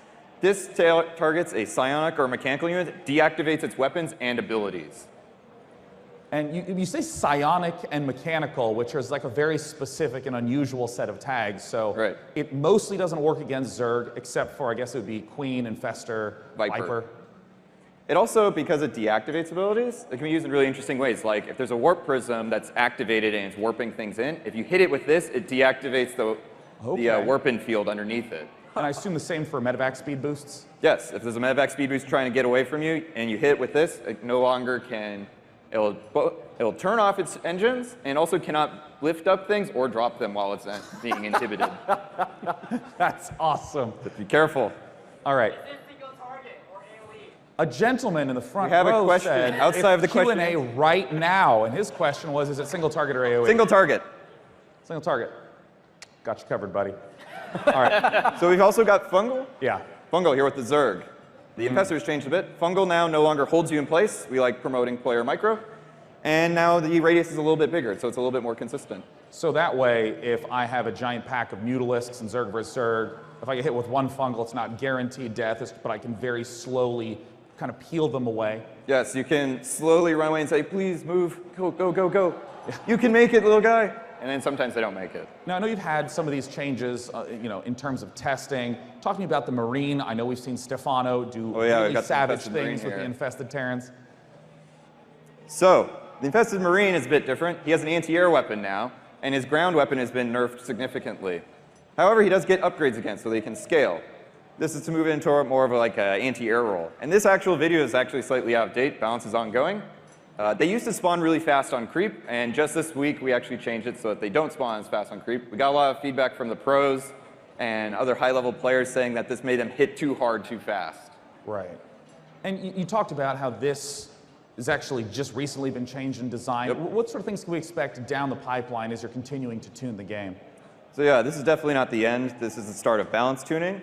We don't want to do this. We don't plan on doing a big patch every year, but we will do it as needed and as warranted, because part of the thing is we want to respect players' time investment. StarCraft's kind of a difficult game, we hear. Some people say that. And so we want to make sure we respect people's time investment and that they feel good about getting good at the game. Oh, you mean you don't want them to spend a whole bunch of time practicing a certain strategy that you just negate by... Right, we want to be careful about that. Yeah, it's a good thing the Protoss players don't rely on the mothership core. Take that, Protoss players. Well, I want to move on to the Shadow Wars comics that were part of the War Chest. Valerie, talk to me a little bit about what's been going on with the Shadow Wars comics. Yeah, so the Shadow Wars comic series debuted with our first War Chest. If you played Nova Covert Ops and read the novel StarCraft Evolution, then Shadow Wars takes place after those events. So it's continuing the story forward in the StarCraft universe. Little recap for you. We start off by breaking the tentative peace that we had in place at the end of Evolution. All three races were basically getting along in so much as they can. But here in the comics, we've seen this group of Terrans arrive on the planet Edina to recover some materials. The Protoss are upset because they feel like the Terrans have violated the demilitarized zone. But actually, both of them are just pawns in the larger game that Niadra has been planning all of this time. And it's very interesting because we haven't seen Niadra since the events of Heart of the Swarm, where Kerrigan tasked her to eliminate the Protoss. Well, talk to me about some of the characters that are going to show up. Absolutely. So among the Protoss, as their leader, we have Arun. He's a very traditionalist, protective leader of his people, and his forces are very important to him. He sees the other species, the Terrans and the Zerg, as lesser races still. So he's not a great uniter like Artanis, although he does respect Artanis' vision. Arun, when we last saw him, had kind of forged a tentative compromise with Elms, a Terran mercenary who has some psionic abilities, although she seems unfamiliar or uncomfortable with using them. So we're going to find out more about her and her history as well in the next few issues. And lastly, of course, we have Niadra, who has proven herself to be quite a strategist so far, manipulating her enemies into being precisely where she wants them. And I understand that there's been some changes in terms of the formats to look forward to as well. Yes. So we heard your feedback. Thanks to everyone who gave it. Our next 3 issues that accompany the next War Chest will have more pages. So we're going up to 8 pages per issue. And we'll also be featuring the work of yet another amazing artist. We have Miguel Sepulveda drawing the art for our next 3 issues. And I just wanted to let you know, even though we've been focused on the events on Edina here, they will have far-reaching consequences for the entire sector. So you can expect to see a few familiar faces as well in the pages ahead. And we got a little sneak preview here. I want you to walk us through this little teaser. Yes, so this is a work in progress. It is not final, but since everyone came to Blizzcon today or is watching online, I wanted to give you a peek at the next cover for issue 4. So you'll see Elms there along with Arun. Of course, Shadow War is part of the initial war chest, and continuing to talk about some of that content that's going to live in upcoming war tests. Travis, talk to us about skins. All right, thanks guys. So yeah, let's talk about what our thought process is when we're coming up with a new army for the war chest skins. So, you know, the lore of StarCraft is so deep and it's gone, we have so much content to draw from, and we really wanted to inject some of that flavor into the games that the ladder players are playing. They don't get to see a lot of that if they don't play the campaign. So really we can inject that fantasy and let players customize their own armies with different fully themed skins. You know, one of the important things also, though, is we want to stay true to the recognizability of the units as well and make sure that they still read well, because players have gotten used to instantly being able to recognize those shapes and colors and whatnot. So. Yeah, and I mean, I know that there's so much that it seems like would be artistically locked in. I mean, there's the idea of player colors, there's the idea of seeing armies with big different types of compositions, so you have to be able to parse that quickly. How do you begin at the initial concepting stage with that in mind? Yeah, so the beginning of the concepting phase is really, we try to not limit ourselves. We think, we brainstorm out a bunch of ideas. We try to keep it really loose at the beginning and just fill a page with ideas. No wrong answers here. And then we start trying to narrow it down. We think, you know, how do these themes fit into the StarCraft universe? And do they fit within the race lore itself? Does it fit within the race? And then finally, we look at our narrowed down list of the most potential themes we could go with. And we work with the design guys to figure out what our new commander is. And we pull from that list, and will be our army that will be in that war chest. And I mean, in this sort of concepting phase, where, you know, anything goes, do people just begin with like, here's a unit that I think might look cool this way? Are there specific units that you go for that are more archetypical for the race? You know, there's no hard, fast rules. We kind of just, whatever inspires us at that time, we will just pick a unit and just start playing with it. You know, there's no hard, fast way of doing it. So, but our process, this is a little look into how we do it, how we inject that flavor. So, shout out to one of our artists, Sanjay Cho, who made this guy here. This is an aquatic broodlord, so we thought about you know, what if the Zerg evolved underwater, you know, and how could we translate that to a new theme set? So you can see here, we take the original, and then we do a paint over, and we go kind of crazy with it. You know, we really just explore with no rules. You can see we got really crazy with the colors here. We tried to get that crustacean feel on this guy. Even the little brutaling has a little hermit crab vibe to him. Once we have the paint over, then we have to actually make the unit. And when we start making the unit, we start making all kinds of discoveries. A big one that we have to do a lot of times is, because our game is so focused on team color, we'll have to neutralize the colors back a little bit and let the team color really drive the color. So you can see a lot of that extra color got pulled out because it was clashing with the other team colors.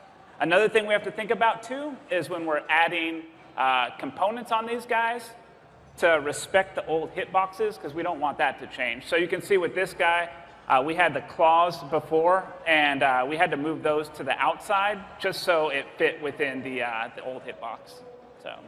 And I know that that process then extends to applying a single look sort of across the whole race. I know you have some full sets to show us. Right. Hit us with Protoss. All right, yeah, let's get into it. And we can preview some of this War Chest 2 stuff coming out. So the Purifiers were a really fun set to work on. This was obviously Phoenix's army. It wasn't hard to think of the theme to do for them.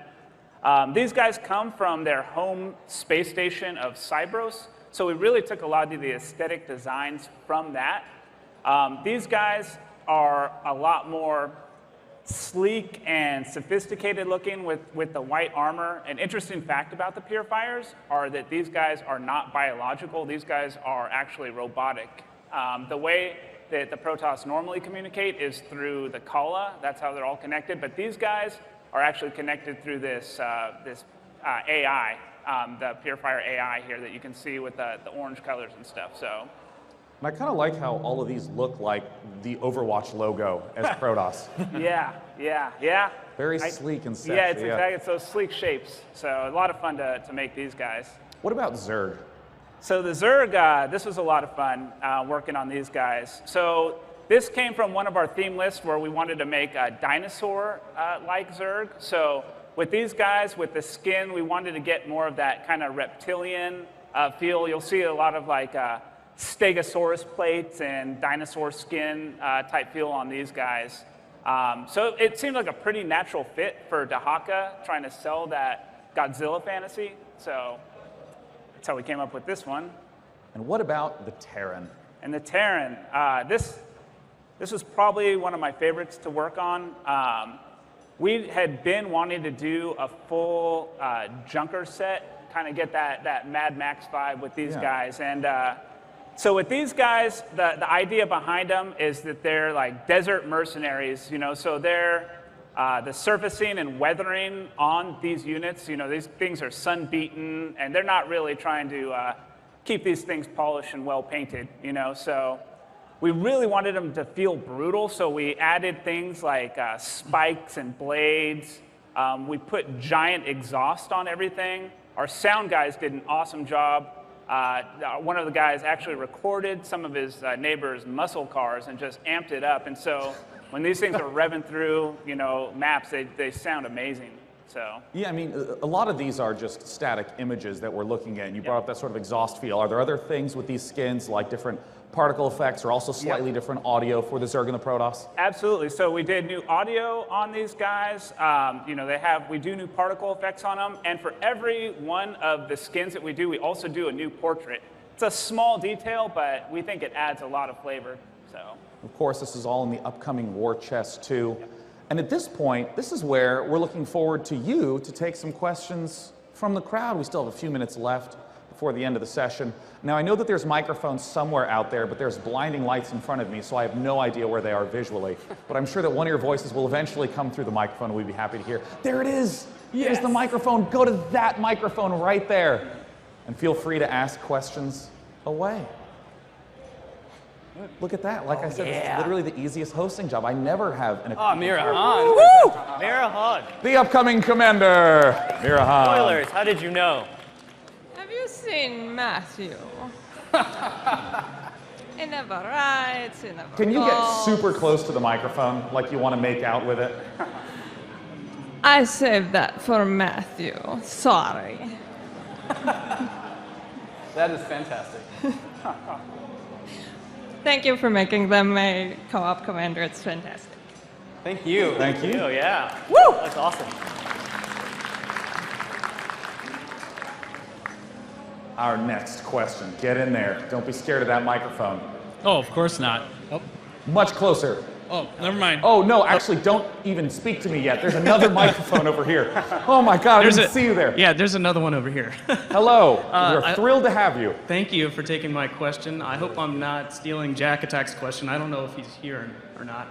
He posted a really interesting question to Reddit today, and in light of the free-to-play option that's now going to be available in StarCraft 2, I think it's very pertinent. What work, if any, is being done to give players feedback on their progress over time?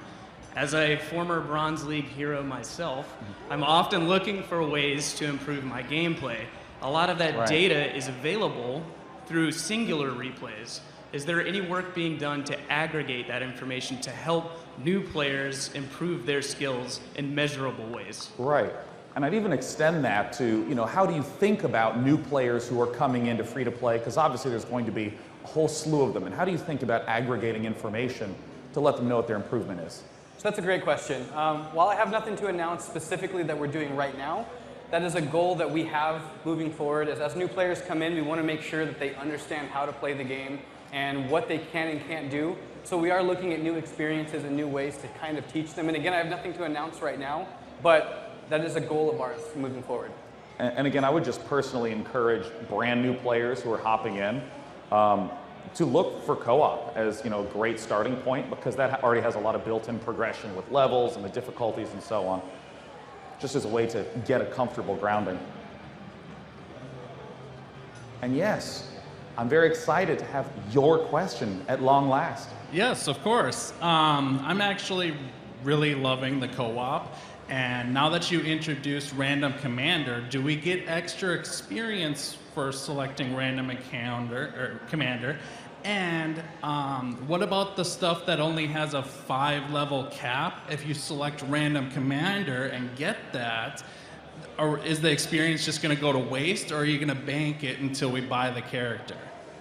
So sorry, two-parter. Yeah. So we're not looking at doing an XP advantage for doing random. It's mostly, like if you're trying to mix it up for yourself, you can't decide who you want to play that night. Sure. So it's mostly just, to kind of mix it up for yourself. For the level 5 cap, the XP does not build up. As part of the leveling experience, well, first of all, I think the progression itself is pretty fun, just unlocking new abilities.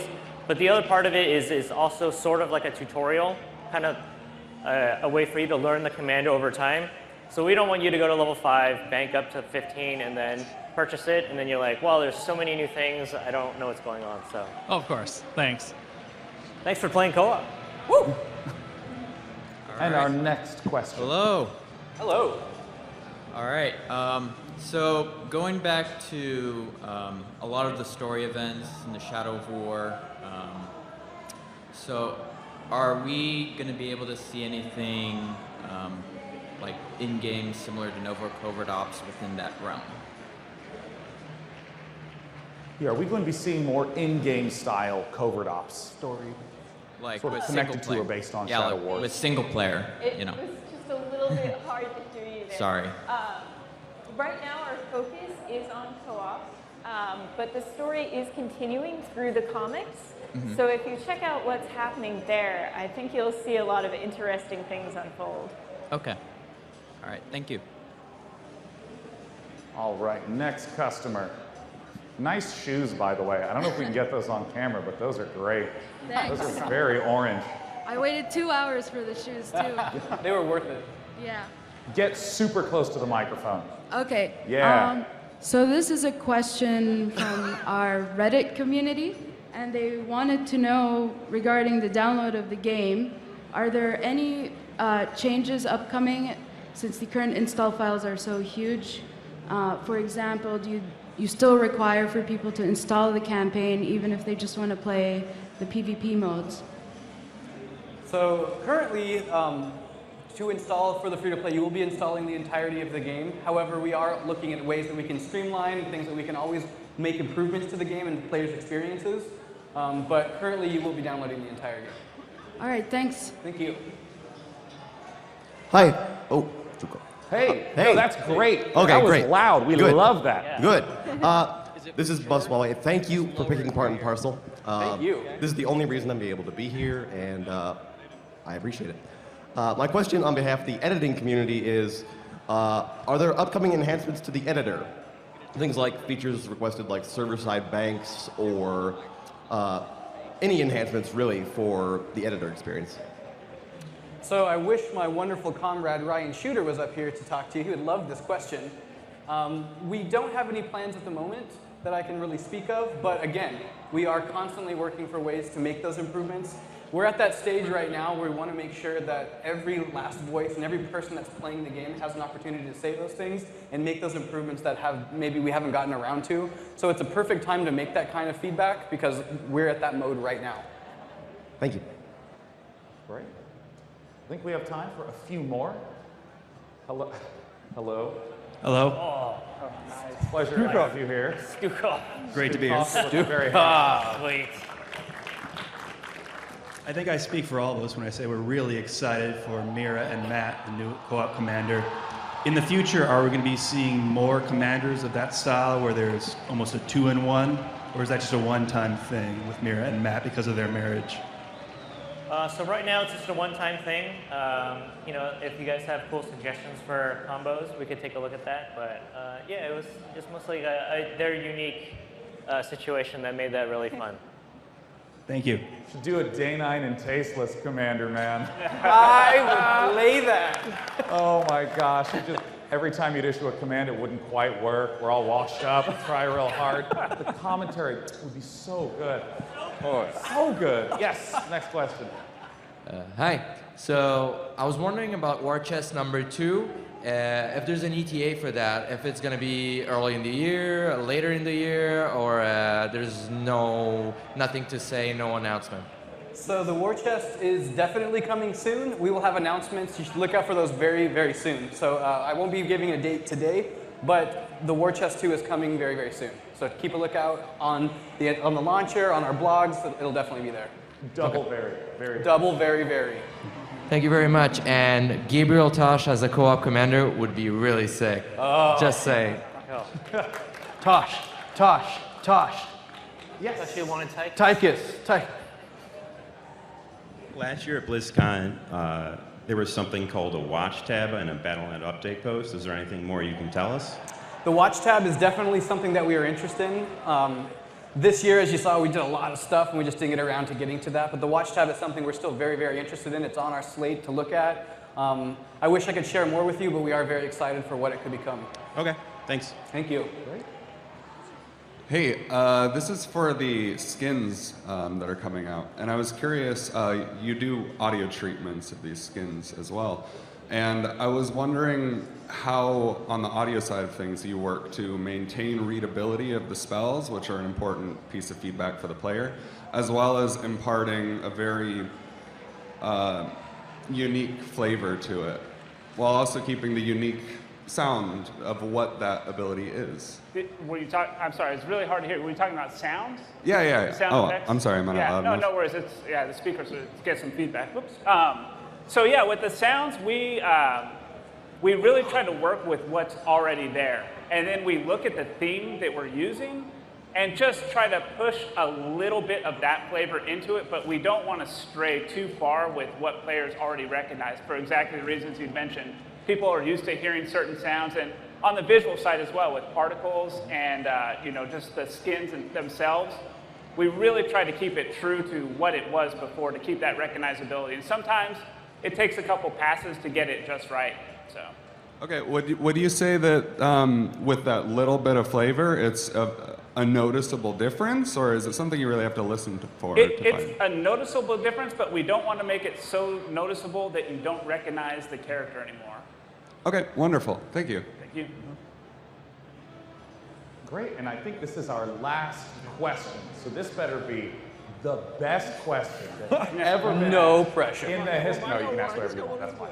Okay, everyone loves StarCraft on PC. It's a great RTS experience, but when are you going to bring that RTS experience to the mobile platform? So something in the vein of Clash Royale so that you can stop that competition and make RTS on mobile great. I think I'm going to let you answer that, David. I don't know. That sounds awesome. Sounds super awesome to me.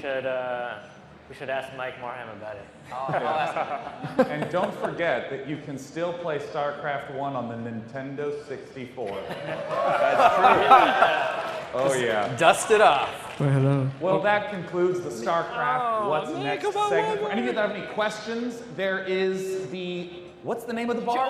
Joey Ray's Bar. There's the Joey Ray Bar. It's in the building. They didn't 3D print it. They 2D printed it, life size. It's an actual bar. All the developers are going to be hanging out there. Feel free to go down and say hello to them. And once again, thank you so much to our wonderful panelists, not just for providing all this great information, but for making StarCraft 2 awesome. Thank you, Day 9.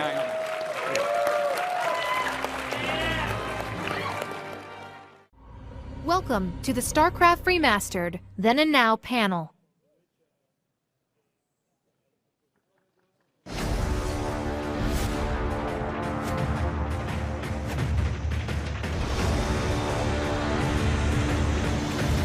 The reason we remastered StarCraft is for the community that continues to love and engage and play day in and day out.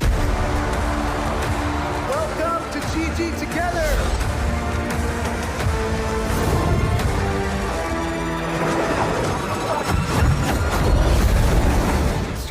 Brood War is still considered by many to be one of the best real-time strategy games ever made.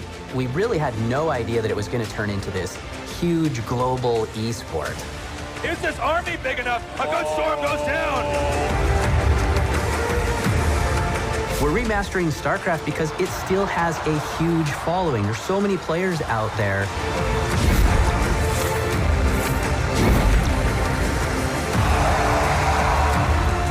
Blizzard set out to make awesome games that bring people together. We do this for love of the community. We are part of it.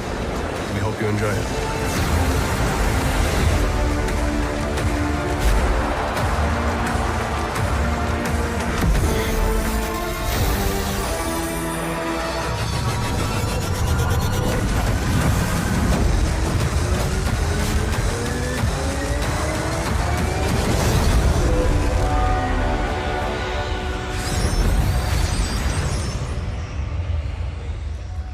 What is up, Blizzcon? Now, before we begin, it's very important you know my bias. StarCraft Brood War is the greatest video game that has ever been made. Who's with me? Excellent. What a good audience. This is the StarCraft Then and Now panel, where we're going to talk about the history of how StarCraft and Brood War were made, and of course talk about the remaster. Here joining me on stage, we have Bob Fitch, the lead engineer on the original StarCraft Brood War. We got Colin Murray, an SC engineer on the original. Samwise Didier, the original art director. Well, you can't do it for him and not for everyone else, so let's just hype it up. Guys, Bob Fitch. Let me hear it for Colin Murray. Oh. You already did Sam, so he's good. We have Brian Sousa, both an artist on the original and the lead for the remaster. I'm very excited to read your full title. It's Rob Breidenbecker, the VP of Technology Strategy and Planning, comma, Technology Strategy. What a title! Look at that. We have Pete Stillwell, the lead producer on StarCraft Remaster. And the man whose videos on Twitter give you all the juicy updates, Grant Davies, the lead engineer for the StarCraft Remaster. Now, I want to come all the way back to the beginning, where I understand that StarCraft originally was a collaborative project between you guys and LucasArts. Talk to me about that. Yeah, so originally started off, we were in talks with LucasArts to do a Star Wars RTS. Allegedly, talks fell apart somehow, but we decided to keep working on what we thought was a great idea and just build our own license. Yeah, I always thought that how cool it would be to work with Star Wars, right? But then I was thinking, well, everything's already sort of been designed. What are we going to do other than recreate what someone else made? So that we did our own thing, I think, was way cooler, because we wouldn't probably be here today if we had done the Star Wars. Yeah, I mean, you actually talked a little bit, backstage about how, like, if you're working with Superman, he's like not allowed to kick.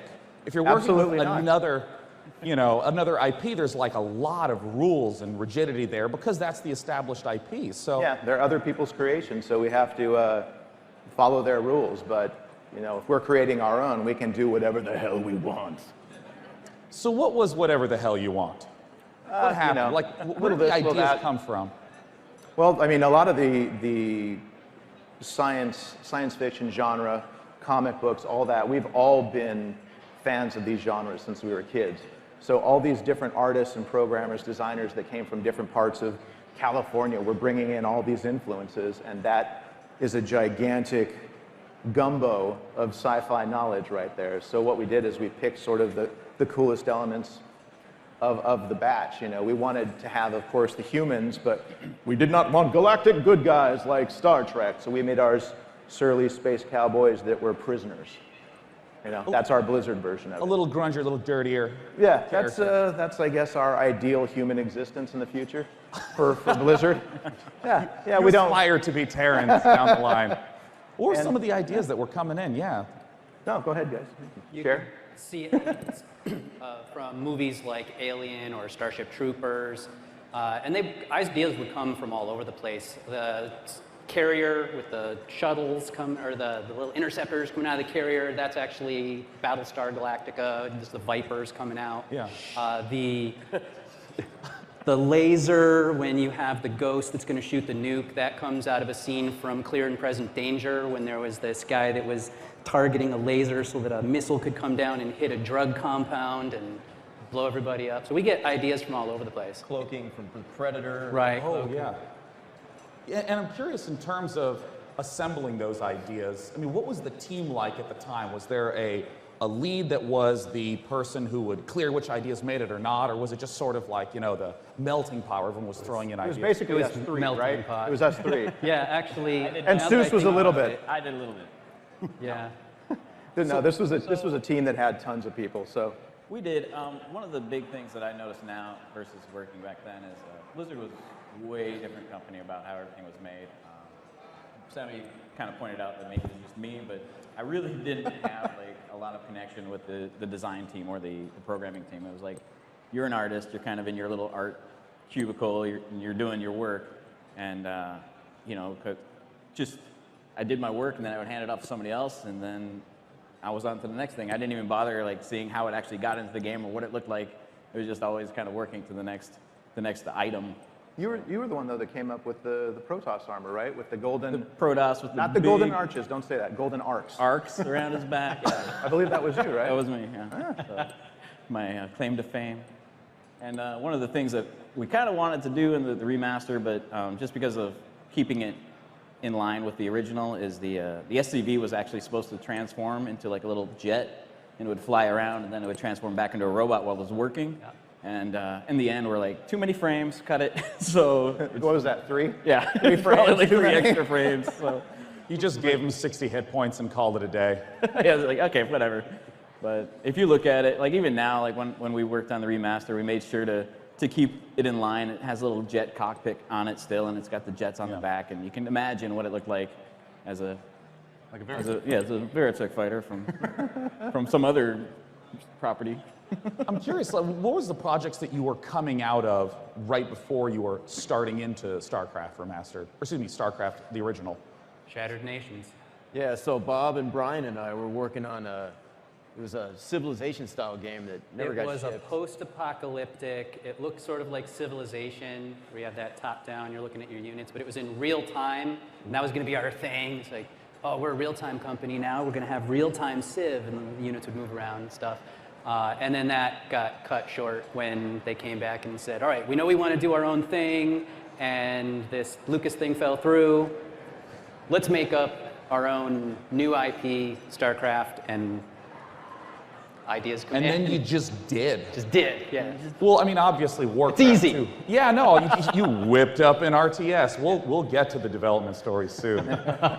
So you made Warcraft 2, so there was obviously that RTS pedigree there. What were some of the big differences that you wanted to do going from Warcraft 2 to StarCraft?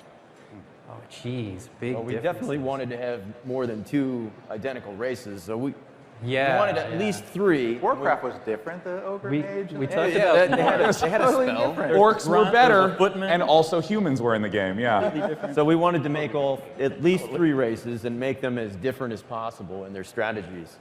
That was the primary goal. I was really in favor of that. I had done the AI for Warcraft and Warcraft 2, and it was really hard to do the balancing of it because the 2 sides were the same. It was sort of like chess, where you have black pieces and white pieces, and they all kind of matched up. And if there were little differences, the balance was really hard to do. So ironically, by having 3 completely different races, it was easier to balance because you didn't have to make things match as much. Well, I want to step into the development and ask a little bit about what, it was like trying to do those types of balances. Because I think that many people know about how just robust the competitive play is in StarCraft. It's sort of heralded as a game that hasn't been touched in 2 decades. And I assume it's because you had everything completely perfectly planned in development. Oh, yeah. The top strategist. What was that like? We didn't even have to make any changes. It just sort of fell out, and there it was. Yeah, no, it was fine. Nailed it. I mean, how did you go about trying to balance these 3 completely different races?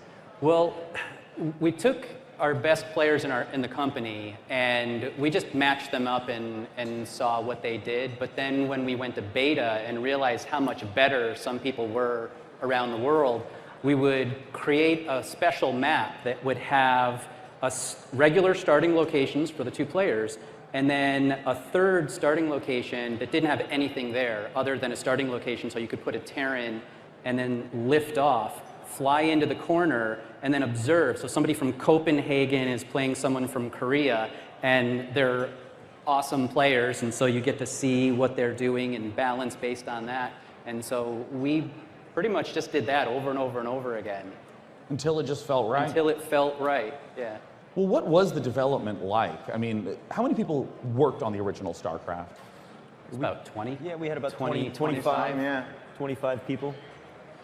Was it a smooth development? Were there interesting bumps? This is your time to tell us the juicy stories. We were in the final stretch for about a year, it felt like, right? Yeah, it started in September, Just another and 2 it more ended in weeks. March, and it was every hour of the day. Some people were sleeping in the office.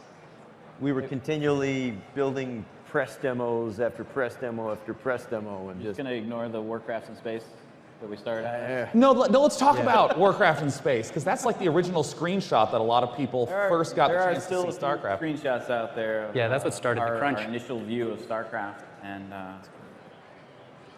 E3 1996. Yeah, definitely improved, because we took a little hiatus.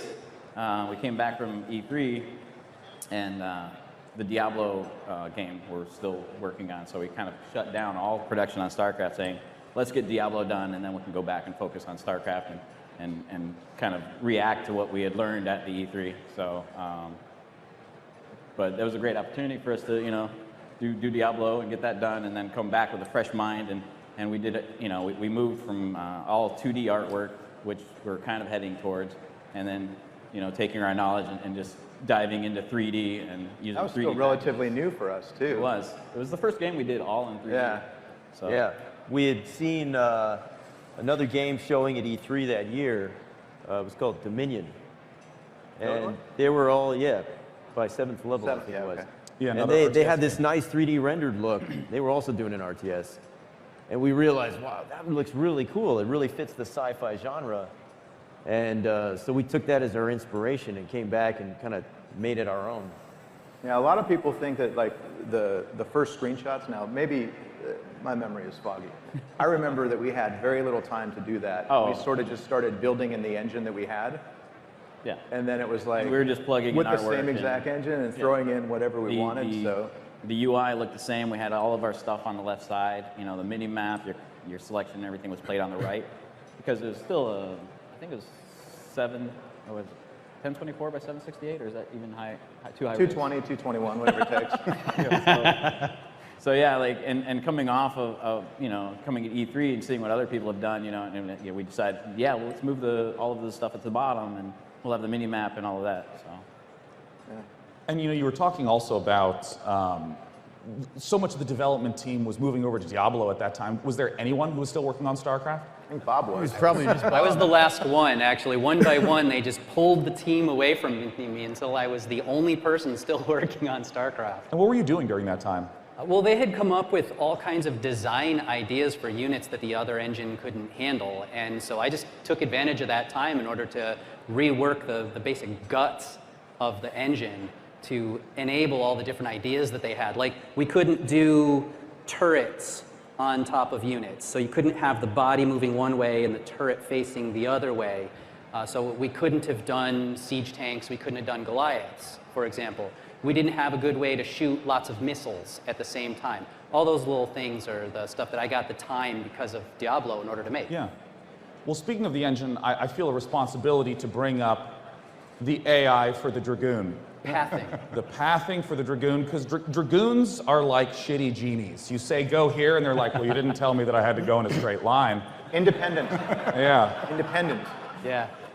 I remember reading in the Code of Honor blog that there were so many little fixes put into pathfinding, because during that last stretch you were always, 2 weeks from shipping. I was wondering if you could talk to us a little bit about the pathfinding, because it's really interesting. Yeah, actually, the pathfinding was done by a different engineer, so we can talk about him all we want. That's great. No, this is he's not here to defend himself. Yeah, no, This we is got good. 7 people on the panel. I think it was cut as the 8th. Yeah. That's really too bad.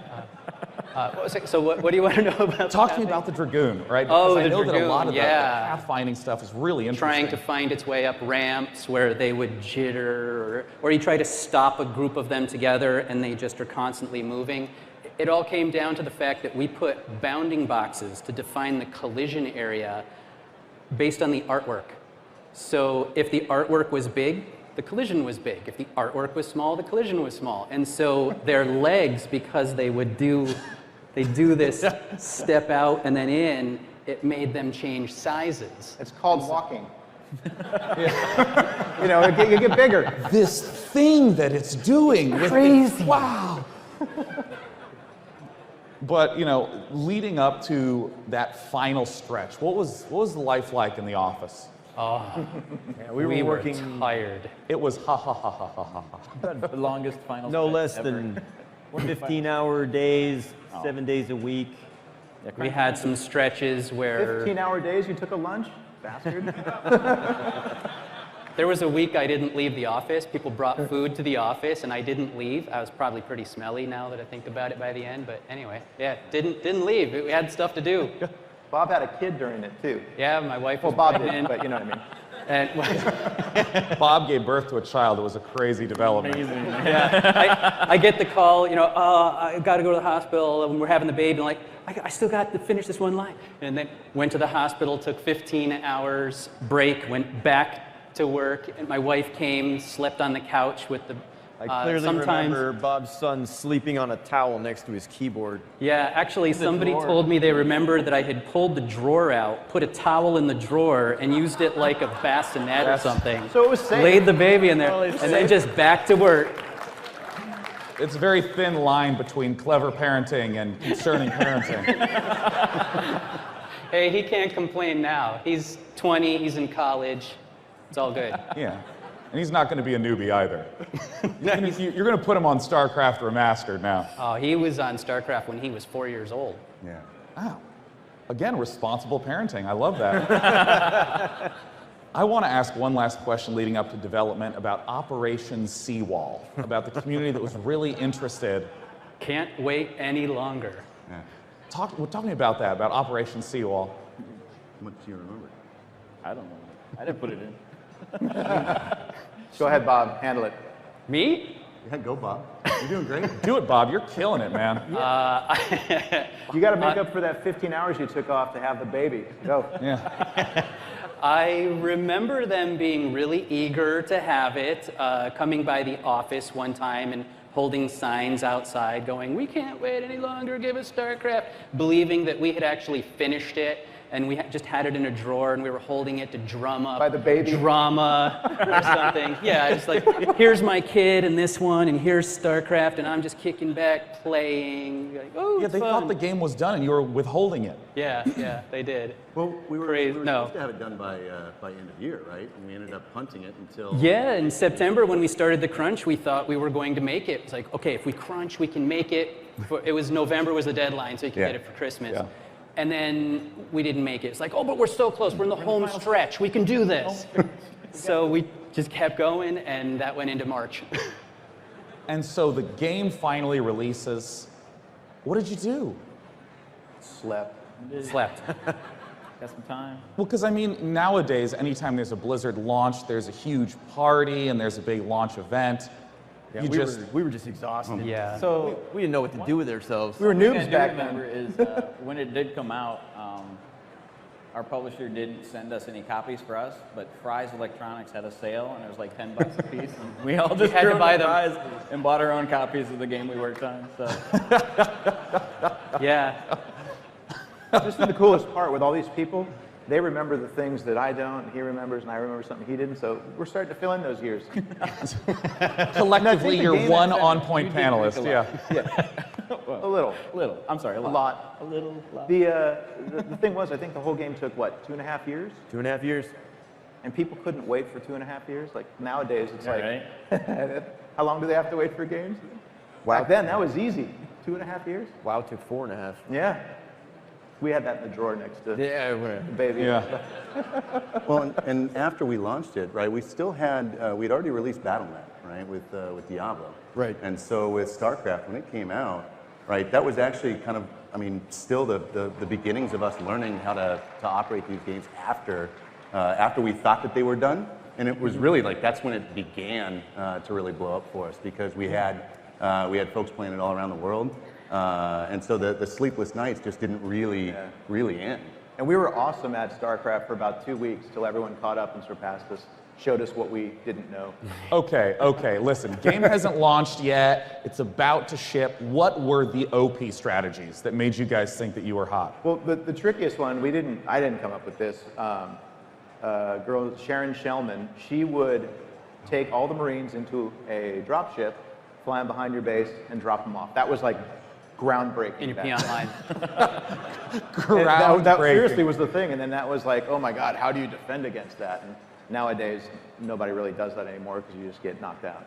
That was groundbreaking then. Yeah. And Rob, I want to ask, after the game launched, there were several balance patches that happened, and Korea started to have a pro scene and professional players. What was your reaction as you're seeing StarCraft explode like this? I mean, at the time, I was just more worried about making sure that the servers didn't fall down, because, I mean, it's no stranger to Blizzard, right? We underestimated the demand, and we actually, when we launched Diablo, we only had one Battle.net server, and it was actually located over here in the U.S. And along the process, we're iterating on our back-end tech. We ended up creating like 3 different gateways. One for Europe, one for North America, and then one over in Korea. And we really needed to have it largely for Korea alone, because we had so much utilization happening there. And it was crazy as well, because that was really the birth of the game room scene over in Korea, where basically, we thought like game rooms are going to be the traditional environment where lug your computer over to your buddy's place and sit down and futz around with Ethernet connections and get a cool LAN party going on. Over in Korea, they had figured out, you know what, like, let's actually open up shops to where folks can come in, they can effectively rent those computers and play massive games of StarCraft. And that just swept a whole generation there. And it was unbelievable, like, seeing that light up. Oh yeah, I mean, I know that Korea even had the government subsidize those types of businesses and a lot of the broadband stuff, just to make it like the most technologically focused city in the world, technologically focused country in the world.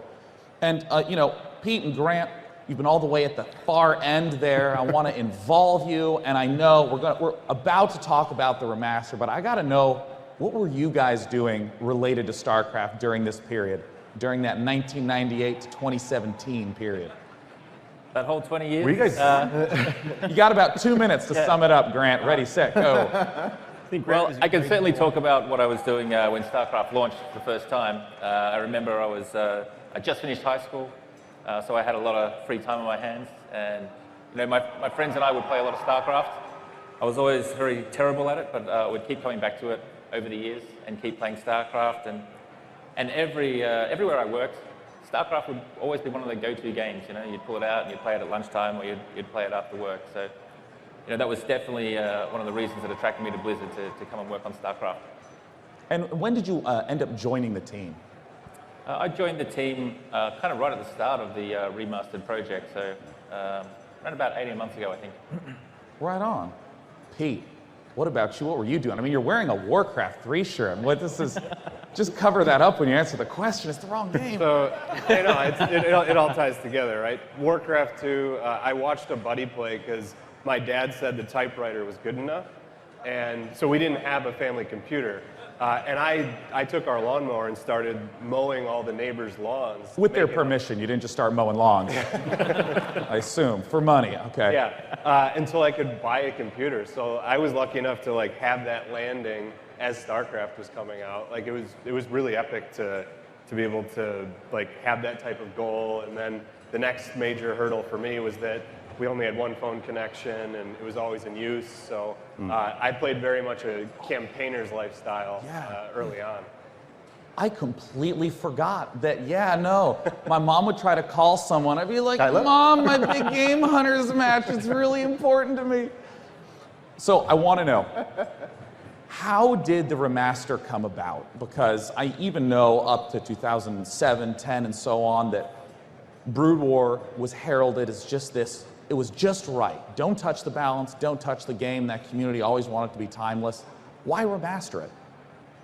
Yeah, you know, it's we actually started down the process of just trying to figure out how do we download the game on our own websites because it was kind of buried somewhere in Battle.net account, and then from there we looked at it and said, you know what, like everything before World of Warcraft that was connected to Battle.net was actually broken, right? In that it wasn't connected to our modern online community, and so as we started digging in under the hood, it was like, you know, how cool would it be if we took this game that is still being actively played by millions of folks around the world and connected into the modern Battle.net, but then on top of that, we said, you know, shit, like this looked fantastic back in 1998. You guys did an amazing job, but in 4x3 monitors with 640, 480 pixels, where you had like 256 colors, of which I think we only used like well, 200. We had to keep colors for the players, the player color, right. Team color. We had to keep colors for any of the waters. Yeah. You know, the animation was a cycling color, so it just kind of ran through like 4 or 5 colors. So anything that we kept a lot on the side for any animations that we would need that way. And so like our actual palette was even smaller than like the 256 that you would get. Yeah. So we ended up basically starting to talk to folks, right? Really reaching out to the community. And asking them, hey, what if we were to go and introduce some simple like conveniences like widescreen support? And initially it was like, ooh, widescreen. No, you don't. Yeah. Don't break our game. And we're like, whoa, okay, more than 12 units. Ooh, no, I only want to select 12 at a time. But then the more that we talked to folks, the more they actually said, you know, actually widescreen, like it'd be kind of nice to not have, you know, stretchy stuff or have to play it in a window. Okay, you know, maybe that's okay, but just don't change any of the actual game. Okay, well, you know, we'll take a look at that. And so we went through the process of just like sizing up how difficult would it really be to do a remaster. And true to form, we said, oh, this will be a cakewalk. It turns out we had lost all of the art. We basically had to go to the game itself and rip out of the mopacks all of the assets that were in the shipping version of the game, and rebuild all the tool chains so we could get all the different angles, and then we could basically build a whole new pipeline, and then go and rebuild all the models again in 3D.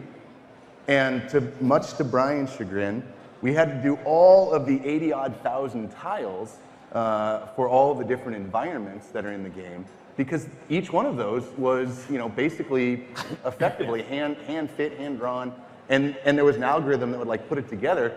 But we didn't really know how that really worked. I mean, it was old code, right? I can't believe It was terrible. that. Some of the other things, being an artist back then, I'm sure it's because of our tight team, but we had units that were rendered at different angles, camera angles. So if you put some units or buildings together in the game, you'll notice that some of them they're a little off. It's because like the camera angle that it was rendered at was at a different angle, or the light is in a different place, so you have different highlights. For the same, you know, you put 4 buildings down, they all have different highlights, they all have different shadow angles, and you're like, multiple oh suns. Yeah, something. It's a magical world.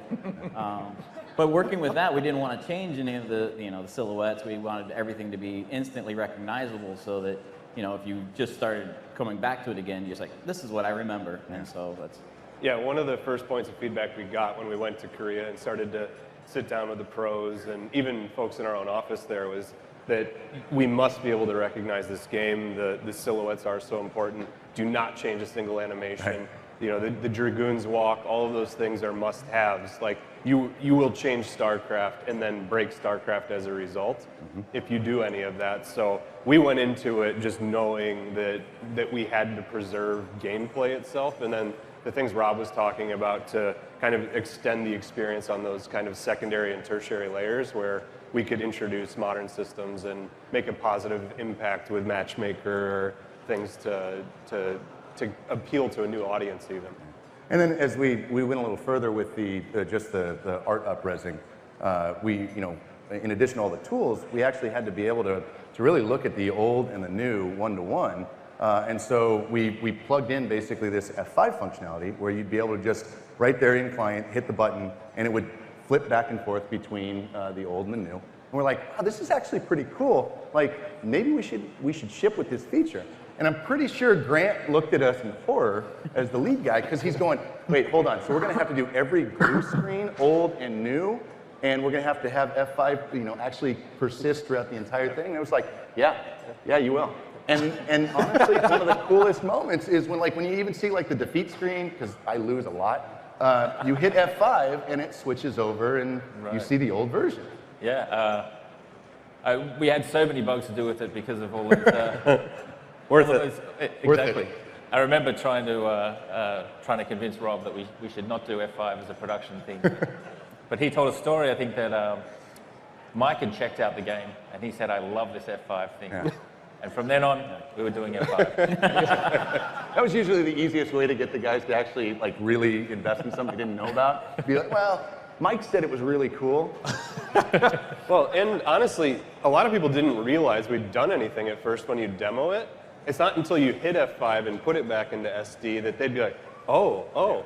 And that's awesome that we did it right, or whatever you want to say, to kind of achieve that goal of the one-to-one. Yeah. But it's really just to be like, no, we did work. Trust us. Like, over the past year, we've actually done things, and your memory fills in all of the little gaps. So like when people come to it and see the HD for the first time, they're like, it looks like StarCraft. And they're like, yeah, it does, but press the button. This is how it actually is. And you push F5, and you're like, oh, okay. And then you can see like everything kind of just gets really pixelated. And we actually, when we did the presentation internally, just to kind of get folks aligned and make sure it was something we wanted to ship and do.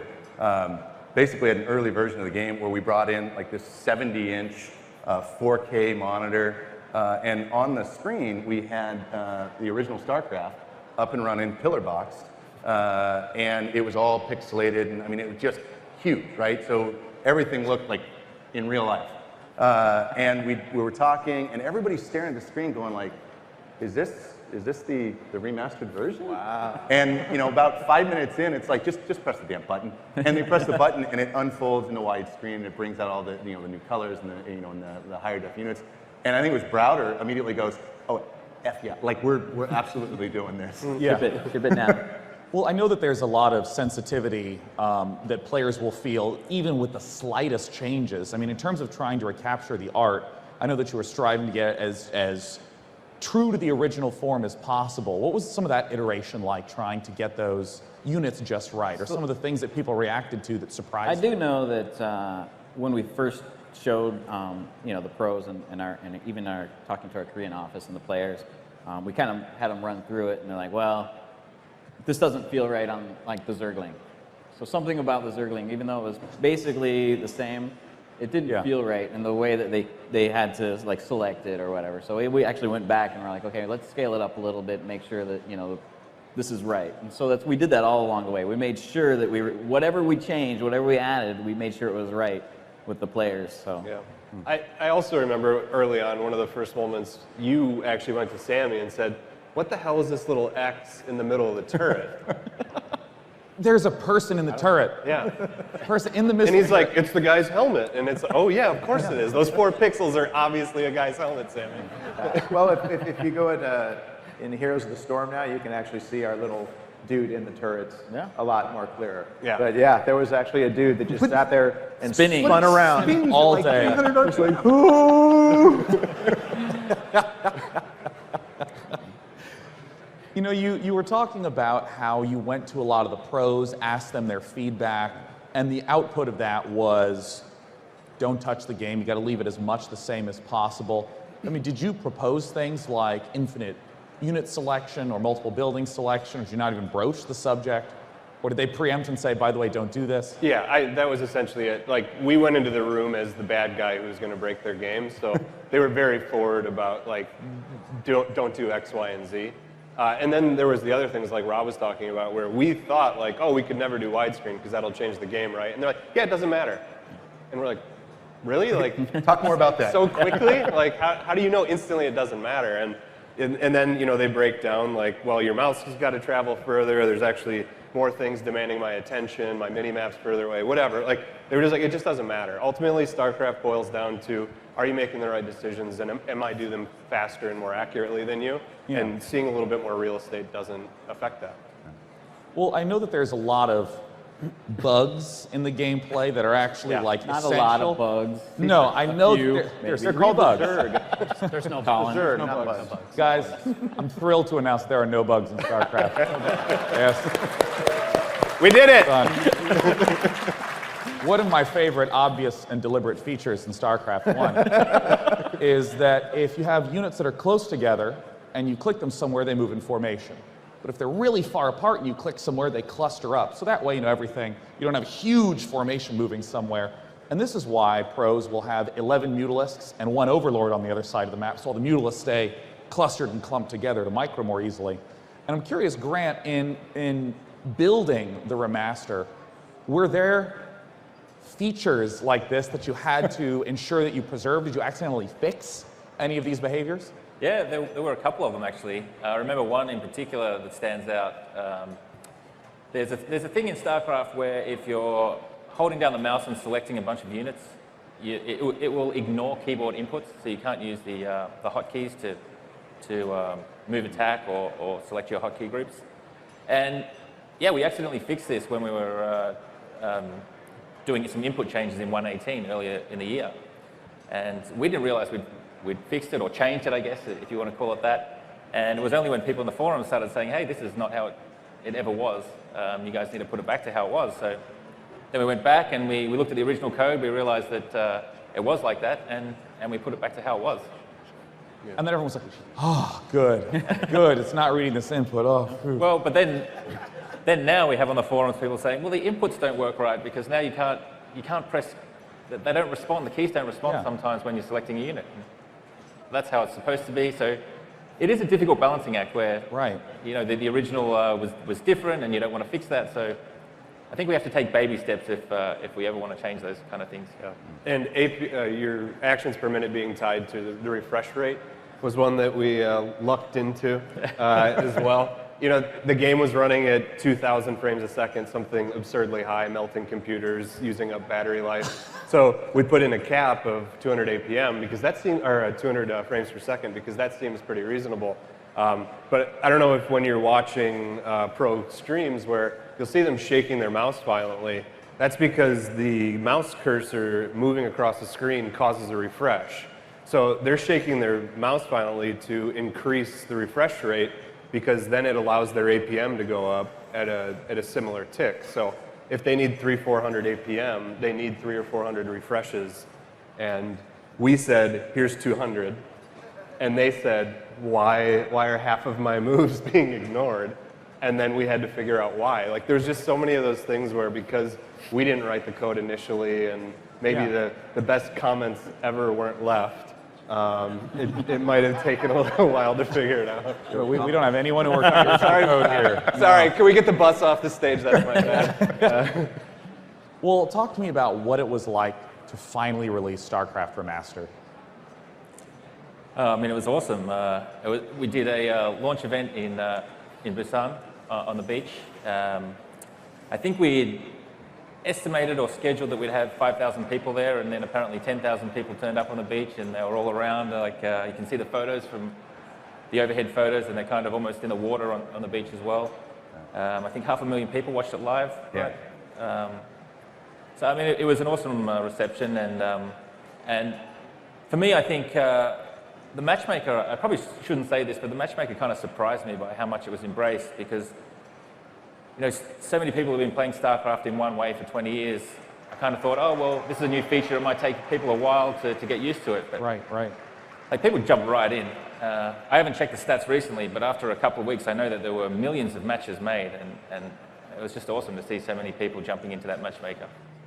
Yeah. I think a healthy amount of the remastered team is at Blizzard because of StarCraft. So we were kind of given this sacred trust to bring it into a new light and restore it and make it playable and make it discoverable for a new generation. And like, I can't tell you how how impactful that was and how much we enjoyed being given that honor. And so to get it out there was, like Grant was saying, like there was a lot of kind of sighs of relief that the pitchforks and torches weren't out.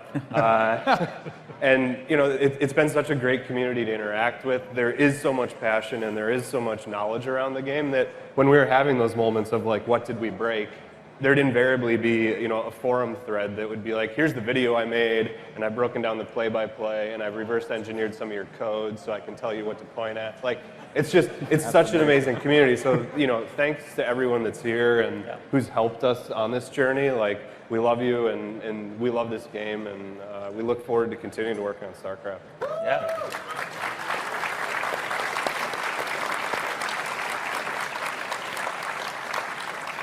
I want to ask what's coming down the road for StarCraft Remastered, because I know it's not just one and done right now.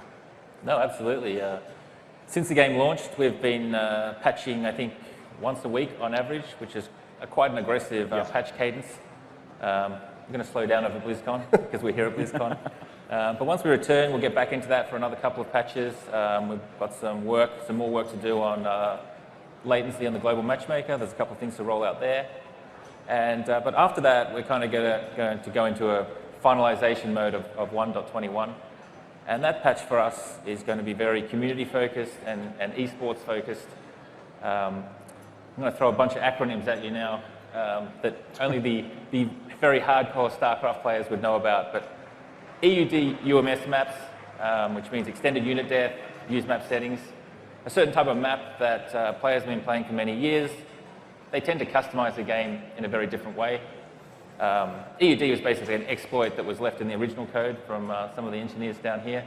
There's a feature left by the original engineers deliberately. And it basically allows map makers to go in there and change anything in StarCraft. So, for example, there was a map made where someone recreated Super Mario Brothers, the whole game, inside one map in StarCraft. So you can do some pretty crazy things with this. Unfortunately, we had to leave it behind when we launched 1.18 because of the strong anti-cheat measures that we introduced for the matchmaker.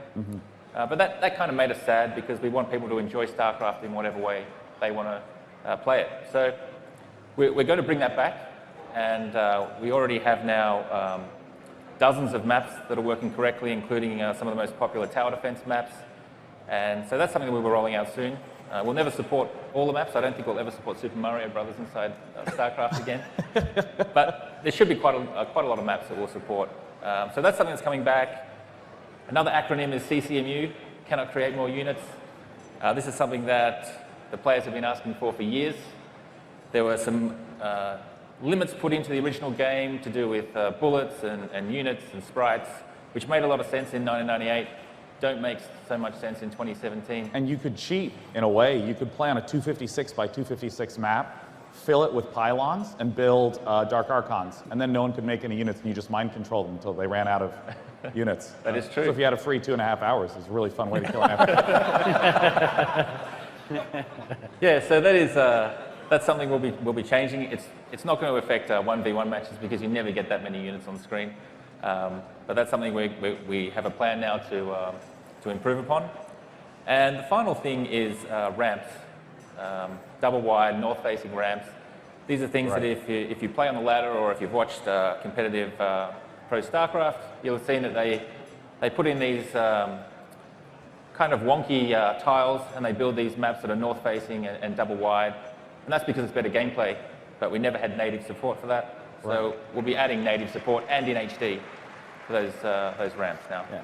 We created the ramps to go in all 8 cardinal directions now. So instead of just having a southeast and a southwest ramp, now you can go east, north, northeast, and all that. So we can have more balanced multiplayer maps without having to resort to the wonkiness that has been kind of implemented because there are no ramps.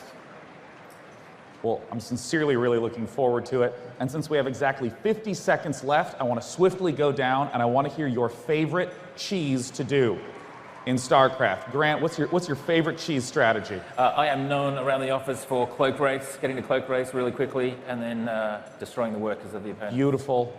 Beautiful. Yeah. Pete? I'm a very spiteful loser, so I just like flying my Terrans off in every direction. That's excellent. Just draw it out. Where's the last farm? Yeah. Love it.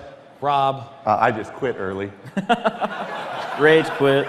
Ah, the cheesiest of all. I don't have cheese. You know, I turtle as a Terran, so I just build up as much as I can around my base and just hope they come to me. You're either cheesy or Flash. That's right. That's right. Oh. In a free-for-all, I would share vision with everybody and go attack Roman Kenny, who always cheats. So I would let everyone know where he's at. Colin. The classic Zergling rush. Zergling rush, yeah, I can't believe it took this far, the Zergling rush. It's a toss-up between towering someone in or Reaver dropping them. Oh, the eternal debate. Too elite. Everyone, thank you so much for joining us today. StarCraft Then and Now. Please play StarCraft Remastered. It's literally the best video game that's ever been made. And definitely come say hi after we hop off stage. Cheers.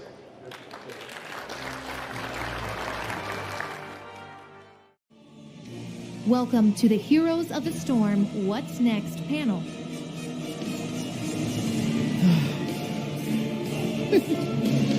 Oh, pedestal's there.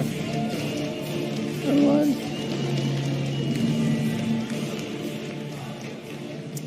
Hello, BlizzCon. It is awesome to be back here with you guys. My name is Alan Dabiri. I am the game director for Heroes of the Storm. Hello. I am joined up here by Travis McGathy. Hi, everyone. This actually works. There we go. I'm joined up here by Travis McGathy, lead game designer, and Matthew Cooper, lead live designer. So thank you for joining us for the What's Next panel for Heroes of the Storm. In this panel, we're going to dive into some really cool stuff coming to the game post-BlizzCon. So Travis is going to talk about some cool system and feature work that's coming, and then Matt's going to come up here and dive into some cool gameplay changes that we have coming shortly as well. And for those of you here at BlizzCon with us, a lot of what these guys are going to be talking about is they're actually available on the show floor, playable on our demo stations. So if you haven't done it already, be sure to check them out. First off, though, I wanted to take a quick look back at 2017 and all the things that have actually come to the game. So this year has been an incredible year for Heroes of the Storm. We've just had a ton of awesome releases with great content and updates. The biggest one, of course, was our Heroes 2.0 release that came out earlier this year. This release, brought our first major Overwatch theme drop, a ton of awesome new content, and some great changes to our out-of-game progression and reward systems. And the end result of this release was really the single biggest moment in Heroes history. We had our highest player engagement numbers of all time, and that actually includes the original launch of the game. So it's just been an awesome, awesome release for us. And since that time, we've been riding that wave with more releases and more content and more updates. So kind of wanted to take a quick look back here. Speaking of that content, we released 2 new battlegrounds this year. The first came with Heroes 2.0 was Hanamura. Hanamura brought this beautifully unique environment to the game. It also brought some new and unique gameplay changes. And so, the biggest being payloads, of course. In Heroes of the Storm, we're always trying to push ourselves. We're always trying out new things. We want to experiment. We want new things for the game, the genre, and ourselves. And so, in the case of Hanamura, some of those ideas didn't work out exactly how we wanted. And thanks to the awesome feedback from you guys, we actually took Hanamura back in the shop, and we're working on it. We're actually going to bring it back in the future, bigger and better. So, the second battleground was Volskaya Foundry. This was our second Overwatch battleground, and while we've had player-controlled vehicles on other maps, this was our first opportunity to bring a 2-player vehicle to the game. So, for those of you who are Cho'Gall fans, you can get some of that 2-player action regardless what heroes you're playing. And then also, because we're insane, we threw conveyor belts all over the capture points just for some ridiculous team fights as well. But we're also loving that battleground too. So with the addition of these 2 battlegrounds, we'll actually be ending 2017 with 14 battlegrounds that we've released for this game. That is double the 7 that we originally launched with. So a lot of cool battlegrounds in the game now. Beyond the battlegrounds, we've also added a crazy number of new heroes this year. 15 new heroes to be exact. And if we just kind of take a quick look back here, we brought Zul'jin, Valera, Lucio, Probius, who you might have seen kind of roaming around the show floor here, Cassia, Genji, everyone's favorite highly mobile cyber ninja, I'm sure, unless you're a backline squishy, maybe not so favorite, but we have Diva, Malthael, who I love, Stukov, a really cool StarCraft support, unique healing mechanic and some cool heroics, Garrosh, Kel'Thuzad, our most requested hero ever, and more recently we brought Ana to the game and Junkrat, and as you guys have seen this morning, we just announced that before the end of the year we'll be bringing Alexstrasza and Hanzo to the game. So, that's a lot of heroes. In fact, by the time we ship Hanzo, we will have 75 heroes in this game. That is more than double the 30 that we originally launched with. So, a lot of awesome new heroes coming as well. And beyond the new heroes, we also went back and reworked a bunch of existing heroes. In fact, we did 16 hero reworks this year so far. And here's a quick class photo of these ones. So, we're always improving and refining our hero design sensibilities. And so these hero reworks are an opportunity for us to go back, look at a hero, modernize them, energize them, also look at talent diversity and balance issues as well. But we really enjoy going back and looking at these heroes because there's heroes that we can kind of bring back into the meta by doing this. And this doesn't include, these 16 hero reworks actually don't include all of the balance updates we're doing as well. In fact, we touched 59 different heroes this year with balance updates. These are just number tweaks, things to make the game fun, fair, and balanced. So, a lot of changes across this year, and all of it has been done in collaboration with you guys. Your feedback that we get is invaluable towards developing this game, so I really want to thank you guys. So give yourselves all a round of applause for all your fantastic feedback. Okay, so that's a lot of cool stuff. I didn't even go into all the system work and other UI changes and cool updates we've done. But looking back at all this content, it's also kind of helped us think about how we want to release stuff going forward. In this year, in 2017, we had some pretty crazy releases where we would drop a ton on the game at the same time. A typical release that we might have had might have been like a brand new hero. We might have done several reworks, 4 reworks in the case of Kel'Thuzad. We might have a bunch of balance updates that come along with it, an event with a whole bunch of awesome new skins, and then sometimes we might even throw a new battleground into the mix. So, on the one hand, this can be really exciting because a bunch of cool stuff is coming to the game all at once, but we've also seen a couple issues with this approach. First off, we feel like not all of the content we release has a moment to shine. So, hero reworks, battlegrounds, other updates are often overshadowed by a brand new hero. Secondly, we also feel that by dropping a ton of gameplay changes at the same time, we've seen that we can create some instability in the meta as well. And of course, this can cause some disruption for the game. So what you're going to see us start doing going forward is actually start to spread this content out a little more so that each thing kind of has its room to shine. So as an example, we might actually release a brand new hero. Shortly thereafter, we might actually have a major hero rework on its own. And since it's on its own, we can actually support it better. We might do additional artwork for it. We might put some new effects, sound, maybe even do a new spotlight video that highlights all the changes that are coming with this hero rework. After that, we might have a cool event with a bunch of cool skins coming out, a new battleground, followed by another brand new hero. So really, it's a lot of awesome content coming at a steady pace that's healthy for the game. So with that, now I want to dive into the stuff that you really care about, which is all the cool stuff coming in the future here. So I'm going to hand it off to Travis to talk about some more fun stuff. Thank you, Alan. It's great to see everybody here. Thank you for coming out. I'm Travis, the lead game designer for Heroes of the Storm. As Alan mentioned, I'm going to run you through some of the new features coming your way over the next few months. Before getting into that, though, I've got some interesting statistics I wanted to show coming out of the Heroes 2.0 launch that I thought people might find entertaining, kind of informative. So with Heroes 2.0, we added the ability for players to craft items. Not only is that a cool feature to have, it's given us some great insight into the type of items players really enjoy. So I brought some of that here for you. There's 2 different ways to look at this data. In first one I've got here is the top 5 items in terms of just the sheer raw number of items created. So the number 1 most created item since Heroes 2.0 was the Diva Announcer. Yeah, Everybody loved that Diva announcer. Number 2 is the Neon Dragon Genji skin. Number 3 was the Crimson Lionheart Varian skin. Number 4 is that Midnight Arcanist Jaina skin. And the 5th one is the Steel Dragon Genji skin. Now, this doesn't account for the value of the items, so it tends to skew a little bit towards the lower cost items. If you look at the same stats, but you're factoring in the shard cost and look at it by the sheer number of shards spent on items, things change up a little bit. Number 1 item is still that Diva announcer. Everybody loves Diva. Number 2, though, that Primeval Diablo skin. That thing was fantastic. Number 3 is the Happy Cloud Mount. Personal favorite of mine.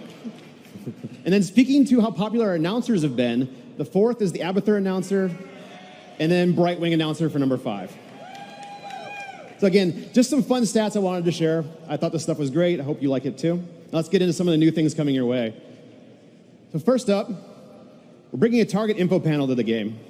So this is going to allow you to select battlefield entities such as minions, mercenaries, structures, other heroes, and just get more information about them, some more statistics. So you can see things like their health and mana, their regen rates, their attack damage, their attack speed, their attack range, their armor, including breakdowns for physical and spell armor, as well as their spell power and movement speed. It's all really cool information, but be careful about studying it too much in a team fight, or your own stats are probably going to suffer. Next up, heroes in hiding. We're adding UI indicators for which heroes are inside of other things, vehicles, objects, abilities, that kind of thing. Nice little quality of life improvement. I got some examples for you here. So here we've got, you can see it here above the Dragon Knight's head, Nubrak inside of the Dragon Knight. Another example, Rhaegar in a cocoon. Here we have Asmodan being gorged by Stitches, which shouldn't really be physically possible, but there it is. And then a couple heroes stuck in a maw. Again, these are just some nice quality of life improvements. Both of these are currently in development. We're expecting them to come to the live servers over the next few months. Let's get on to something a little bit bigger. Voice chat. We're going to be, yeah, I'm excited about this one too. We're going to be integrating Blizzard Voice directly into the game client. So I'm sure as many of you recognize, effective communication can often be the difference between winning or losing a game of Heroes.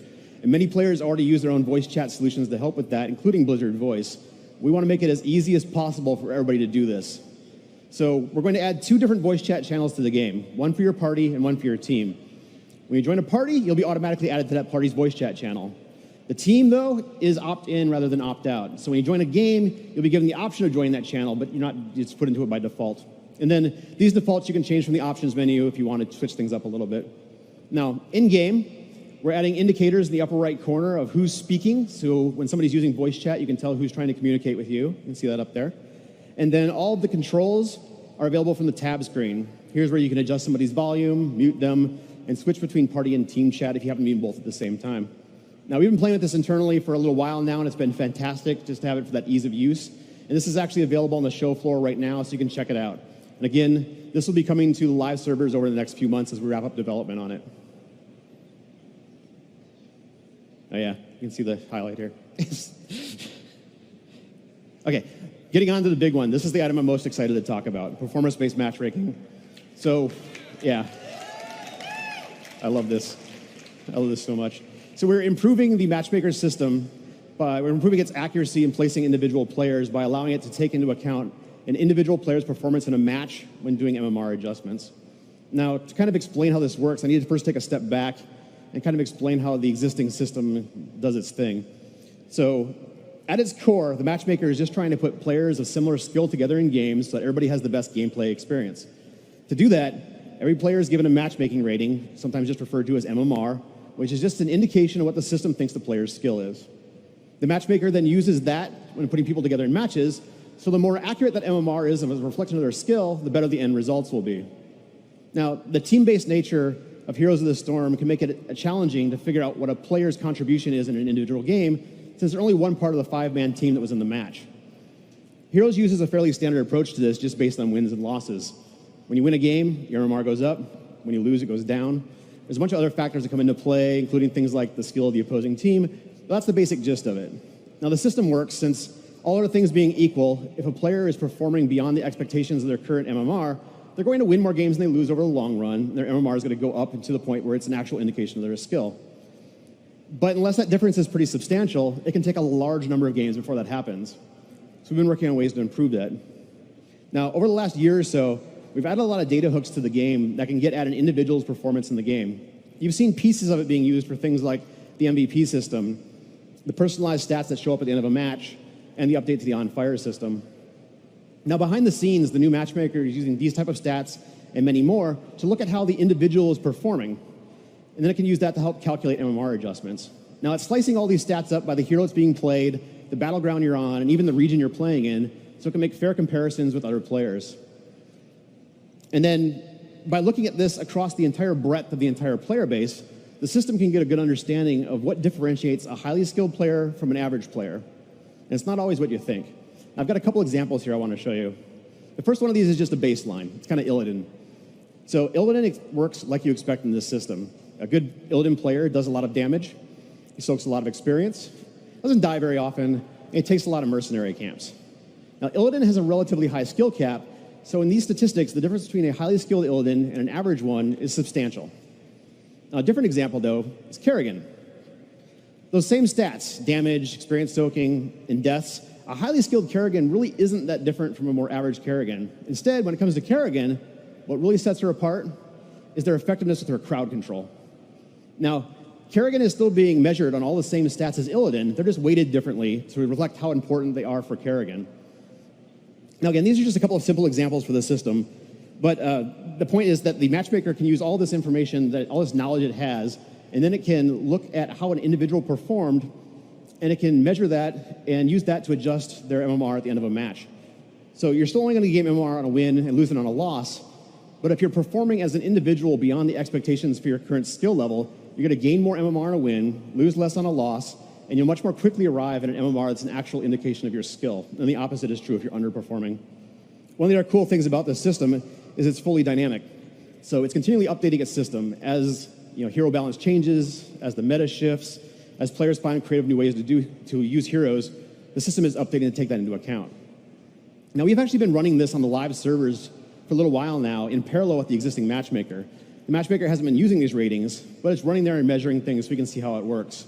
The data that comes out of this is really technical, and it would be hard to show off in a venue like this, but we did find an example that kind of differentiates and shows the differences in the system. That's what I have here. We don't condone this behavior, but when a highly skilled player takes control of another player's account, it was a great example for the system. It was a good way for it to kind of look in and do things. And that's what this graph is showing. This was a Bronze 5 account that a Master tier player took control of and ran it all the way back up to Master. This graph is showing their MMR in the old system, which is the dashed lines, and then their MMR in the new system, the solid lines, if we had been applying performance-based metrics to that. Now, in the case we were measuring here, the player took control of this account around game 40. Again, they played this all the way back up to Master tier, and the graph stops at that point at game 251. Now, if we've been applying performance metrics to this and adjusting their MMR based on how well they're doing in those games, the player actually would have crossed over to the Master tier at game 131, or twice as fast as they did before. So this is a significant improvement. This is without the system even being fully implemented. The matchmaker was still doing matches based on the old MMR system. Once this thing is fully turned on, we're expecting that to be even more accelerated. So some of you are also probably recognizing that this system can do a lot to help with the problems with smurfing. Since if a player is creating an account specifically to stomp on lower skill players, they're going to much more rapidly be facing players of their same skill. We've also found that this can be really good for detecting griefing, since the system can pick up when players are playing abnormally poorly for their rating. We actually already used it to confirm reports of players intentionally feeding, for example, to help take action on those accounts. And we want to automate this in the future so that we can much more quickly take those actions. Yeah. There's a lot of potential here. Which leads me to the big question I'm sure everybody's asking, which is when can we actually get this thing? Because it's pretty cool. And I got good news on that front. We're looking to roll it out with the start of the next ranked season in mid-December. So yeah, it's coming soon. Now, I've been talking about this for a while, so let me kind of just tie a bow around this and recap what this is here. Performance-based matchmaking is allowing the matchmaker to take into account the individual performance of the player when doing MMR adjustments, which allow you to get your matchmaking rating to what is actually accurate for you at a much faster pace, which will allow us to make better games overall, and the whole thing is coming your way at the start of the next ranked season. So I'd like to thank you for your time. With that, I'm going to turn the stage over to Mr. Matthew Cooper. Sir. Hey everyone, I'm Matthew. I'm the lead live designer on Heroes of the Storm. So as Alan and Travis talked about, we add a ton of new content to this game all the time, new heroes, battlegrounds, reworks. So really the game is just always constantly evolving. Now, over the last several months, a bunch of the development team has been working on some core gameplay updates that we're calling the 2018 gameplay update. These are core changes to how you'll play in every single match. Now, if you watched opening ceremony, you have seen some hints of this with our camera changes, our updates to stealth, our laning changes. There's a lot to cover, so we're going to dive right in. Let's talk about the camera first. So overall, we feel that the camera can be a little bit claustrophobic in those larger scale team fights. When you get all 10 players fighting over a single objective, you can't always see all the players on the screen at a time. And now over time, of course, too, we've added characters like Chromie, who has really long range, Genji, Medivh, who have really high mobility. And so in a lot of ways, the camera wasn't designed with these kind of characters in mind. So we wanted to evaluate our camera height, see if we could pull this out a little bit, provide our players with a better experience. This is something we've gotten feedback on from our community for quite a while now. So how much we pull out the camera is a bit of a balance between performance and visibility. Our goal is to improve visibility, right? We want to make it so you can better read and understand a team fight, but if we pull out the camera too much, we could hurt our game performance. At the same time, if we pull out the camera too much, we could also make visibility worse. So we want to make sure that we're getting a nice balance here and doing it the right amount. Now I have a video that we're going to show that showcases the old camera and the new one. I'm going to set this video up a little bit though. So you see there's going to be a small scale team fight to start this, and then midway through we're going to pause the video and we'll pull out to the new camera perspective. I want you to focus on Stitches and kind of the upper left corner when we do that.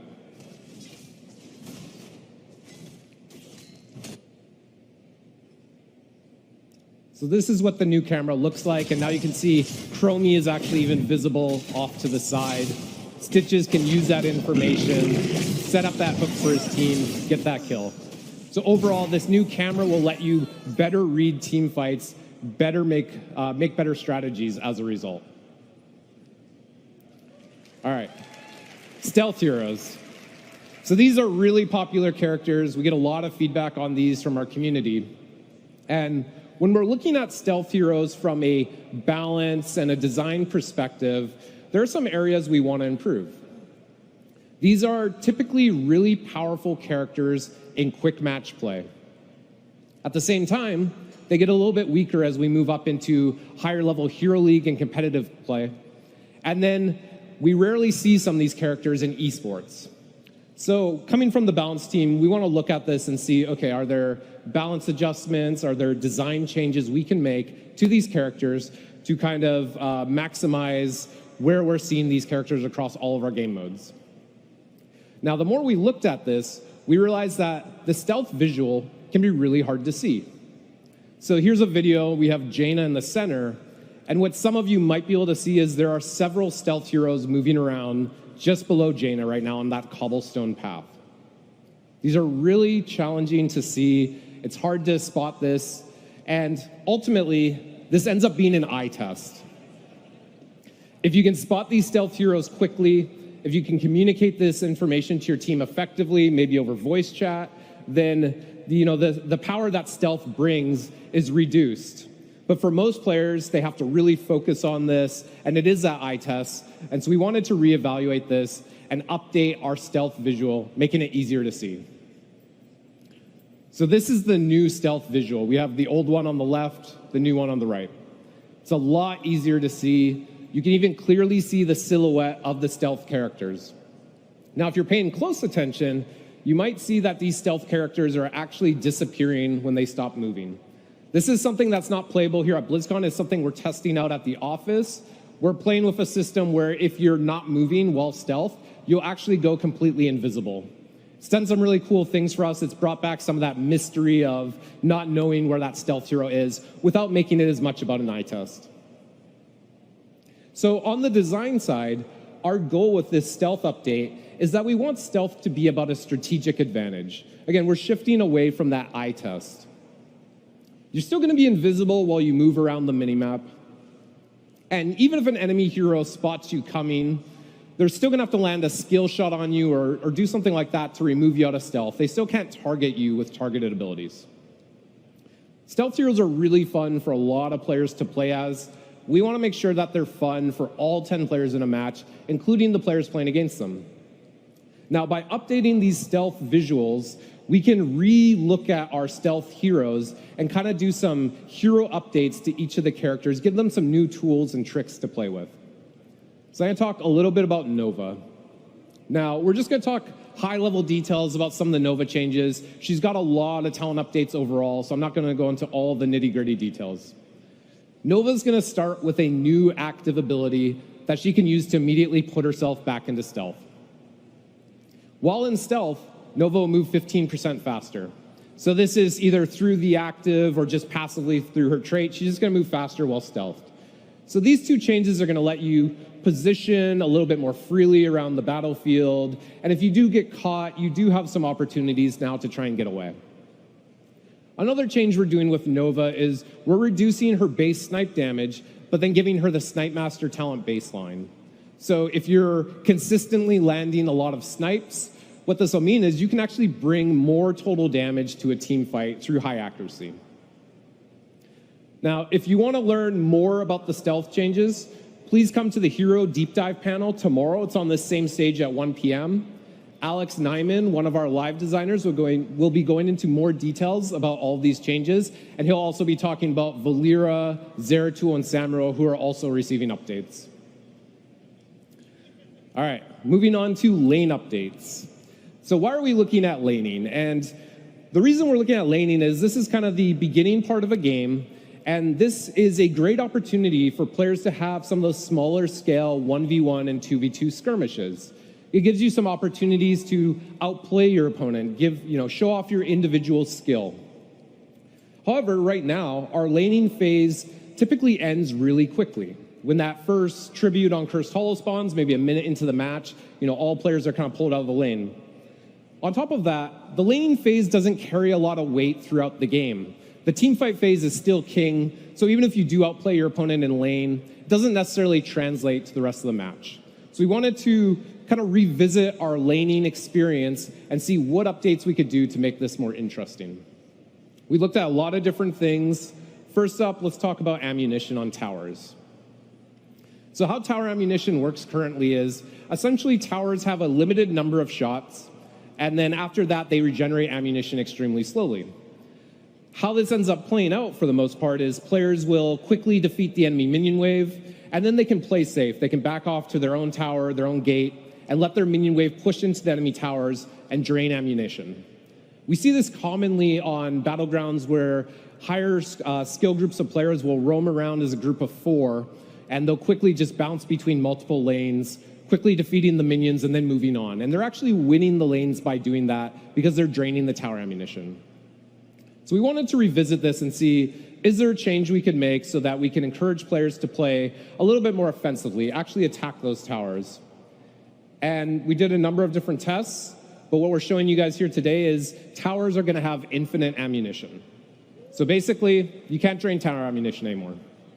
What this is going to encourage players to do now is you're actually going to want to push up that minion wave because you're going to want to get meaningful tower damage done. We've done some balance updates as a result of this. So minions have a little bit more health, a little bit more damage. So if you push up your minion wave, they're going to be even more meaningful at dealing damage to that tower. So while we were looking at towers, tower ammunition, we also want to look at the different towers and fortifications and see how they're performing. Are there changes we want to make here? This is a typical fortification layout on Dragonshire. And when we were looking at all these different towers, we want to focus on this one in particular. We call these the standalone towers. These are at the back. And we found that these are actually not that meaningful for the most part. A lot of the time when they actually do come into play, when they actually start attacking, the other towers have already been destroyed. Maybe even the fort and keep have already been destroyed. And they can actually block defenders' movement.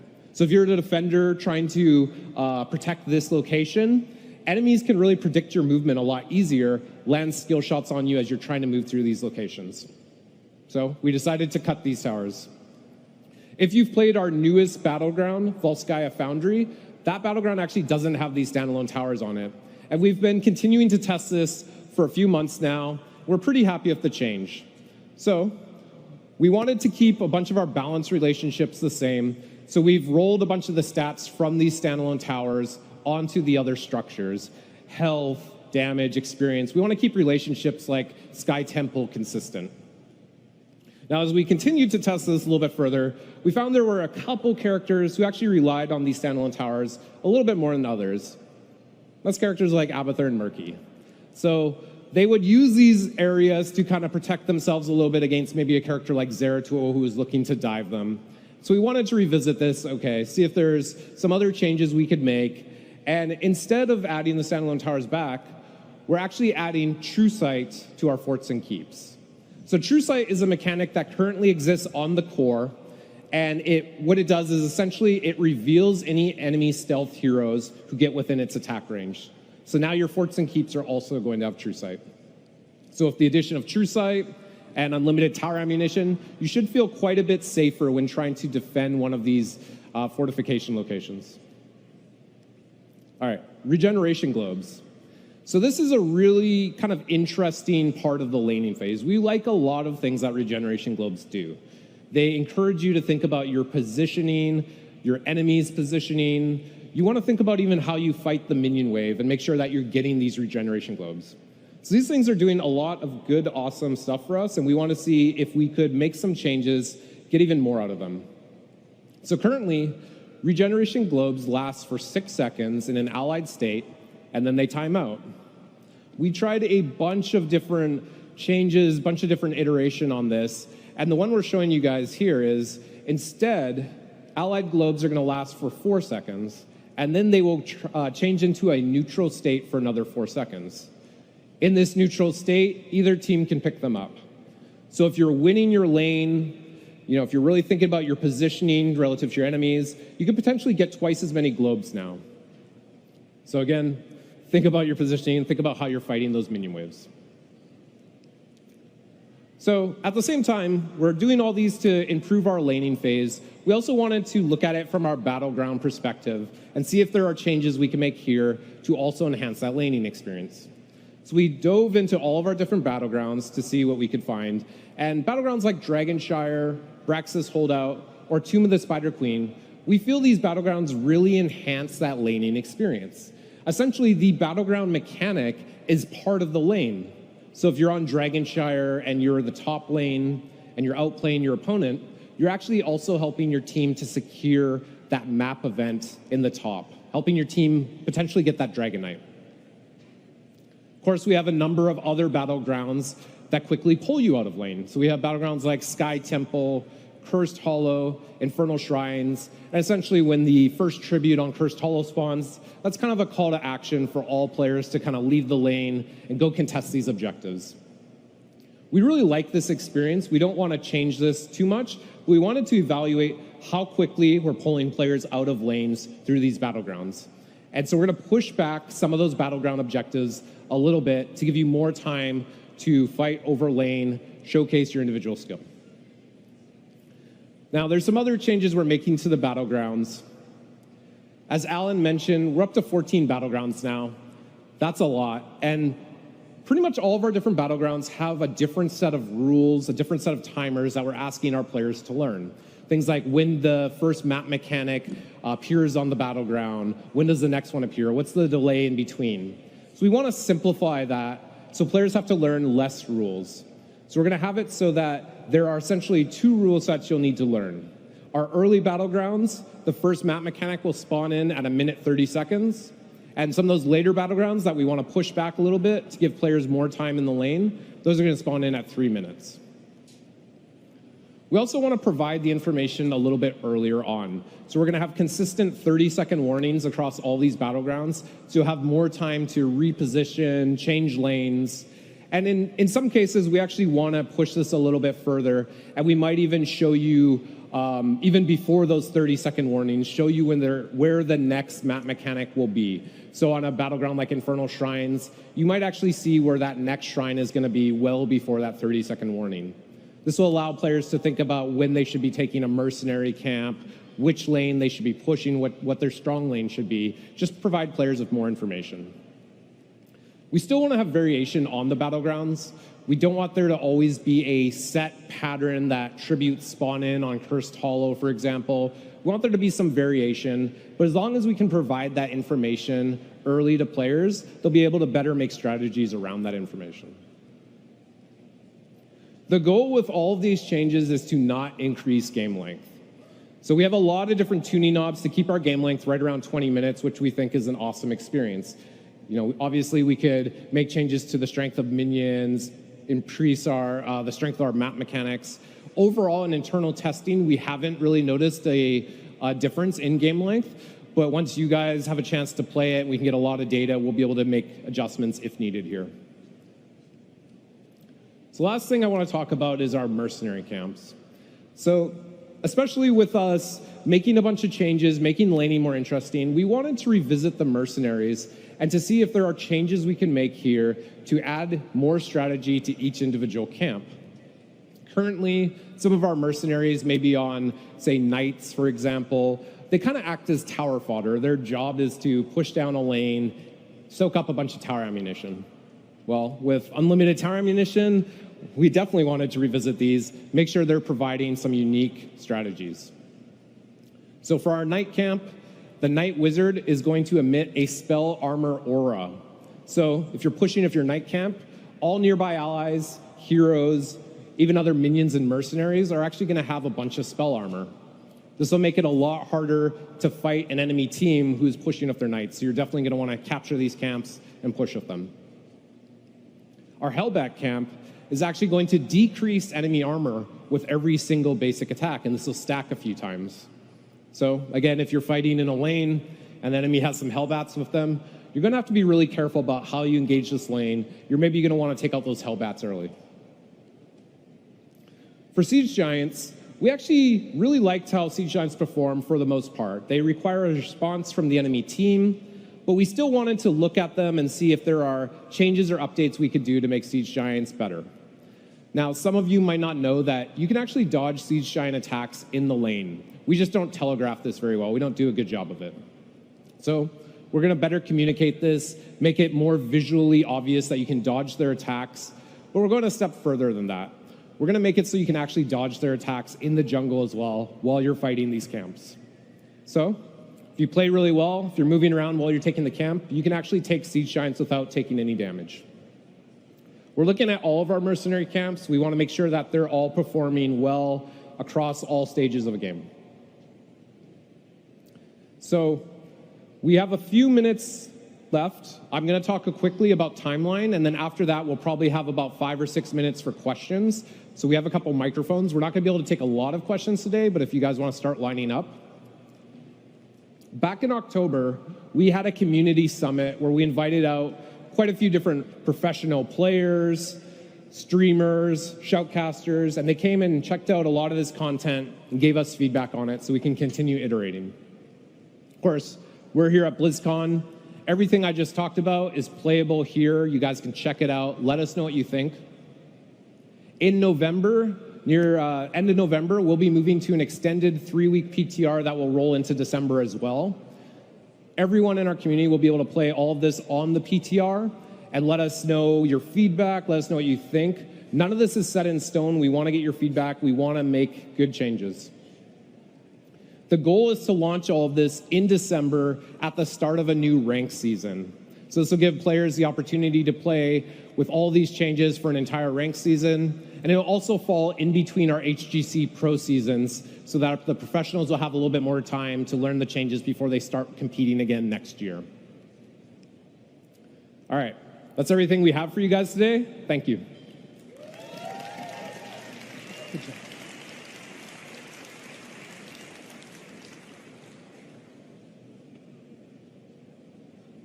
You got a question over there? Yeah. My question is, are you considering moving DuoQ back to Hero League? In that DuoQ is currently in Team League with 2s and 3s, but is it ever possible for Duo League to be back with Solo Queue? So we're not currently. Ever is a really long time. We're always looking to evaluate these things. But right now, we like the solo queue for Hero League, and our efforts are on making Team League a better experience overall. Thank you. Yeah. How's it going? Great. So I've asked a different question the last 4 years. I usually ask about unique death animations for certain characters, but this year I'm going to ask you another question.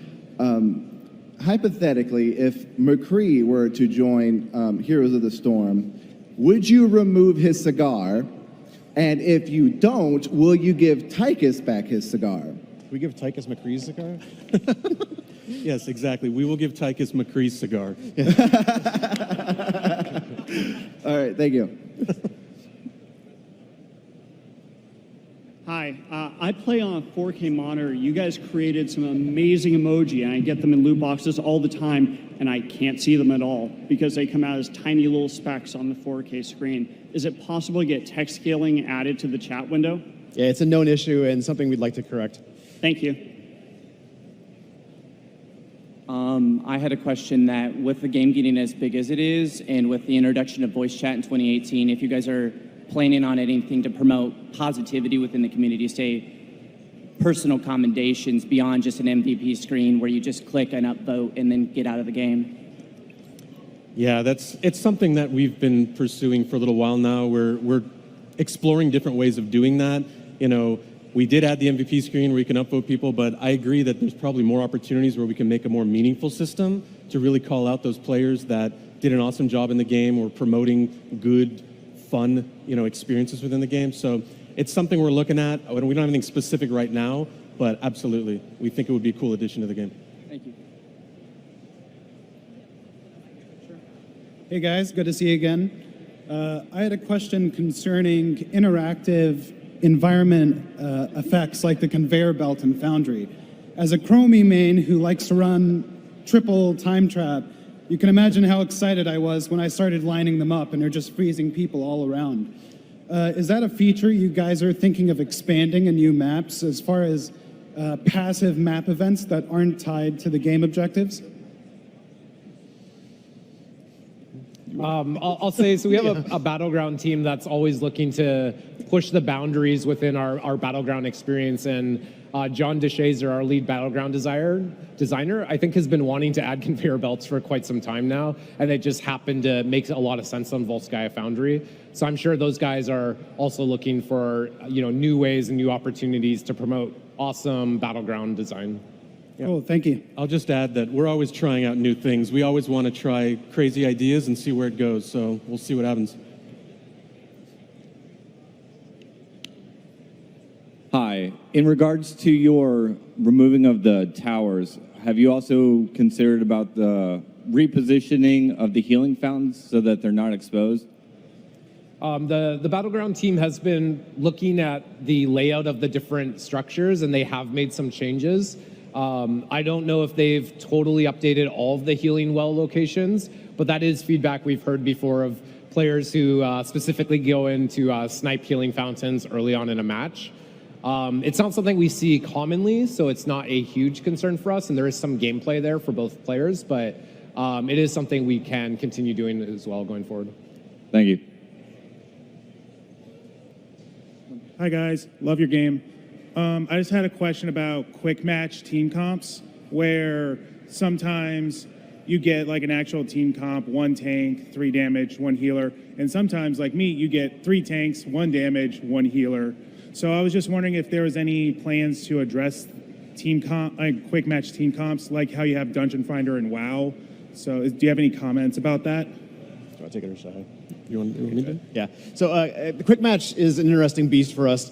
It's meant to be a little bit of the Wild West, and the big things that are important to us for quick match is that players can play the hero they want and that we can make games for them quickly.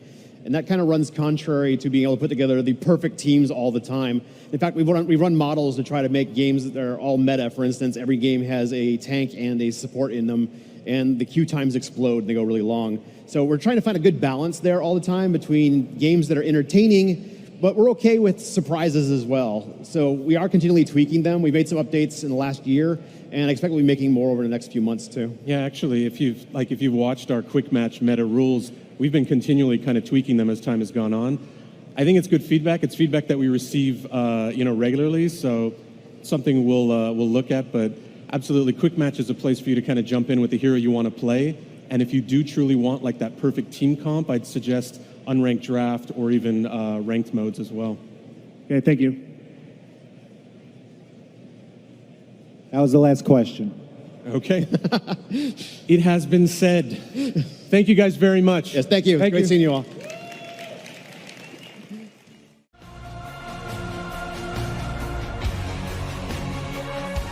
Welcome to the Heroes of the Storm Hero Deep Dive panel.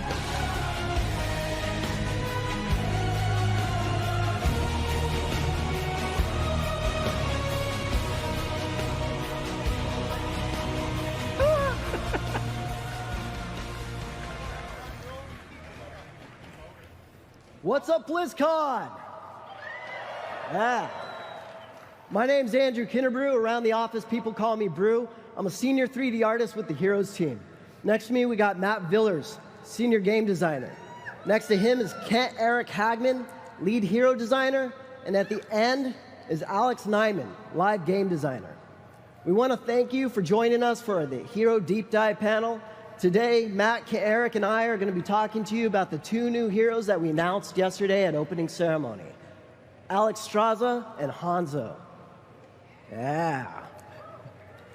Then, Alex will wrap up the panel by talking about some stealth changes that we're bringing to the Nexus, followed by Q&A. Did you guys see the announcement trailer yesterday at opening ceremony? Yeah. Alex Straza, the first dragon aspect to come to the Nexus. She's an epic hero, and she heals by fire, and she turns into a dragon. But who is Alex Straza from the Blizzard universe? Well, in Cataclysm, we saw Alex Straza assemble the dragon aspects to go up against Deathwing. In Hearthstone, we saw Alex Straza manipulate health in a very impactful way. Today, we want to talk to you about how we bring this iconic hero with all her lore and fantasy to the Nexus. With such a beloved and epic hero, we wanted to do right by you guys and bring Alex Straza to Heroes in the right way. Artistically, I want to talk to you about some of the challenges and goals that we had when we developed Alex Straza. So let's start out with her elf form. This is her character concept. Now, Alex Straza is the queen of dragons, so we wanted her to be regal. We decked her out with ornamentation and jewelry. We like the idea of bringing her horn aesthetic into her armor. Now that we got the elf form figured out, we need to look at her other form, her dragon form. Now, this is the character concept for the dragon form. This is where we cover all the broad strokes. But I need to address the elephant in the room, or rather, the dragon in the room. You see, dragons are massive. Early on in the development, art and design wanted to make sure that this dragon was as large as we could possibly make her. So, we didn't want a drake, we wanted a dragon. So, in order to do that, we need to figure out her scale, and we have to bring in some friends from the Nexus. One of our larger heroes is Asmodan. In the Diablo universe, he's the size of a 3-story building. In the Nexus, he's a functional size. Now stay with me on this one. We don't use Banana for scale on the Heroes team, but we do use Uther for scale. He's our medium height hero. He's our baseline. So now that we have Uther and Asmodan, we can create a lineup. And we come up with a size that we can handle with Alex Straza. We tuck her wings back into her body. We create animation rules that allow her body to be compact, all while making sure that we don't eclipse smaller heroes like Chromie. But now that we've got scale knocked out, we need to figure out what to do with her movement. You see, with large lumbering creatures, we're asking a lot of you when we say that these guys can turn on a dime. So our art, animation team, tech art, and engineering teams jumped into action. They created a system that allowed for characters to use additional animations when they turn. So you know this guy. This is Kel'Thuzad. I like to call him KT myself. And when he turns around, you'll notice that his tapestries actually move in a corresponding direction. Now here's similar tech applied to Alexstrasza, and if you notice on the right, the turn text enabled and her head and tail create kind of a C shape. This is so that she looks where she moves. All right, so now that we got scale and movement locked down, we can mark done on this dragon. And before I hand it off to Matt, who's going to talk to you about Alexstrasza's kit, I got one more thing to show you. Now, the art team has been working really hard to create additional skins for Alexstrasza, and we're going to be releasing these on her launch. But you don't have to wait to play these. You can play these now on the show floor. Check them out.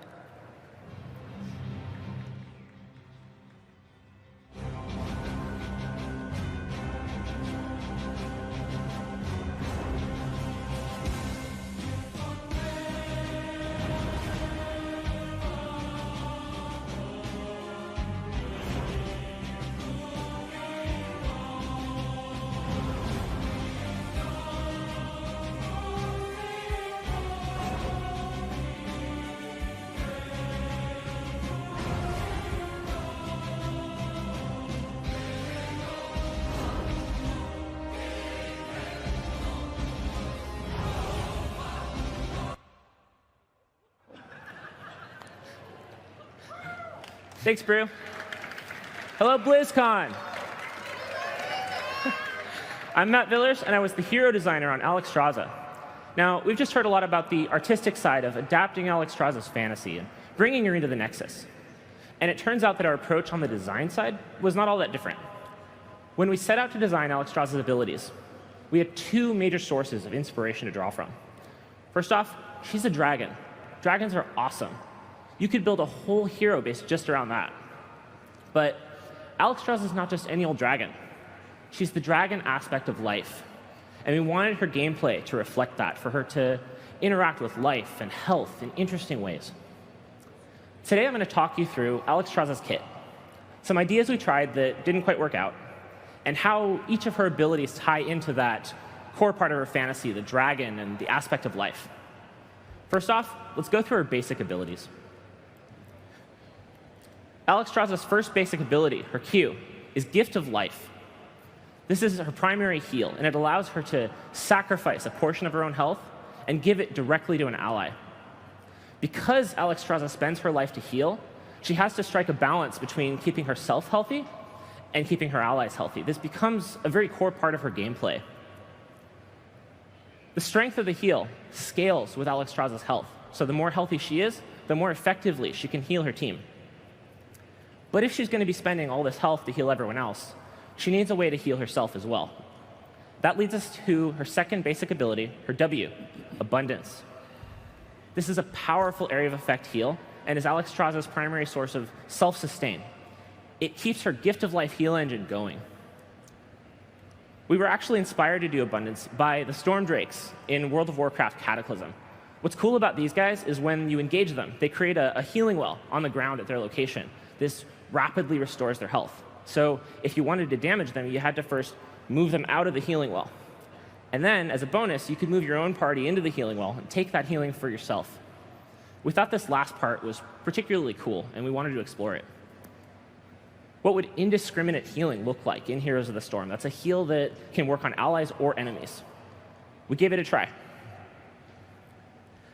It turns out that in our game, indiscriminate healing doesn't feel great. Because you're healing both allies and enemies, you kind of have to do math to know how much you're really healing. It's very hard to feel your impact. So we did cut that part. But we really liked that Alexstrasza with Abundance could create a zone on the ground that you could fight over, almost like a miniature map objective. That gameplay was really fun, and we wanted to keep it. So The final version of Abundance has Alexstrasza create a zone on the ground that, after a delay, will explode in a burst of healing energy. This is a powerful area of effect heal that restores a percentage of maximum health to heroes standing in it. But the area is fairly small, so enemies can punish you for standing in there. Something like a well-placed Junkrat mine can deny the heal entirely. So you have to be careful when and where you use it. All right, we've heard a lot about Alexstrasza's healing. Let's talk about her dragon side. If you've played World of Warcraft, you might be familiar with Blackwing Lair. You might remember that the dragons in Blackwing Lair used an ability called Flame Buffet. This was a stacking flame damage effect. It didn't hurt a lot at first, but as it hit you repeatedly, the damage ramped up. Alexstrasza's third and final basic ability is Flame Buffet, and it works a lot like that. It's a simple line skill shot, lights enemies on fire, doesn't do much damage, but it has a very short cooldown. And if you hit someone who's already on fire, the damage is increased significantly, and it applies a powerful slow effect. Flame Buffet allows Alexstrasza to harass enemy heroes, as well as to slow them down and keep them away from her team. Now, Flame Buffet is really cool, but we wanted more dragon than that, a lot more dragon. We wanted a dragon on the battlefield. And that led us to Alexstrasza's trait, Dragon Queen. This allows Alexstrasza to turn into her dragon form, empowers her health, her damage. But remember, Alexstrasza is the dragon aspect of life, and we wanted her dragon form to be about empowering her healing. If you're familiar with Restoration Shaman from World of Warcraft, they have an ability called Ascendance. This is a button where your party is low on health and there's lots of damage coming in. You just can't keep up. So you activate Ascendance and go into super healer mode for a short time, and this extra output lets you stabilize your party and save the day. Dragon Queen for Alexstrasza works very much like that. In addition to empowering her stats, it improves all of her basic abilities. Her Gift of Life becomes Breath of Life, with a greatly reduced cooldown and no health cost. Her Abundance becomes Preservation, healing a wider area for a greatly increased amount. And her Flame Buffet is replaced with Wing Buffet. With a powerful flap of her wings, she sends enemy heroes flying away from her team. All right, now we can talk about heroics. Alexstrasza's first heroic ability is Lifebinder. This was inspired by her appearance in Hearthstone, where she can set a hero's health to a specific value. We thought this was really cool, and we wanted to try it out in Heroes. Now, what I'm about to show you is one of the very early versions of Lifebinder we tried. It has Alexstrasza create a zone on the ground that, after a delay, will rebalance the health of all heroes standing in it. Enemy, ally, doesn't matter. We thought this would be a huge moment to swing team fights and feel really impactful. So we tried it out. Take a look.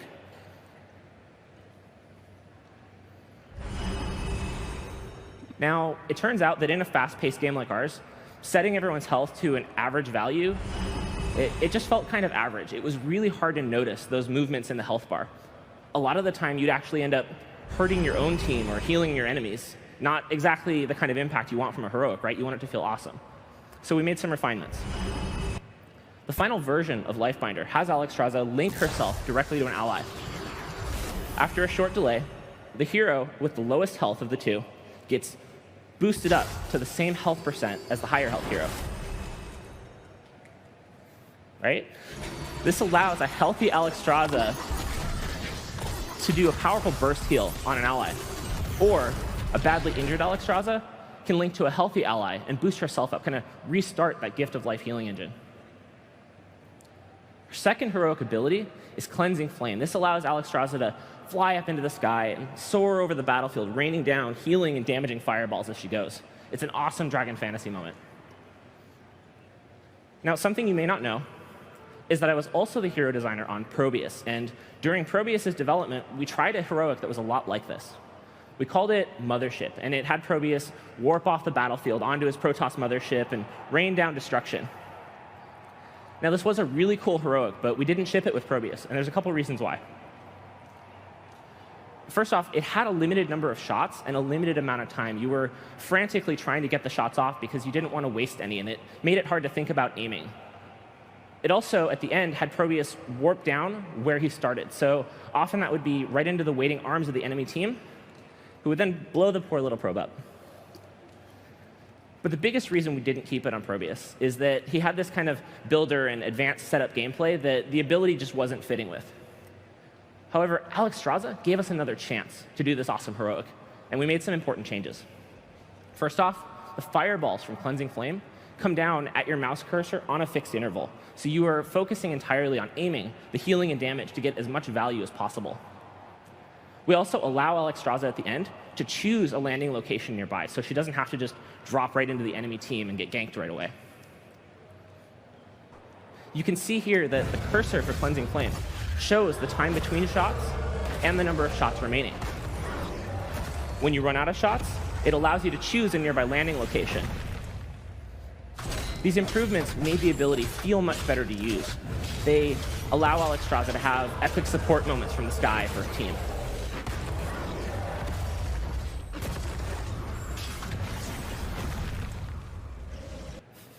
So that's Alex Straza. I had a great time working on her, and I feel like her abilities turned out awesome. Thank you. And that they thank you very much. And that they tie back into those two core parts of her fantasy, the dragon and the aspect of life. But don't take my word for it. She's playable on the show floor today. If you haven't gotten to try her out, definitely go check her out. Now, we do have one more dragon we're here to talk about today. So for that, I'd like to welcome Brew back up to tell you all about Hanzo. Thank you, sir. Thanks, Matt. Hi, guys. It's me again. Yeah. I got a question for you. Any Hanzo mains? Come on, it's a safe place. You can tell us. Hanzo's one of my favorite heroes in Overwatch. Now, with Alex Straza, we talked about some of the typical questions that come up when we're developing a hero. But with Hanzo, I want to talk to you about what it takes to bring a character from a first-person game like Overwatch to a top-down game like Heroes of the Storm. So the Overwatch team is great. They give us a lot of amazing reference materials, but all those reference materials are based or cater to a first-person camera. Now, you're probably saying to yourself, why does a first-person camera matter? Well, Overwatch is a game of first-person perspective, which means that the up-close detail required is high. Now, Heroes is a top-down game, which means that all those same details are further away. This creates a challenge for us when we bring a character over from a Blizzard universe, because we need to take a character like Hanzo and make them recognizable from this distance. So a good example of this is actually Hanzo's bow. So up top, we've got the Overwatch bow, and at the bottom is the Hero's bow. And right off, you're probably noticing that the Hero's bow has gotten a little bit larger. The grip is about the same, but everything else is bigger. Now, I want you to pay attention to the center bit here. And all the details have gotten larger. Silhouette's gotten bigger, and as you travel down the limb of the bow, you'll notice that the silhouette's gotten exaggerated as well. Now, it's easy to see or say that Overwatch characters are simply copy-paste. This couldn't be further from the truth. In fact, in a moment, I'm going to show you exactly what a copy-paste version of Hanzo looks like in Heroes of the Storm. When I do this, I want you to pay attention to his silhouette. All right, so there he is. So this looks great in Overwatch, right? But there's some things that we need to do. We need to push and pull his trademark features and make him a little bit more recognizable from this game view. So here we got the Hanzo from Heroes of the Storm, and you'll notice that his silhouette's a little bit bulkier. Everyone in our game gets a little swole. It's true. Chest gets a little bit more beef, shoulders more prominent, and for those of you who are fans of the man bun, that got a little bit more bulk as well. All right. Come on. Cool.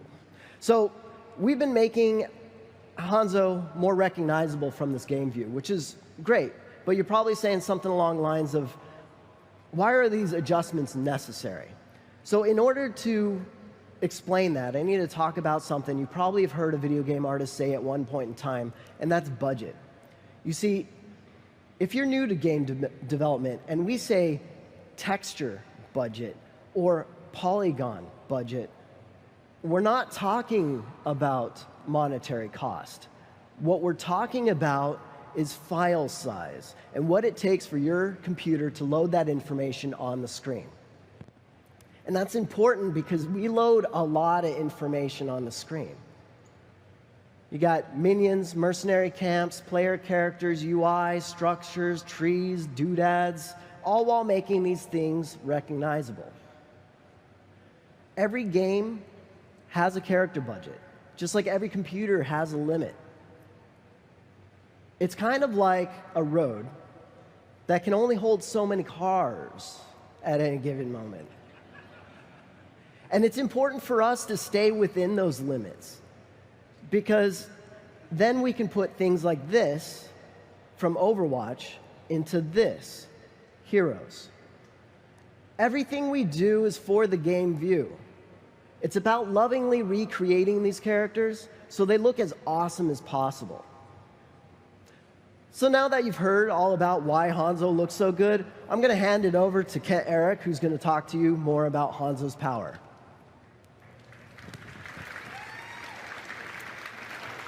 Thank you, Brew. What's up, Blizzcon? I hope you guys are having an awesome time. I'm really excited to be with you guys today. My name is Kent Eric. I'm the lead hero designer, and I had the wonderful privilege to work on the design of Hanzo. And let's go ahead and let's talk about that. So usually what happens is that every year we'll come up here and we'll talk to you guys about how we translated the fantasy of a character who was in one game or one universe and related those mechanics into Heroes of the Storm, much like Matt just did an excellent job of with Alex Straza. But with Hanzo, this is a little bit different. This is a pretty well-known character. I thought previously to 5 minutes ago that all of you guys were Hanzo mains. I'm very disappointed. It's okay, it's okay. But this is a guy you guys know a lot about, right? There's some expectations. We expect to see him firing arrows at a long distance. We expect to see some scatter arrows bouncing off of walls. So instead, I want to do something a little bit different this year. I want to talk to you guys a little bit about the nuts and bolts, or the mathematics and mechanics behind hero design and creating these heroes. Now, in order to do that, for Hanzo specifically, I'm going to need to walk you real quickly through his core damaging abilities on his base kit. So let's go ahead and get started with his basic attack. Now, Hanzo has our extra attack range that you've seen on heroes like Ana, or Raynor, or Nova, or Sergeant Hammer. But also, his attack speed is a little bit slower, and his attacks pack a bit heavier punch. Now, his first ability is Stormbow on the Q button. This is a charged-up ability. While Hanzo charges it, the distance the arrow can travel grows over time. Hanzo can also move while this is charging, allowing him to get that proper position for firing the Stormbow. Very useful when fighting heroes like Sonya. And finally on the W is Scatter Arrow, using some brand new ricochet technologies that our amazing team on the engineering side of things put in there.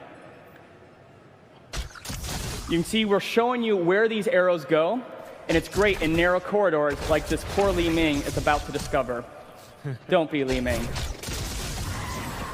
Bad things will happen. So when we had the initial design for these abilities in mind, we got them into the game, but we needed to plug in an initial damage value. For his basic attack, for instance, should it do 5 damage or 5,000 damage? Probably neither of those numbers, but we need to type literally some kind of number in there, right? So what are we going to do? So what we do is we look at similar abilities that exist in the game that might have some correlation. So for his basic attack, we looked at Nova with anti-armor shells, also a very slow attack period, and we tried to match it to a value that was roughly equivalent. For his Stormbow ability, we looked at Chromie's Sandblast, as they're both long-range line skill shots on a relatively low cooldown. And for Scatter Arrow, we looked at Vala's multi-shot and other area effect abilities to try to match again, find those right numbers. Once we got those in the game, it was all about adjusting his total power levels. So we had this in, we would do some AI play tests where we would spin up the hero alone against 9 AI and just play a game and look at his total output.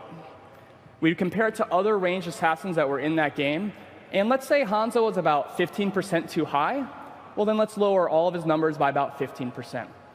If he was 10% too low, let's bring them all up by about 10%. Once we had that in a relatively decent spot where he was pretty close to our other ranged assassins, we brought him into our daily design playtests. So the design group here, we playtest every morning these new heroes with these kits and these adjustments to see how it's all feeling. And so we brought him in there, and what I'm about to show you is one of our output logs for all of Hanzo's damage. Now, there's going to be a lot of numbers. Don't worry about them. It's kind of scary, but there you go. There's everything Hanzo did to minions, heroes, along with some stats that we don't really need for the purposes of this talk. Instead, we're going to focus on this smaller subset of numbers right there, the damage he dealt to heroes. So let's go ahead and zoom in on those numbers right there and clean it up a little bit. But we have the technology. We can do one better. We've got pie charts. Personal favorite of mine. I know you guys are all thinking this morning, you know what makes my BlizzCon even better? Pie charts. Well, I've got you covered, fam. Don't worry. So what's really helpful about this is we can immediately see some things. So this game was on April 19th on Tomb of the Spider Queen, one of our very first design playtests. And immediately with this pie chart, you can start to see some things jump out at you. You might notice, for instance, that his Q ability, Stormbow, and his ultimate Dragon Strike, oh my gosh, they're like consuming the entire pie chart. You know, his basic attack is just a sliver. And Scatter Arrow, why would you even waste your mana or your mind share casting that ability? And that's what's great about these pie charts. They quickly paint a quick picture for us to get things in line. So we actually have another word for these in the office. We call these power pies. And what I'm about to show you is a completely fictional, idealized power pie for a ranged assassin that does not exist. And that's right here. And you'll notice in this very fictional example, we have a nice, evenly distributed power pie. I mean, it's not perfectly even. I mean, no power pie probably should be, but it's much more distributed. To clearly master this totally made-up hero, you're going to need to learn how to use their basic attack, their Q, their W, their E, their R. Like, you need to know it all. And that's where we wanted to head with Hanzo. So in order to get to a more healthy power pie, we're going to need to do some math. Lots of math. That's okay. Hanzo, he's the master of simple geometry. We've got this. We're going to bring out some charts here. So starting with that very first playtest, in order to get there, we need to do some adjustments. Now, we wanted to keep his total damage output roughly the same. And in order to do that, we're going to nerf Stormbow by about 10% and Dragon Strike by 35%. While almost tripling Scatter Arrow's damage because we were way off on that initial balance. Now you'll notice there's no change to his basic attack, and I'm going to get to that in a little bit. But after making some adjustments, here we were 5 days later on Braxis Holdout, April 24th, and you can notice we have a much healthier balance between both his Stormbow and his Scatter Arrow. This means that to play Hanzo well, you're going to have to master both these abilities. So we're in a much better spot.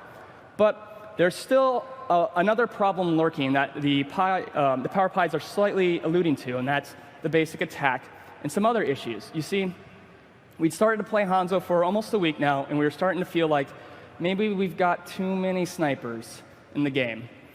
We love Chromie. Chromie's amazing. Are we any Chromie mains out there? Oh, you guys are so dedicated. I love it. But with Hanzo, we didn't want to steal from what Chromie was doing. And at the time, Hanzo's Q ability, Stormbow, and W ability, Scatter Arrow, were much longer range than they were in the videos I just showed you. And his basic attack actually had like a 3-second cooldown between the attacks, which was massive. And so we realized we needed to make some adjustments. So we brought down the ranges on those two abilities, and we halved the time between his basic attacks to 1.5 seconds, which is what we've got for you guys today. And what was great about this is that it encouraged Hanzo to use that basic attack more often.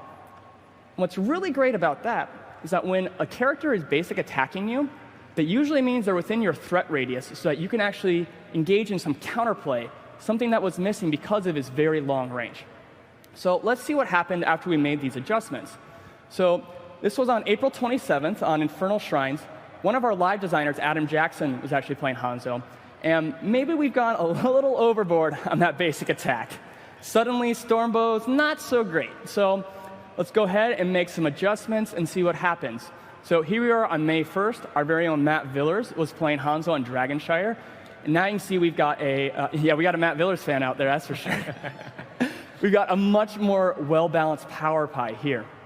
But there's still one more wrench coming down the pipe, and that's talents. And specifically for Hanzo, we've got some really cool questing talents on his level 1, each focused on those 3 primary damaging abilities, so that you can kind of build a build around them. And when we put these in, do you think they might affect the power pie? Well, let's just take a look and see what happens. So here we were, first day with questing talents, May 11th. Towers of Doom, I was playing Hanzo. The other designers who were playing against me probably weren't very happy that game, and understandably so. Maybe we've got an overtuned quest talent for the very first game. Very possible. But at the same time, I also played Hanzo and Hanamura, and I was testing out the Q quest talent on Stormbow. And you can see the basic attack is still a pretty significant portion of the power pie. So maybe it's not just the quest talent. Maybe there's another talent in the tree that's starting to warp his power pie, and so we need to take a look. And so that's part of what's going on here. We're doing a lot of testing and refinement. Like I said, we play test every morning, constantly going through these new talents and tweaking and adjustments to make these heroes shine for you guys, our players. And I'm going to show you one of our final play tests here. This was on May 25th. Matt Cooper, our lead live designer, was playing Hanzo on Infernal Shrines. You can see here he went the basic attack quest, but we still have a very well-balanced, healthy power pie. Maybe his scatter arrows could have been a little more on point, but we're in a great spot, especially compared to where we started back on April 19th. We've gone from there basically being 2 wedges to now good 4 wedges with some room for growth based on player skill. And so with that, we were ready to finish off Hanzo's design and hand it over to the live team, who then executes the final balance. And they'll get into like the real nitty-gritty, like, hey, Alex, actually, I think you did the balance on Hanzo, right?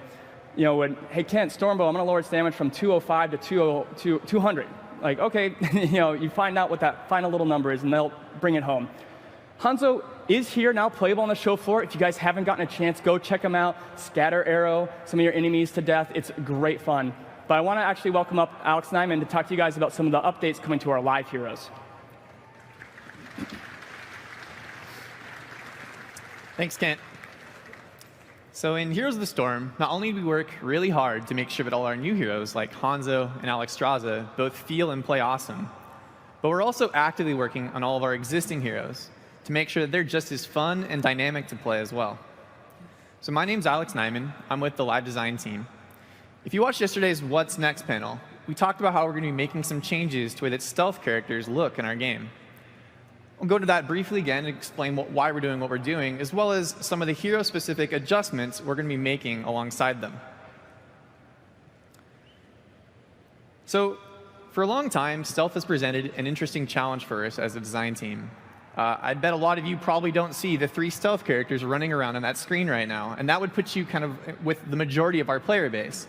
It's pretty hard to actually see that shimmer that they show when they haven't been revealed. But as you get to the higher levels of organized play, players get really, really good at spotting this shimmer. In fact, these characters aren't really invisible at all anymore once you get there. So this presents an interesting challenge for us to balance in both scenarios. Basically, this eye test that we've created creates a large gap in the effectiveness of these heroes, and we really have a hard time balancing them for both scenarios. So what we decided to do is actually make our stealth characters easier to see. We're going to be shifting a lot of the power out of this eye test and instead putting it into other aspects of stealth that we think are really fun and interactive and cool. Things like the fact that they're invisible on the minimap, the strategic advantage of being untargetable by abilities until you've been revealed. We also want to use this as a time to reinforce hero-specific mechanics that are tied to each of these stealths as well. So I'm going to go into more details on what those are after I show you the new stealth. So here on the right, you can actually see what the new stealth shader looks like. It's much easier to see, right? OK, so let's talk about our new changes that we have coming. So first up is Nova. Now for Nova, we want to be sure that whatever change we make, we really reinforce the fantasy that we think Nova is. She's a precision sniper that uses hit-and-run tactics and deception to keep herself alive and make sure that she can target the people that she really needs to on the battlefield. So to really play up that accuracy side of things, we're taking a modified version of the Snipe Master talent and applying it to her baseline. So this means that whenever Nova successfully lands a snipe on an enemy hero, her next snipe will do more damage. This will continue to stack until she misses. We're also increasing her movement speed whenever she's stealthed, and this allows her to get to where she needs on the battlefield, but to make sure that she can also get some benefits out of this movement speed even after a teamfight has started and she's revealed herself. She's going to get a new active ability that, in addition to a regular way of stealthing, she can press her 1 key to jump back in to her cloak, similar to how the Ghost Protocol talent works on live. All right, so that's Nova. The next character I want to talk about is Valeera. So for Valeera, we view her as our preeminent disabling character. She should be really good at picking one enemy hero on the opposing team and drastically reducing the effectiveness of that hero. We also know that Valeera really relies on stealth more than most other characters in the game because she gets a brand new set of abilities whenever she vanishes. So we want to be sure that Valeera players still have some fun tools to use even when she's stealthed, even if opponents can see her. So what we're doing to Valeera to enhance her disabling aspect, we're going to be increasing the duration of Garrote's silence. And while we are reducing the stun duration of Cheap Shot, one of her other vanished abilities, we're going to add a powerful blind to it as well. So this way, Valeera players are making this choice of, do I really want to shut down someone's ability to basic attack for a while, or am I looking to maybe stop someone from casting a lot of abilities? Now, to give her additional kind of fun tools to play with, the way what we're going to be doing is if Valeera remains vanished for at least 3 seconds, the next vanish ability that she uses will have greatly increased range and teleport her behind her target.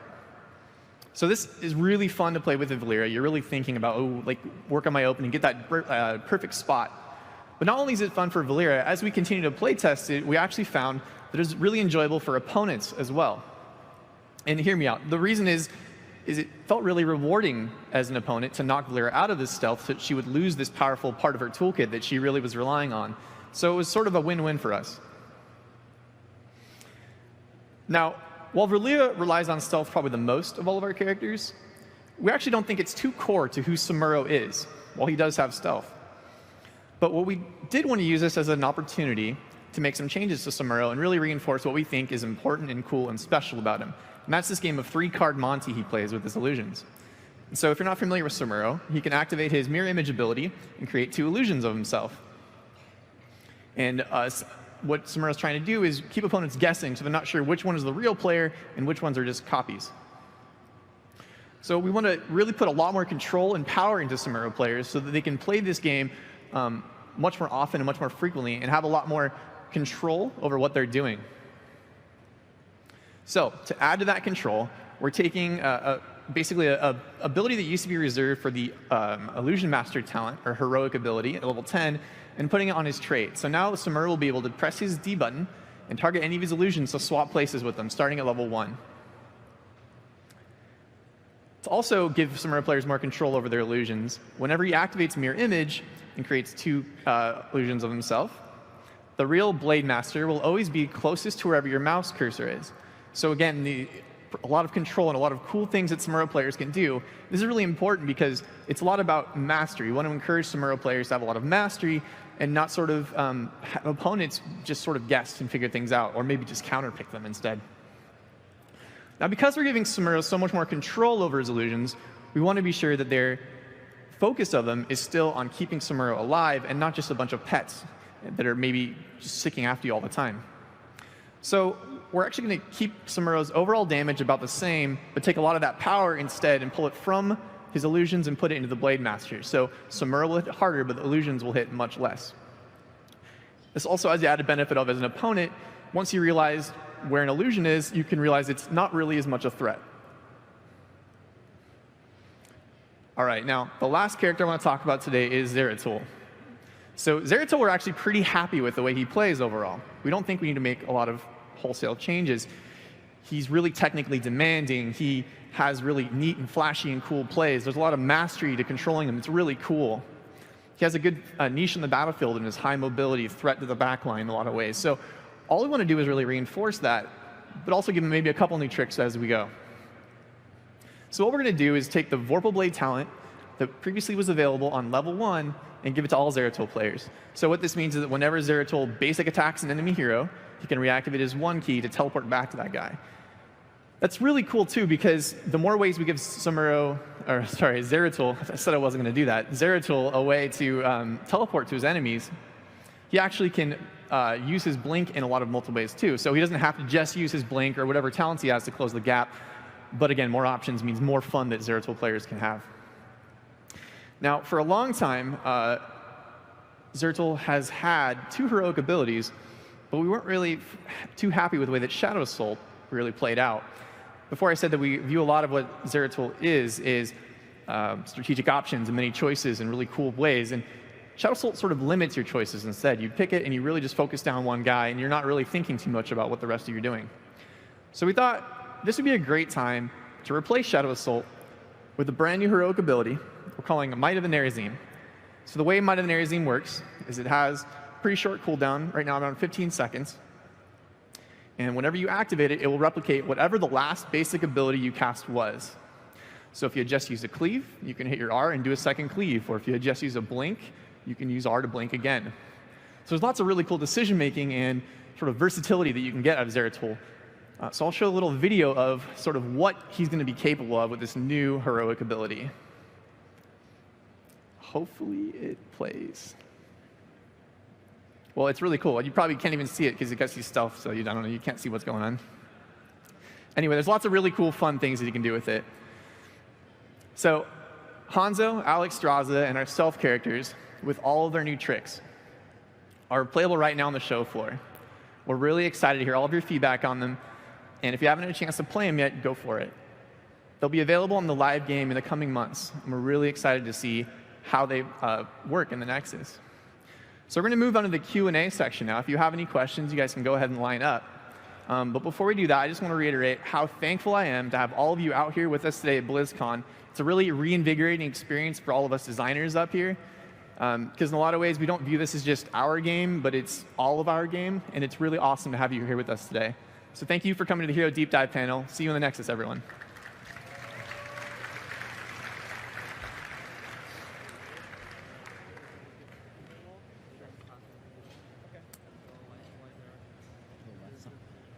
How about we do left side first? Yeah, that'll be fine.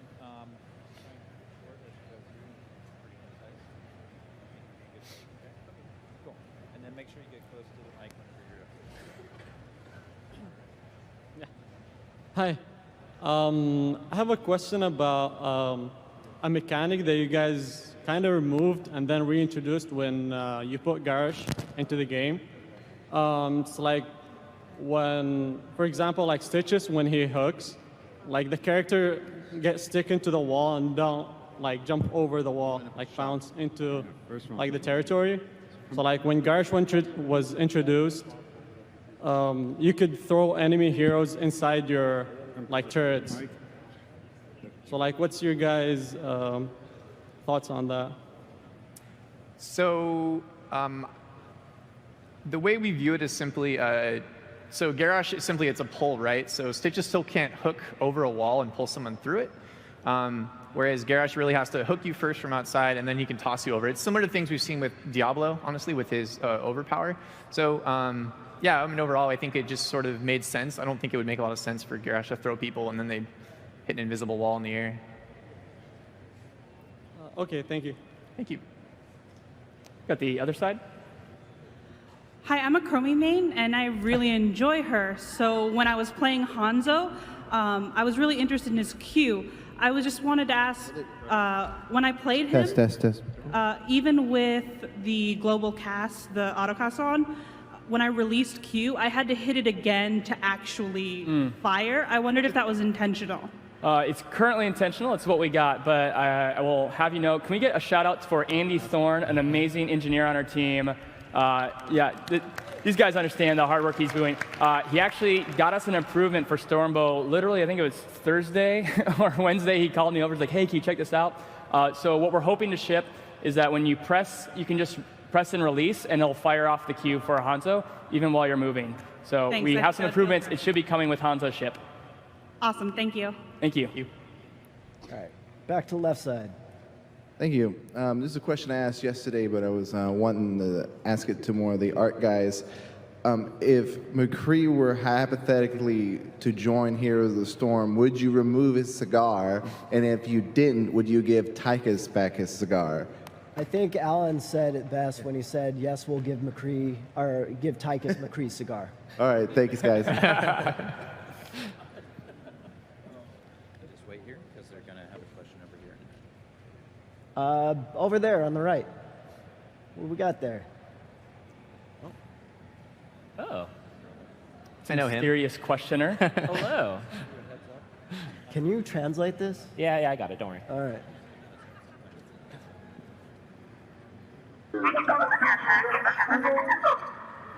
Did you get that? Yep.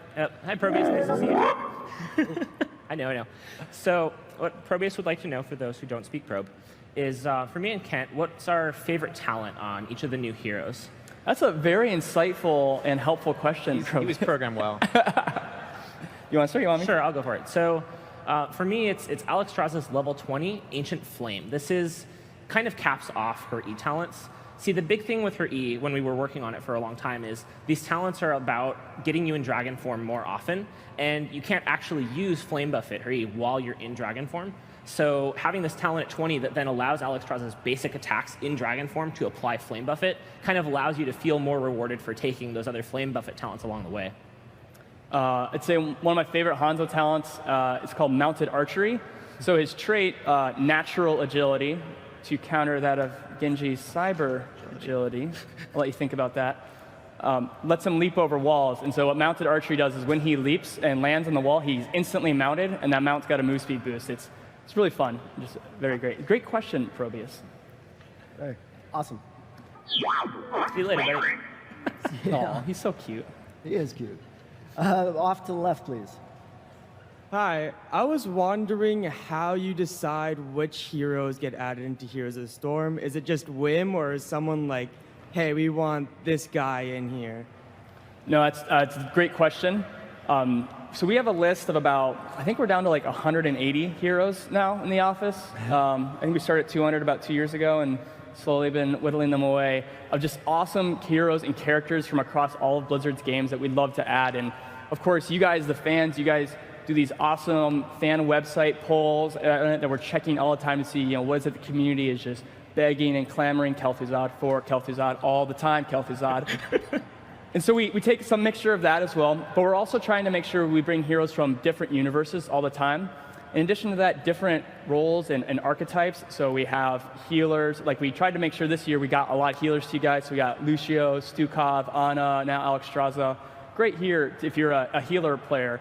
But in addition to that, on the art side, I know that they want to get a lot of different shapes and silhouettes and sizes and just different creature types as well. And so there's a bunch of different factors that we weigh in, and it's constant, back and forth. And it's never a matter of, if we'll do a character. It's always a matter of when we'll get to that character. Yeah. But thank you. If you guys want more creature types, you guys try Morgul. Cool. Yep. I like it. Totally. Other side? Hi.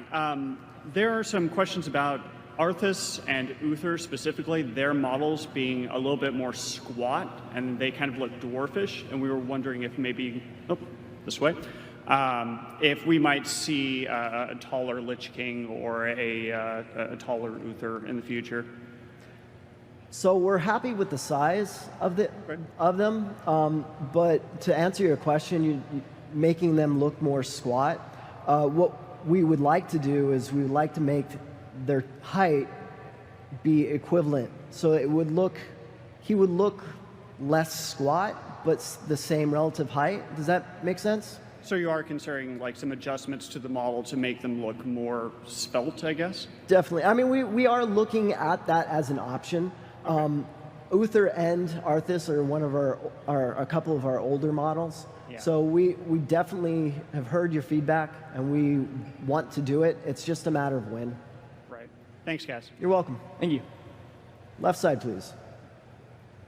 First off, hi, Andrew. You might recognize me as the guy who always harassed you every weekend at Albertsons. Hi, Logan. How are you? Good. I love Tyrael, but he feels really stale, and his mana cost seems way higher compared to a lot of newer characters. And I was wondering if you were looking at him and any changes you could make in the future. You want lower mana costs? Yes. Okay. All right, thanks.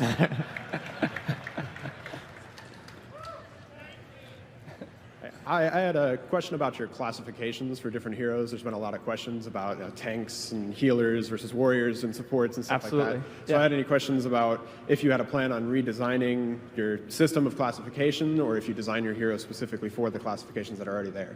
Right, no, that's a great question. So early on in the game, we were really free form with it. You know, it's like, hey, we got warriors, assassins, and supports. And then we have Abathur.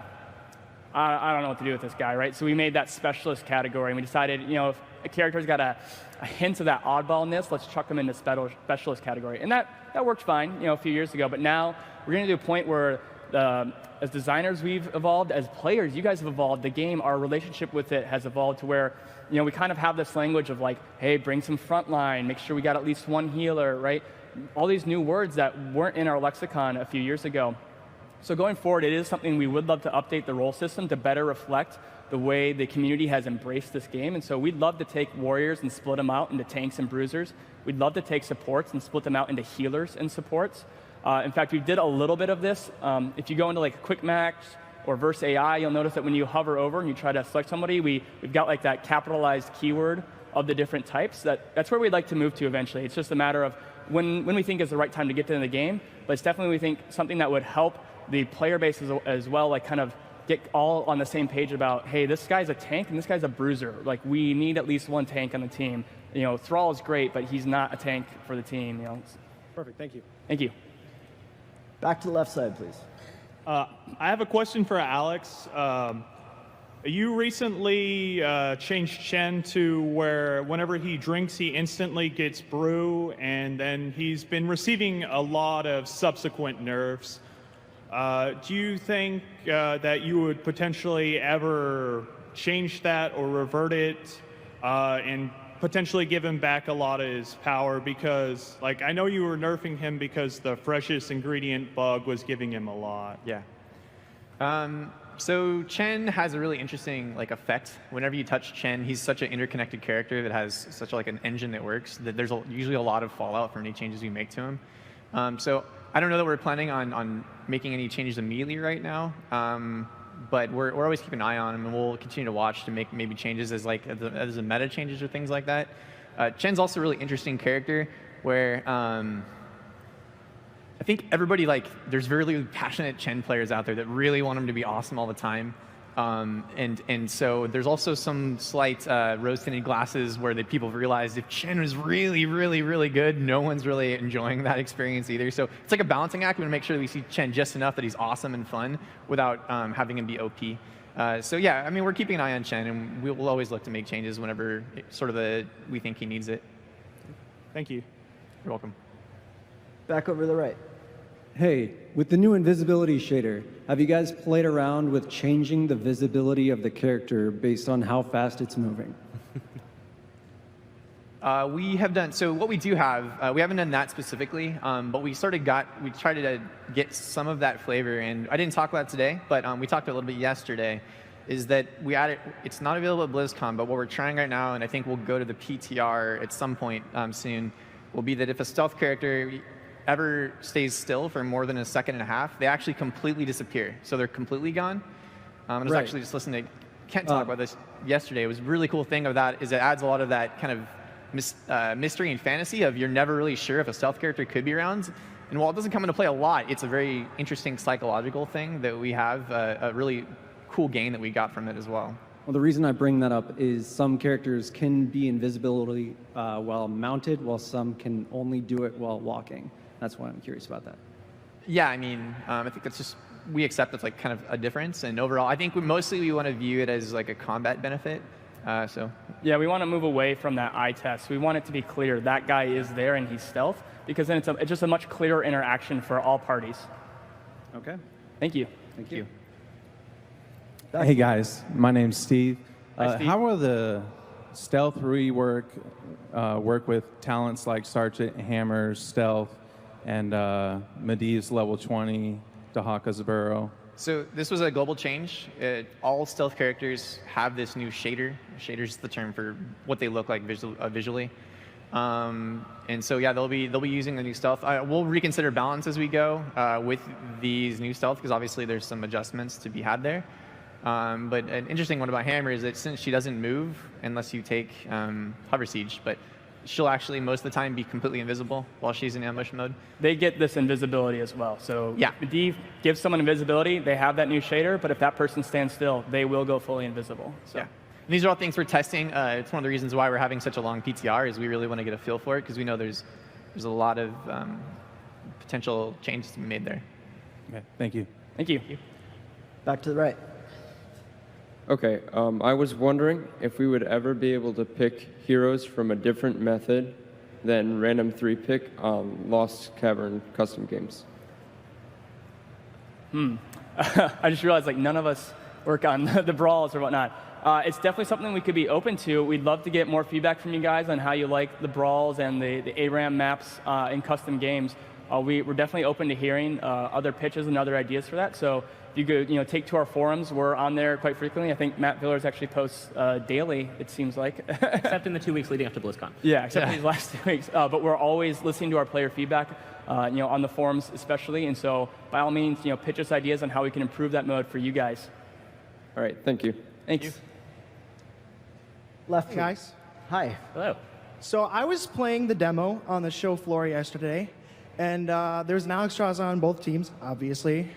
And I realized her second heroic ability, whose name escapes me right now, you can't see where it lands when you're an ally or an enemy. Is that a balance thing, or is it something you're willing to keep an eye on? Do you mean seeing where she's going to land? Yes, like where all the shots are going to land. There's no telegraphing. Got it. So originally, when we were working on that ability, I was really scared about it. So I actually had something like a 0.75 second delay on each shot and kind of like a warning on the area.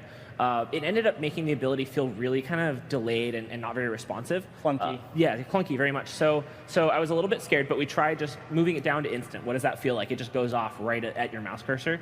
And it actually, it felt great. Like, it felt great as Alexstrasza, and playing against it, like, it did mean that it was something that was much harder to avoid. You can still kind of dodge her and fake her out because the shots are on that fixed interval and you can listen for the sounds. So it's more about just trying to be as evasive as possible when they're happening, and also to try not to be too much grouped up to make it more difficult for her to hit.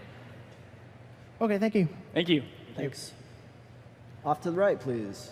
Hi, I was wondering if we're going to see any more split-class heroes, like maybe Anduin as a Holy or a Shadow Priest?